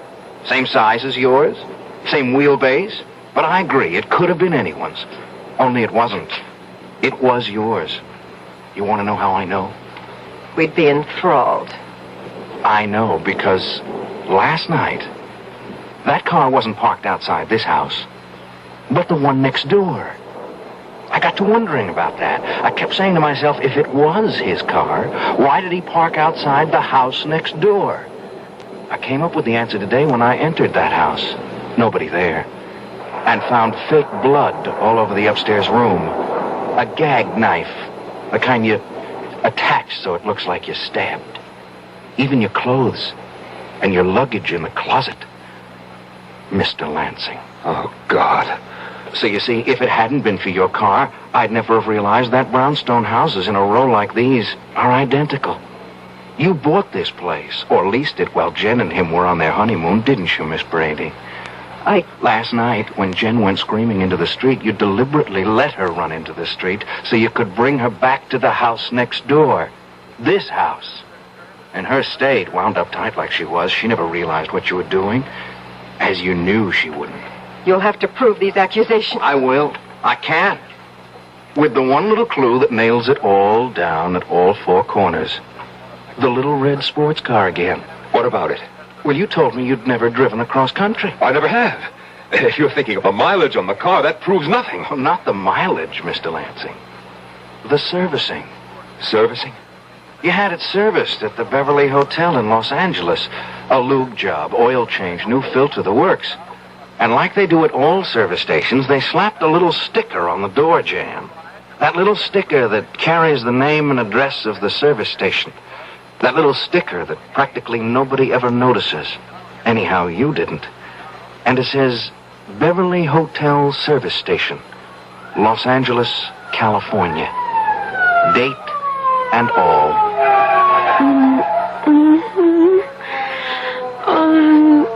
Easy, Jen. Easy. You're gonna be okay. From here on in, you're gonna be just fine.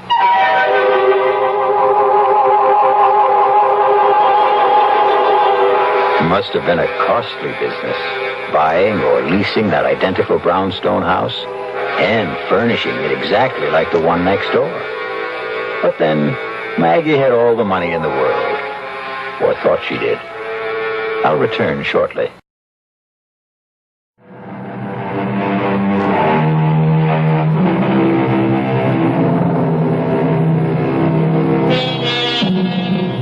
Yes, like a spider's web, so strong and yet so weak, the human brain can be broken. But happily, again, like the spider's web, it can be repaired, as good as new. Our cast included Lois Nettleton, Tony Roberts, Terry Keane, and Norman Rose. The entire production was under the direction of Hyman Brown. This is E.G. Marshall inviting you to return to our Mystery Theater for another adventure in the macabre. Until next time, pleasant dreams.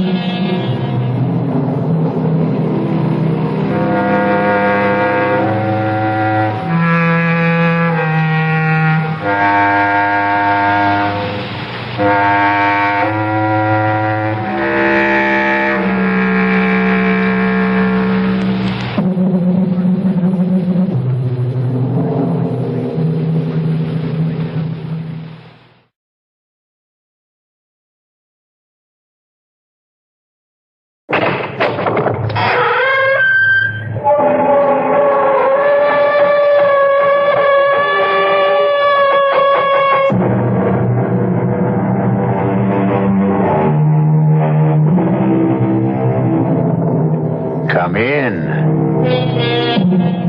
Welcome. I'm E.G. Marshall. I hope you're ready for a journey into the bizarre, into the very, very strange, for that's where we're going. A round-trip journey, of course, but one we promise you won't forget. Sarah and David Hughes have just finished dinner and have taken their coffee out to the patio, where dusk is coming in behind a lovely sunset, and the world seems bathed in serenity. But beware of peaceful places at peaceful times. Things change. Sometimes suddenly. David. You know, I was almost asleep. David, what is that up there? What's what? Up where? Up there, in the sky, those funny lights. Well, it's a jet, I guess. We'll be hearing it in a few seconds. A jet making a circle of light? And they don't come in from that direction. Or that fast either. David, it looks as if it's heading straight for us. Nonsense. Of course it isn't heading straight for us. David! A flying saucer. Oh, come off it, Sarah. An unidentified flying object. We actually saw it. Sarah, it was nothing of the sort. It was simply... Well, it was... Can you identify it? Well, no, not offhand. An unidentified flying object. David, we've made a sighting.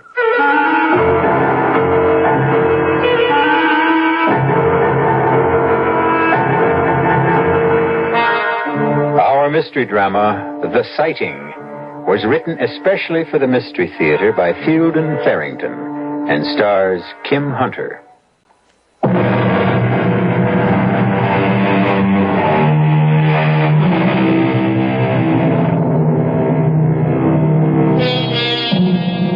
UFO sightings, although they are remarkable, are not uncommon. There have been, who's to say, thousands of them, maybe tens of thousands, if you include those that have gone unreported. Of course, some people poo-poo them as optical illusions, or weather balloons, or light reflections on clouds, or even just plain imagination. But others, many others, take them quite seriously, and would like very much to know what and why, and possibly even who they are. Sarah and David have certainly seen something, though they don't agree about what it was. You know the trouble with you, honey. You let your imagination run away with you. You see a funny light in the sky, and wham, it's a flying saucer. Well, you can't say it wasn't a flying saucer. You don't know what it was any more than I do. But, Sarah, when you can't explain something a little out of the ordinary, you don't pounce on the most unlikely explanation you can find and close your mind to all the others? Look who's talking about closed minds. Oh, okay. Maybe I'm a little bit conservative. Bankers get that way, I'm told. And, man, are you ever a banker? Well, don't knock it. It buys a lot of goodies. No contest. I think I'll go next door and ask Bea and Harry if they saw it. Want to come along? So what? Oh, yeah, the thing. Sarah, I really wish you wouldn't do that. Why not, for heaven's sake? Well, I'd just as soon it didn't get around. I mean, that we saw... Well, the first vice president of a bank doesn't see flying saucers. He just doesn't, Sarah. Okay. The first vice president didn't see it. He's as blind as a bat. Yeah. But his wife saw it. Sarah.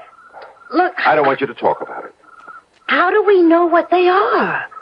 How do we know what they're doing here? What their purpose is? How can we be sure that they don't mean us some kind of harm, David? I think we ought to report it. No. You're not to say a word about this to anyone. Look, honey, old man Ellsworth is talking about retiring again, and this time J.D. thinks he means it. And if he does go, J.D. will almost certainly move up to chairman of the board, and that leaves the presidency open. I'm the first vice president. But can't you see, Sarah? Look, I think that's wonderful, David. You know I do, but I can't see what it has to do with... Well, I've just told you. I'll have to ask you to take my word for it. I want you to promise not to say a word about this thing we saw, not to anybody.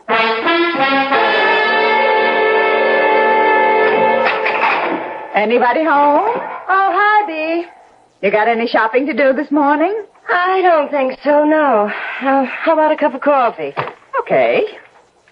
They're supposed to have some fresh whiting at Avery's today. Doesn't David have a big thing about whiting? Yes, David has a big thing about whiting, but he's more likely to get cold stew and leftover parsnips. Oh? Garnished with arsenic. Bad one, huh? Honestly, Bea, you ought to thank your lucky stars you're not married to a banker. Oh, I don't know. You ever try living with a man who was in wholesale pharmaceuticals? Give him whiting. That's my advice. He can't eat and quarrel at the same time. Did you and David see that thing come over last night? Come over? Fly over, you know. Looked like a flying saucer to me. But Harry said it was a jet with some fancy new kind of lights or something. I never heard a jet sound like that. Oh, no, I guess we must have missed it. Why, doesn't Harry believe in flying saucers? Wouldn't believe in one if it landed smack on top of him. We still playing bridge tonight? As far as I know, at your house. Want me to bring anything? Money. It's our turn to win. You want me to get some whiting for you if Avers has it? Oh, would you mind? I'm not much in the mood. Sure, I'll bring it over later. I'll tell you one thing. I don't ever want to fly in a jet that sounds the way that thing last night sounded.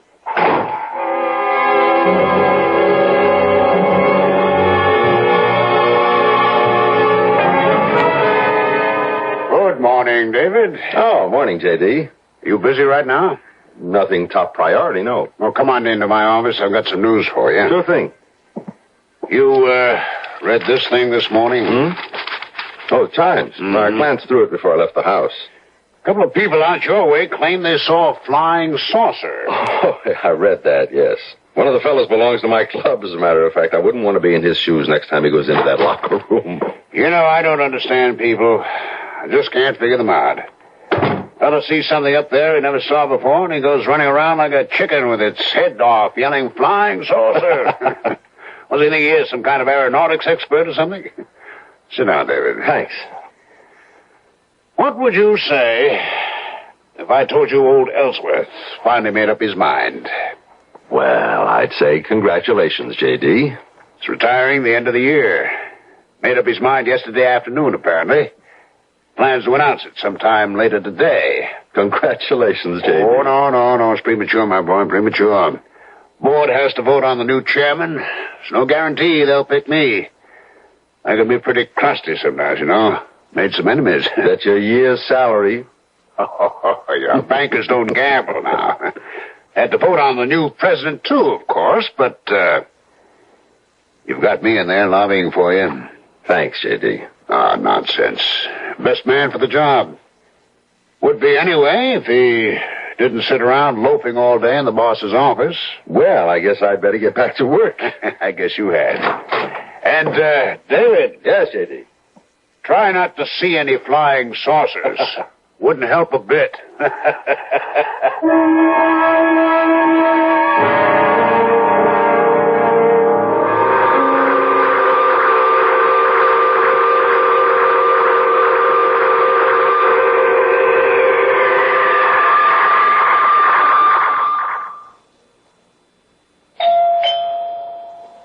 So, Sarah Hughes.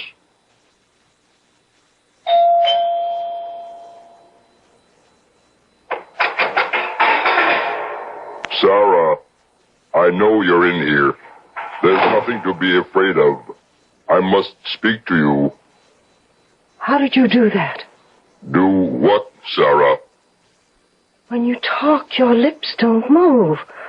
Or anyway, I couldn't see them move. It sounded as if you were talking through that little black box strapped on your chest. Yes, you are quite right. You see, we don't have any vocal equipment. We? Who's we? We come from a very long way off. Like Mars? No, much farther. Another galaxy altogether. I told David. I told him. Yes, we sensed that you were sympathetic. Then what do you use? Mental telepathy? That's what you would call it, yes. And the box? I think into the box, you might say. It comes out English. Other languages, too, of course, depending upon the setting. I'm glad you are not frightened. If I were, I wouldn't let you know. Look, where you come from, do you just walk into strangers' houses? I am very sorry, but I had to speak to you. It's really quite urgent. About what? We need your help. To do what? Take over the earth? You mustn't say that. You mustn't think it. We're on a friendly mission. My colleagues and I, we're what you might call a scouting party. We must know more about your planet before we can be sure that it is safe to... We want to help you. Well, we're doing all right. Are you? Really, Sarah? What's your name? You keep using mine. Don't you think I should know yours? I have no... We do not use names in the sense you mean. I have a designation, of course, but there is no way to convey it to you. It's pretty weird. How did you find out what my name is? We were able to pick it up. We get very dim readings from your minds. Actually, yours is the clearest we've been able to pick up so far. We need someone to cooperate with us so that we can learn more.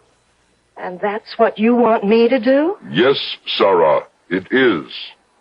Well, come back tomorrow. I don't understand.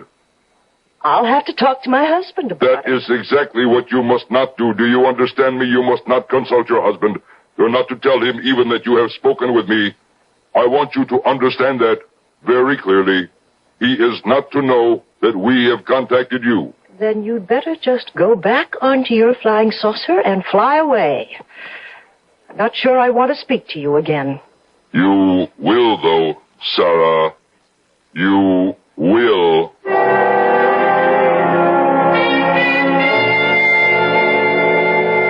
You don't believe me, do you? Of course I believe you, honey. Have I ever accused you of lying to me? All the same, you don't believe me. What did he look like, this man you saw? Well, he wasn't green, if that's what you mean. He didn't have tentacles or flippers or any of that. His hair was kind of coppery and funny. More like chicken down than hair. I didn't notice the color of his eyes. His face seemed all right, except that his ears were flat against his head. He was tall and too skinny to look healthy. By our standards, that is. Mm-hmm. How was he dressed? Ordinary. Except for a box he had sort of taped onto his chest. Like brown slacks and a kind of yellow shirt, open at the throat. But the clothes didn't look right on him. You don't believe one word of this, do you? Now, Sarah, I haven't said I don't believe you. All I'm saying is that you're tired and overwrought. And seeing things. Look, I'm not sure I want to play bridge tonight. Sit there all evening being humored. And, well, I'm not at all sure I want to do it. Look, I'll tell you what. You trot upstairs and take a little rest. Now, wait, then, just let me finish. You are tired. You are overwrought. You don't deny that, do you? Well... So why shouldn't you take a little rest? Now, what's wrong with that? And when you get up, if you don't feel like playing bridge, we won't play bridge, okay? Doesn't that sound fair enough? Well, all right. Fine. Right now. Close the bedroom door and see if you can't actually get a little sleep. Will you do that for me? Okay. But if I should go to sleep, don't let me sleep long, will you? And David. Yes? I did see that man and talk to him. I really did.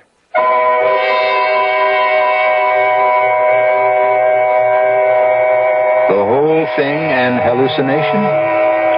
Let's not be too sure it wasn't just because we heard it ourselves. After all, we were primarily interested in what Sarah heard, weren't we?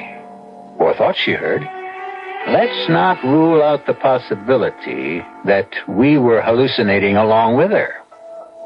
Perhaps we'll learn the truth about that when I return shortly with Act 2.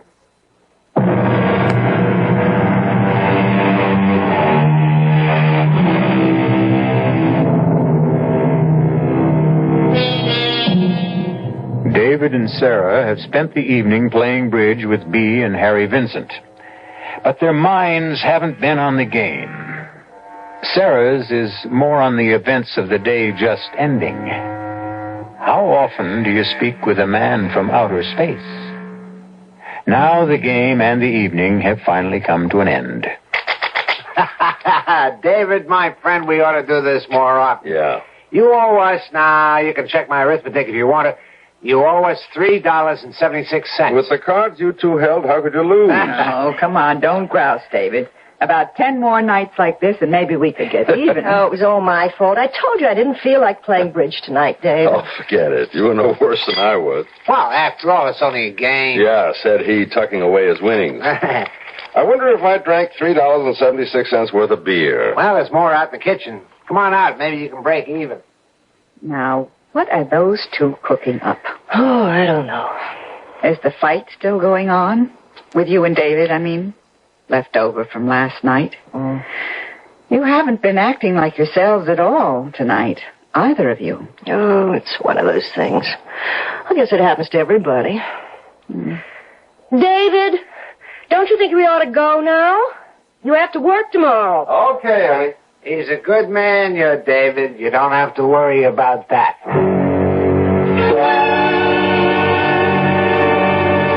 David? Hmm? What did Harry mean when we were leaving? Who's a good man? Oh, honey, turn the light off, will you? I'm dead. It's something to do with me, isn't it? Okay, you'll have to know anyway. I asked Harry for the name of a good psychiatrist. A psychiatrist? Yes, earlier. I called the doctor before we left, too. Told him it was an emergency. I got an appointment for you for tomorrow morning. Well, it is an emergency. You don't realize how... I knew you were going to be angry. Sarah? I'm not angry. If he's any good, maybe he'll be able to convince you I'm not seeing things.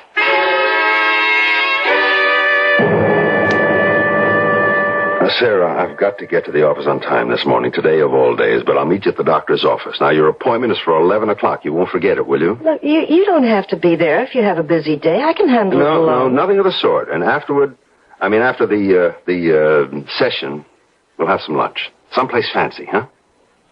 It'll be all right, Sarah. You'll see.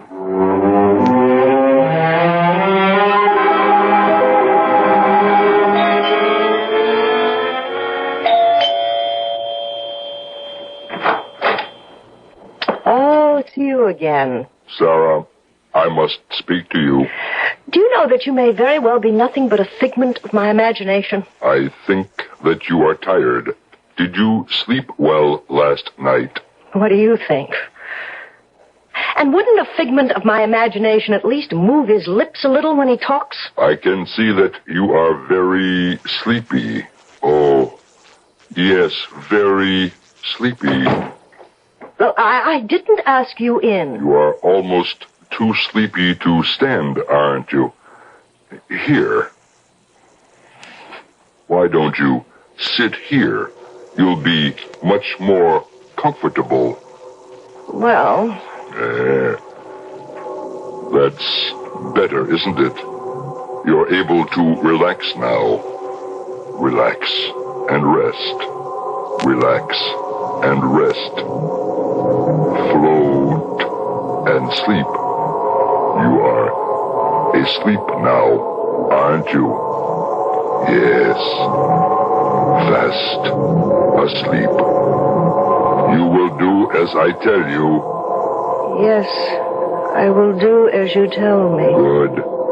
Pinch your arm, Sarah. With your right hand, pinch your left arm. No, harder than that. You can feel nothing. You feel no pain. No pain. Very well. I am going to perform a minor surgical operation now. You will feel no pain, of course. A simple incision at the base of the skull. There will be no bleeding. Now, what I am inserting, Sarah, is a very small device which your body will in no way reject. It is in every way compatible. By means of this device, it is better you know this, Sarah, although you will not be aware of it later. Through this device, we shall be able to read your thoughts and participate in them, guide them. This will be possible at great distances, light years, actually. You are now sutured, what you would call sutured. There is no wound, no scar. You felt no pain, did you, Sarah? No pain. And yet your own doctors would find this type of surgery very difficult, if indeed at all possible to perform. Now, do you know what I have just done? Yes. Tell me. You've planted a device at the base of my skull so that you can read my thoughts and guide them. Yes. You must listen carefully to what I tell you now. Do you understand, Sarah? I must listen carefully. You will emerge from your hypnotic state when you hear the sound of my vehicle leaving. Is that clear? Yes. When I hear your spaceship fly away. You will not remember having seen me today at all. Please repeat that for me. I will not remember having seen you at all today. And all you will remember about my visit yesterday is that you made it up as a joke. It did not really happen. I didn't see you yesterday. It was a joke I made up. Very well. When I leave the room, you will fall into a deep sleep. When you hear our vehicle moving away, you will awaken feeling as though you have a long, healing night's rest. Is all that clear? It's all clear.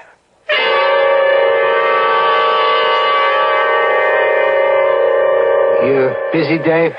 Harry! No, come on in. Aren't you a little out of your territory? Well, yeah, I am. I knocked off and came over here because, Bea called me a few minutes ago to say she's seen the damn thing, too. Seen what? The saucer, the flying saucer. Oh, Bea saw it? Yeah, says she did. Says it was hovering there right over your backyard with a door open, like practically the whole side of a ship, she said. And a kind of stairway coming right down onto your lawn. Oh, come on, not Bea, too. What are they trying to do to us? Well, to tell you the truth, Dave, I don't think Bea was putting it on.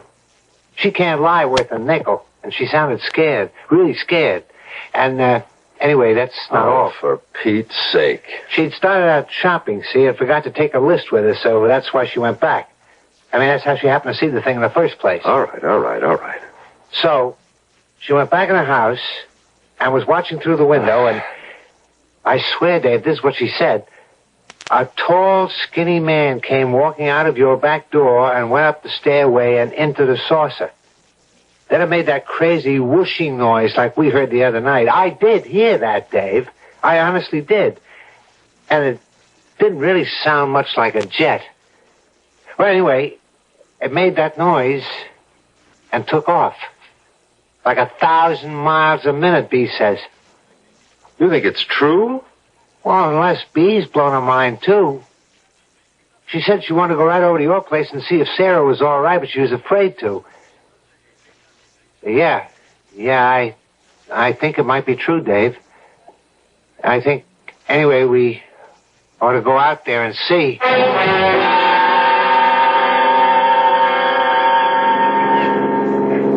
Oh, there's Bee. She must have been waiting at our front door. Oh, I thought you'd never get here, you Is two. Sarah all right, Bee? I haven't seen her. I can't help it. I was scared. You didn't see that awful-looking thing just hanging up there over your backyard, or the weirdo that came out of your house. Can we go in now? I don't mind as long as I'm with you two. Yeah, okay. I don't suppose one of them's still in there. I mean, since the thing took off, it wouldn't go away and leave one of them behind, would it? I'm still not ready to believe You'd it. believe it if you'd seen it. Sarah? Yes, David? Oh, I thought you were going to meet me at the doctor's office. Well, what's this, a delegation? Are you all right, Sarah? Why wouldn't I be all right? Sarah, did anything happen this morning? Not a thing. Not unless you count me falling asleep, sitting bolt upright in a straight kitchen chair. I really must have been dead on my feet. The man from the flying saucer didn't show up? Oh, come on. Don't you think we've had about enough of that nonsense? Nonsense. Sarah, I saw him. I saw him come walking right out your back door, plain as day, and get into his saucer and go. I saw that, Sarah. I really did. Oh, please, let's not anymore. So I made up a silly story. Now, I'm sorry I did. I never dreamed you'd all take me so seriously. Now, wait a minute. There's something wrong here. You were taking it seriously enough last night. Now, don't try to tell me you weren't. It was just a joke, David. Joke?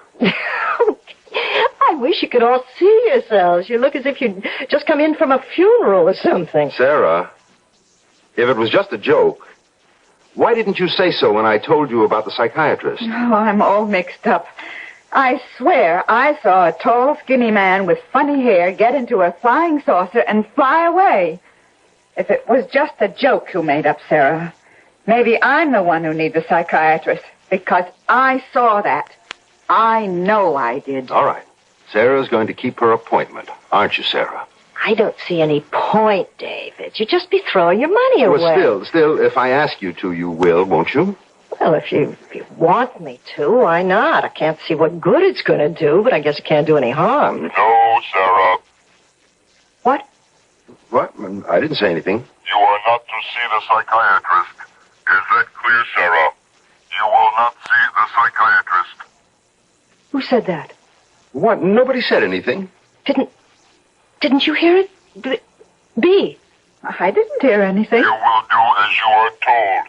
You will refuse to see the psychiatrist. Who are you? Sarah? I can cause you pain, Sarah. I can cause you great pain. David, what is it? Somebody keeps... Don't you hear that voice? I don't hear anything, Sarah. I do not want to cause you pain, Sarah, but I will if I must. You are not to see the psychiatrist. Come on. We better go, honey. The appointment's for 11 o'clock. All right, I'm coming. I'm sorry, Sarah. Truly, I am. David. Oh, David! David, make it stop! Sarah. Make it stop!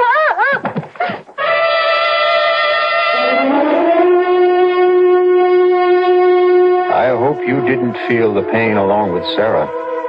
It would have convinced you, of course, as I'm sure it has convinced the people in our story, that the man from outer space is real and not altogether friendly.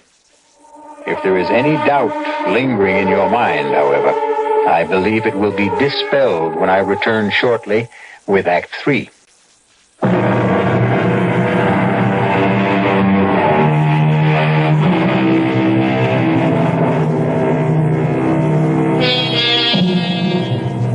The willingness of the open mind to accept the new and seemingly miraculous, at least as an hypothesis, has always faced opposition from the less flexible mind, which finds the status quo easier to live with. David, however, as well as Bea and Harry, has had a convincing demonstration that the new is only the as yet unknown. Bea and Harry are waiting in Dr. Freuling's reception room. David has taken Sarah into the doctor's office. Now, just lie down here and rest. And help me with her, will you, Mr. Hughes? Please, make it stop. Sarah, honey, do what the doctor says. Now, lie down and try to take it easy. And just do as the doctor says. She seems to be in a great deal of pain, Doctor. Oh, she is in pain. There's no doubt whatever about that. What causes the pain, this is what we must learn first of all. Well, can't you give her something? I think best not to do that until I have learned what has happened to her. Sarah, refuse to speak with this doctor, this psychiatrist. Tell him only what you have been ordered to say. You have seen no man from a flying saucer. It was only a silly joke. Leave his office. Nobody can force you to stay. And go home.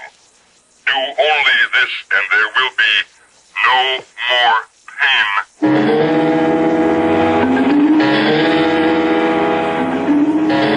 You are asleep now, Sarah.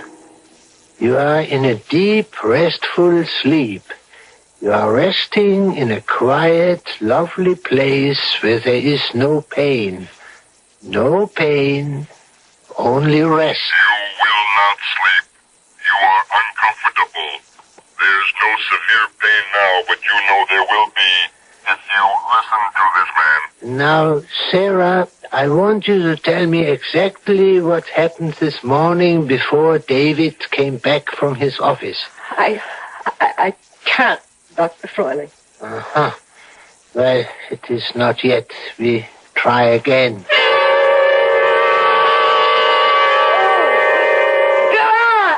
Freuling, if it's going to keep on like this, I think we'd better just quit. Stop it! Stop it! Stop it! We are on the right track. He was there this morning. She told me that much before he got through to her again. We are going to win, Mr. Hughes. Well, win or lose, what's going to be left of Sarah? All of her, Mr. Hughes. More than there is of her now. Sarah, shall we try again? I can't, Dr. Freuling. You won't let me. You don't know how it hurts. It's no good, Sarah. You know it is no good. Now, try to relax and clear your mind of everything but what I say to you. I'll try.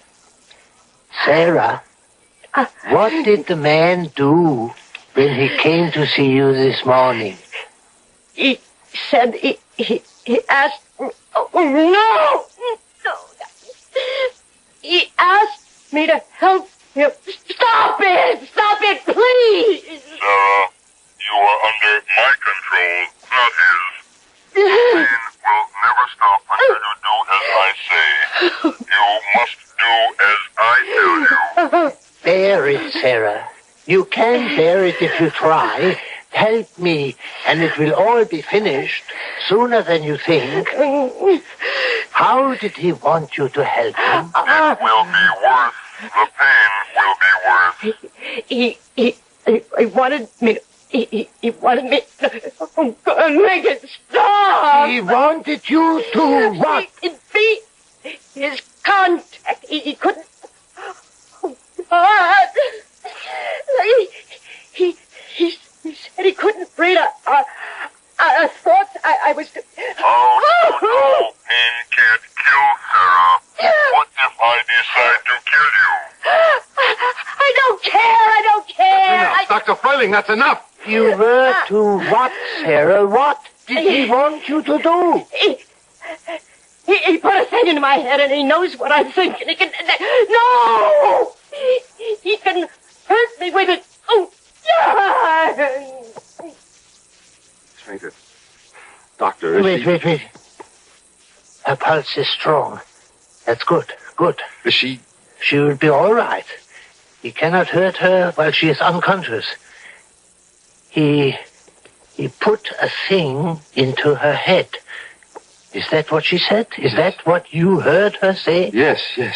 Isn't there something you can do? Miss Jameson, I want an ambulance at once. Emergency entrance, Physicians Hospital. Get Dr. Carter for me. Tell him Physicians Hospital at once.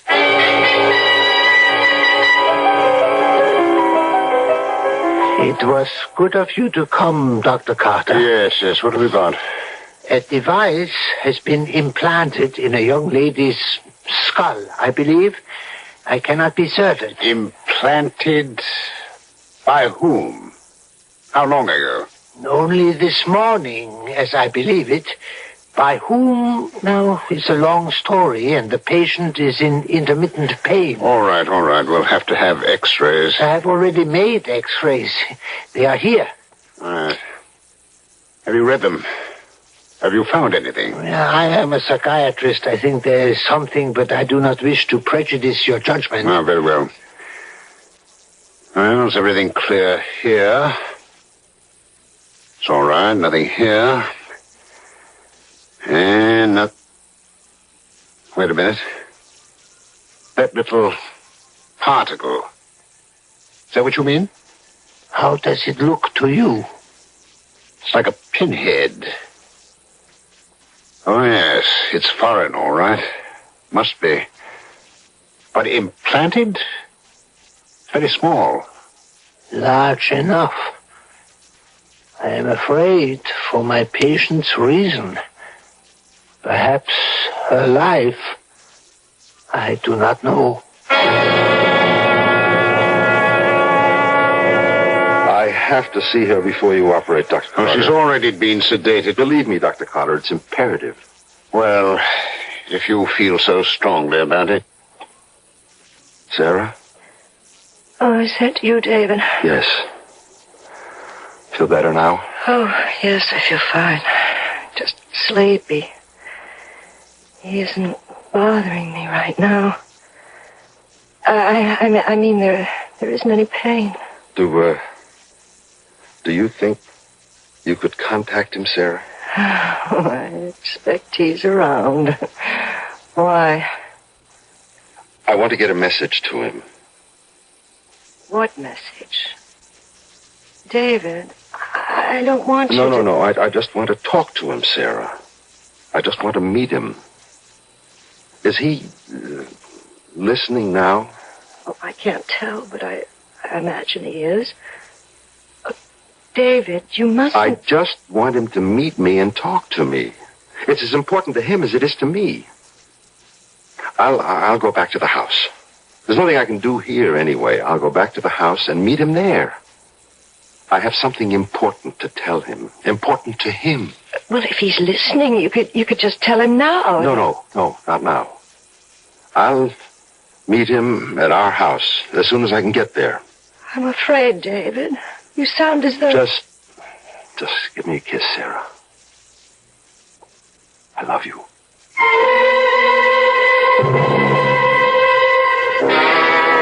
I have taken more trouble than you realize, Mr. Hughes, to meet you here. What is it you wish to tell me? I have a proposition for you. I am willing to listen for a short time, though. The surgery is about to begin. You aren't going to interfere, are you? Your wife is a danger to us. I am sure you can understand that. We're reluctant to take a life, of course, but our mission is of greater importance. Listen. Now, just listen. Why does it have to be Sarah? What's the matter with me? What do you mean? I mean, put your gadget, whatever it is, in me. Why couldn't you do that? I'd cooperate, don't you see? You wouldn't have any of this resistance you get from Sarah. Why? Why would you turn against your own people to help us? Aliens, as you call us. Why would you be willing to do that? Willing? I'd be doing it to save Sarah's life. Wouldn't you do as much for your wife?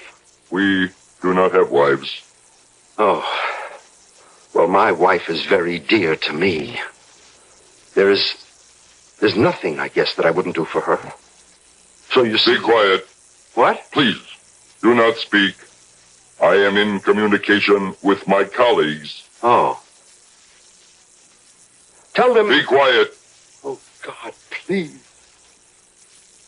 All right. You'll do it? No. We have decided against using you. Huh? We have learned a great deal from you. This love is your word. This is an unfamiliar factor. This love must be taken into consideration. We are not sure that anyone so afflicted would be sufficiently stable for our purposes. And what about Sarah? It is a risk to release her, of course, for we cannot erase her memory, but we have taken greater risks. Then you won't interfere with the operation? Not interfere. No, not the way you mean. We shall help. Your surgeon will need our help. Oh, thank God. How is she, Doctor? Fine. I have never seen anything like it. Would you ask her yourself? Sarah? Oh, David, I feel so much better. I feel perfectly well, as if nothing ever happened. Thank God for that. I have never seen such surgery. A motion picture at fast speed. His hands moved so quickly, I would never have believed it. Did you see him? The man from the saucer? Yes, honey. He's real. You'll be glad to know that. Oh, I do. Believe me, I know. Is she really all right, Dr. Furley? Quite, yes. She is free now. Yes, I'm free. But I don't think they've finished. They're too strong. They're too vulnerable. I'm safe, yes, for the time being at least, but I don't know if the world will ever be really safe again. Maybe it will. They've discovered a new factor. Maybe it's stronger than they are.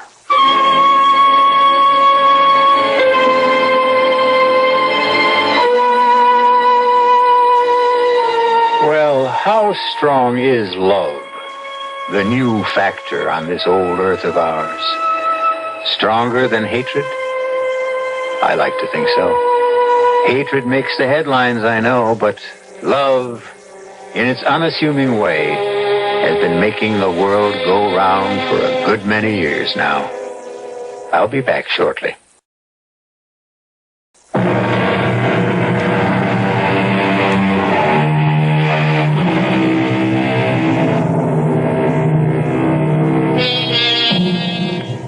David is president of his bank now, and doing a very good job of it, too. He and Sarah are even happier, have an even more secure marriage than before their adventure. The near loss of something dear often underscores the dearness of it. Well, whether you come by UFO or some more conventional method of travel, be here to join us for our next chilling story. Our cast included Kim Hunter, Nat Polan, Ralph Bell, Joe Silver, and Robert Dryden.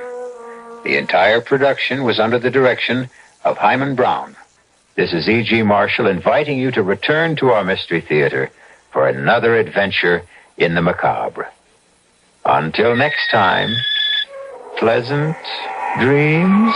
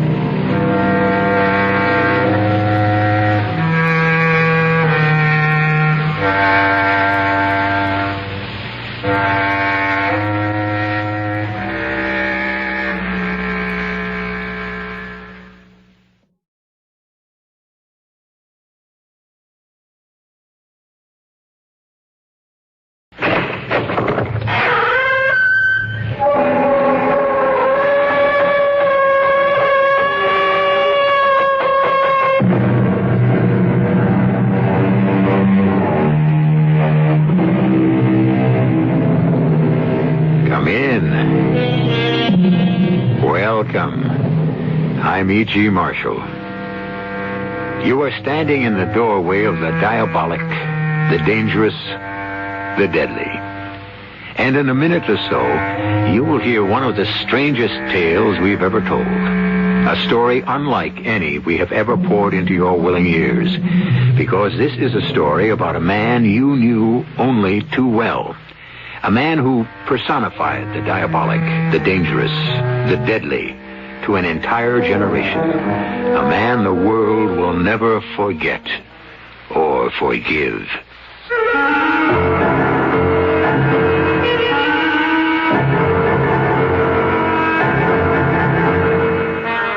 Our mystery drama, The Rise and Fall of the Fourth Reich, was written especially for the Mystery Theater by Henry Slesser and stars Robert Dryden and Paul Hecht.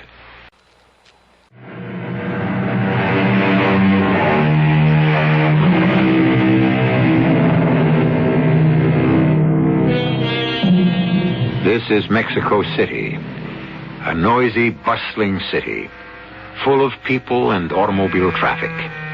Right now, we're standing at the intersection of the Paseo de la Reforma and the Avenida de los Insurgentes. We're watching a black Thunderbird make its way down the avenue and then turn into the narrow, crazy-quilt streets of the makeshift neighborhood they call the Ciudades Perdidas, one of the lost cities built by the squatters. There are two men in that automobile. One of them is a man of 71 years, and his name is Dr. Hans Bunderschoff. The other is a man who has many names, so we'll let him introduce himself. You can call me Gunther. When I lived in London, I used the name George Brighton. When I lived in New York, I called myself... What's the difference? Now I'm in Mexico, and my name is Gunther Binder. And that's good enough. Gunther, is that the building? Yes, looks like it. Do you have the photograph with you? Yeah, right here in the envelope. Yes, that's the building, Doctor, but it looks empty, even abandoned. If our information is correct, and if God is with us, there is still one occupant. As we mounted the stairs of the ancient building, it was hard to believe that the information was correct, or that God was even aware of this dingy hovel on the edge of nowhere. But then we were at the door of the third-floor back apartment, and it was obvious that no lock was necessary because no thief could be interested in what might lie behind that door. But we were very interested. We had spent a lifetime seeking it, or rather, seeking him.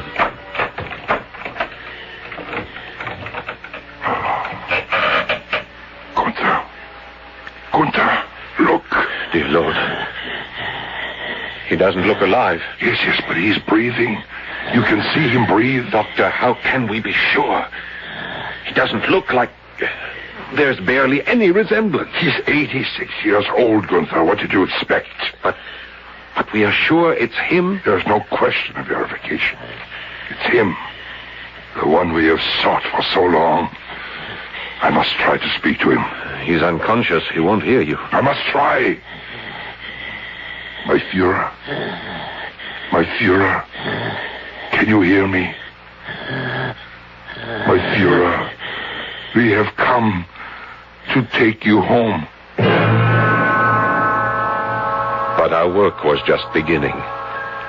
First, we emptied the trunk of our rented automobile, and I brought the heavy black suitcase containing Dr. Bunderschoff's apparatus up the 3 flights of rickety stairs. Fortunately, the man we had found in the third-floor back apartment was the building's only occupant, so our thumping and bumping didn't disturb anyone, not even the man himself, who remained comatose throughout, his breathing growing more labored all the time. We'll have to use the oxygen soon. I think he's suffering from cardiac insufficiency. Are we too late, Doctor? No. He's lasted this long. He'll last until we're ready. We'll have to clean up this place, too. It's filthy. Our informant said there was an old lady who took care of him. Yeah, I've seen her. She came around while we were bringing the trunks upstairs. She asked me about El Ciego. El Ciego? That means the blind one. Is he blind? Cataracts. Thick as bottles over both eyes. But don't worry, Gunther. We'll take care of that, too. Our Führer will see again. Our Führer will see the coming glory. What did you tell the old woman? Something that didn't surprise her. I told her, él está muerto. He is dead. Él está muerto. Yes. Of course, the old lady believed it, and so did the rest of the world. Because our Führer had arranged it that way, in one of the most subtly conceived and well-executed deceptions in history. A plan formulated long before the first excavation of the Führer bunker below the Chancellery. I remember that day in Berlin, when the operative we called Leopard came up with the exciting news. I'm telling you, it's true. I got the information straight from the engineer in charge of the construction. But what happened? How did they find the tunnel? They were making a foundation for a new apartment building in the Hansa Quarter, and the whole thing collapsed. That's how they uncovered it. 6 miles long, Gunther, leading straight from the Chancellery to what must have been a secret airfield. That's just speculation. Hear the rest of it. There's a barn at the site, or what's left of a barn. But there isn't any loft or stables or anything you might expect to find in a barn. You mean it was used as a hangar? Nobody wants to believe it. Not officially. Or they'll claim that Hitler never carried out his escape plan.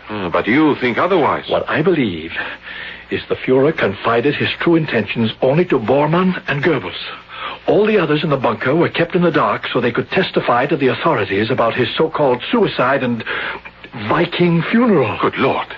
But the body in the blanket, the body that Heinz Linger burned. It was a corpse that he burned, but not the corpse of Adolf Hitler. I simply can't believe it. You remember Bormann's statement that the face had to be covered because it was disfigured? Yes.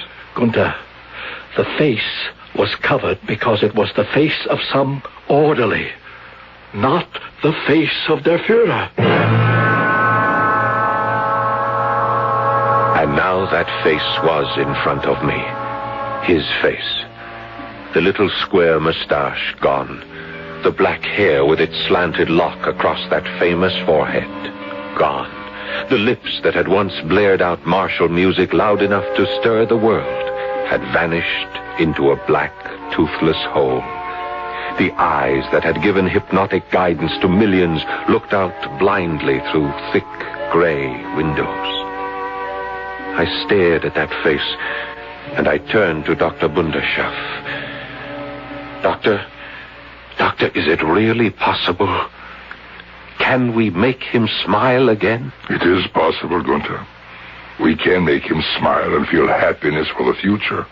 But first, we must make him understand. Shall I increase the pressure, Doctor? Yes. Slowly.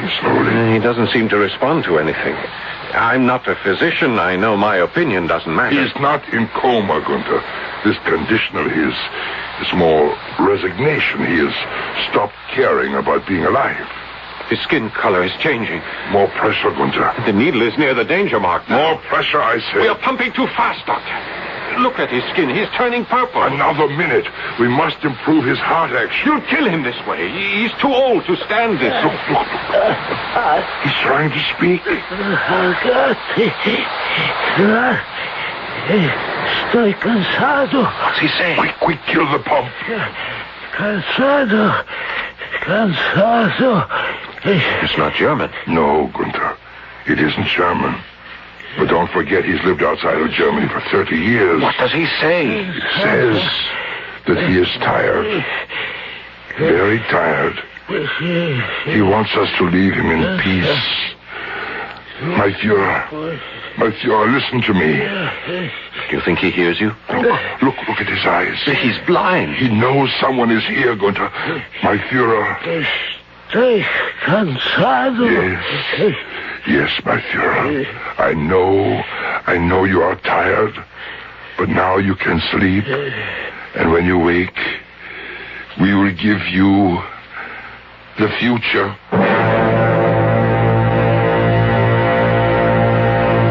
It was another 24 hours before Stiller arrived.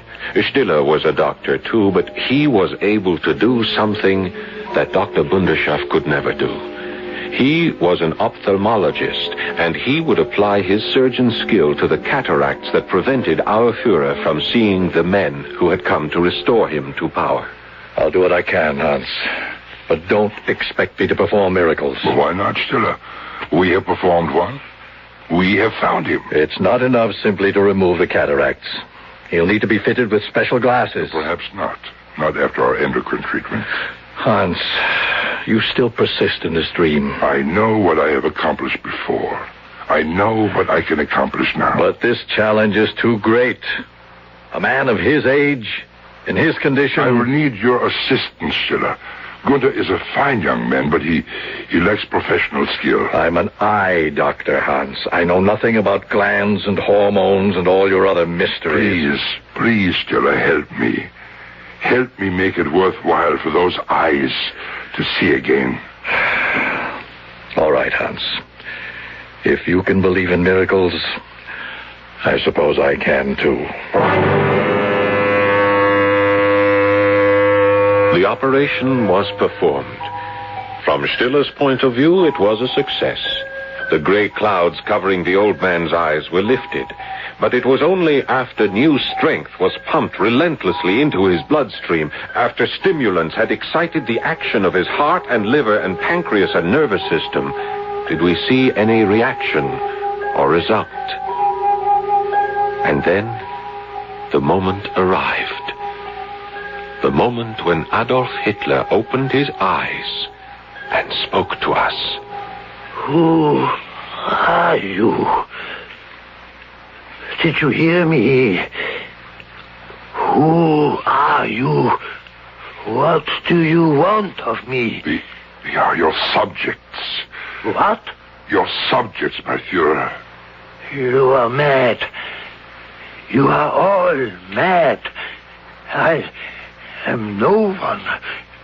Let me alone. Let me die. No, my Führer. You will not die. Stop calling me that. My name is Marcus. Please, listen to me carefully, my Führer. My name is Hans Bunderschaft. I am a doctor, an endocrinologist. I served your cause for many years. I have performed thousands of experiments on behalf of the Reich. Experiments probing into the very core of life itself. Yeah, please. You must stop this. I will not hear more of this talk. These lies. I am nothing but an old man. My Führer, please hear me out. While you were bringing Germany victories on the battlefield, I was seeking victory in the laboratory. I failed, just as we all did. Failed? Failed? We were betrayed. Yes. Betrayed, of course. And out of that betrayal, we were defeated. But out of that defeat may now come victory. Victory? What are you saying? He speaks the truth, my Führer.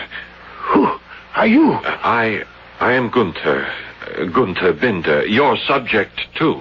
This is madness. I know that I was too young to serve your cause when you first brought glory to our nation, but my father served it and died for it, and now I want to be part of the new glory. New glory?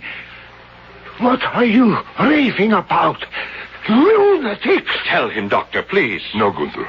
You tell him. All right, I will. My Führer, we have come to restore you to power. As you can see, we have found ourselves in the middle of a horror story. A nightmare made all the more terrifying because of the reality that inspired it. But can Dr. Hans Bunderschaft make good on his incredible promise? Can a handful of men, even with the decayed body of a former tyrant, create a Fourth Reich in the world? We'll be back shortly with Act Two.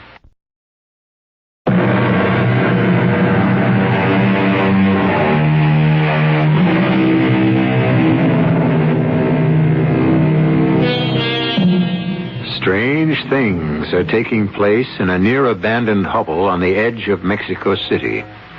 The third-floor back apartment has been converted into a clean white box of a room filled with gleaming chrome apparatus and the smell of strong chemicals. But there is something more than medical progress being discussed. For the men who have gathered in this room are discussing surgery on the world. Don't misunderstand, my Führer. We are not men of politics.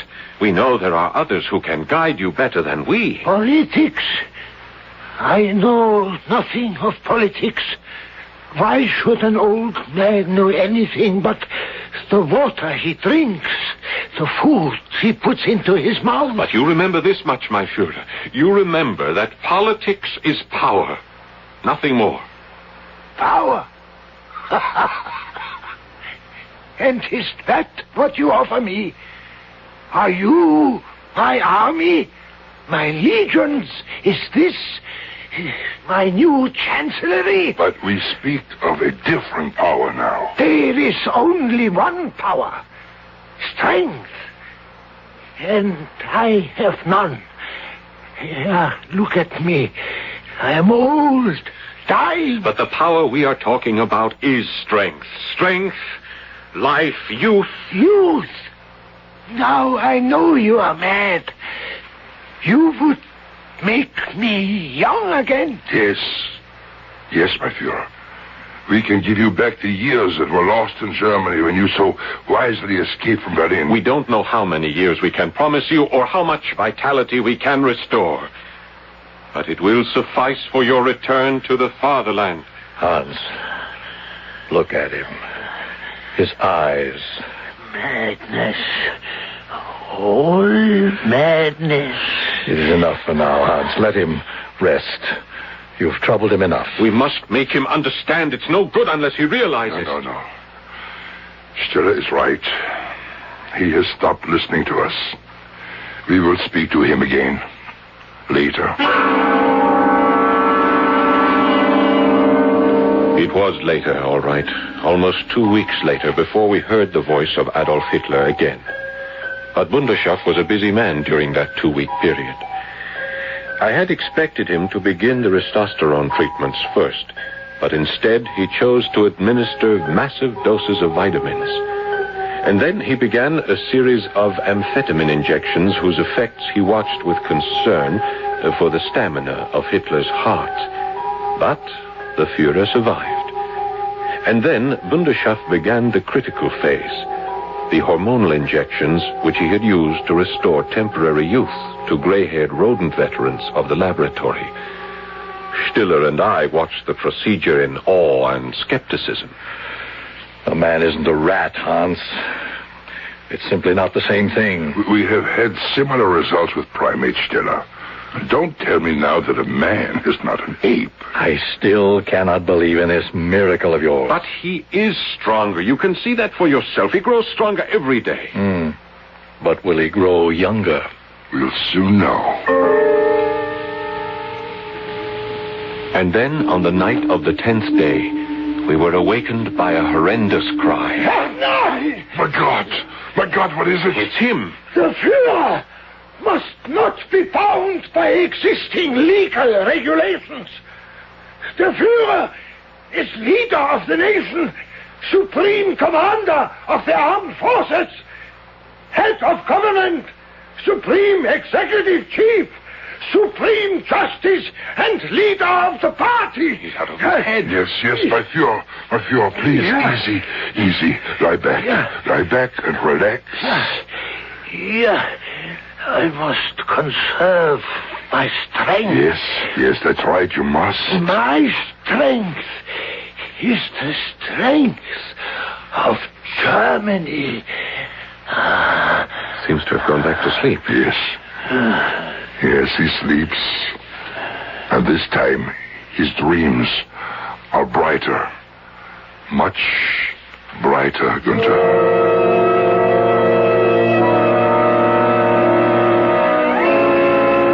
Maybe our Führer's dreams were brighter, but Dr. Bunderschaft's dream began to fade as the days wore on. Despite daily massive doses of the hormonal formula, there seemed to be little change in the years that lined the face of Adolf Hitler. And Stiller began to question whether the dream would ever be fully realized. Hans, why do you persist? I was never convinced that your primate experiments were valid. Everyone has been skeptical. Most of all myself. But I know it is true, Stiller. You should have conducted other human experiments first. To begin with this There one. could not be a more important beginning. Or ending. Didn't you have many deaths? Even among your apes? Yes, there were errors. A sudden change in the androgen balance can sometimes be dangerous. And if such a change occurs now, what will you have? A dead old man? No, this is one thing we must not have. Merely a dead old man.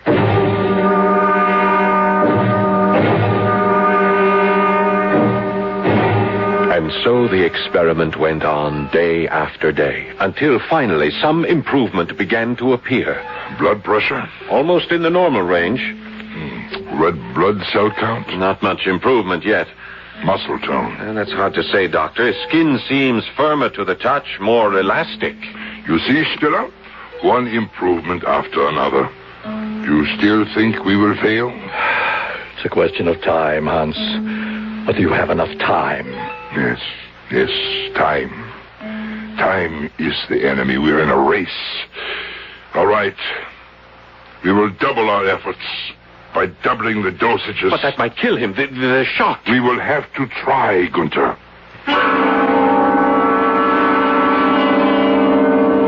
So we doubled the dosages. The risk was great, but Dr. Bunderschaft was encouraged by Hitler's ability to withstand the initial treatment. There was only one problem. The increased dosages seemed to affect his mind, and days of delirium followed. Yeah, fools. All fools. Our enemies are enemies of themselves. What is he saying, Günther? I can't make it out. Britain is a dying empire, dying. America is trying to be its heir. Russia wants the Balkans, deprive them of the belief that victory is certain. We must show them that they can never reckon on our capitulation. Never. Doctor, don't you think this is dangerous? No, let him carry on. Smash the Americans. 45 German divisions. His voice grows stronger. Get me General Culler. He may be unhinged, Doctor. Then all this would have been for nothing. We must wait and see. There must be no holding back now. No commander must hold back his forces. Disobedience will be punished by death. Culler, I hold you personally responsible. Do you understand? What is he saying? Who are those people? He commands generals who are gone. I say that he's mad. I say this whole experiment is mad. No, Stiller. The Führer only dreams. He must dream of yesterday before he can dream of tomorrow. The second miracle took place that same day. Here, careful. Yeah. Lift him carefully. Here, Doctor. Let me help you, sir. Are you sure it's all right to do this, Hans? Yes, I think we can. All the life signs are encouraging. His pulse, his color, his blood pressure. Even his eyes seem to be in better focus, Doctor. I think he's beginning to see us. His lips are moving. He does see us. My Führer, can you hear me? Can you understand what I am saying? My Führer. Who are you? I told you my name. It is Bunderschaft. You are German? Yes. I am German. And I am a physician. Why are you here? What is your purpose here? My purpose is reincarnation, my Führer. There is no such thing. Then I will use the word rejuvenation. You can make people young again. It has been my goal for all the years of my life. And where were you, Doctor, during the war? I was assigned by the SS to Dachau to participate in the noble experiments of racial hygiene. But I convinced my superior, Dr. Sigmund Roscher, that I would be better utilized in research, which would uncover the mysteries of the aging process. I know of no such experiment. It was to be Dr. Roscher's surprise present to you, my Führer. A gift such as no loyal subject had yet given you. The secret of eternal youth itself. And so, what became of this gift? Dr. Roscher abandoned the experiments after our early failures. Like Steinach and Voronov before us, our efforts produced only short-lived improvement in the aged. We were forced to conclude that the testes of men were useful only in the formation of spermatozoa and the secretion of hormone. Yeah, I understand nothing of this. That even the synthesis of testosterone was of no great consequence, although testosterone was one of the chemicals I still employ in the process. What process? The process I developed in Stockholm, where I worked after the war. It is no magic formula, my Führer. It is a synergistic group of chemicals which I believe will eventually lead to an acceptable method of human rejuvenescence. Is it true? Is what you say really true? It is. It is all true, my Führer. You can make me as I was? We can do only so much. But it will be enough for the cause. Enough to make the world tremble at your resurrection from the dead. The world? And when you make your reappearance at the proper time, in the proper place, it will be like a lightning bolt illuminating the planet. That is our hope, my Führer. We wish it to be your hope, too. Hope? But I had abandoned it 30 years ago. But we bring you hope again, my Führer. Hope for a new beginning. The beginning of the next 1,000 years. Tell us. Tell us your thoughts. Tell us what you wish. Very well. I will tell you what I wish. I wish for something to eat. And with those words, we knew that it was going to work.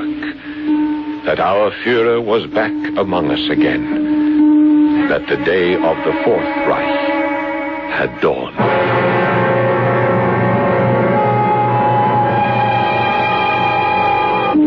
The Fourth Reich sends shivers up and down your back, doesn't it? But the idea has created ecstasy in that small room in Mexico City as three men watch eagerly as Adolf Hitler dines. His appetite used to be greater. He could swallow whole countries at one sitting. Now he seems to be content with a bowl of soup. But if he has a new chance at power, well, let's wait and see what happens when I return with Act 3.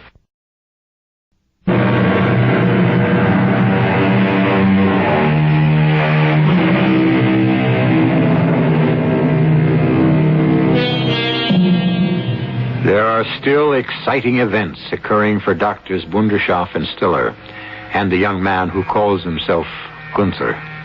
The same excitement parents feel when their child takes his first hesitant step, because now Adolf Hitler is taking his. Carefully now, don't overdo it. My limbs are still so weak. Take my arm, my Führer. No. I can't do it alone. I must do it alone.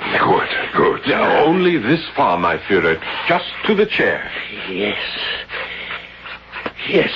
I can. I can do it. There. Ah, you did it. I knew you could. And now I want to see a mirror. A mirror? You heard what I said. I wish to look at myself. It's all right, Gunther. There's a mirror advisor in my bag. Let him look into that. Yes, of course. Here it is. Yeah. Is that me? Yes, my Führer. You can see how much you have changed since our arrival. How much firmer your flesh has become. How much improved the color of your skin is. But I am still hairless. Yes. The hormonal treatments cannot restore your hair. If anything, they do the opposite. But there is still something we can do about that. False hair. A wig? Like a woman? For the image, my Führer. Only for the sake of your image. A wig, a mustache, so that all those who see you will know and remember. Yeah, that must be done. For the sake of my people, I must return to my people the way they remember me. Within the week, it was accomplished. Stiller found the appropriate adornments, a hairpiece that vaguely resembled Hitler's own. The mustache was easier to find. When we looked at the effect, we all shuddered in ecstasy, and when Hitler himself saw the image, it did as much for him as all of Wunderschaft's formulas and vitamins and injections. But the Führer became impatient. Now, I tell you, I'm ready now. Your miracle has worked. Dr. Wunderschaft, you have done what you claimed you could do. Now I am ready to return to my people, to my country, to the world. There must be no undue haste, my Führer. The timing of your appearance must be right. Tell him, Gunther. It's true, my Führer. The entire movement must be carefully prepared for the putsch that will bring you back to power. Then prepare them. Tell them I am here. I know they have been waiting for me, as I waited for them for long, empty years after the war. And they never dreamed that their talk would be led by the beloved Führer himself. But now they must know. They will, my Führer. In time they will. But the world has changed since you went into exile. Fool! Do you think I managed to live to this age of mine? An outcast? A useless derelict? By feeding on the past? No. What sustained me was the future. Always the thought of the future.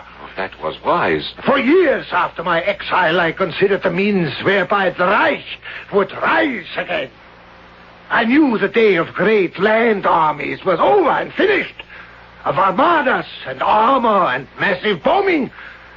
I knew that victory was now determined by a handful of excited atoms. Yes, you are quite correct, my Führer. That would be my plan of conquest for the Reich. My warriors would be atomic guerrillas. Please, don't excite yourself. Then tell them, Wunderschaft. Tell them I am ready. Yes, my Führer. We will communicate with the Vaterland and tell them.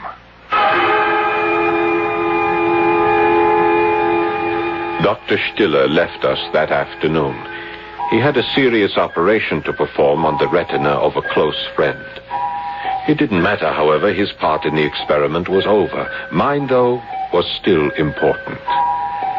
I left the small room on a series of errands, shopping for the vegetable staples which constituted the diet of Adolf Hitler, buying pharmaceutical supplies and picking up a large, flat box at a tailor shop whose proprietor seemed mystified by what he had just delivered into my hands.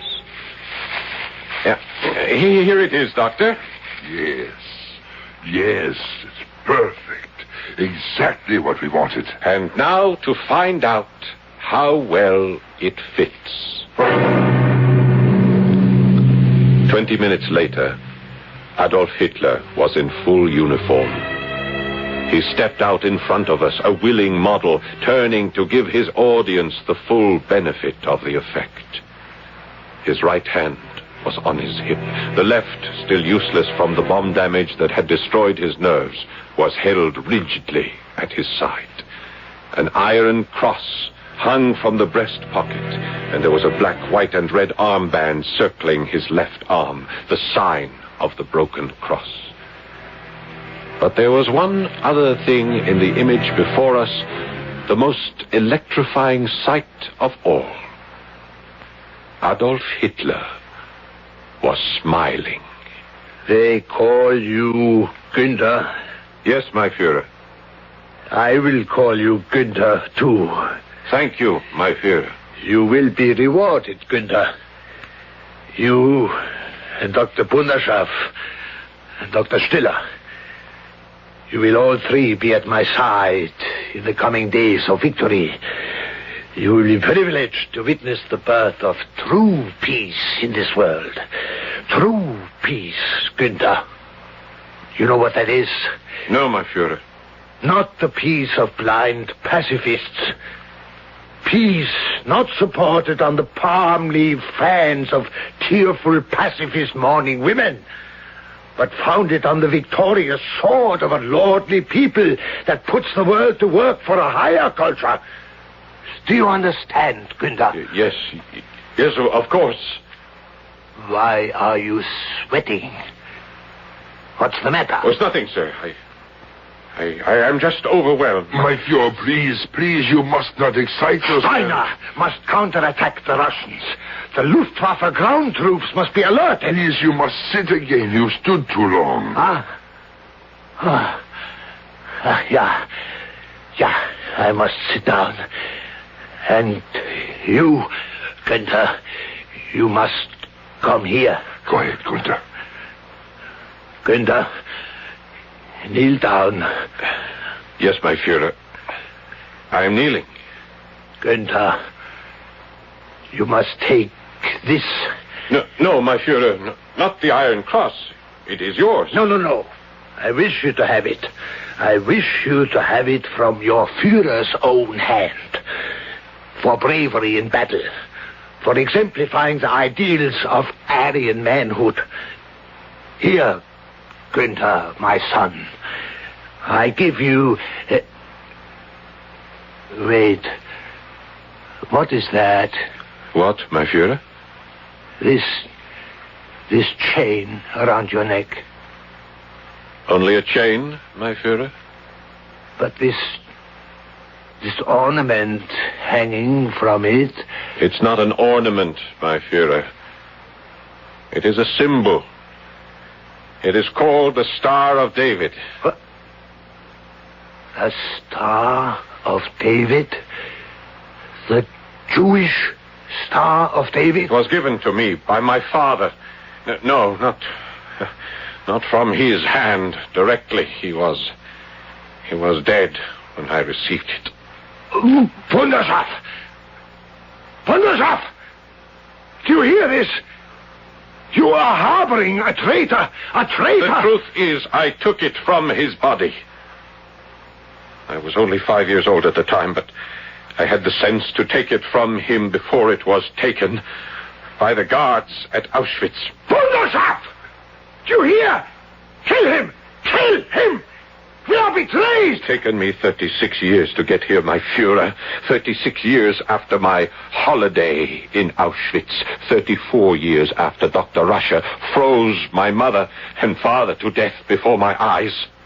My naked mother and father lying on the ground while the guards poured water over their bodies and grumbled that they had to crack the ice before the water would pour. Bunderschaff! Quickly! He means to hurt me! I hear the sound of the cracking ice always in my ears, and the sound of that water splashing, and the sound of my mother's voice begging for a quicker death, begging for something that you won't be denied. Good. Adolf! Well, stop, that's enough. No, Doctor, not enough! Bunderschaff! He has a knife! A scalpel, Adolf. A scalpel for the final incision. My God! Bunderschaff! Help me! He He has cut my wrist wide open. I am bleeding. Gunther, why? Why did you do this? Save me, Doctor. We have been betrayed once again. Betrayed by... Gunther. Why couldn't you have waited? Why couldn't you let us bring him home and share your vengeance? What are you saying? Wunderschaft. Not you, too. You are not part of this betrayal. No, my Führer. Not part of a betrayal. Merely part of a revenge. But I thought you were a good German. A loyal German. Yes, I was that, my Führer, until I was brought to your service in Dachau and learned what loyalty meant to those who served depraved animals. The bleeding. Hey, stop, please, the bleeding. No, Doctor, let it happen here and now. But why? Why did you do this? Why did you give me back my strength, my hope? I was a dying old man. Why did you make me into this? Only to murder me. You don't know. You don't understand, my Führer. No. Why? Why? Tell him, Gunther. Who cared about destroying a dying old man? What good was our vengeance unless you had strength and hope? Now, do you understand, my Führer?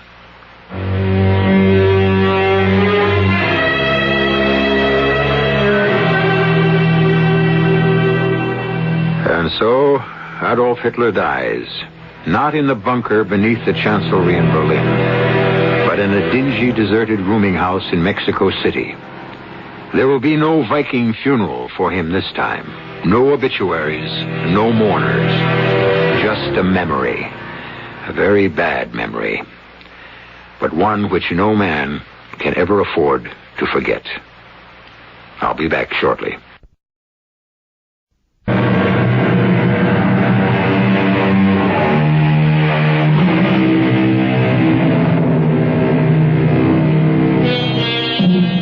You know, some people might find it hard to believe the story you've just heard, either because they can't accept the idea that Hitler might still be alive, or they can't accept the idea of rejuvenation.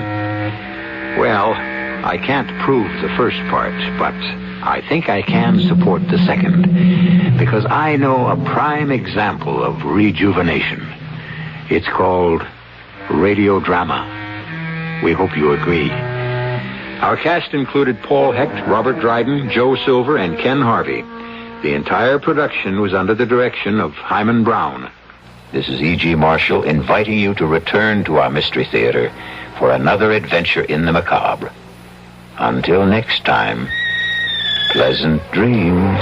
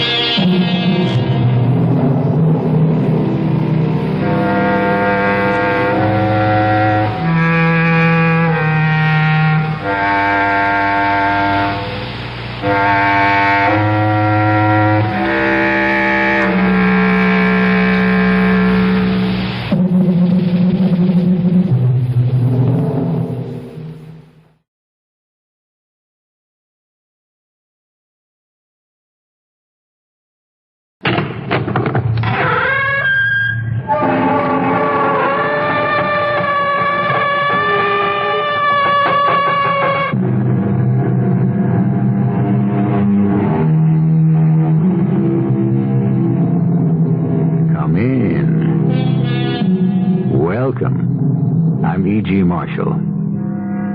Even when we are quite alone, how often do we think, with pleasure or pain, of what others may think of us, of their approbation or disapprobation? Those are the words of the great naturalist, Charles Robert Darwin. It is humbling, it may even be humiliating, to recognize how dependent we are upon the smiles and frowns of other people, and how agonizing it must be when we are separated from them, unable to read their expressions, when we are quite alone.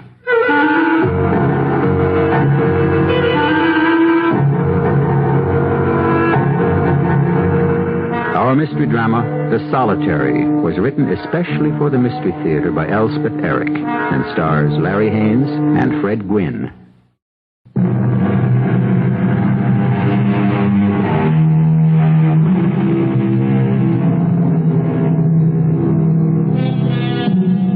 There's a word we use quite loosely and carelessly to designate certain persons generally considered to be idiosyncratic, if not downright peculiar. The word is loner. It's of some passing interest, I think, to note here that the dictionary contains no such word.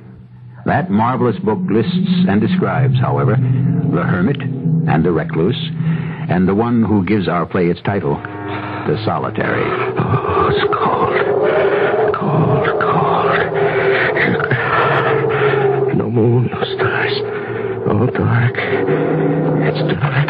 What's that? A branch broke? A tree fell? What? Come on, Dorothy. That's it, Dorothy. Give me a hand. Oh, a snake. Watch out for the snake, Dorothy. Hey, the snake's going up the tree. The snake is gone. It's going up the tree. Here, Dorothy. Hold out your hand. I want to give you something. You'll see. I've solved the whole thing. Hold out your hand. Oh, blood. There's blood on your hands. You got blood on your hands. Oh, that's bad. That's very, very bad. It's all right. I'll do it. It's the only way. And what's that? The birds. All those birds. Help. The birds are taking over. Get the birds. Somebody get the birds. Hey, there now. The birds are eating everything. The birds, they're eating everything. Wake up. No good. No use. They're big birds. Come on now. Come on. Wake up. What? Oh. What is it? Oh. You've been dreaming. What? Come on, wake up. It's breakfast time. Oh, yeah. Breakfast. Such as it is. Oh, yes. Here you are. Yes, thank you. Oh, that was a dilly, that one. The dream? Yeah. I was walking through this kind of a forest with this girl, and it was dark. There was no moon or anything, and we were lost or something, and I forget. But it was cold and it was dark. I remember that much. It was just like in here. Oh, it's pretty dark in there, all right. Go ahead, eat up. There was a snake. It went up a tree. Do snakes do that? Go up trees? Some of them do, I think. Yeah, well, this one did, and then, it's funny, I think I remember, and then I can't. Well, don't think about it. Eat your breakfast, don't think about it. Yeah, okay. Oh, crumbs. Yeah, breadcrumbs. I had some breadcrumbs in my pocket, and I gave some to, I wanted to give some to her, but her hands were all bloody. They were full of blood, covered with blood. All right, take it easy. Eat your bread. Yeah, I took the breadcrumbs, and I started throwing them on the ground, and then, oh, God, yes, and the birds came and started eating the crumbs. Thousands of birds, millions of them all over, dashing themselves down on the ground and eating up the crumbs. And I knew it was hopeless. Well, what was? Oh, everything, absolutely everything. Eat your breakfast, huh? Hey, what does it mean? It was a dream. Does it have to mean something? Well, they say dreams do. Dreams have meanings if you can figure out what they are. Yours sounds to me like that old fairy tale. What was it? Hansel and Gretel or something? One of those, you know.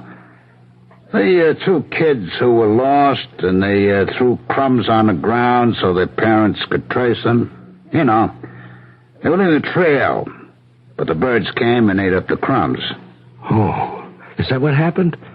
You remember that story? Yeah, I guess I do, yeah, I guess I do. It's been a long time. Feel better now? Yeah, I do. I really do. Thanks a lot. So, go on, eat up. Yeah, I really appreciate it, Don. All right, then eat. I will. What's the weather like outside? It's nice. Very nice. Sun shining? Yeah, shining like crazy. Is it hot? Yeah, but there's a little breeze. It's very nice. I walked all the way up the hill. Oh, you did? That must have been nice. Yeah, it was.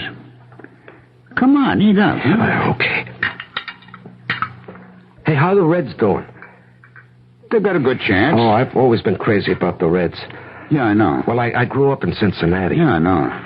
It's a great little town. Oh, you know Cincinnati, Don? I didn't know you knew Cincinnati. I was there a couple of times. Well, not really there. Across the river, a place called Fort Thomas.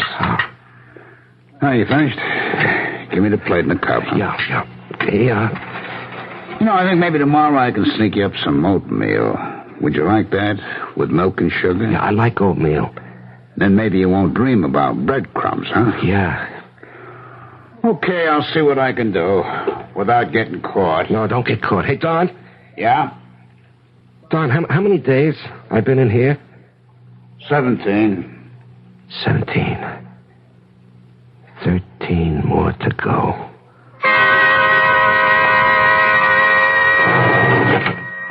Oh, Don? Just a second.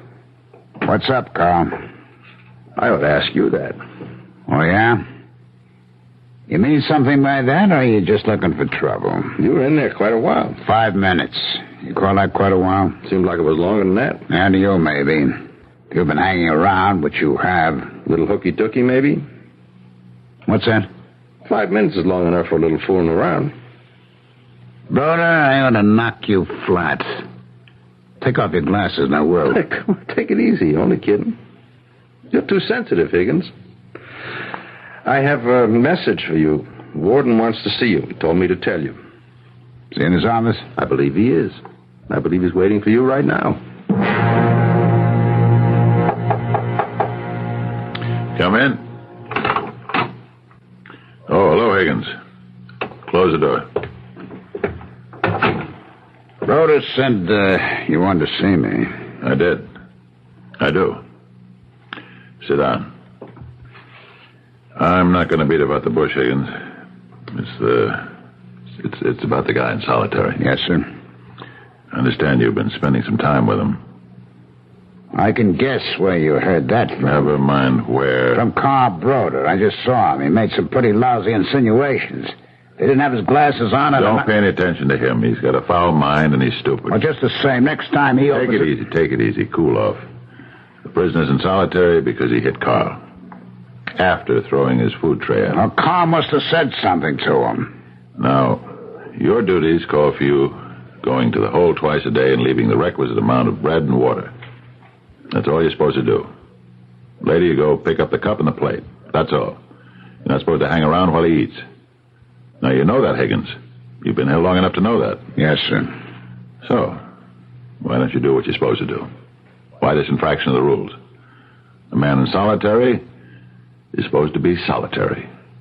He's not supposed to be shooting the breeze with a guard. Warden, this man is a first offender. Pretty serious offense. Assault and battery. Beat up his girl. Well, she cheated on him. He was in love with her. She cheated on him. She's still in the hospital. Did you know that? Yes, I know, and that's why Did you ever ask about her? No. And that's a funny thing. Oh, very funny. Very funny. He's blocked it out. It's as though it never happened.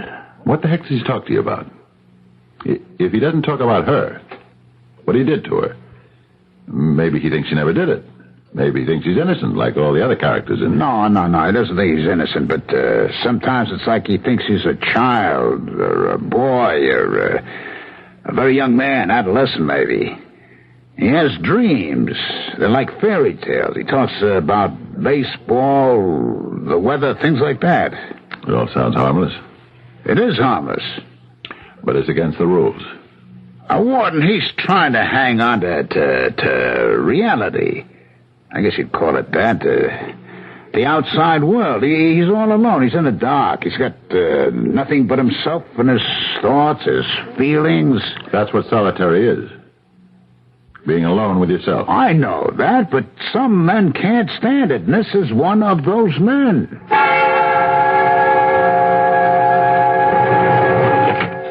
Don? Yep. Here's your ration. Is it still nice out? It's all right. Sun still shining? Yep. Hey, quite a spell of good weather we're having, huh? Hey, where are you going? Are you leaving? What's the matter? What did I do? Did I say something? Did I do something? I can't hang around. Well, why not? Did I do something? You don't like me. Is that it? I did something wrong. Is that it? Well, whatever it is, I'm sorry. I never meant to do anything. I didn't mean it. No matter what it was, I didn't mean it, and I'm sorry. Take it easy. You didn't do anything. Are you sure I didn't? Will you quiet down? Yeah, I will. You see, I'm all quiet. I'm quiet now. All right, that's better. You know, the trouble with me, I can't sleep. I mean, I sleep about, I don't know, 5 or 10 minutes at a time. Sometimes 2, I can't tell. And I dream, and when I wake up... Hey, Don, you're not leaving, are you? I got to. Aren't you going to light a cigar, smoke a cigar? I can't. But you have before. You said it relaxes you. I know it relaxes me. Just smoke one cigar, huh, Don? Just part of a cigar. Will you, please? Well, I'd like to watch it burn. Huh? Okay.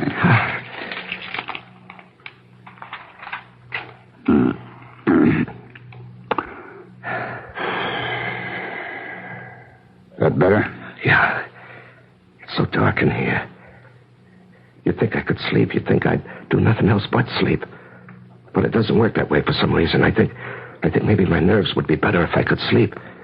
Hey, Don, you're not leaving, are you? Aren't you going to stay and smoke the cigar? I gotta no, go. Please don't go. I want to ask you things. Please, don't go, Don. I'll tell you what. Just stay for a little while and smoke the cigar. Don't go. I got to go. I got to. But I'm going to leave my cigar, okay? I wish you wouldn't go. I told you I got to, but look. I put the cigar right here, on a crossbar. See it? Yeah. You can see the tip, can't you? Oh, yeah. You're not supposed to smoke it, you know. No, I won't. I'll just watch it burn. Okay, then. Yeah, it'll be like a nightlight. I'll have a nightlight. And I'll sleep.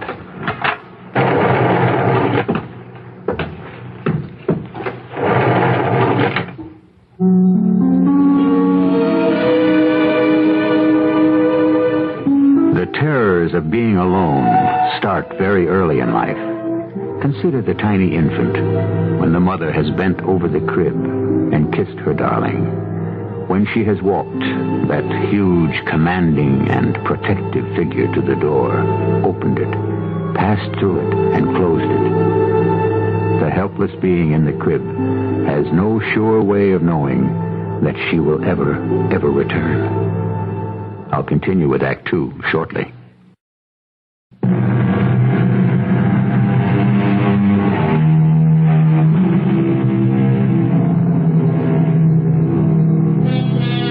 There have always been those who chose isolation, like the hermit monks from the early Christian martyrs, some of whom survived without going mad.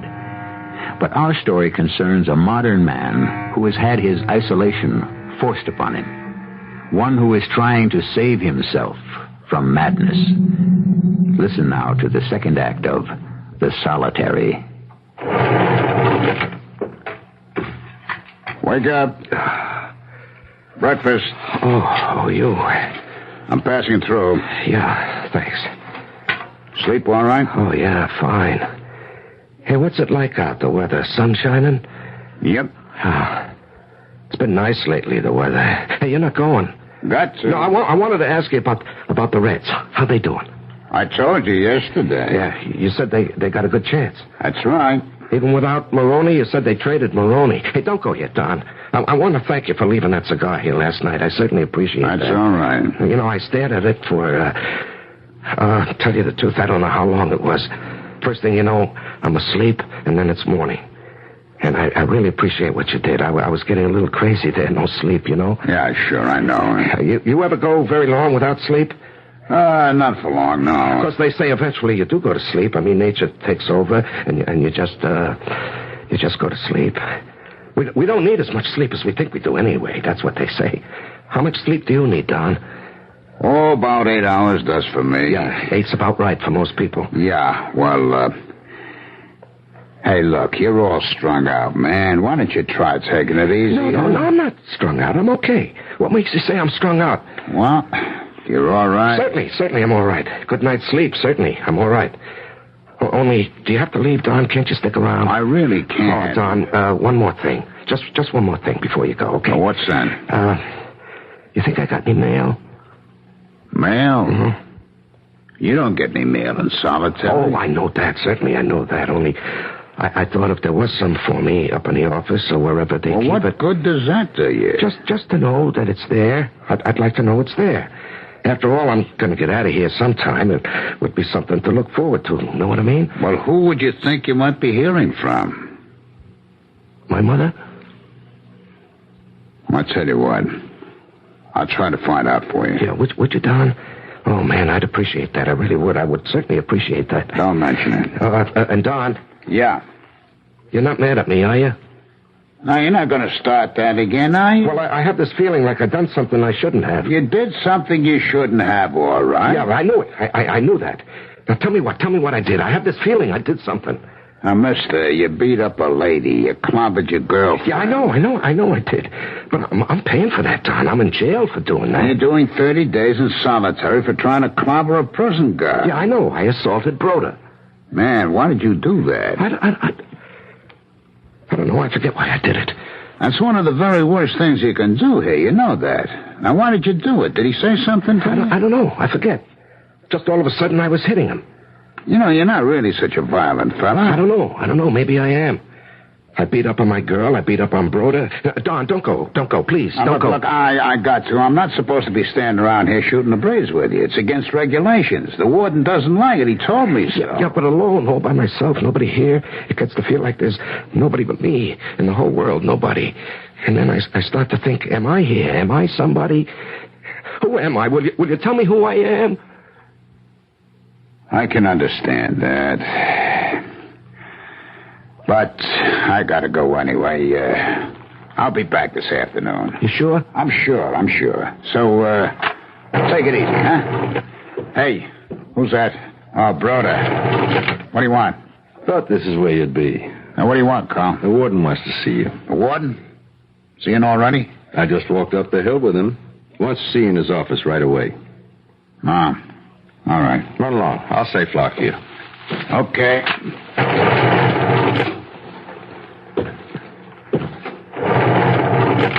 How you doing in there? I'm doing all right. Lonesome? I'm all right.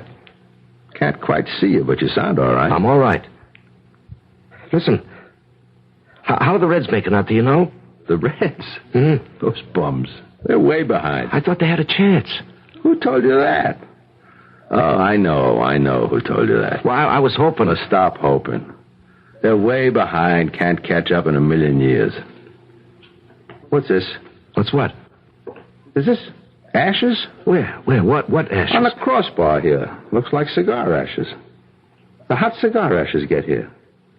You've been smoking, for heaven's sake? No, I don't know. Who was smoking around here? Somebody give you a cigar? No, nobody gave me anything. Then who was smoking? Nobody. I'll find out pretty damn quick. Guard, got a flashlight? Yeah. Well, hand it over. Nobody's gonna smoke in solitary and get away with it.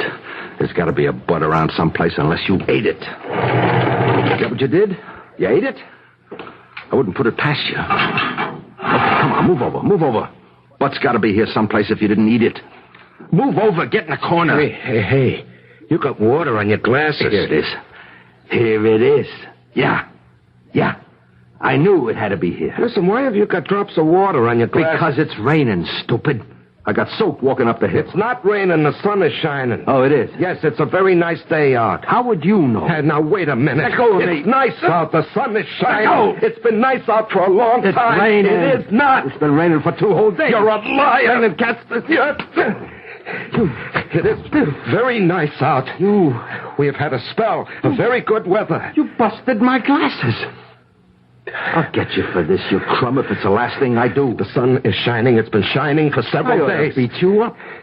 I ought to give it to you good. You want to mix me up? It's very nice out. What did I tell the warden, you creep?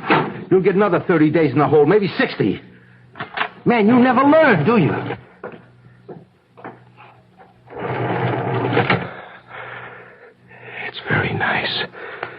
It's not really raining. It's very nice out. The sun is shining. It's not raining. It's against the rules, Don. What more can I tell you? I know, Warden. I don't know how it happened. It was just that he seemed so darned, I don't know, helpless, like a kid, sort of. He's only 22. It's his first time in the clink. Makes no difference. I was just trying to be friendly, that's all. That was a mistake to start with. Solitary is punishment, Don. We're not supposed to make it pleasant. Well, now you know it can't ever be pleasant. What went on between you two? What did you talk about? Oh, nothing. Anything. It's mostly the weather. He always wants to know about the weather. I don't know why, but he's crazy to know about the weather. Every day it's, what's the weather like? Is the sun shining? Is it nice out? So I tell him, that's all. That's all? Well, it seems to cheer him up if I tell him it's a nice day, that the sun is shining, that there's a breeze, the birds are singing. So I tell him that. Even if it wasn't a nice day, I tell him it is. Makes him feel better. What else do you tell him? Well, he comes from Cincinnati. He's interested in how the Reds are doing. Not too good. Yeah, I know. But I make out like they have half a chance, and that perks them up some, so every day I make their chances a little better. I think they're in last place. Yeah, they are, but a man in solitary, does he have to know that? Warden, it's nothing. 5 minutes twice a day. It's nothing. Nothing to you, maybe. Who's that? Warden, I gotta see you. What is it, brother? He did it again. That guy in solitary took a poke at me, broke my glasses. Close the door, Carl. Sit down. Tell me what happened. After I told Don here you wanted to see him, I said I'd safe lock the place and he should go to see you, and Don left. Why didn't you leave? Well, I was going to, and then I see something. On the crossbar of the cell, I see ashes. Ashes? Cigar ashes is what they look like. That was... I think to myself, somebody's been giving this guy cigars. He's been smoking in his cell. No, he wasn't smoking. I get a flashlight from the guard outside, and I go in the cell, start looking for the butt, the cigar butt, and I find it. He don't deny it or anything. I mean, he don't say it isn't him. It wasn't. All he says is, what's wrong with your glasses? They got water on them. And I say, very nicely, certainly they got water on them because it's raining. And he says, it's not raining. And I say it is, but he keeps on, and there's words and one thing and another, and he takes a poke at me, breaks my glasses. Creep breaks my glasses. Don, you know anything about this cigar? It was mine. What was your cigar doing in that cell? I left it there last night. On purpose? The man couldn't sleep. He said it'd be kind of like a nightlight. Nightlight? Well, he hadn't been sleeping well. Nightmares. He was very edgy. How is he now? I don't know. All right, I guess. After he slugged me, I beat it. Well, somebody better get down there and check on him. I don't think it should be either one of you, so I'll go myself.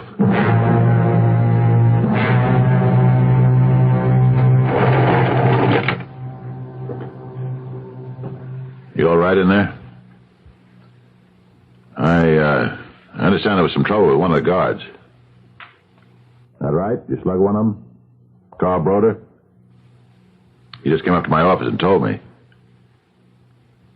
I'd like to hear your side of the story if you care to tell it to me. Don Higgins left a cigar in the crossbar last night. He's admitted he did it. To help you sleep, he says. Now, of course, he shouldn't have done that. When Mr. Broder found the ashes, he should have reported it. He shouldn't have gone barging into your cell like he did. That was wrong. But he was just looking for the cigar butt, that's all. You had no call to hit him. You broke his glasses, you know. You shouldn't have done that. It's the thing that got you where you are in the first place. You know that. Answer me. I know that. Well, then. What have you got to say for yourself? Anything? Warden, have I got any mail? Mail? You want to know if you have any mail? A letter, maybe? From my mother?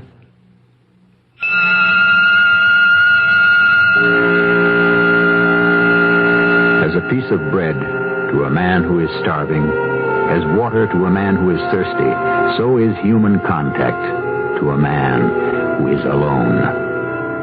We'll return soon with Act 3 of The Solitary.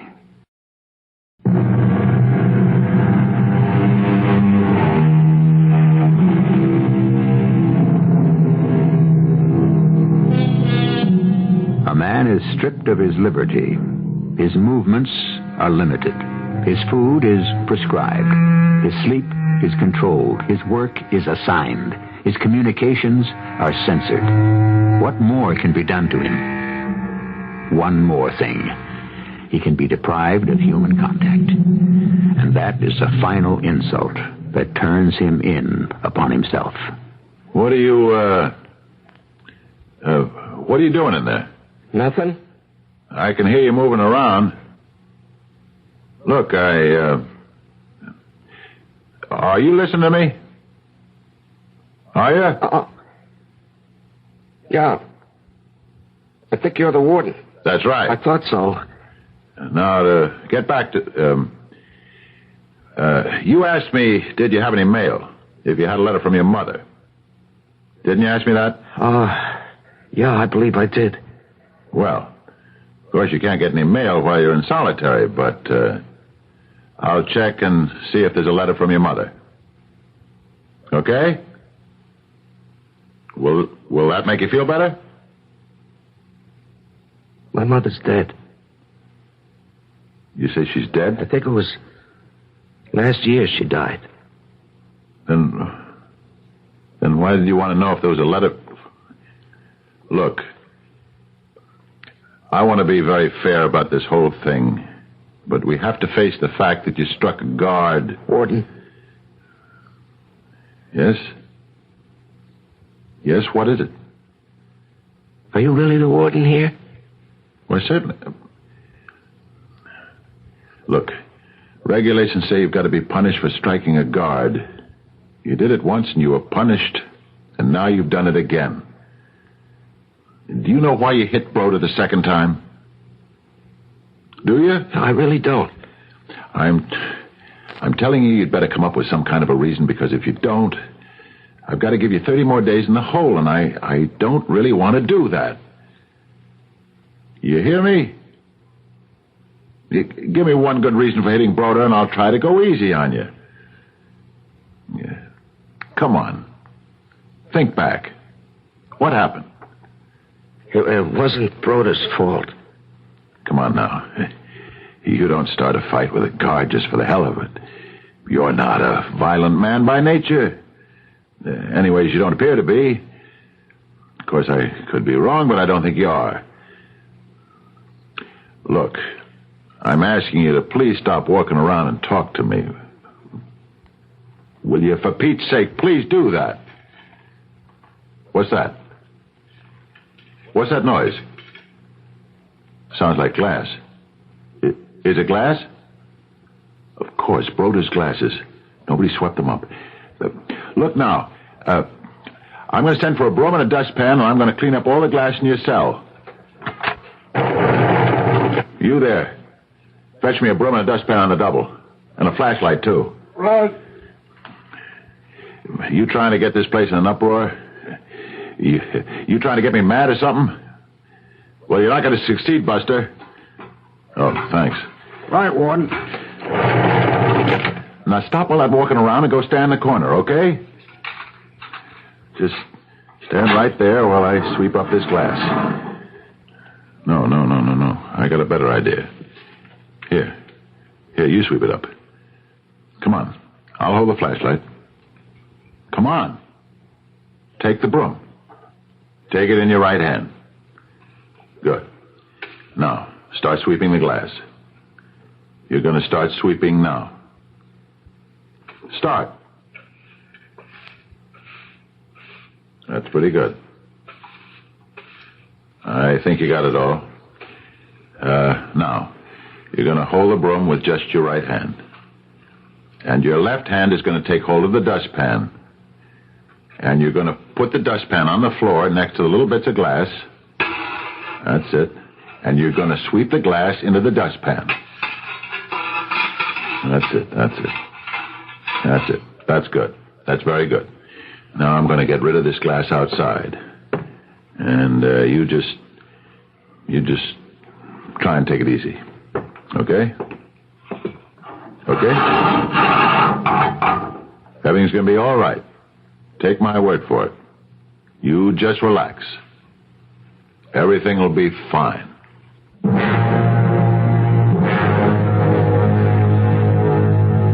Wonder what's going on down there. Warden's checking on him. There's nothing wrong with him. He's just got a quick temper, and he's a little too free with his fists. You told him it was raining. What? Told him it was raining. Well, of course I told him it was raining. He says, you got water drops on your glasses. Why is that? And I said, because it's raining out. He says, no, it isn't. I said, yes, it is. It's been raining for 2 days. And he slugs me. Well, I figured he's got it in for me. Did you tell him anything else? I don't know. He said something about the Reds. Yeah. I thought maybe he might have. What'd he say? Something about how they were doing. They might take the pennant or something. Yeah? What did you say? I said they were bums and didn't stand a chance. Everybody knows that. So I said it. Now, what's wrong with that? Nothing. I suppose there wasn't anything else you could say. Listen, I didn't have to say anything at all to him. I could just have left. But then I saw the cigar ash. What did you have in your head to do a dumb thing like that, leaving him a cigar? I don't know. Solitary is a punishment cell. I know it's a punishment cell. What am I, some kind of a beginner, new on the job? If you're going to start babying guys in solitary, where's the punishment? What's the point of the whole thing if you make it a breeze to do time? It isn't a breeze. It's never a breeze. Wait till you do time there before you talk about it being a breeze. Oh, that'll never happen. I'll never do time. Yeah, well, why not? You're not so pure. You're not so holy. You could make a mistake just like anybody else. I know too much about it. Yeah, that's it. That's just it. You know in your bones that the worst thing can happen to you is to be locked up. Locked up is bad enough to start with, but when you're locked up alone, day after day alone, that's the worst it can get. Nobody to talk to, nobody to listen to, not even a human face to look at, not even a human hand to touch. I think it's probably the worst thing that can happen to anybody, any place, ever. All right, take it easy. Yeah, you know what that poor jerk said to me? He said it gets to feel like there's nobody but him in the whole world. Then he starts to feel maybe he's not there. And then he starts to feel that maybe he's not anybody. You see, there's nobody there. It's not even him. That's why I started giving him a few minutes of talk back and forth. Yeah, you told him the Reds didn't have a chance. Well, they haven't. What's wrong with that? I'd been telling him they did have a chance. For Pete's sake, why did you do that? He comes from Cincinnati. He's a big fan. I wanted to give him I don't know, something to root for, something outside of himself, something out of the world, something real. I don't get it. Yeah, I know you don't get it.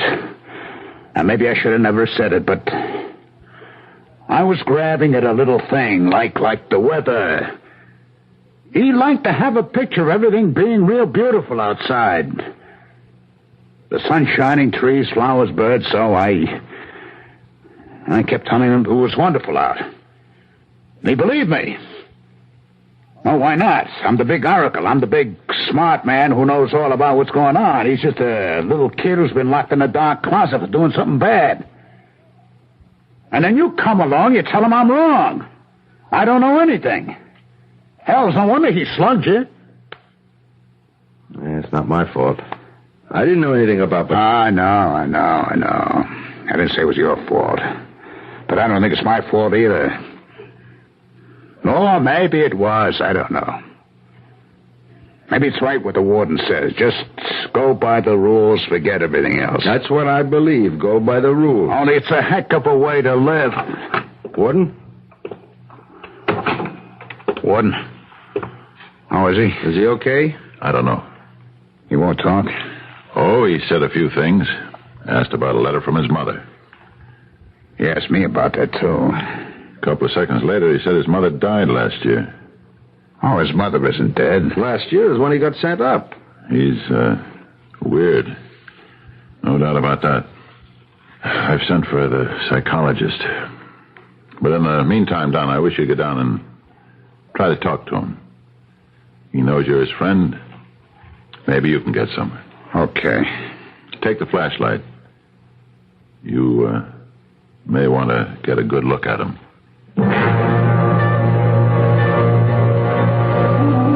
It's Don. Don Higgins. You all right? I understand the warden was here to see you. He was worried about you. I want to explain to you about a couple of things. About the Reds. They don't really have much of a chance. I exaggerated. Actually, they hardly have a chance at all. But I thought having something to root for is always a good thing, so that's why I said what I did. And that part about the weather, that was awful dumb of me. I should never have told you it was beautiful out. I don't know why I did it. It seemed like a good idea at the time, but it wasn't, because Carl Broder didn't know. And, of course, when he said no, it was raining. Well, of course, then you didn't know who to believe, huh? Isn't that so? Isn't that the way it happened?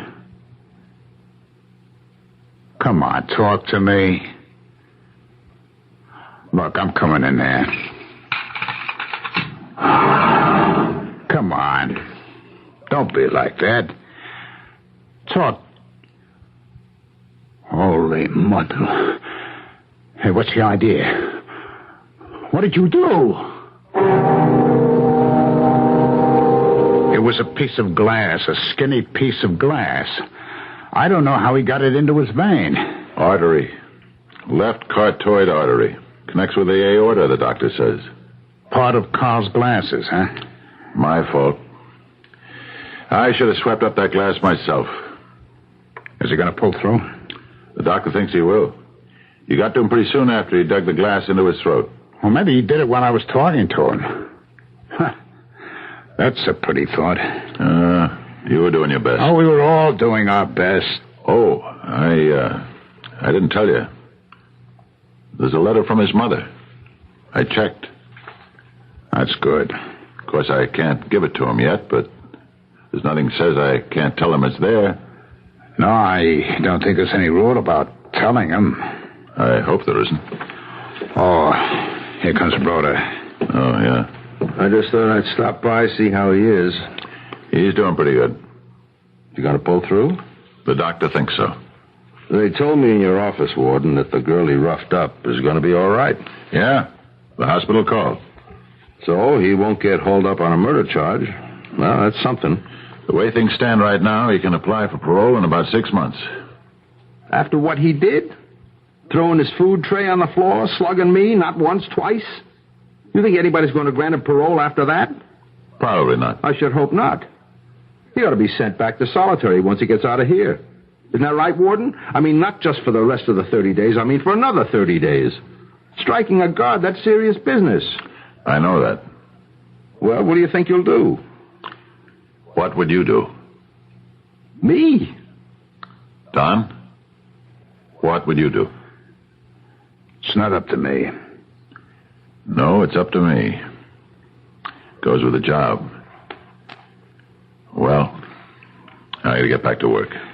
The doctor said I could see him for a couple of minutes. Okay. See you later. See you. Hello. Hello. How you feel? Not too bad. I got a couple of messages for you. One is a letter from your mother. I don't know if they'll let you see it, but it's there. And two, that girl got out of the hospital. You mean that? I got it straight from the warden. I'm glad you're feeling better. I gotta get back to work. Don. Yeah. How the Reds doing? Why, they won a game yesterday. Yeah, they actually won a game. You think they got a chance? I think everybody's got a chance. As long as we keep on breathing, everybody's got a chance. Yeah. Yeah, that's what I think, too. We all got a chance.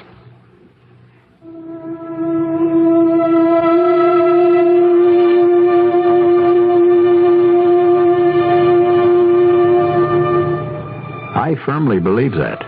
Everybody's got a chance, however slim it may be or seem. But that chance is slimmer to the one who is alone. Woe to him that is alone when he falleth. Ecclesiastes chapter 3, verse 10. I'll be back shortly.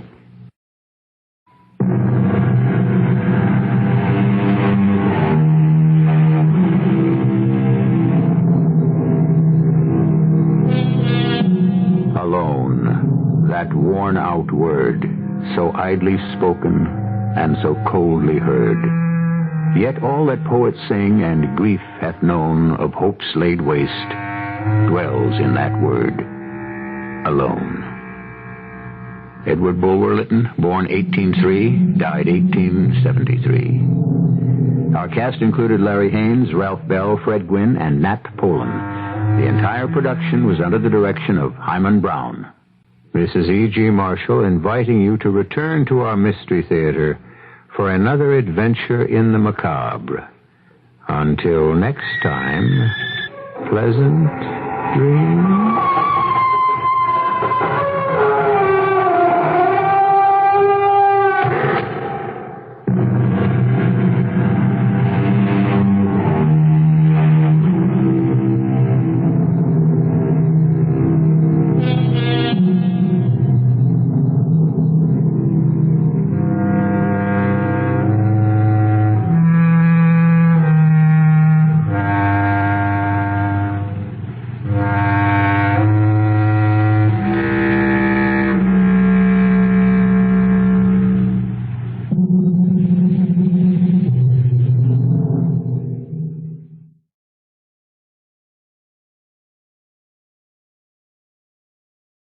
The CBS Radio Mystery Theater presents...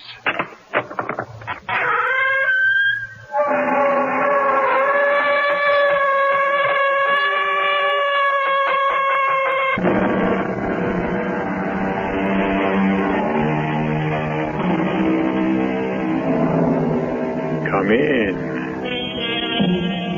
Welcome. I'm E.G. Marshall.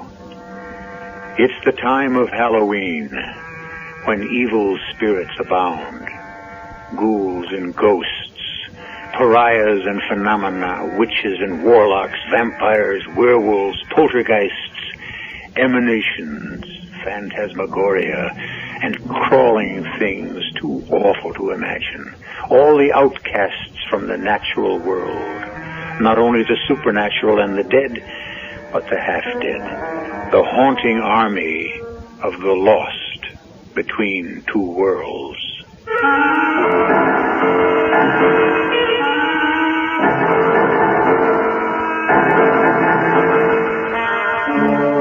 Our mystery drama, Absolute Zero, was written especially for the Mystery Theater by Ian Martin and stars Jada Rowland.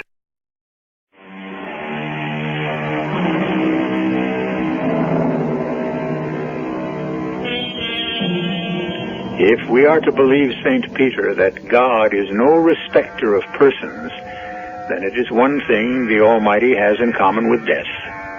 No money, no power, no wisdom or guile can circumvent those dread wings once they fold about you. Or can you escape the shadow of finality? Long before the dawn of this 20th century, men had wondered and tried and failed. But with the turn of the century and the giant leaps forward in medical knowledge, did it become a possibility? Or was it still only an illusion? Come away, Miles. In a moment, George. Of course you must weep for Emily, but not sorrow. She's gone home, you know. What? To her eternal rest. Oh, my dear old friend. How can I comfort a man who's just lost the wife he adored? I need no comfort. In this case, I believe my kind of doctorate to be more capable of prescription than yours. Oh, Reverend Dr. Armbruster, I cannot agree with your diagnosis. I've lost my wife, not myself. And the last thing I need in this world or the next is divine guidance.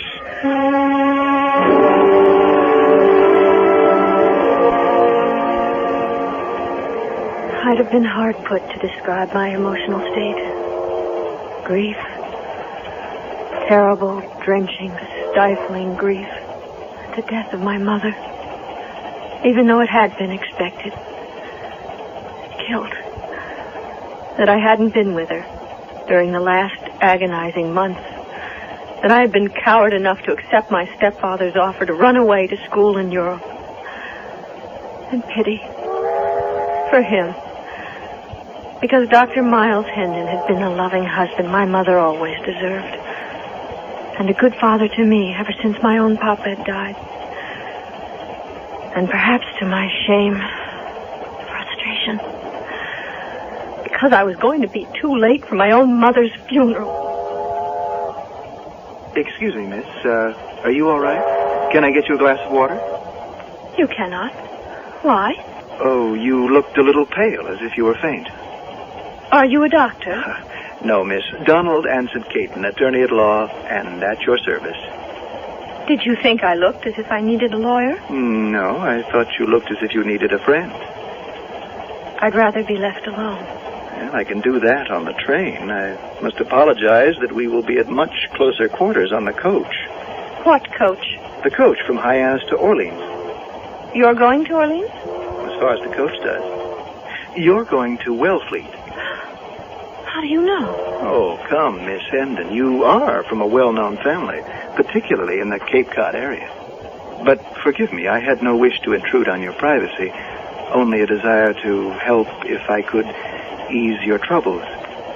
I think you could best satisfy both by leaving me alone.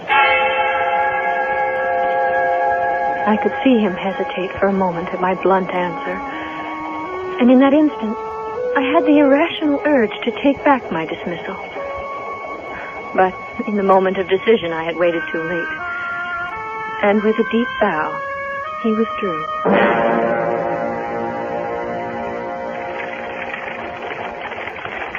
And then suddenly the train ride was over. And I was seated next to him in the coach from Hyannis to Orleans. The other 4 men in the coach seemed to know each other well, and in the intimacy of their conversation, we were locked out and perforce thrown together. You all right, Miss Linden? Miss Linden? I mean Miss Hendon. My name actually is Russell. I didn't mean to be abrupt on the train. It's just that... Oh, it's all right. I quite understand. I'm sure you mean well. I hope I did. You want to talk about your mother? What does that mean? Well, you seem so terribly upset. I thought perhaps talking about it might help. What is there to talk about? She had a cancer of the blood. There's a new medical name for it. I don't know. Leukemia? I honestly don't know the name, but it's well, in modern terms, they call it progressive and terminal. How could it have been so quick?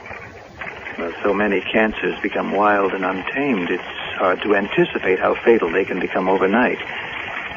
And yet... And yet what? Oh, nothing. Let's just say that I'm an interested bystander and that I'll be staying at the Orleans 1776 house. If you should need any help, you can always reach me there.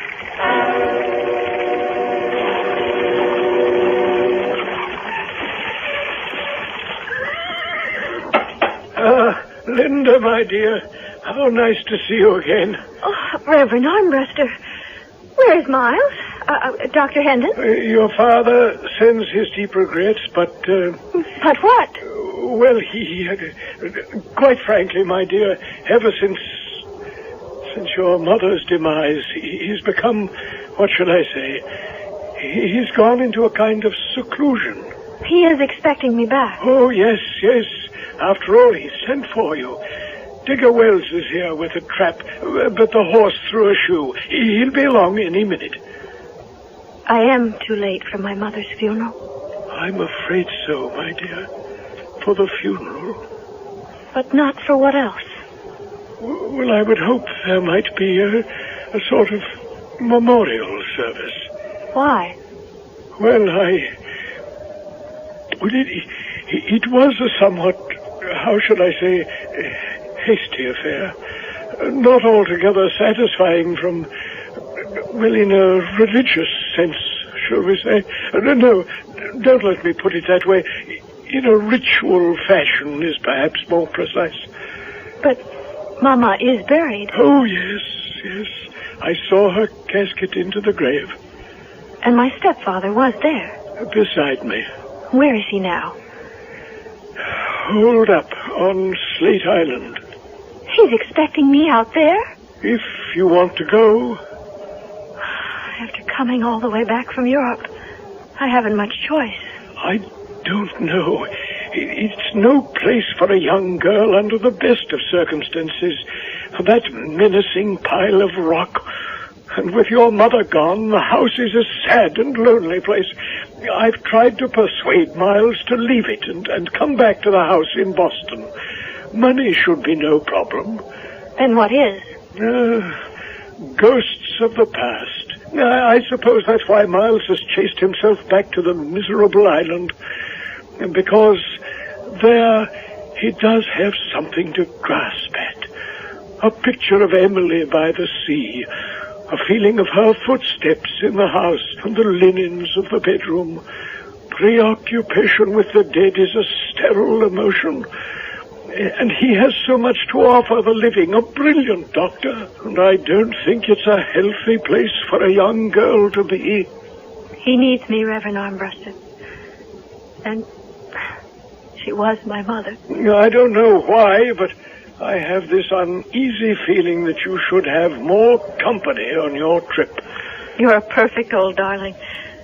But I don't want you to worry. I won't pretend it will be a very happy trip. But what on earth would I have to fear?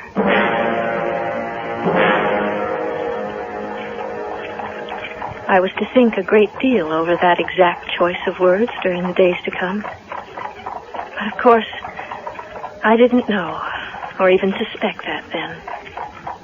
My head was much too full with memories of my mother anyway. We're most all the ways to home about now. I know. Master should have met you. Why didn't he? Doctor's mighty busy ever since don't see much of him. Busy doing what? I don't rightly know. Turned the turret room and the rest of the top floor into a laboratory after he... Oh, I don't mean to keep bringing it up, Miss Linda. It's all right, Digger.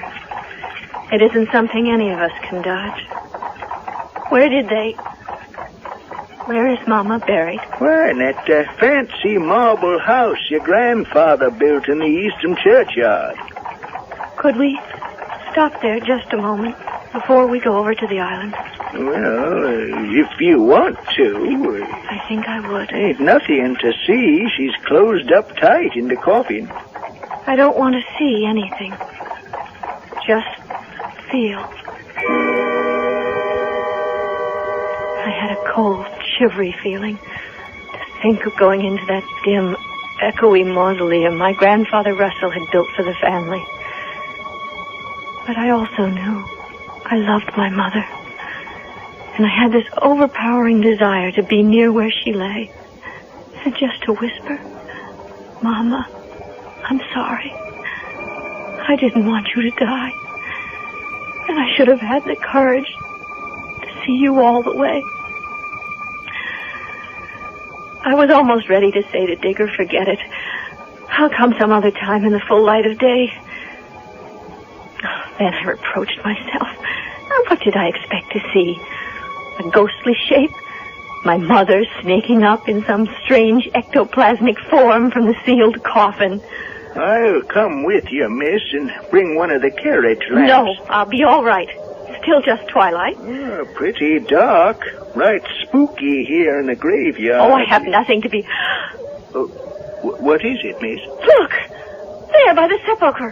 Hey, you! Get away from there. What do you want? No, Digger. No, leave him. He's running away. Yeah, but he was trying to break in. I can't believe it. Why would Don... I mean, what would anyone want to break into my mother's tomb? What? I don't know. I don't guess. Now he's gone, we're going to find out. Let's see. I got the notion you seem to recognize him, Miss Linda. Eh? Why would I recognize a complete stranger? Come, let's go see if any damage has been done.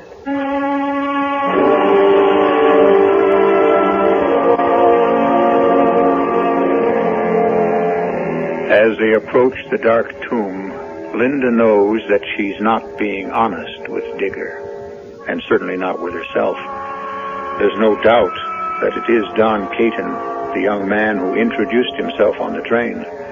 Why has Linda's first impulse been to protect him? Has she been right to trust her heart rather than her head? I shall return shortly to pursue that question in Act 2.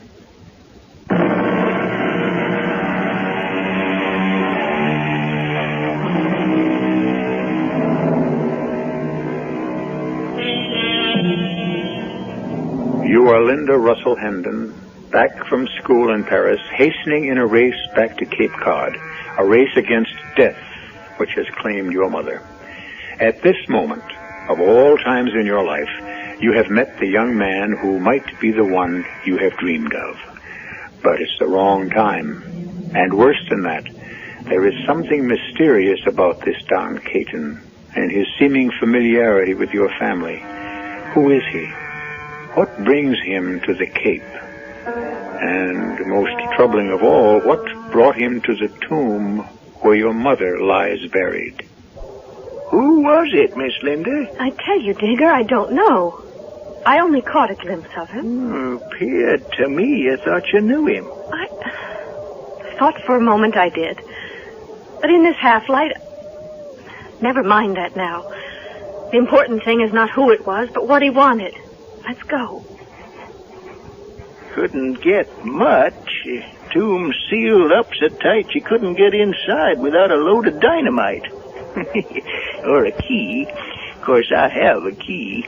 Only reason I brought you here. Wouldn't let no one else in but you, Miss Linda. But, there's nothing to see. I told you I don't expect to see anything. Just to feel... Oh, but that was before. Let's get the door open. Give me a moment. There. Now, yes, here. You take the lantern, give you a bit of light, and I'll stay by the door. What have you got there? A pistol. With a prowler around, right smart thing to have handy. Oh, but I'm sure he... Well, perhaps you're right. But if he comes back, don't shoot till we talk to him first. Oh, why would I, Missy? Sheer matter of self-defense. And, yours. Thank you, Digger. My mother's coffin was rich mahogany, ornamented in heavy brass, which shone no less brightly than the other sarcophagi and the ledges within the mausoleum. It only had a newer, more recent patina. It was sealed tightly. In the guttering light of the lantern, I could see it was undisturbed. The final proof, the gossamer web of some spider who had already fabricated his own seal to protect my mother's rest. I thanked him silently in my heart, and wondered vaguely for a moment what Don Caton, if indeed it was he I had seen, wanted in this place of private sorrow. Beneath my breath, I asked my mother to forgive me for coming home too late. And then I asked Digger to take me home. Bad weather making up. Real nor'easter. Why does Father insist on living here now, Digger? I reckon you have to ask him that, Miss Hendon. Oh, Birdie, you see her waiting for you on the dock? Where's Papa? I don't rightly know. But he is here on the island. Oh, sure. Only, he keeps himself to himself, as a fella says. What's that? Oh, them's geese. Better watch dogs and hounds, the master says. It used to use them back in ancient times, he says. Won't no stranger set foot on the island here without they give us warning. Warning against what, Digger? Well, it's, just warning. Person wants his privacy. Oh, now there. Maybe that's what they were trying to tell us. Coming down of a sudden like the 40 days and nights. Why don't you go below, Miss Linda, till I make fast at the dock?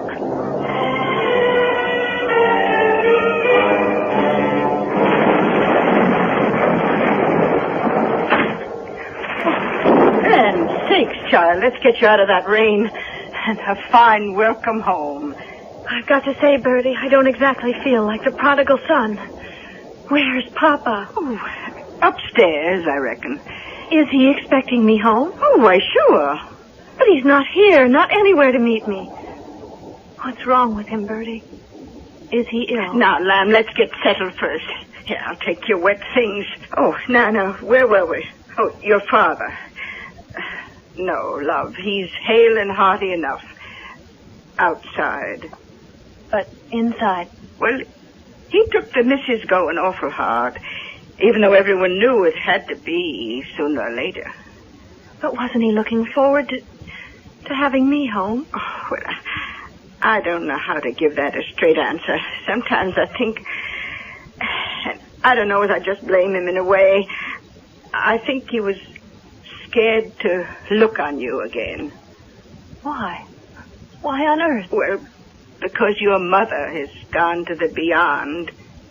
There's you, full of health, and anyone looked at the two of you in the bright heat of noonday sunlight, a person would be hard put to know you apart.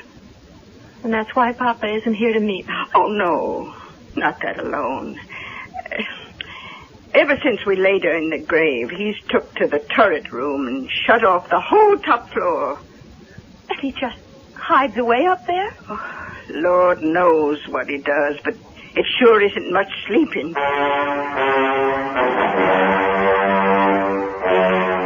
My dear sir, in deference to your credentials, I have submitted to this interview and swallowed my impatience at the implications of it. I accept you as a young man eager to do a good job in your chosen profession, Mr. Caton, but I don't like your implication that I am trying to corrupt something. But, Dr. Ferguson, you did sign the death certificate for Mrs. Miles Hendon. Yes, I did. And Dr. Hendon is a close friend of yours. That is beside the point. I signed the death certificate because I was called in to examine a woman who had been my patient for over 3 months.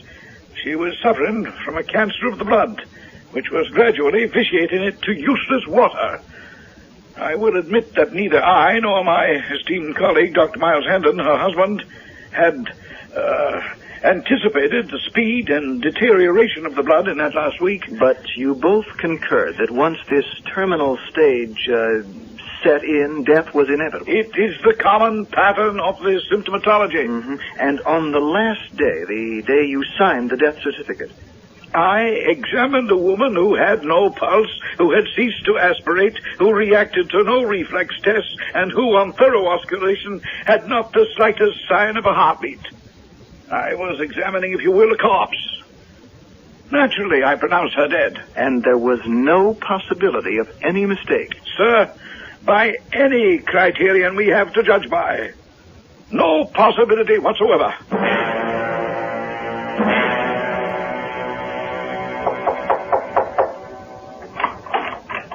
Miles. Oh, Linda, my dearest daughter. Forgive me for welcoming you so tardily. Oh, it's all right. I don't mind. I just don't understand. Please, Linda, let me mourn your mother in my own way. I offer no excuses. I only beg you to allow me to control the conduct of my temporary bereavement. Temporary? Well, death is a bridge between the known and the unknown. Why do we accept without cavil that the traffic must be only one way? What are you talking about? Well, certainly not a subject for your homecoming. Not exactly the term I'd have picked for this return. Well, why? Surely this is your home. With Mother gone? Well, it was and still is hers, too, I hope. Only because she was so ill and wanted to hide from the world. But she never loved this grim old island. Oh, she'll find cause to before I'm done. Miles, Father, I know how much you are hurt. The last thing Mama would have asked of you was to become a martyr. To bury yourself here. You don't understand what you're talking about, child. Better than you, maybe. It was nothing Mother would have wanted, except for her illness, and nothing she would have wanted from or expected of you. Or me. I tell you frankly, I won't stay here. No, but you must. I did come back to try to give you support. I did intend to stay with you a while till the wound had healed. I was ashamed of myself for ever allowing Mother and you to talk me into leaving when her time was so short. Linda, she didn't expect. The doctors, no one expected that it might be so sudden. No excuse. I should have been here to help her. Stainer. Well, then promise me you'll stay and do the same for me. No. Mother had a reason for running away from life. It was being taken from her. You don't. Staying here is a sickness, and I won't baby you. If you won't fight it, I won't stand by you. Oh, if you only knew. Why, Linda, I've just begun to fight, and I'm going to win. Win what? When I'm ready to tell you, I'll show you. And then you'll thank me for it for the rest of your days. You and my beloved Emily, your mother. You'll stay and you'll see. You'll stay because you must stay. Well, perhaps tonight. That's all I ask, my darling. All I need.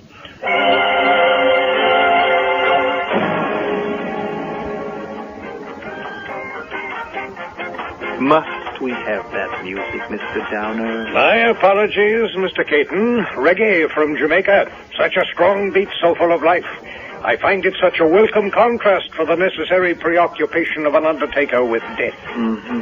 I just want to make certain. Now, there was no question of Mrs. Hendon's death. Heavens, no. I mean, we drained the blood. Beg pardon? To prepare for embalming. She was all ready for perfusion. That is... a preservatory chemical recirculated to guard against, well, any deterioration during the viewing. But there was no viewing. There was not. Such a pity. A lovely woman. Mm-hmm. Why? It was the wish of the husband of the deceased. But you did place her in the coffin. That was your responsibility. Well, now, I don't know if I like your tone. But since you pressure me, not exactly. Oh? What are you suggesting, Mr. Caton? It is unconscionable. I will be no part of it.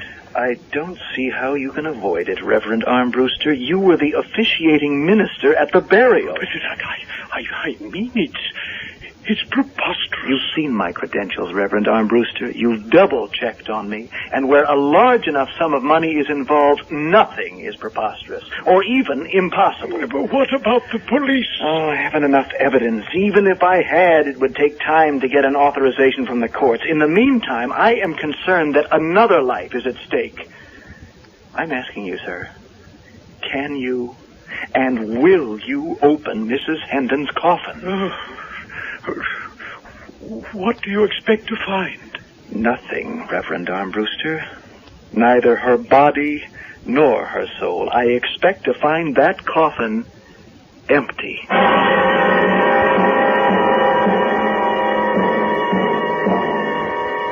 The Reverend George Armbruster gazes at this intense, determined, and completely sure young man. And of all the questions buzzing in his startled mind, surely, as with us, the main question must be, why? Why would he expect to find the coffin empty? I shall return shortly with Act 3.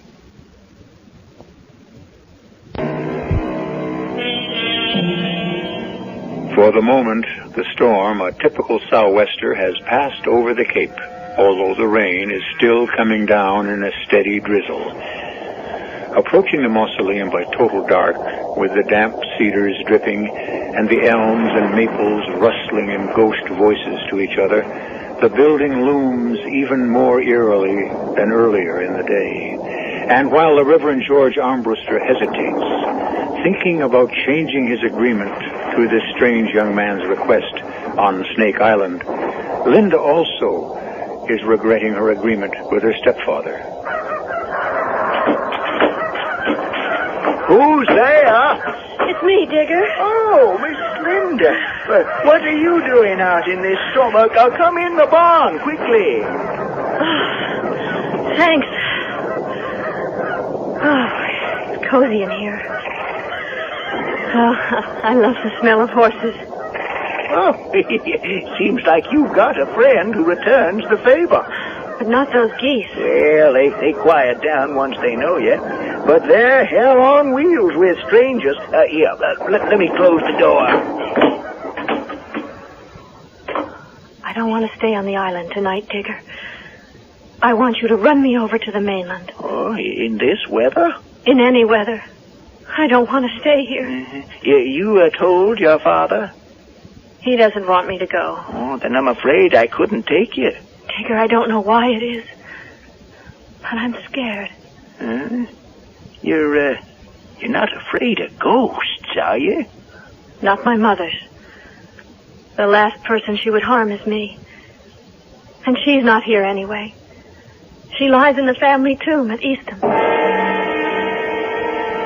Brave words, because I was afraid of what all of us are most afraid of, the unknown. Ever since I'd come back to the Cape, I had sensed it, known that something was desperately wrong. I had to fight this unimagined terror rising in my throat, and the feeling that something evil was about to engulf me. No, don't force it. Just this one last nail, and...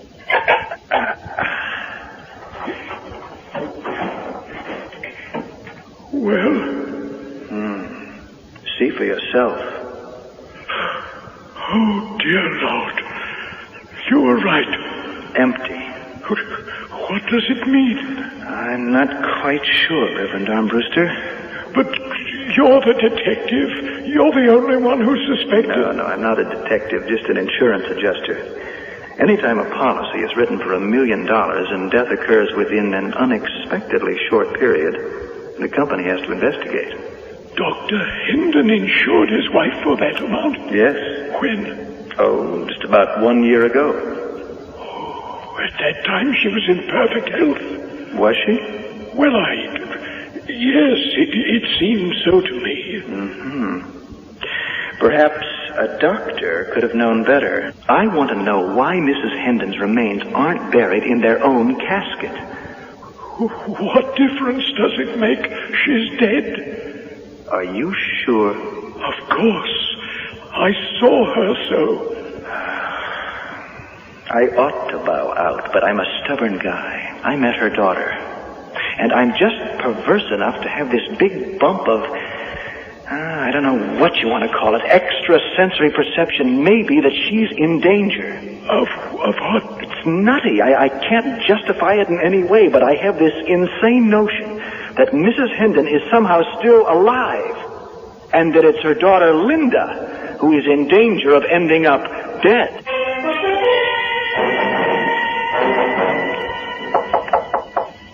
Who is it? It's Birdie, dear. Oh, come in. I just brought you up one of my old toddies to help put you to sleep. I don't feel much like sleeping. Where's my stepfather? Oh, still locked up above there in his chemistry laboratory or whatever it is. Does he know I want to see him? Oh, well, Digger must have told him. I don't want to stay here tonight, Bertie. I want to get off this island. Oh, now, darling, it's a terrible night out. No time to make the crossing. Where would you go? I just have this terrible feeling I shouldn't stay here tonight. Look, what you need is a good night's rest. At your age, that makes a world of difference. Now, come on. Drink the old drink I used to brew for you. Chocolate, my secret ingredient. All those years you were growing up. It always made you sleep like a top. All right, Bertie. No sense in trying to run tonight. I'll wait for tomorrow. Want me to help you into bed? I think maybe I'm a little too old to tuck in anymore, Bertie. But I promise to drink my drink. Oh, well, good night then, dear. And sweet dreams. Sweet dreams. In hindsight, that was the most cynical statement since the serpent said to Eve in the Bible that she and Adam should eat the apple because then they would be as gods. But I can't blame Bertie, or even Digger, because I truly believe they did not know my drink was drugged. I might, as it happened, have slept through all that dreadful night, and what was to happen to me if it hadn't been for the geese and their warning cries. What's that?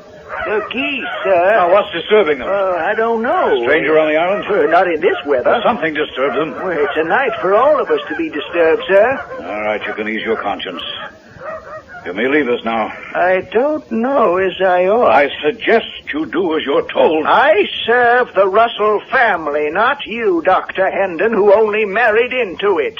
And it's Miss Linda I offer my services to, yes. And protection when I speculate what you have in mind. You can't fly in the face of the Almighty, Dr. Hendon. Why, you fool. You can't stop me. No one can. Till I bring Emily back to life again. It was like a dream.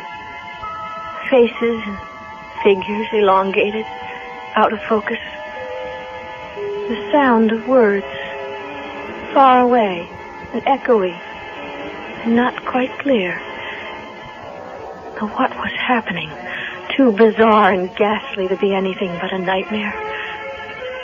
I saw Miles pick up Digger's limp body and literally toss it into a corner. Miles? Yes? What is it, Linda? Oh, I feel so weak. Everything's so far away. Now, that's as it should be. It's the sedative I put in the drink Bertie brought you. Bertie drugged me. No. She had no idea what it contained. The anesthetic was mine. I'm sorry all this commotion has brought you out of it. An anesthetic? What for? Well, what are you doing? What's happening? It hasn't happened yet, but it's just about to. The miracle of the 20th century. What are you planning to do? I am about to reverse the whole human process. I'm about to bring the dead back to life. He moved away from me. I tried to sit up, but I found that I was bound by heavy straps to a medical table on which I was lying. I was conscious now of some sort of a machine throbbing in a steady rhythm. Turning my head in the direction of the sound, out of the corner of my eye, I could see that Miles had gone in that direction and was pulling aside a heavy drape on traveling rings. As he pulled it aside in one impatient movement, I saw... Oh, God help me. In a kind of blinding flash, resting on a huge base, what looked like an enormous fish tank. The frame was heavily leaded, and the glass panels narrow and heavily frosted. Through the tiny particles of ice and snow that churned and swirled about beyond the glass, inside the tank, in that one blinding flash, I could see a figure lying. My mother!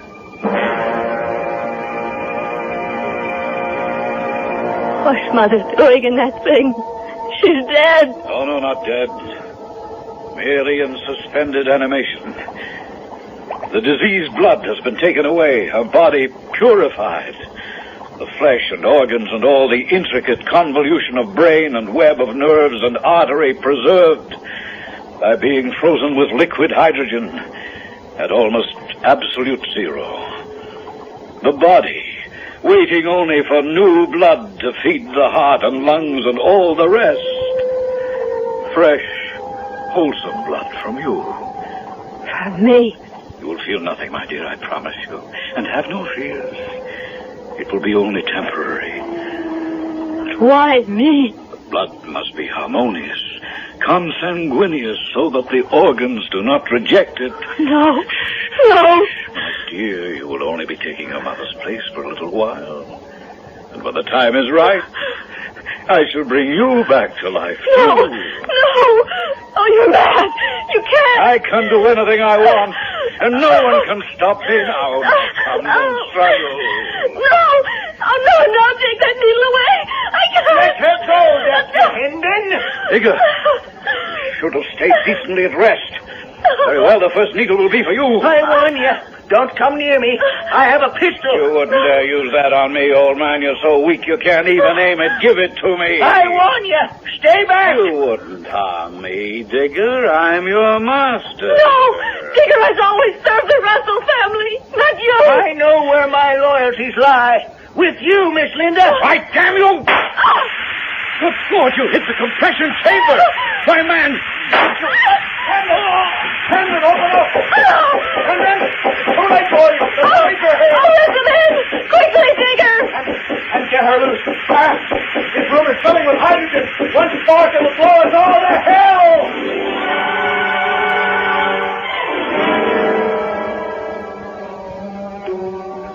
I never thought I'd be so glad to see a man I'd seen only 3 times in my life. It was Don Caton who unstrapped me and carried me down and outside the house. And just in time. For suddenly the flame from one of the lamps must have ignited the hydrogen in the laboratory. And with one terrible roar, the house on Snake Island was gone forever.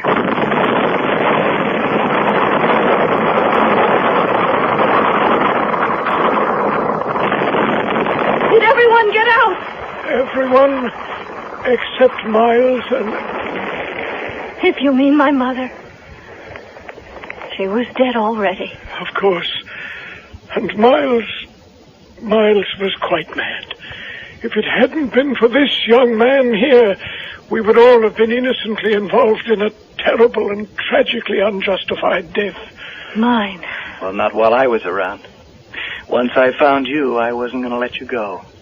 But I don't understand how. Well, I'm an insurance adjuster, Linda. A year ago, your stepfather took out an enormous policy on your mother. Our doctors didn't realize she had an incurable disease. It's not very common. But apparently, Dr. Hendon did. He spent every cent of his own and your mother's trying to find a cure for her. But in the back of the mind, he must always have had this incredible scheme. And knowing how much money he would need to even attempt what he dreamed, the insurance was taken out. My company, were alerted by some strange things about your mother's funeral. And with the help of the Reverend here, I found that her coffin was empty. So that's what you were doing last night at the mausoleum. Mm-hmm. Insurance business. I'd like to write a policy with you. Oh, no thanks. I have no intention of dying. I have even less notion to allow you to. The policy I had in mind was between you and me. For life.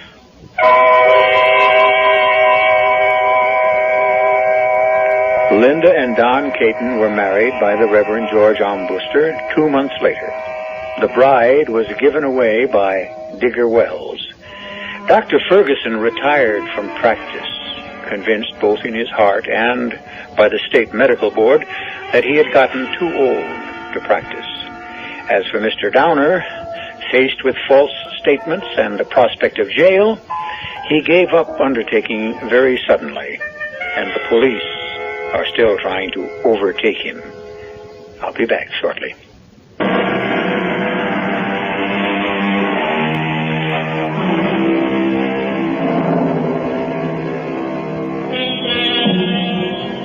You know, in the period of this story, cryobiology and cryogenics, the study of living matter's reaction to intensely low and freezing temperatures, was a gleam only in the science fiction writer's fertile mind.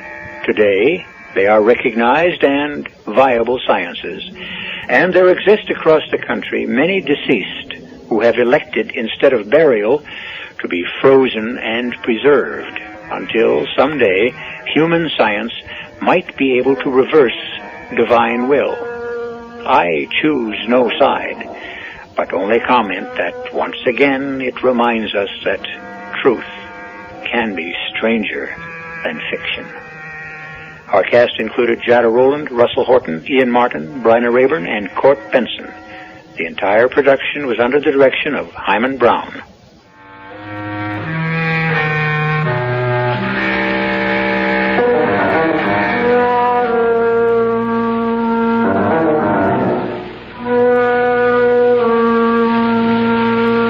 This is E.G. Marshall inviting you to return to our Mystery Theater for another adventure in the macabre.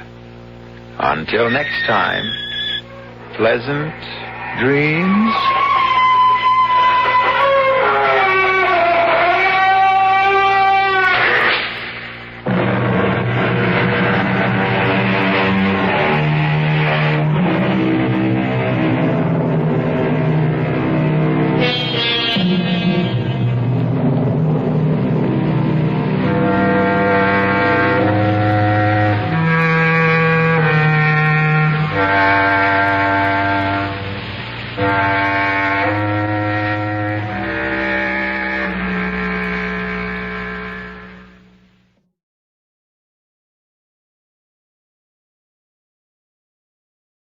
The CBS Radio Mystery Theater presents...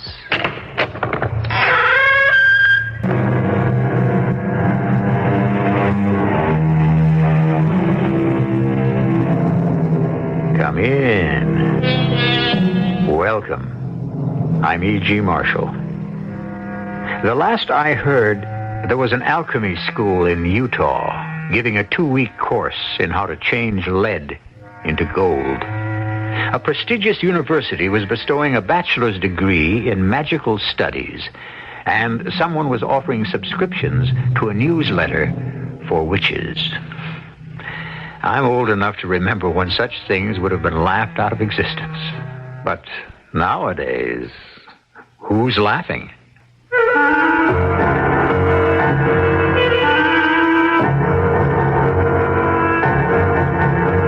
Our mystery drama, Son of Satan, was written especially for the Mystery Theater by Elspeth Eric and stars Gordon Gould and Ralph Bell.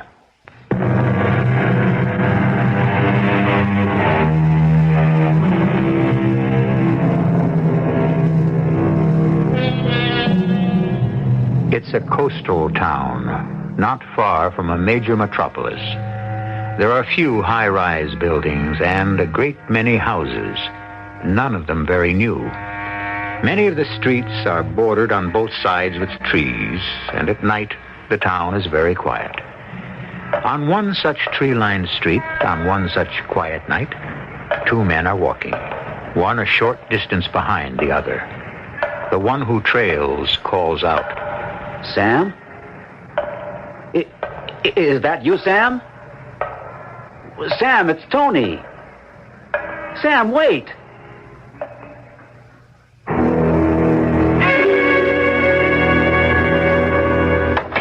I'm home. You home? I'm in the kitchen. Well, get yourself in here. I have to put something in the oven first. I've got something to tell you. In a minute. I'll make us a couple of drinks. Okay. You're going to need one. I am. Why? Well, get yourself in here and I'll tell you. Well, dinner will be ready in about half an hour. Here's your drink. Thank you. Sit down. Must I? You'd better. All right. I am seated. Guess who I saw tonight? Guess whom I saw tonight. Oh, don't quibble. A professor should mind his grammar, and when he's wrong, his wife should correct him. All right. Guess whom I saw tonight? Whom? Sam. Sam? That's right. You don't mean Sam Van Camp? The very same. Good Lord. I thought he was dead. I don't know why I thought he was dead. I just sort of pictured him dead. I know what you mean. We hadn't heard from him in, well, at least 5 years. Just seemed logical that he'd be dead. Well, for heaven's sake, where did you see him? On La Costa Street. On that nice old street with all the nice old houses. How is old Sam? I don't know. I didn't get to speak to him. Why not? Well, it was getting dark, and at first I wasn't sure it was him. It was he? Him. Then he went under a streetlight, and I was sure. So I called to him, but he kept right on going. Well, maybe he didn't know who you were. I said, Sam, it's Tony. He must have heard me.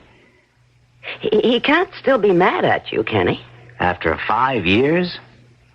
Sam was never really in love with me anyway. He just thought he was. Actually, I'm not sure he even thought he was. He was just upset because we broke up our little menage at the beach house. He liked that little menage. Well, so did I. And so did you. Yeah. Swimming all day, surfing. Playing records all night, and dancing. An occasional seance. It was fun. Then you and I grew up, and Sam was left out.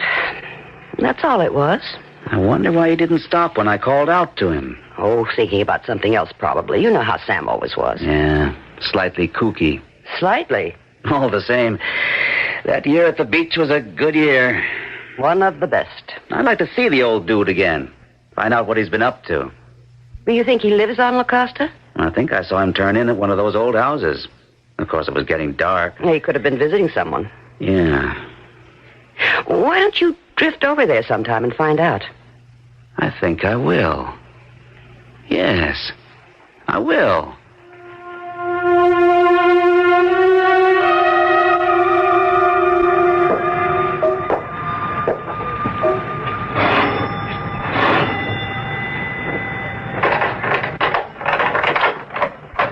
Yes? Sam. Well, it's Tony. Tony Marsh. Why, Tony. I didn't know if you lived here or not. How are you, Tony? Oh, great. Swell. Fine.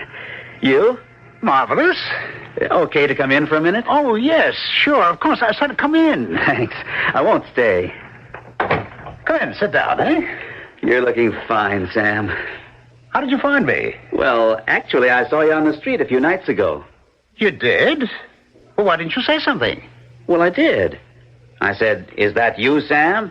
Because I wasn't 100% sure. Then I was sure, so I said, Sam, it's Tony. But you kept right on walking. Kind of hurt my feelings. Sam. Oh, sweet shades of the past. Come again? Was I ever Sam? Well, you certainly were to me. And to Rowena. How is Rowena? Fine, fine. Rowena's fine. She wanted to be remembered to you if I could track you down. Ah, sweet Rowena. We got married, you know, Rowena and I. Well, I thought you might. It seemed inevitable. Well, we did. Tony, I'm terribly sorry I hurt your feelings the other night. Oh, that's all right. Rowena said you probably had your mind on something else. Oh, I did. Well, then? I always have my mind on something else. Something important? Oh, must have been if you didn't hear me. Oh, very important. Extremely important. In fact, I can scarcely think of anything more important. Care to tell me what? Perhaps in due time. Perhaps not. Tony, that's not the reason I didn't answer you when you spoke my name. No? You mean you really were snubbing me? Oh, no. You see, it's so long since anyone's called me Sam, I'd quite forgot it was my name. Really? Quite forgot. Old Sam has passed into oblivion. Well, what do you call yourself now? Cato. Cato? Cato Van Camp. Do you like it? Well, sure, yeah. But then I liked Sam all right, too. It didn't sound right after... After what? After I took the left-hand path. What's that? Left-hand path? Oh, well, if you don't know, then you just don't know. You could explain. It's all so difficult. It covers so much territory. How can I explain if you don't already know? If I already knew, you wouldn't have to explain. Ah, how right you are, how right. Well, Tony, after our frivolous year at the beach, we were no more than a trio of hippies, you know. You, Rowena, and I. I know. I shudder to think how callow we were, how unright. I guess we were. Even if you and Rowena hadn't fallen in love, I couldn't continue with that sort of existence. So what did you do? Remember when we used to talk, the three of us, about the age of Aquarius? Yeah, well? And do you know how we bring about this golden age? Do you know how we prepare ourselves? Well, no, I don't. By blatant gratification of our egos. That's how. Oh? And do you know how we gratify our egos? No. By surrendering ourselves to ourselves. Sam, I don't think Cato. Oh, excuse me. Cato, I don't think I dig this sort of thing. Frankly, I don't know what you're talking about. Look, my friend, what is it we all want? The best of us, the worst of us, the highest, the lowest, the richest, the poorest. What do we all want? Money, love, I don't know. Power. Sheer, unadulterated power. Am I right? I don't know, Sam. Cato. Oh, now come now. Of course you know. Wouldn't you like to control things? Well, things like what? Like anything, like everything. People, events, everything. I don't think that's possible. But if it were possible. Well, then I guess I'd like it. Of course you would. Of course. So would I, so would everyone. No one wants to admit it. Only a few of us, like myself, have the sublime courage to confess up to it. We crave it, we lust after it. We think about it day and night. We scheme, we study. It's our God, our solitary goal, power. Sheer, unadulterated power. Well, just what do you want to do with all this power, Oh, what Cato? difference what we do with it? The thing is to have it. You see, it's the attitude of the alcoholic towards liquor. He has to have it. Has to know it's there. It's his. And after a while, he'll get around to drinking it, I suppose, but for the time being, it's enough to know it's his. Well, that's how we feel about power. Who's we? The sons of Satan. I don't think I... You never heard of us? I don't think so. Is it a religion? A religion, an art, and a science. I see. I guess I do. You don't really. Poor Tony. You're one of the timid ones. You've probably never committed a sin in your whole life. Oh, I don't know about that. Have you known greed, lust, rage, overweening pride? Well, I think I have. You think you have. If you only think you have, then you haven't. Have you given in to them? I guess mostly I try not to. You see? If you've never given in to them, you've never really felt them. If you've never given in to sexual desire, how do you know you've ever felt it? Oh, well, that... well, enough about me. How is Rowena? Are you two happily married? Yes. Very happy, yes. Oh, that's sweet. You're not married? Oh, I haven't had time. She'd like to see you sometime. I'm sure she would. Well, we must get together. Maybe you'd come to dinner. Well, why not? Or you could come here. If you can spare the time. Oh, I think I can. My experiment only consumes the daytime hours. Your experiment? I've been working on it for almost a year now. Would you... Well, I don't suppose you'd care to tell me what it is you're working on. Or is it a secret? Well, I don't see any reason why you shouldn't know. We're old friends. It's a homunculus. A what? A homunculus. Don't you know what a homunculus is? No, should I? A homunculus, my dear old friend, is a small artificial man. Like a dwarf. A mannequin. But made by man. The creation of a homunculus is as old as alchemy. It's an ancient art. And this is what you're working on? Creating a homunculus? Of course. Only my homunculus will be possessed of magic powers. This little man, I think he will be no more than 2 feet tall, perhaps less. But he will have the power to rule the world, which is precisely what I intend he should do. What is the mystique of power? Everyone likes to think he has some influence. I know I do. That his opinion is listened to, respected. That he can even affect some decisions. But power over other human beings, Power to help can turn into power to hurt. Power to raise up can become power to strike down. Power to create transmutes into power to destroy. A formidable thing, power. I'll come back to you shortly with Act Two.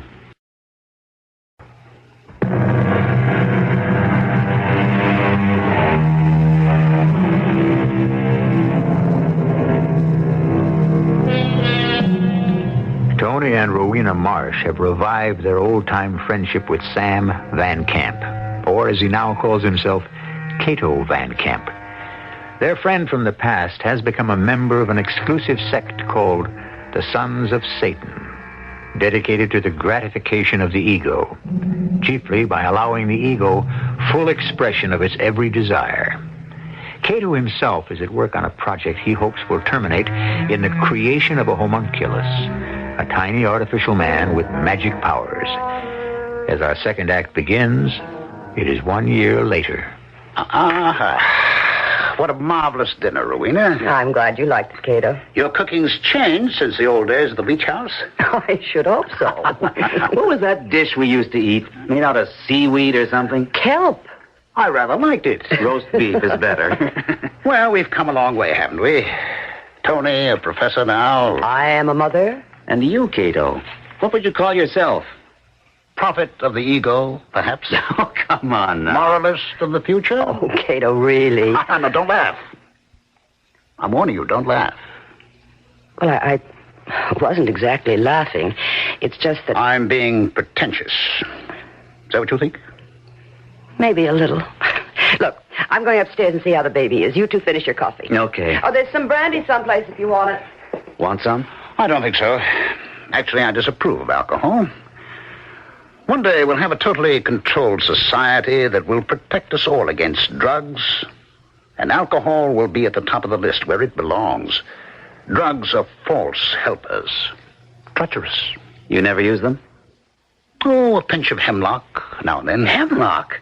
Well, that's what they used to kill Socrates, isn't it? I don't take that much, needless to say. In small doses, it's a mind bender, but I don't rely on it. It's too dangerous, like nightshade. I used to raise it in my garden, but I don't anymore. I'm glad to hear that. How's your experiment coming along? The homunculus thing. Kindly refrain from calling it a thing. Okay.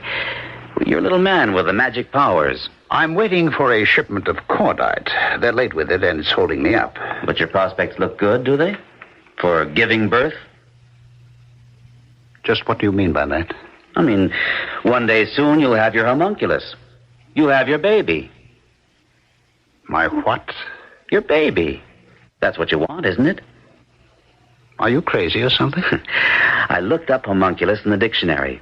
It means a little man, as mannequin. I told you that. First time you came to see me, I told you that. Yes, but it also means fetus.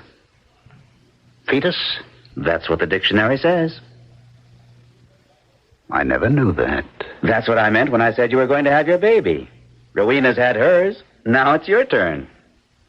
That's not excruciatingly funny, in case you thought it was. I guess not. By the way, have we ever thanked you for being so kind and thoughtful? All during the pregnancy and ever since.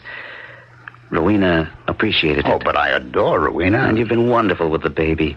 Not just all the presents, sitting with him and all that. But I worship the baby. Sometimes you forget to tell people things, you know. I just wanted to say that I'm glad we all got together again. We should never have been apart. Yeah.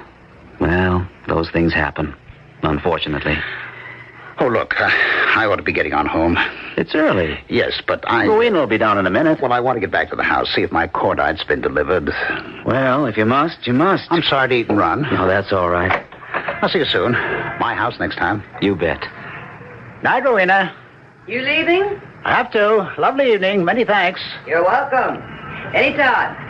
Tony, just a slave to my project. I'll give my love to the little homunculus. Don't joke about it. Sorry. One day you'll see. That little man is going to take over the whole world, be in charge of everything. And when that day comes... Yes?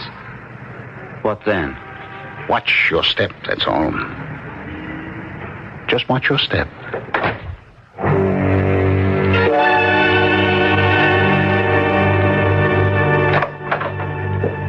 Hey there. Aren't you going to get out of bed? I don't much feel like it, and that's the truth. I had to get my own breakfast. Big deal. Oh, you sick? I don't know. I'm not well, I don't think. Hold everything. I'll take your temperature. Cato have a good time last night? Yeah, I think so. And here, stick this in your mouth. You went home early. Something about a shipment of cordite that was supposed to arrive and didn't. Cordite? Part of his scientific project, so-called. The homunculus thing. Oh, that. I made a little joke about it. He didn't much like that. I can't blame him. It wasn't much of a joke. But he sure takes that thing seriously. I told him homunculus also meant fetus, according to the dictionary. Asked him when he was going to have his baby. He didn't know homunculus also means fetus. And for some reason it annoyed him. Upset him. Okay, let's have the thermometer. Poor Cato. Why poor Cato? Holy Moses. You've got a fever, you know that? What is it? 101 and 2/10. Must be the flu. Look, I'll call and tell them I won't be in. Oh, no, don't do that. I can't leave you alone here with the baby. You shouldn't get out of bed. I'll call the doctor. No, not yet. I'll take some aspirin. 100 and... Tony, don't, please. It's just the flu or a virus. Well, I'm going to call the university and tell them I won't be in. Now, don't do that either. You can't stay alone here, take care of the baby and everything. And he could catch whatever it is you've got. Call Cato. He'll come over and sit with me. That's an idea. And he's wonderful with the baby. Good idea. I wouldn't do this, but I've got that meeting with the dean. I can cancel the classes, but the meeting's important. Yes, hello. Cato, this is Tony. I have a favor to ask of you. Yes, Tony. Rowena's come down with something. Flu, she says. And I have to go to the university, meeting with the dean. And I was wondering, could you possibly... You want me to come over there? Well, she's running a fever, 101, little over. And there's the baby. Could you? Well, I was just cleaning up here. I really... the house is a mess, Well, just for a couple of hours. By that time, I'll be back. I'll cancel my classes. I'll be there. I'll clean up here later. Oh, thanks. Make it soon. Right away. Thanks a lot. He's coming. Yeah, right away. He said he was cleaning up the joint, but he could do it later. Good old Cato. How do you feel? Fairly rotten. I hate to leave you, but that meeting's at 9. Now, you run along. Cato has his own keys. That's right, he has. You'll be all right till he gets here? I'll be fine. Sure you will. Cato will take good care of you.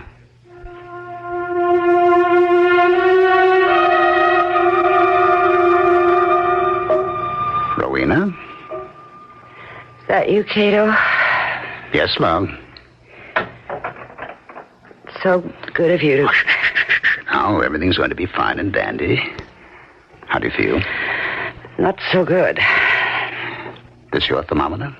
Yeah, I just took my temperature. It's gone up 103.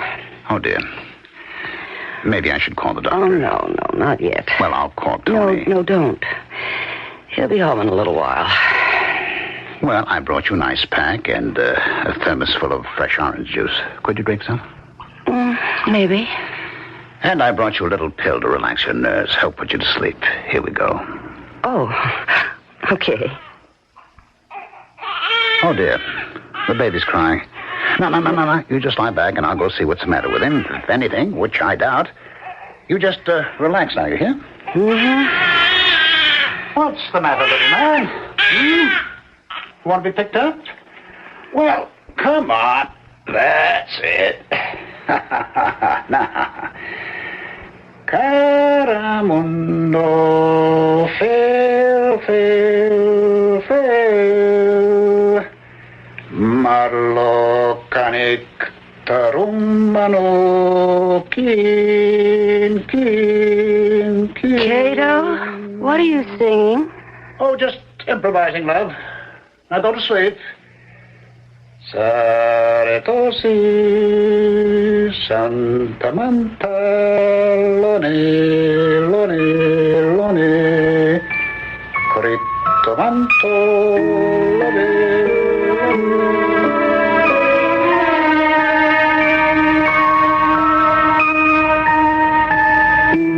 Cato? Cato, are you there? You want something, Rowena? How long have I been asleep? About a half an hour. Well, it's the most amazing thing. I'm completely well. You mean that? I woke up feeling wonderful. I'm delighted. I took my temperature. It's normal. Fascinating. I don't know if it was that pill you gave me or what. Oh, I don't think so. Oh, maybe just the sleeping. Possibly. No, I'm going to call Tony. Would you hand me the phone, please? Here we are. Uh-oh, baby's crying. Oh, he's hungry. As soon as I talk to Tony, I'll feed him. Strangest thing. I never felt better. Well, I'm going to get up and then I... Hello? May I have the dean's office, please? Thank you. Was the baby any trouble, Cato? No. I picked him up. Yes, is Mr. Marsh there? This is his wife calling. Thank you. I'm glad the baby didn't act up. He does sometimes. Not with me. Tony, it's me. Guess what? I'm well. Absolutely. Well, Cato came over and brought me an ice pack and some orange juice and a little pill. My fever had shot up to 103 by then. No, it's all right now. I went to sleep for half an hour, and when I woke up, I was well. Yes, I took my temperature. It's normal. I feel great.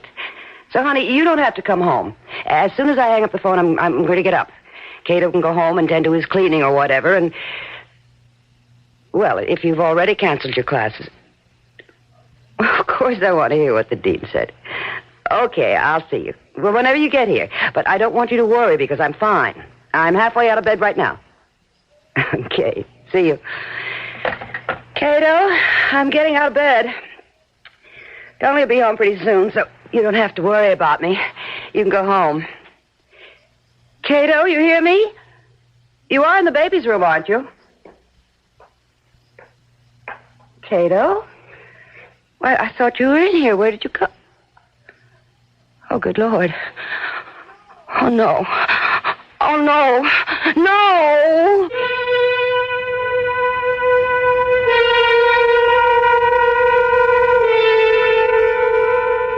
It's not often that a friendship allowed to languish for so long can be revived. Circumstances change. Interests change. The status of one or another shifts, and the friendship suffers. It's a rare thing when brought abruptly together after a long separation, friends discover that affection and compatibility still live, that they can pick up where they left off and go on. It's a happy discovery, but go on to what? That is the question that abides. We'll be back shortly with the final act.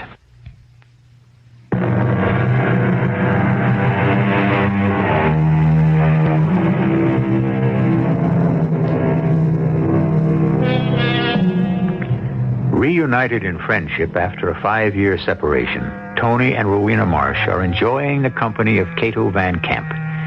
While Tony teaches at the university and Rowena becomes a mother, Cato works earnestly at producing chemically a homunculus, a tiny man with magic powers. When Rowena falls ill with an alarmingly high fever, Cato is asked to stay with her and her young child so that Tony can keep an appointment. Now, Rowena has awakened from a short sleep to find her temperature normal and her health restored. But when she searches for Cato in the baby's room... Cato? I thought you were in here. Where did you... Oh, good Lord. Oh, no. Oh, no, no!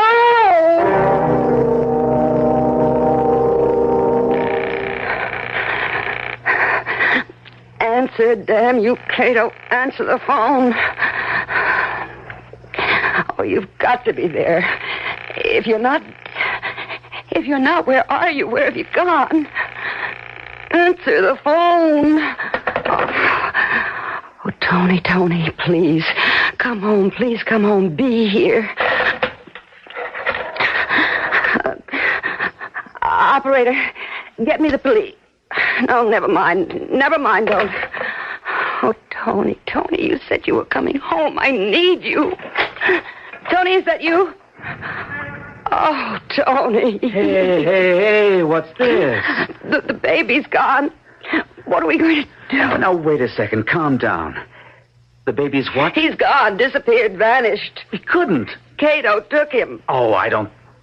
Are you sure? Now, wait now. The baby is gone, and Cato is gone. I have looked all over this house 4 times. They are both gone. Now, wait a minute. Tell me exactly what happened. Last time I talked to you, you said you felt wonderful. I did. Cato came over and gave me a pill and some orange juice, and I went to sleep. But by that time, my fever was way up, but I told you all that on the phone. Where was Cato when you called me? He was in the baby's room. The baby had cried. I knew he was hungry, and I felt so good by then that I said I'd get up and feed him as soon as I talked to you. So after I hung up the phone, I got out of bed and went into the baby's room, and it was empty. The crib was empty, and Cato wasn't there. It's all crazy. Did you call Cato at home? Well, what do you think? I've called him 6 times, but nobody answers. I was half out of my mind, and I started to call the police, but then I thought I'd wait till you got here. Yeah. What are we going to do? Well, I don't like to call the police right away. Cato has my child. I don't think he'd hurt him. Well, how do we know? That crazy freak might do anything. We've been seeing him for a year. He's never done anything. How do we know what he does when he's not with us? Working on those insane experiments, practicing that nutty religion, Satanism, isn't that what you call it? Yes, but that doesn't mean... Well, it's not what you're thinking. I mean, they don't believe in murder. It's nothing like that, really. Believe me. You don't know. You've never met any of those sons of Satan except Cato. But he's been so good to us. He's been very sweet, a good friend. Tony, call the police. Tell them to go to Cato's house and arrest him for kidnapping. We don't know for sure. I want my baby back before that crazy monster kills him. Look, before we call the police, let me go over to Cato's house. He is not there. I told you he doesn't answer the phone. Maybe he's down in the basement in his laboratory. Maybe he didn't hear the phone. Let me go over there. I'm going with you. If Cato took the baby, then the baby must be in his house.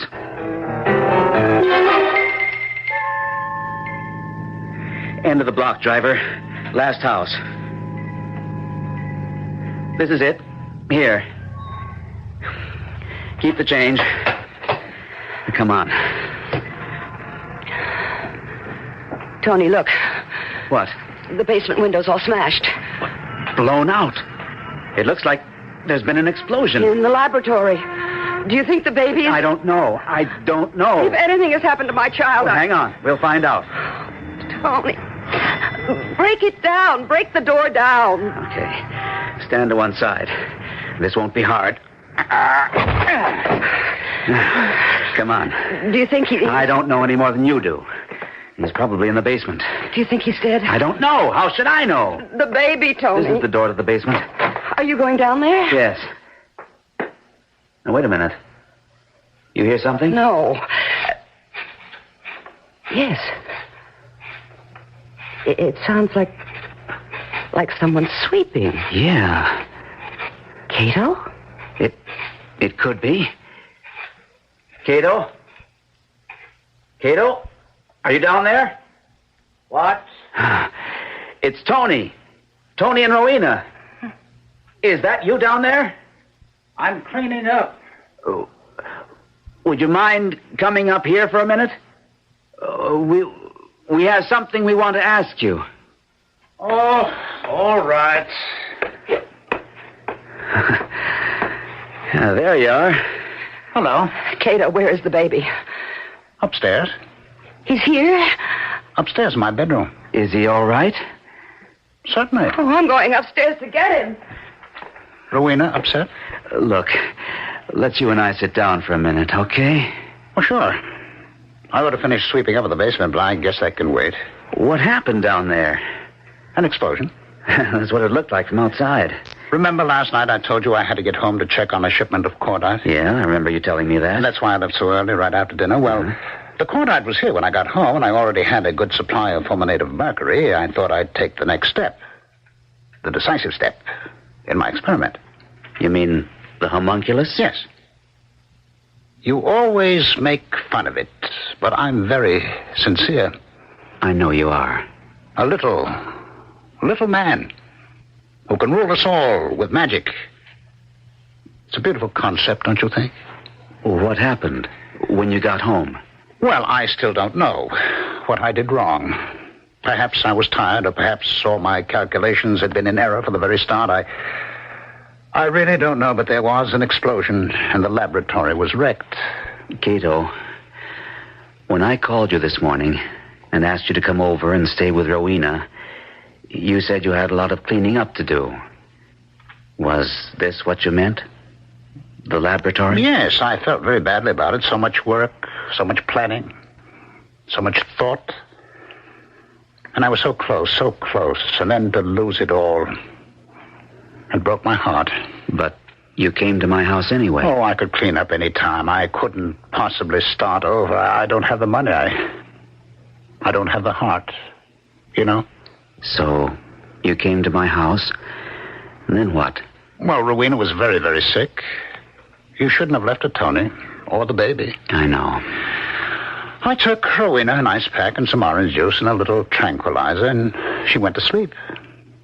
I sang to the baby, and he went to sleep. And when Rowena woke up, she was well. The fever had disappeared. I know. She called me, told me. Well, while she was talking to you, it dawned on me. The baby had done it. The baby had made Rowena well. Of course, he couldn't have done it without my help. That goes without saying. So you took the baby? Well, I had to. He was my homunculus, you see. Cato, that was wrong. Wrong? The baby belongs to us. I can't keep him? No. Not even for a little while? No. Oh, well, I suppose somewhere there's another tiny little man with magic powers. I just have to find him. Have you given up your idea about the homunculus? Well, not completely. Someday, if I can find some money, if I have the heart for it, perhaps someday. I'm really sorry you can't let me have your baby. Well, it's just not possible. I'd have taken good care of him. I'm sure you would. And I'd have taught him magic. And one day, who knows? He might have ruled the world. Cato. Are you ready to go home, Tony? Yes. Rowena. Yes, Cato. You look very beautiful holding the baby like that. And the baby looks very happy. Oh, maybe he's better off with you and Tony than with me.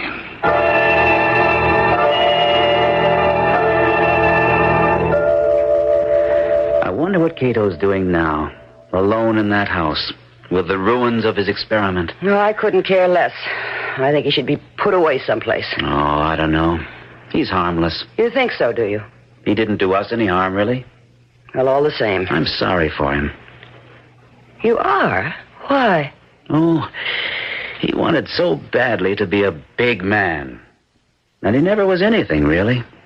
He wanted to be rich, but he didn't know how to go about it. He wanted to be loved, but he never was. Not really. But most of all, he wanted to be powerful, to run things. What's the point of being powerful and running things? I'd rather be happy. Yes, but it's very important to some people to have power. But Cato didn't want to get it the ordinary way. And he didn't want the ordinary kind of power. He wanted it to be magical. You know, he took the baby because he thought the baby had made you well. With his help. He thought he could make the baby into a homunculus once he taught him magic. Oh, what nonsense. I got well because I... Yes. Why did you? Why did you get well so suddenly the way you did? Well, I slept. That wasn't enough. That pill? That was just a simple tranquilizer. I got well because I had to, for the baby's sake. Yes, while I was sleeping, I realized that the baby was in the next room with Cato and that he wasn't safe there, that I must get well and look after him, and so I got well. Yes, that's what happened. And you don't call that magic? No. It's mother love, that's all. That's all? Very powerful magic. You know what Cato said to me about power that first day when I went to see him? I asked him what he would do with it if he had it. What would he do with it? I don't think he had any idea what he'd do with it. He said it didn't make any difference. The thing was to have it. He said it was the way an alcoholic feels about liquor. He has to know it's there. It's his. And that's how Cato feels about power. It's crazy. He said if he could keep our baby for a while, he'd teach him magic, and he might grow up to rule the world. Well, the only world he's ever going to rule is right here in this room. That's it. That's it. What? A baby's the only one who rules the world. His world. His little immediate world. That's what's wrong with Cato, of course. What? He wants to be a baby again. He wants the power back that he had when he was a baby. Anytime he opened his mouth and yelled, somebody put something in it. He didn't have to work for it. He didn't have to deserve it. No, it all came to him by magic. The magical power of a baby. Oh, of course. It's all very clear. The only person with power, the only person with magic, is the baby. A baby's a tyrant, and we dare to call him cute.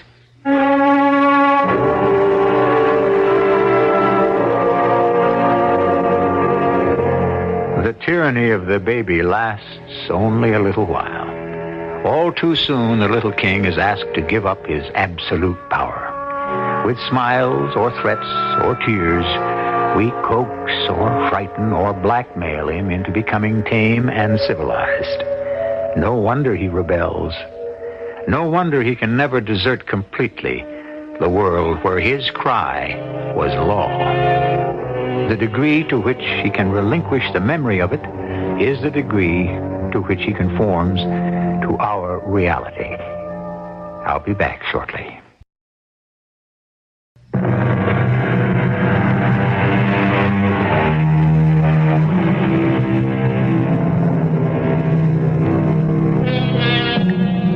Poor baby. When he discovers that the world does not, after all, revolve around him. When for months it had seemed that it did.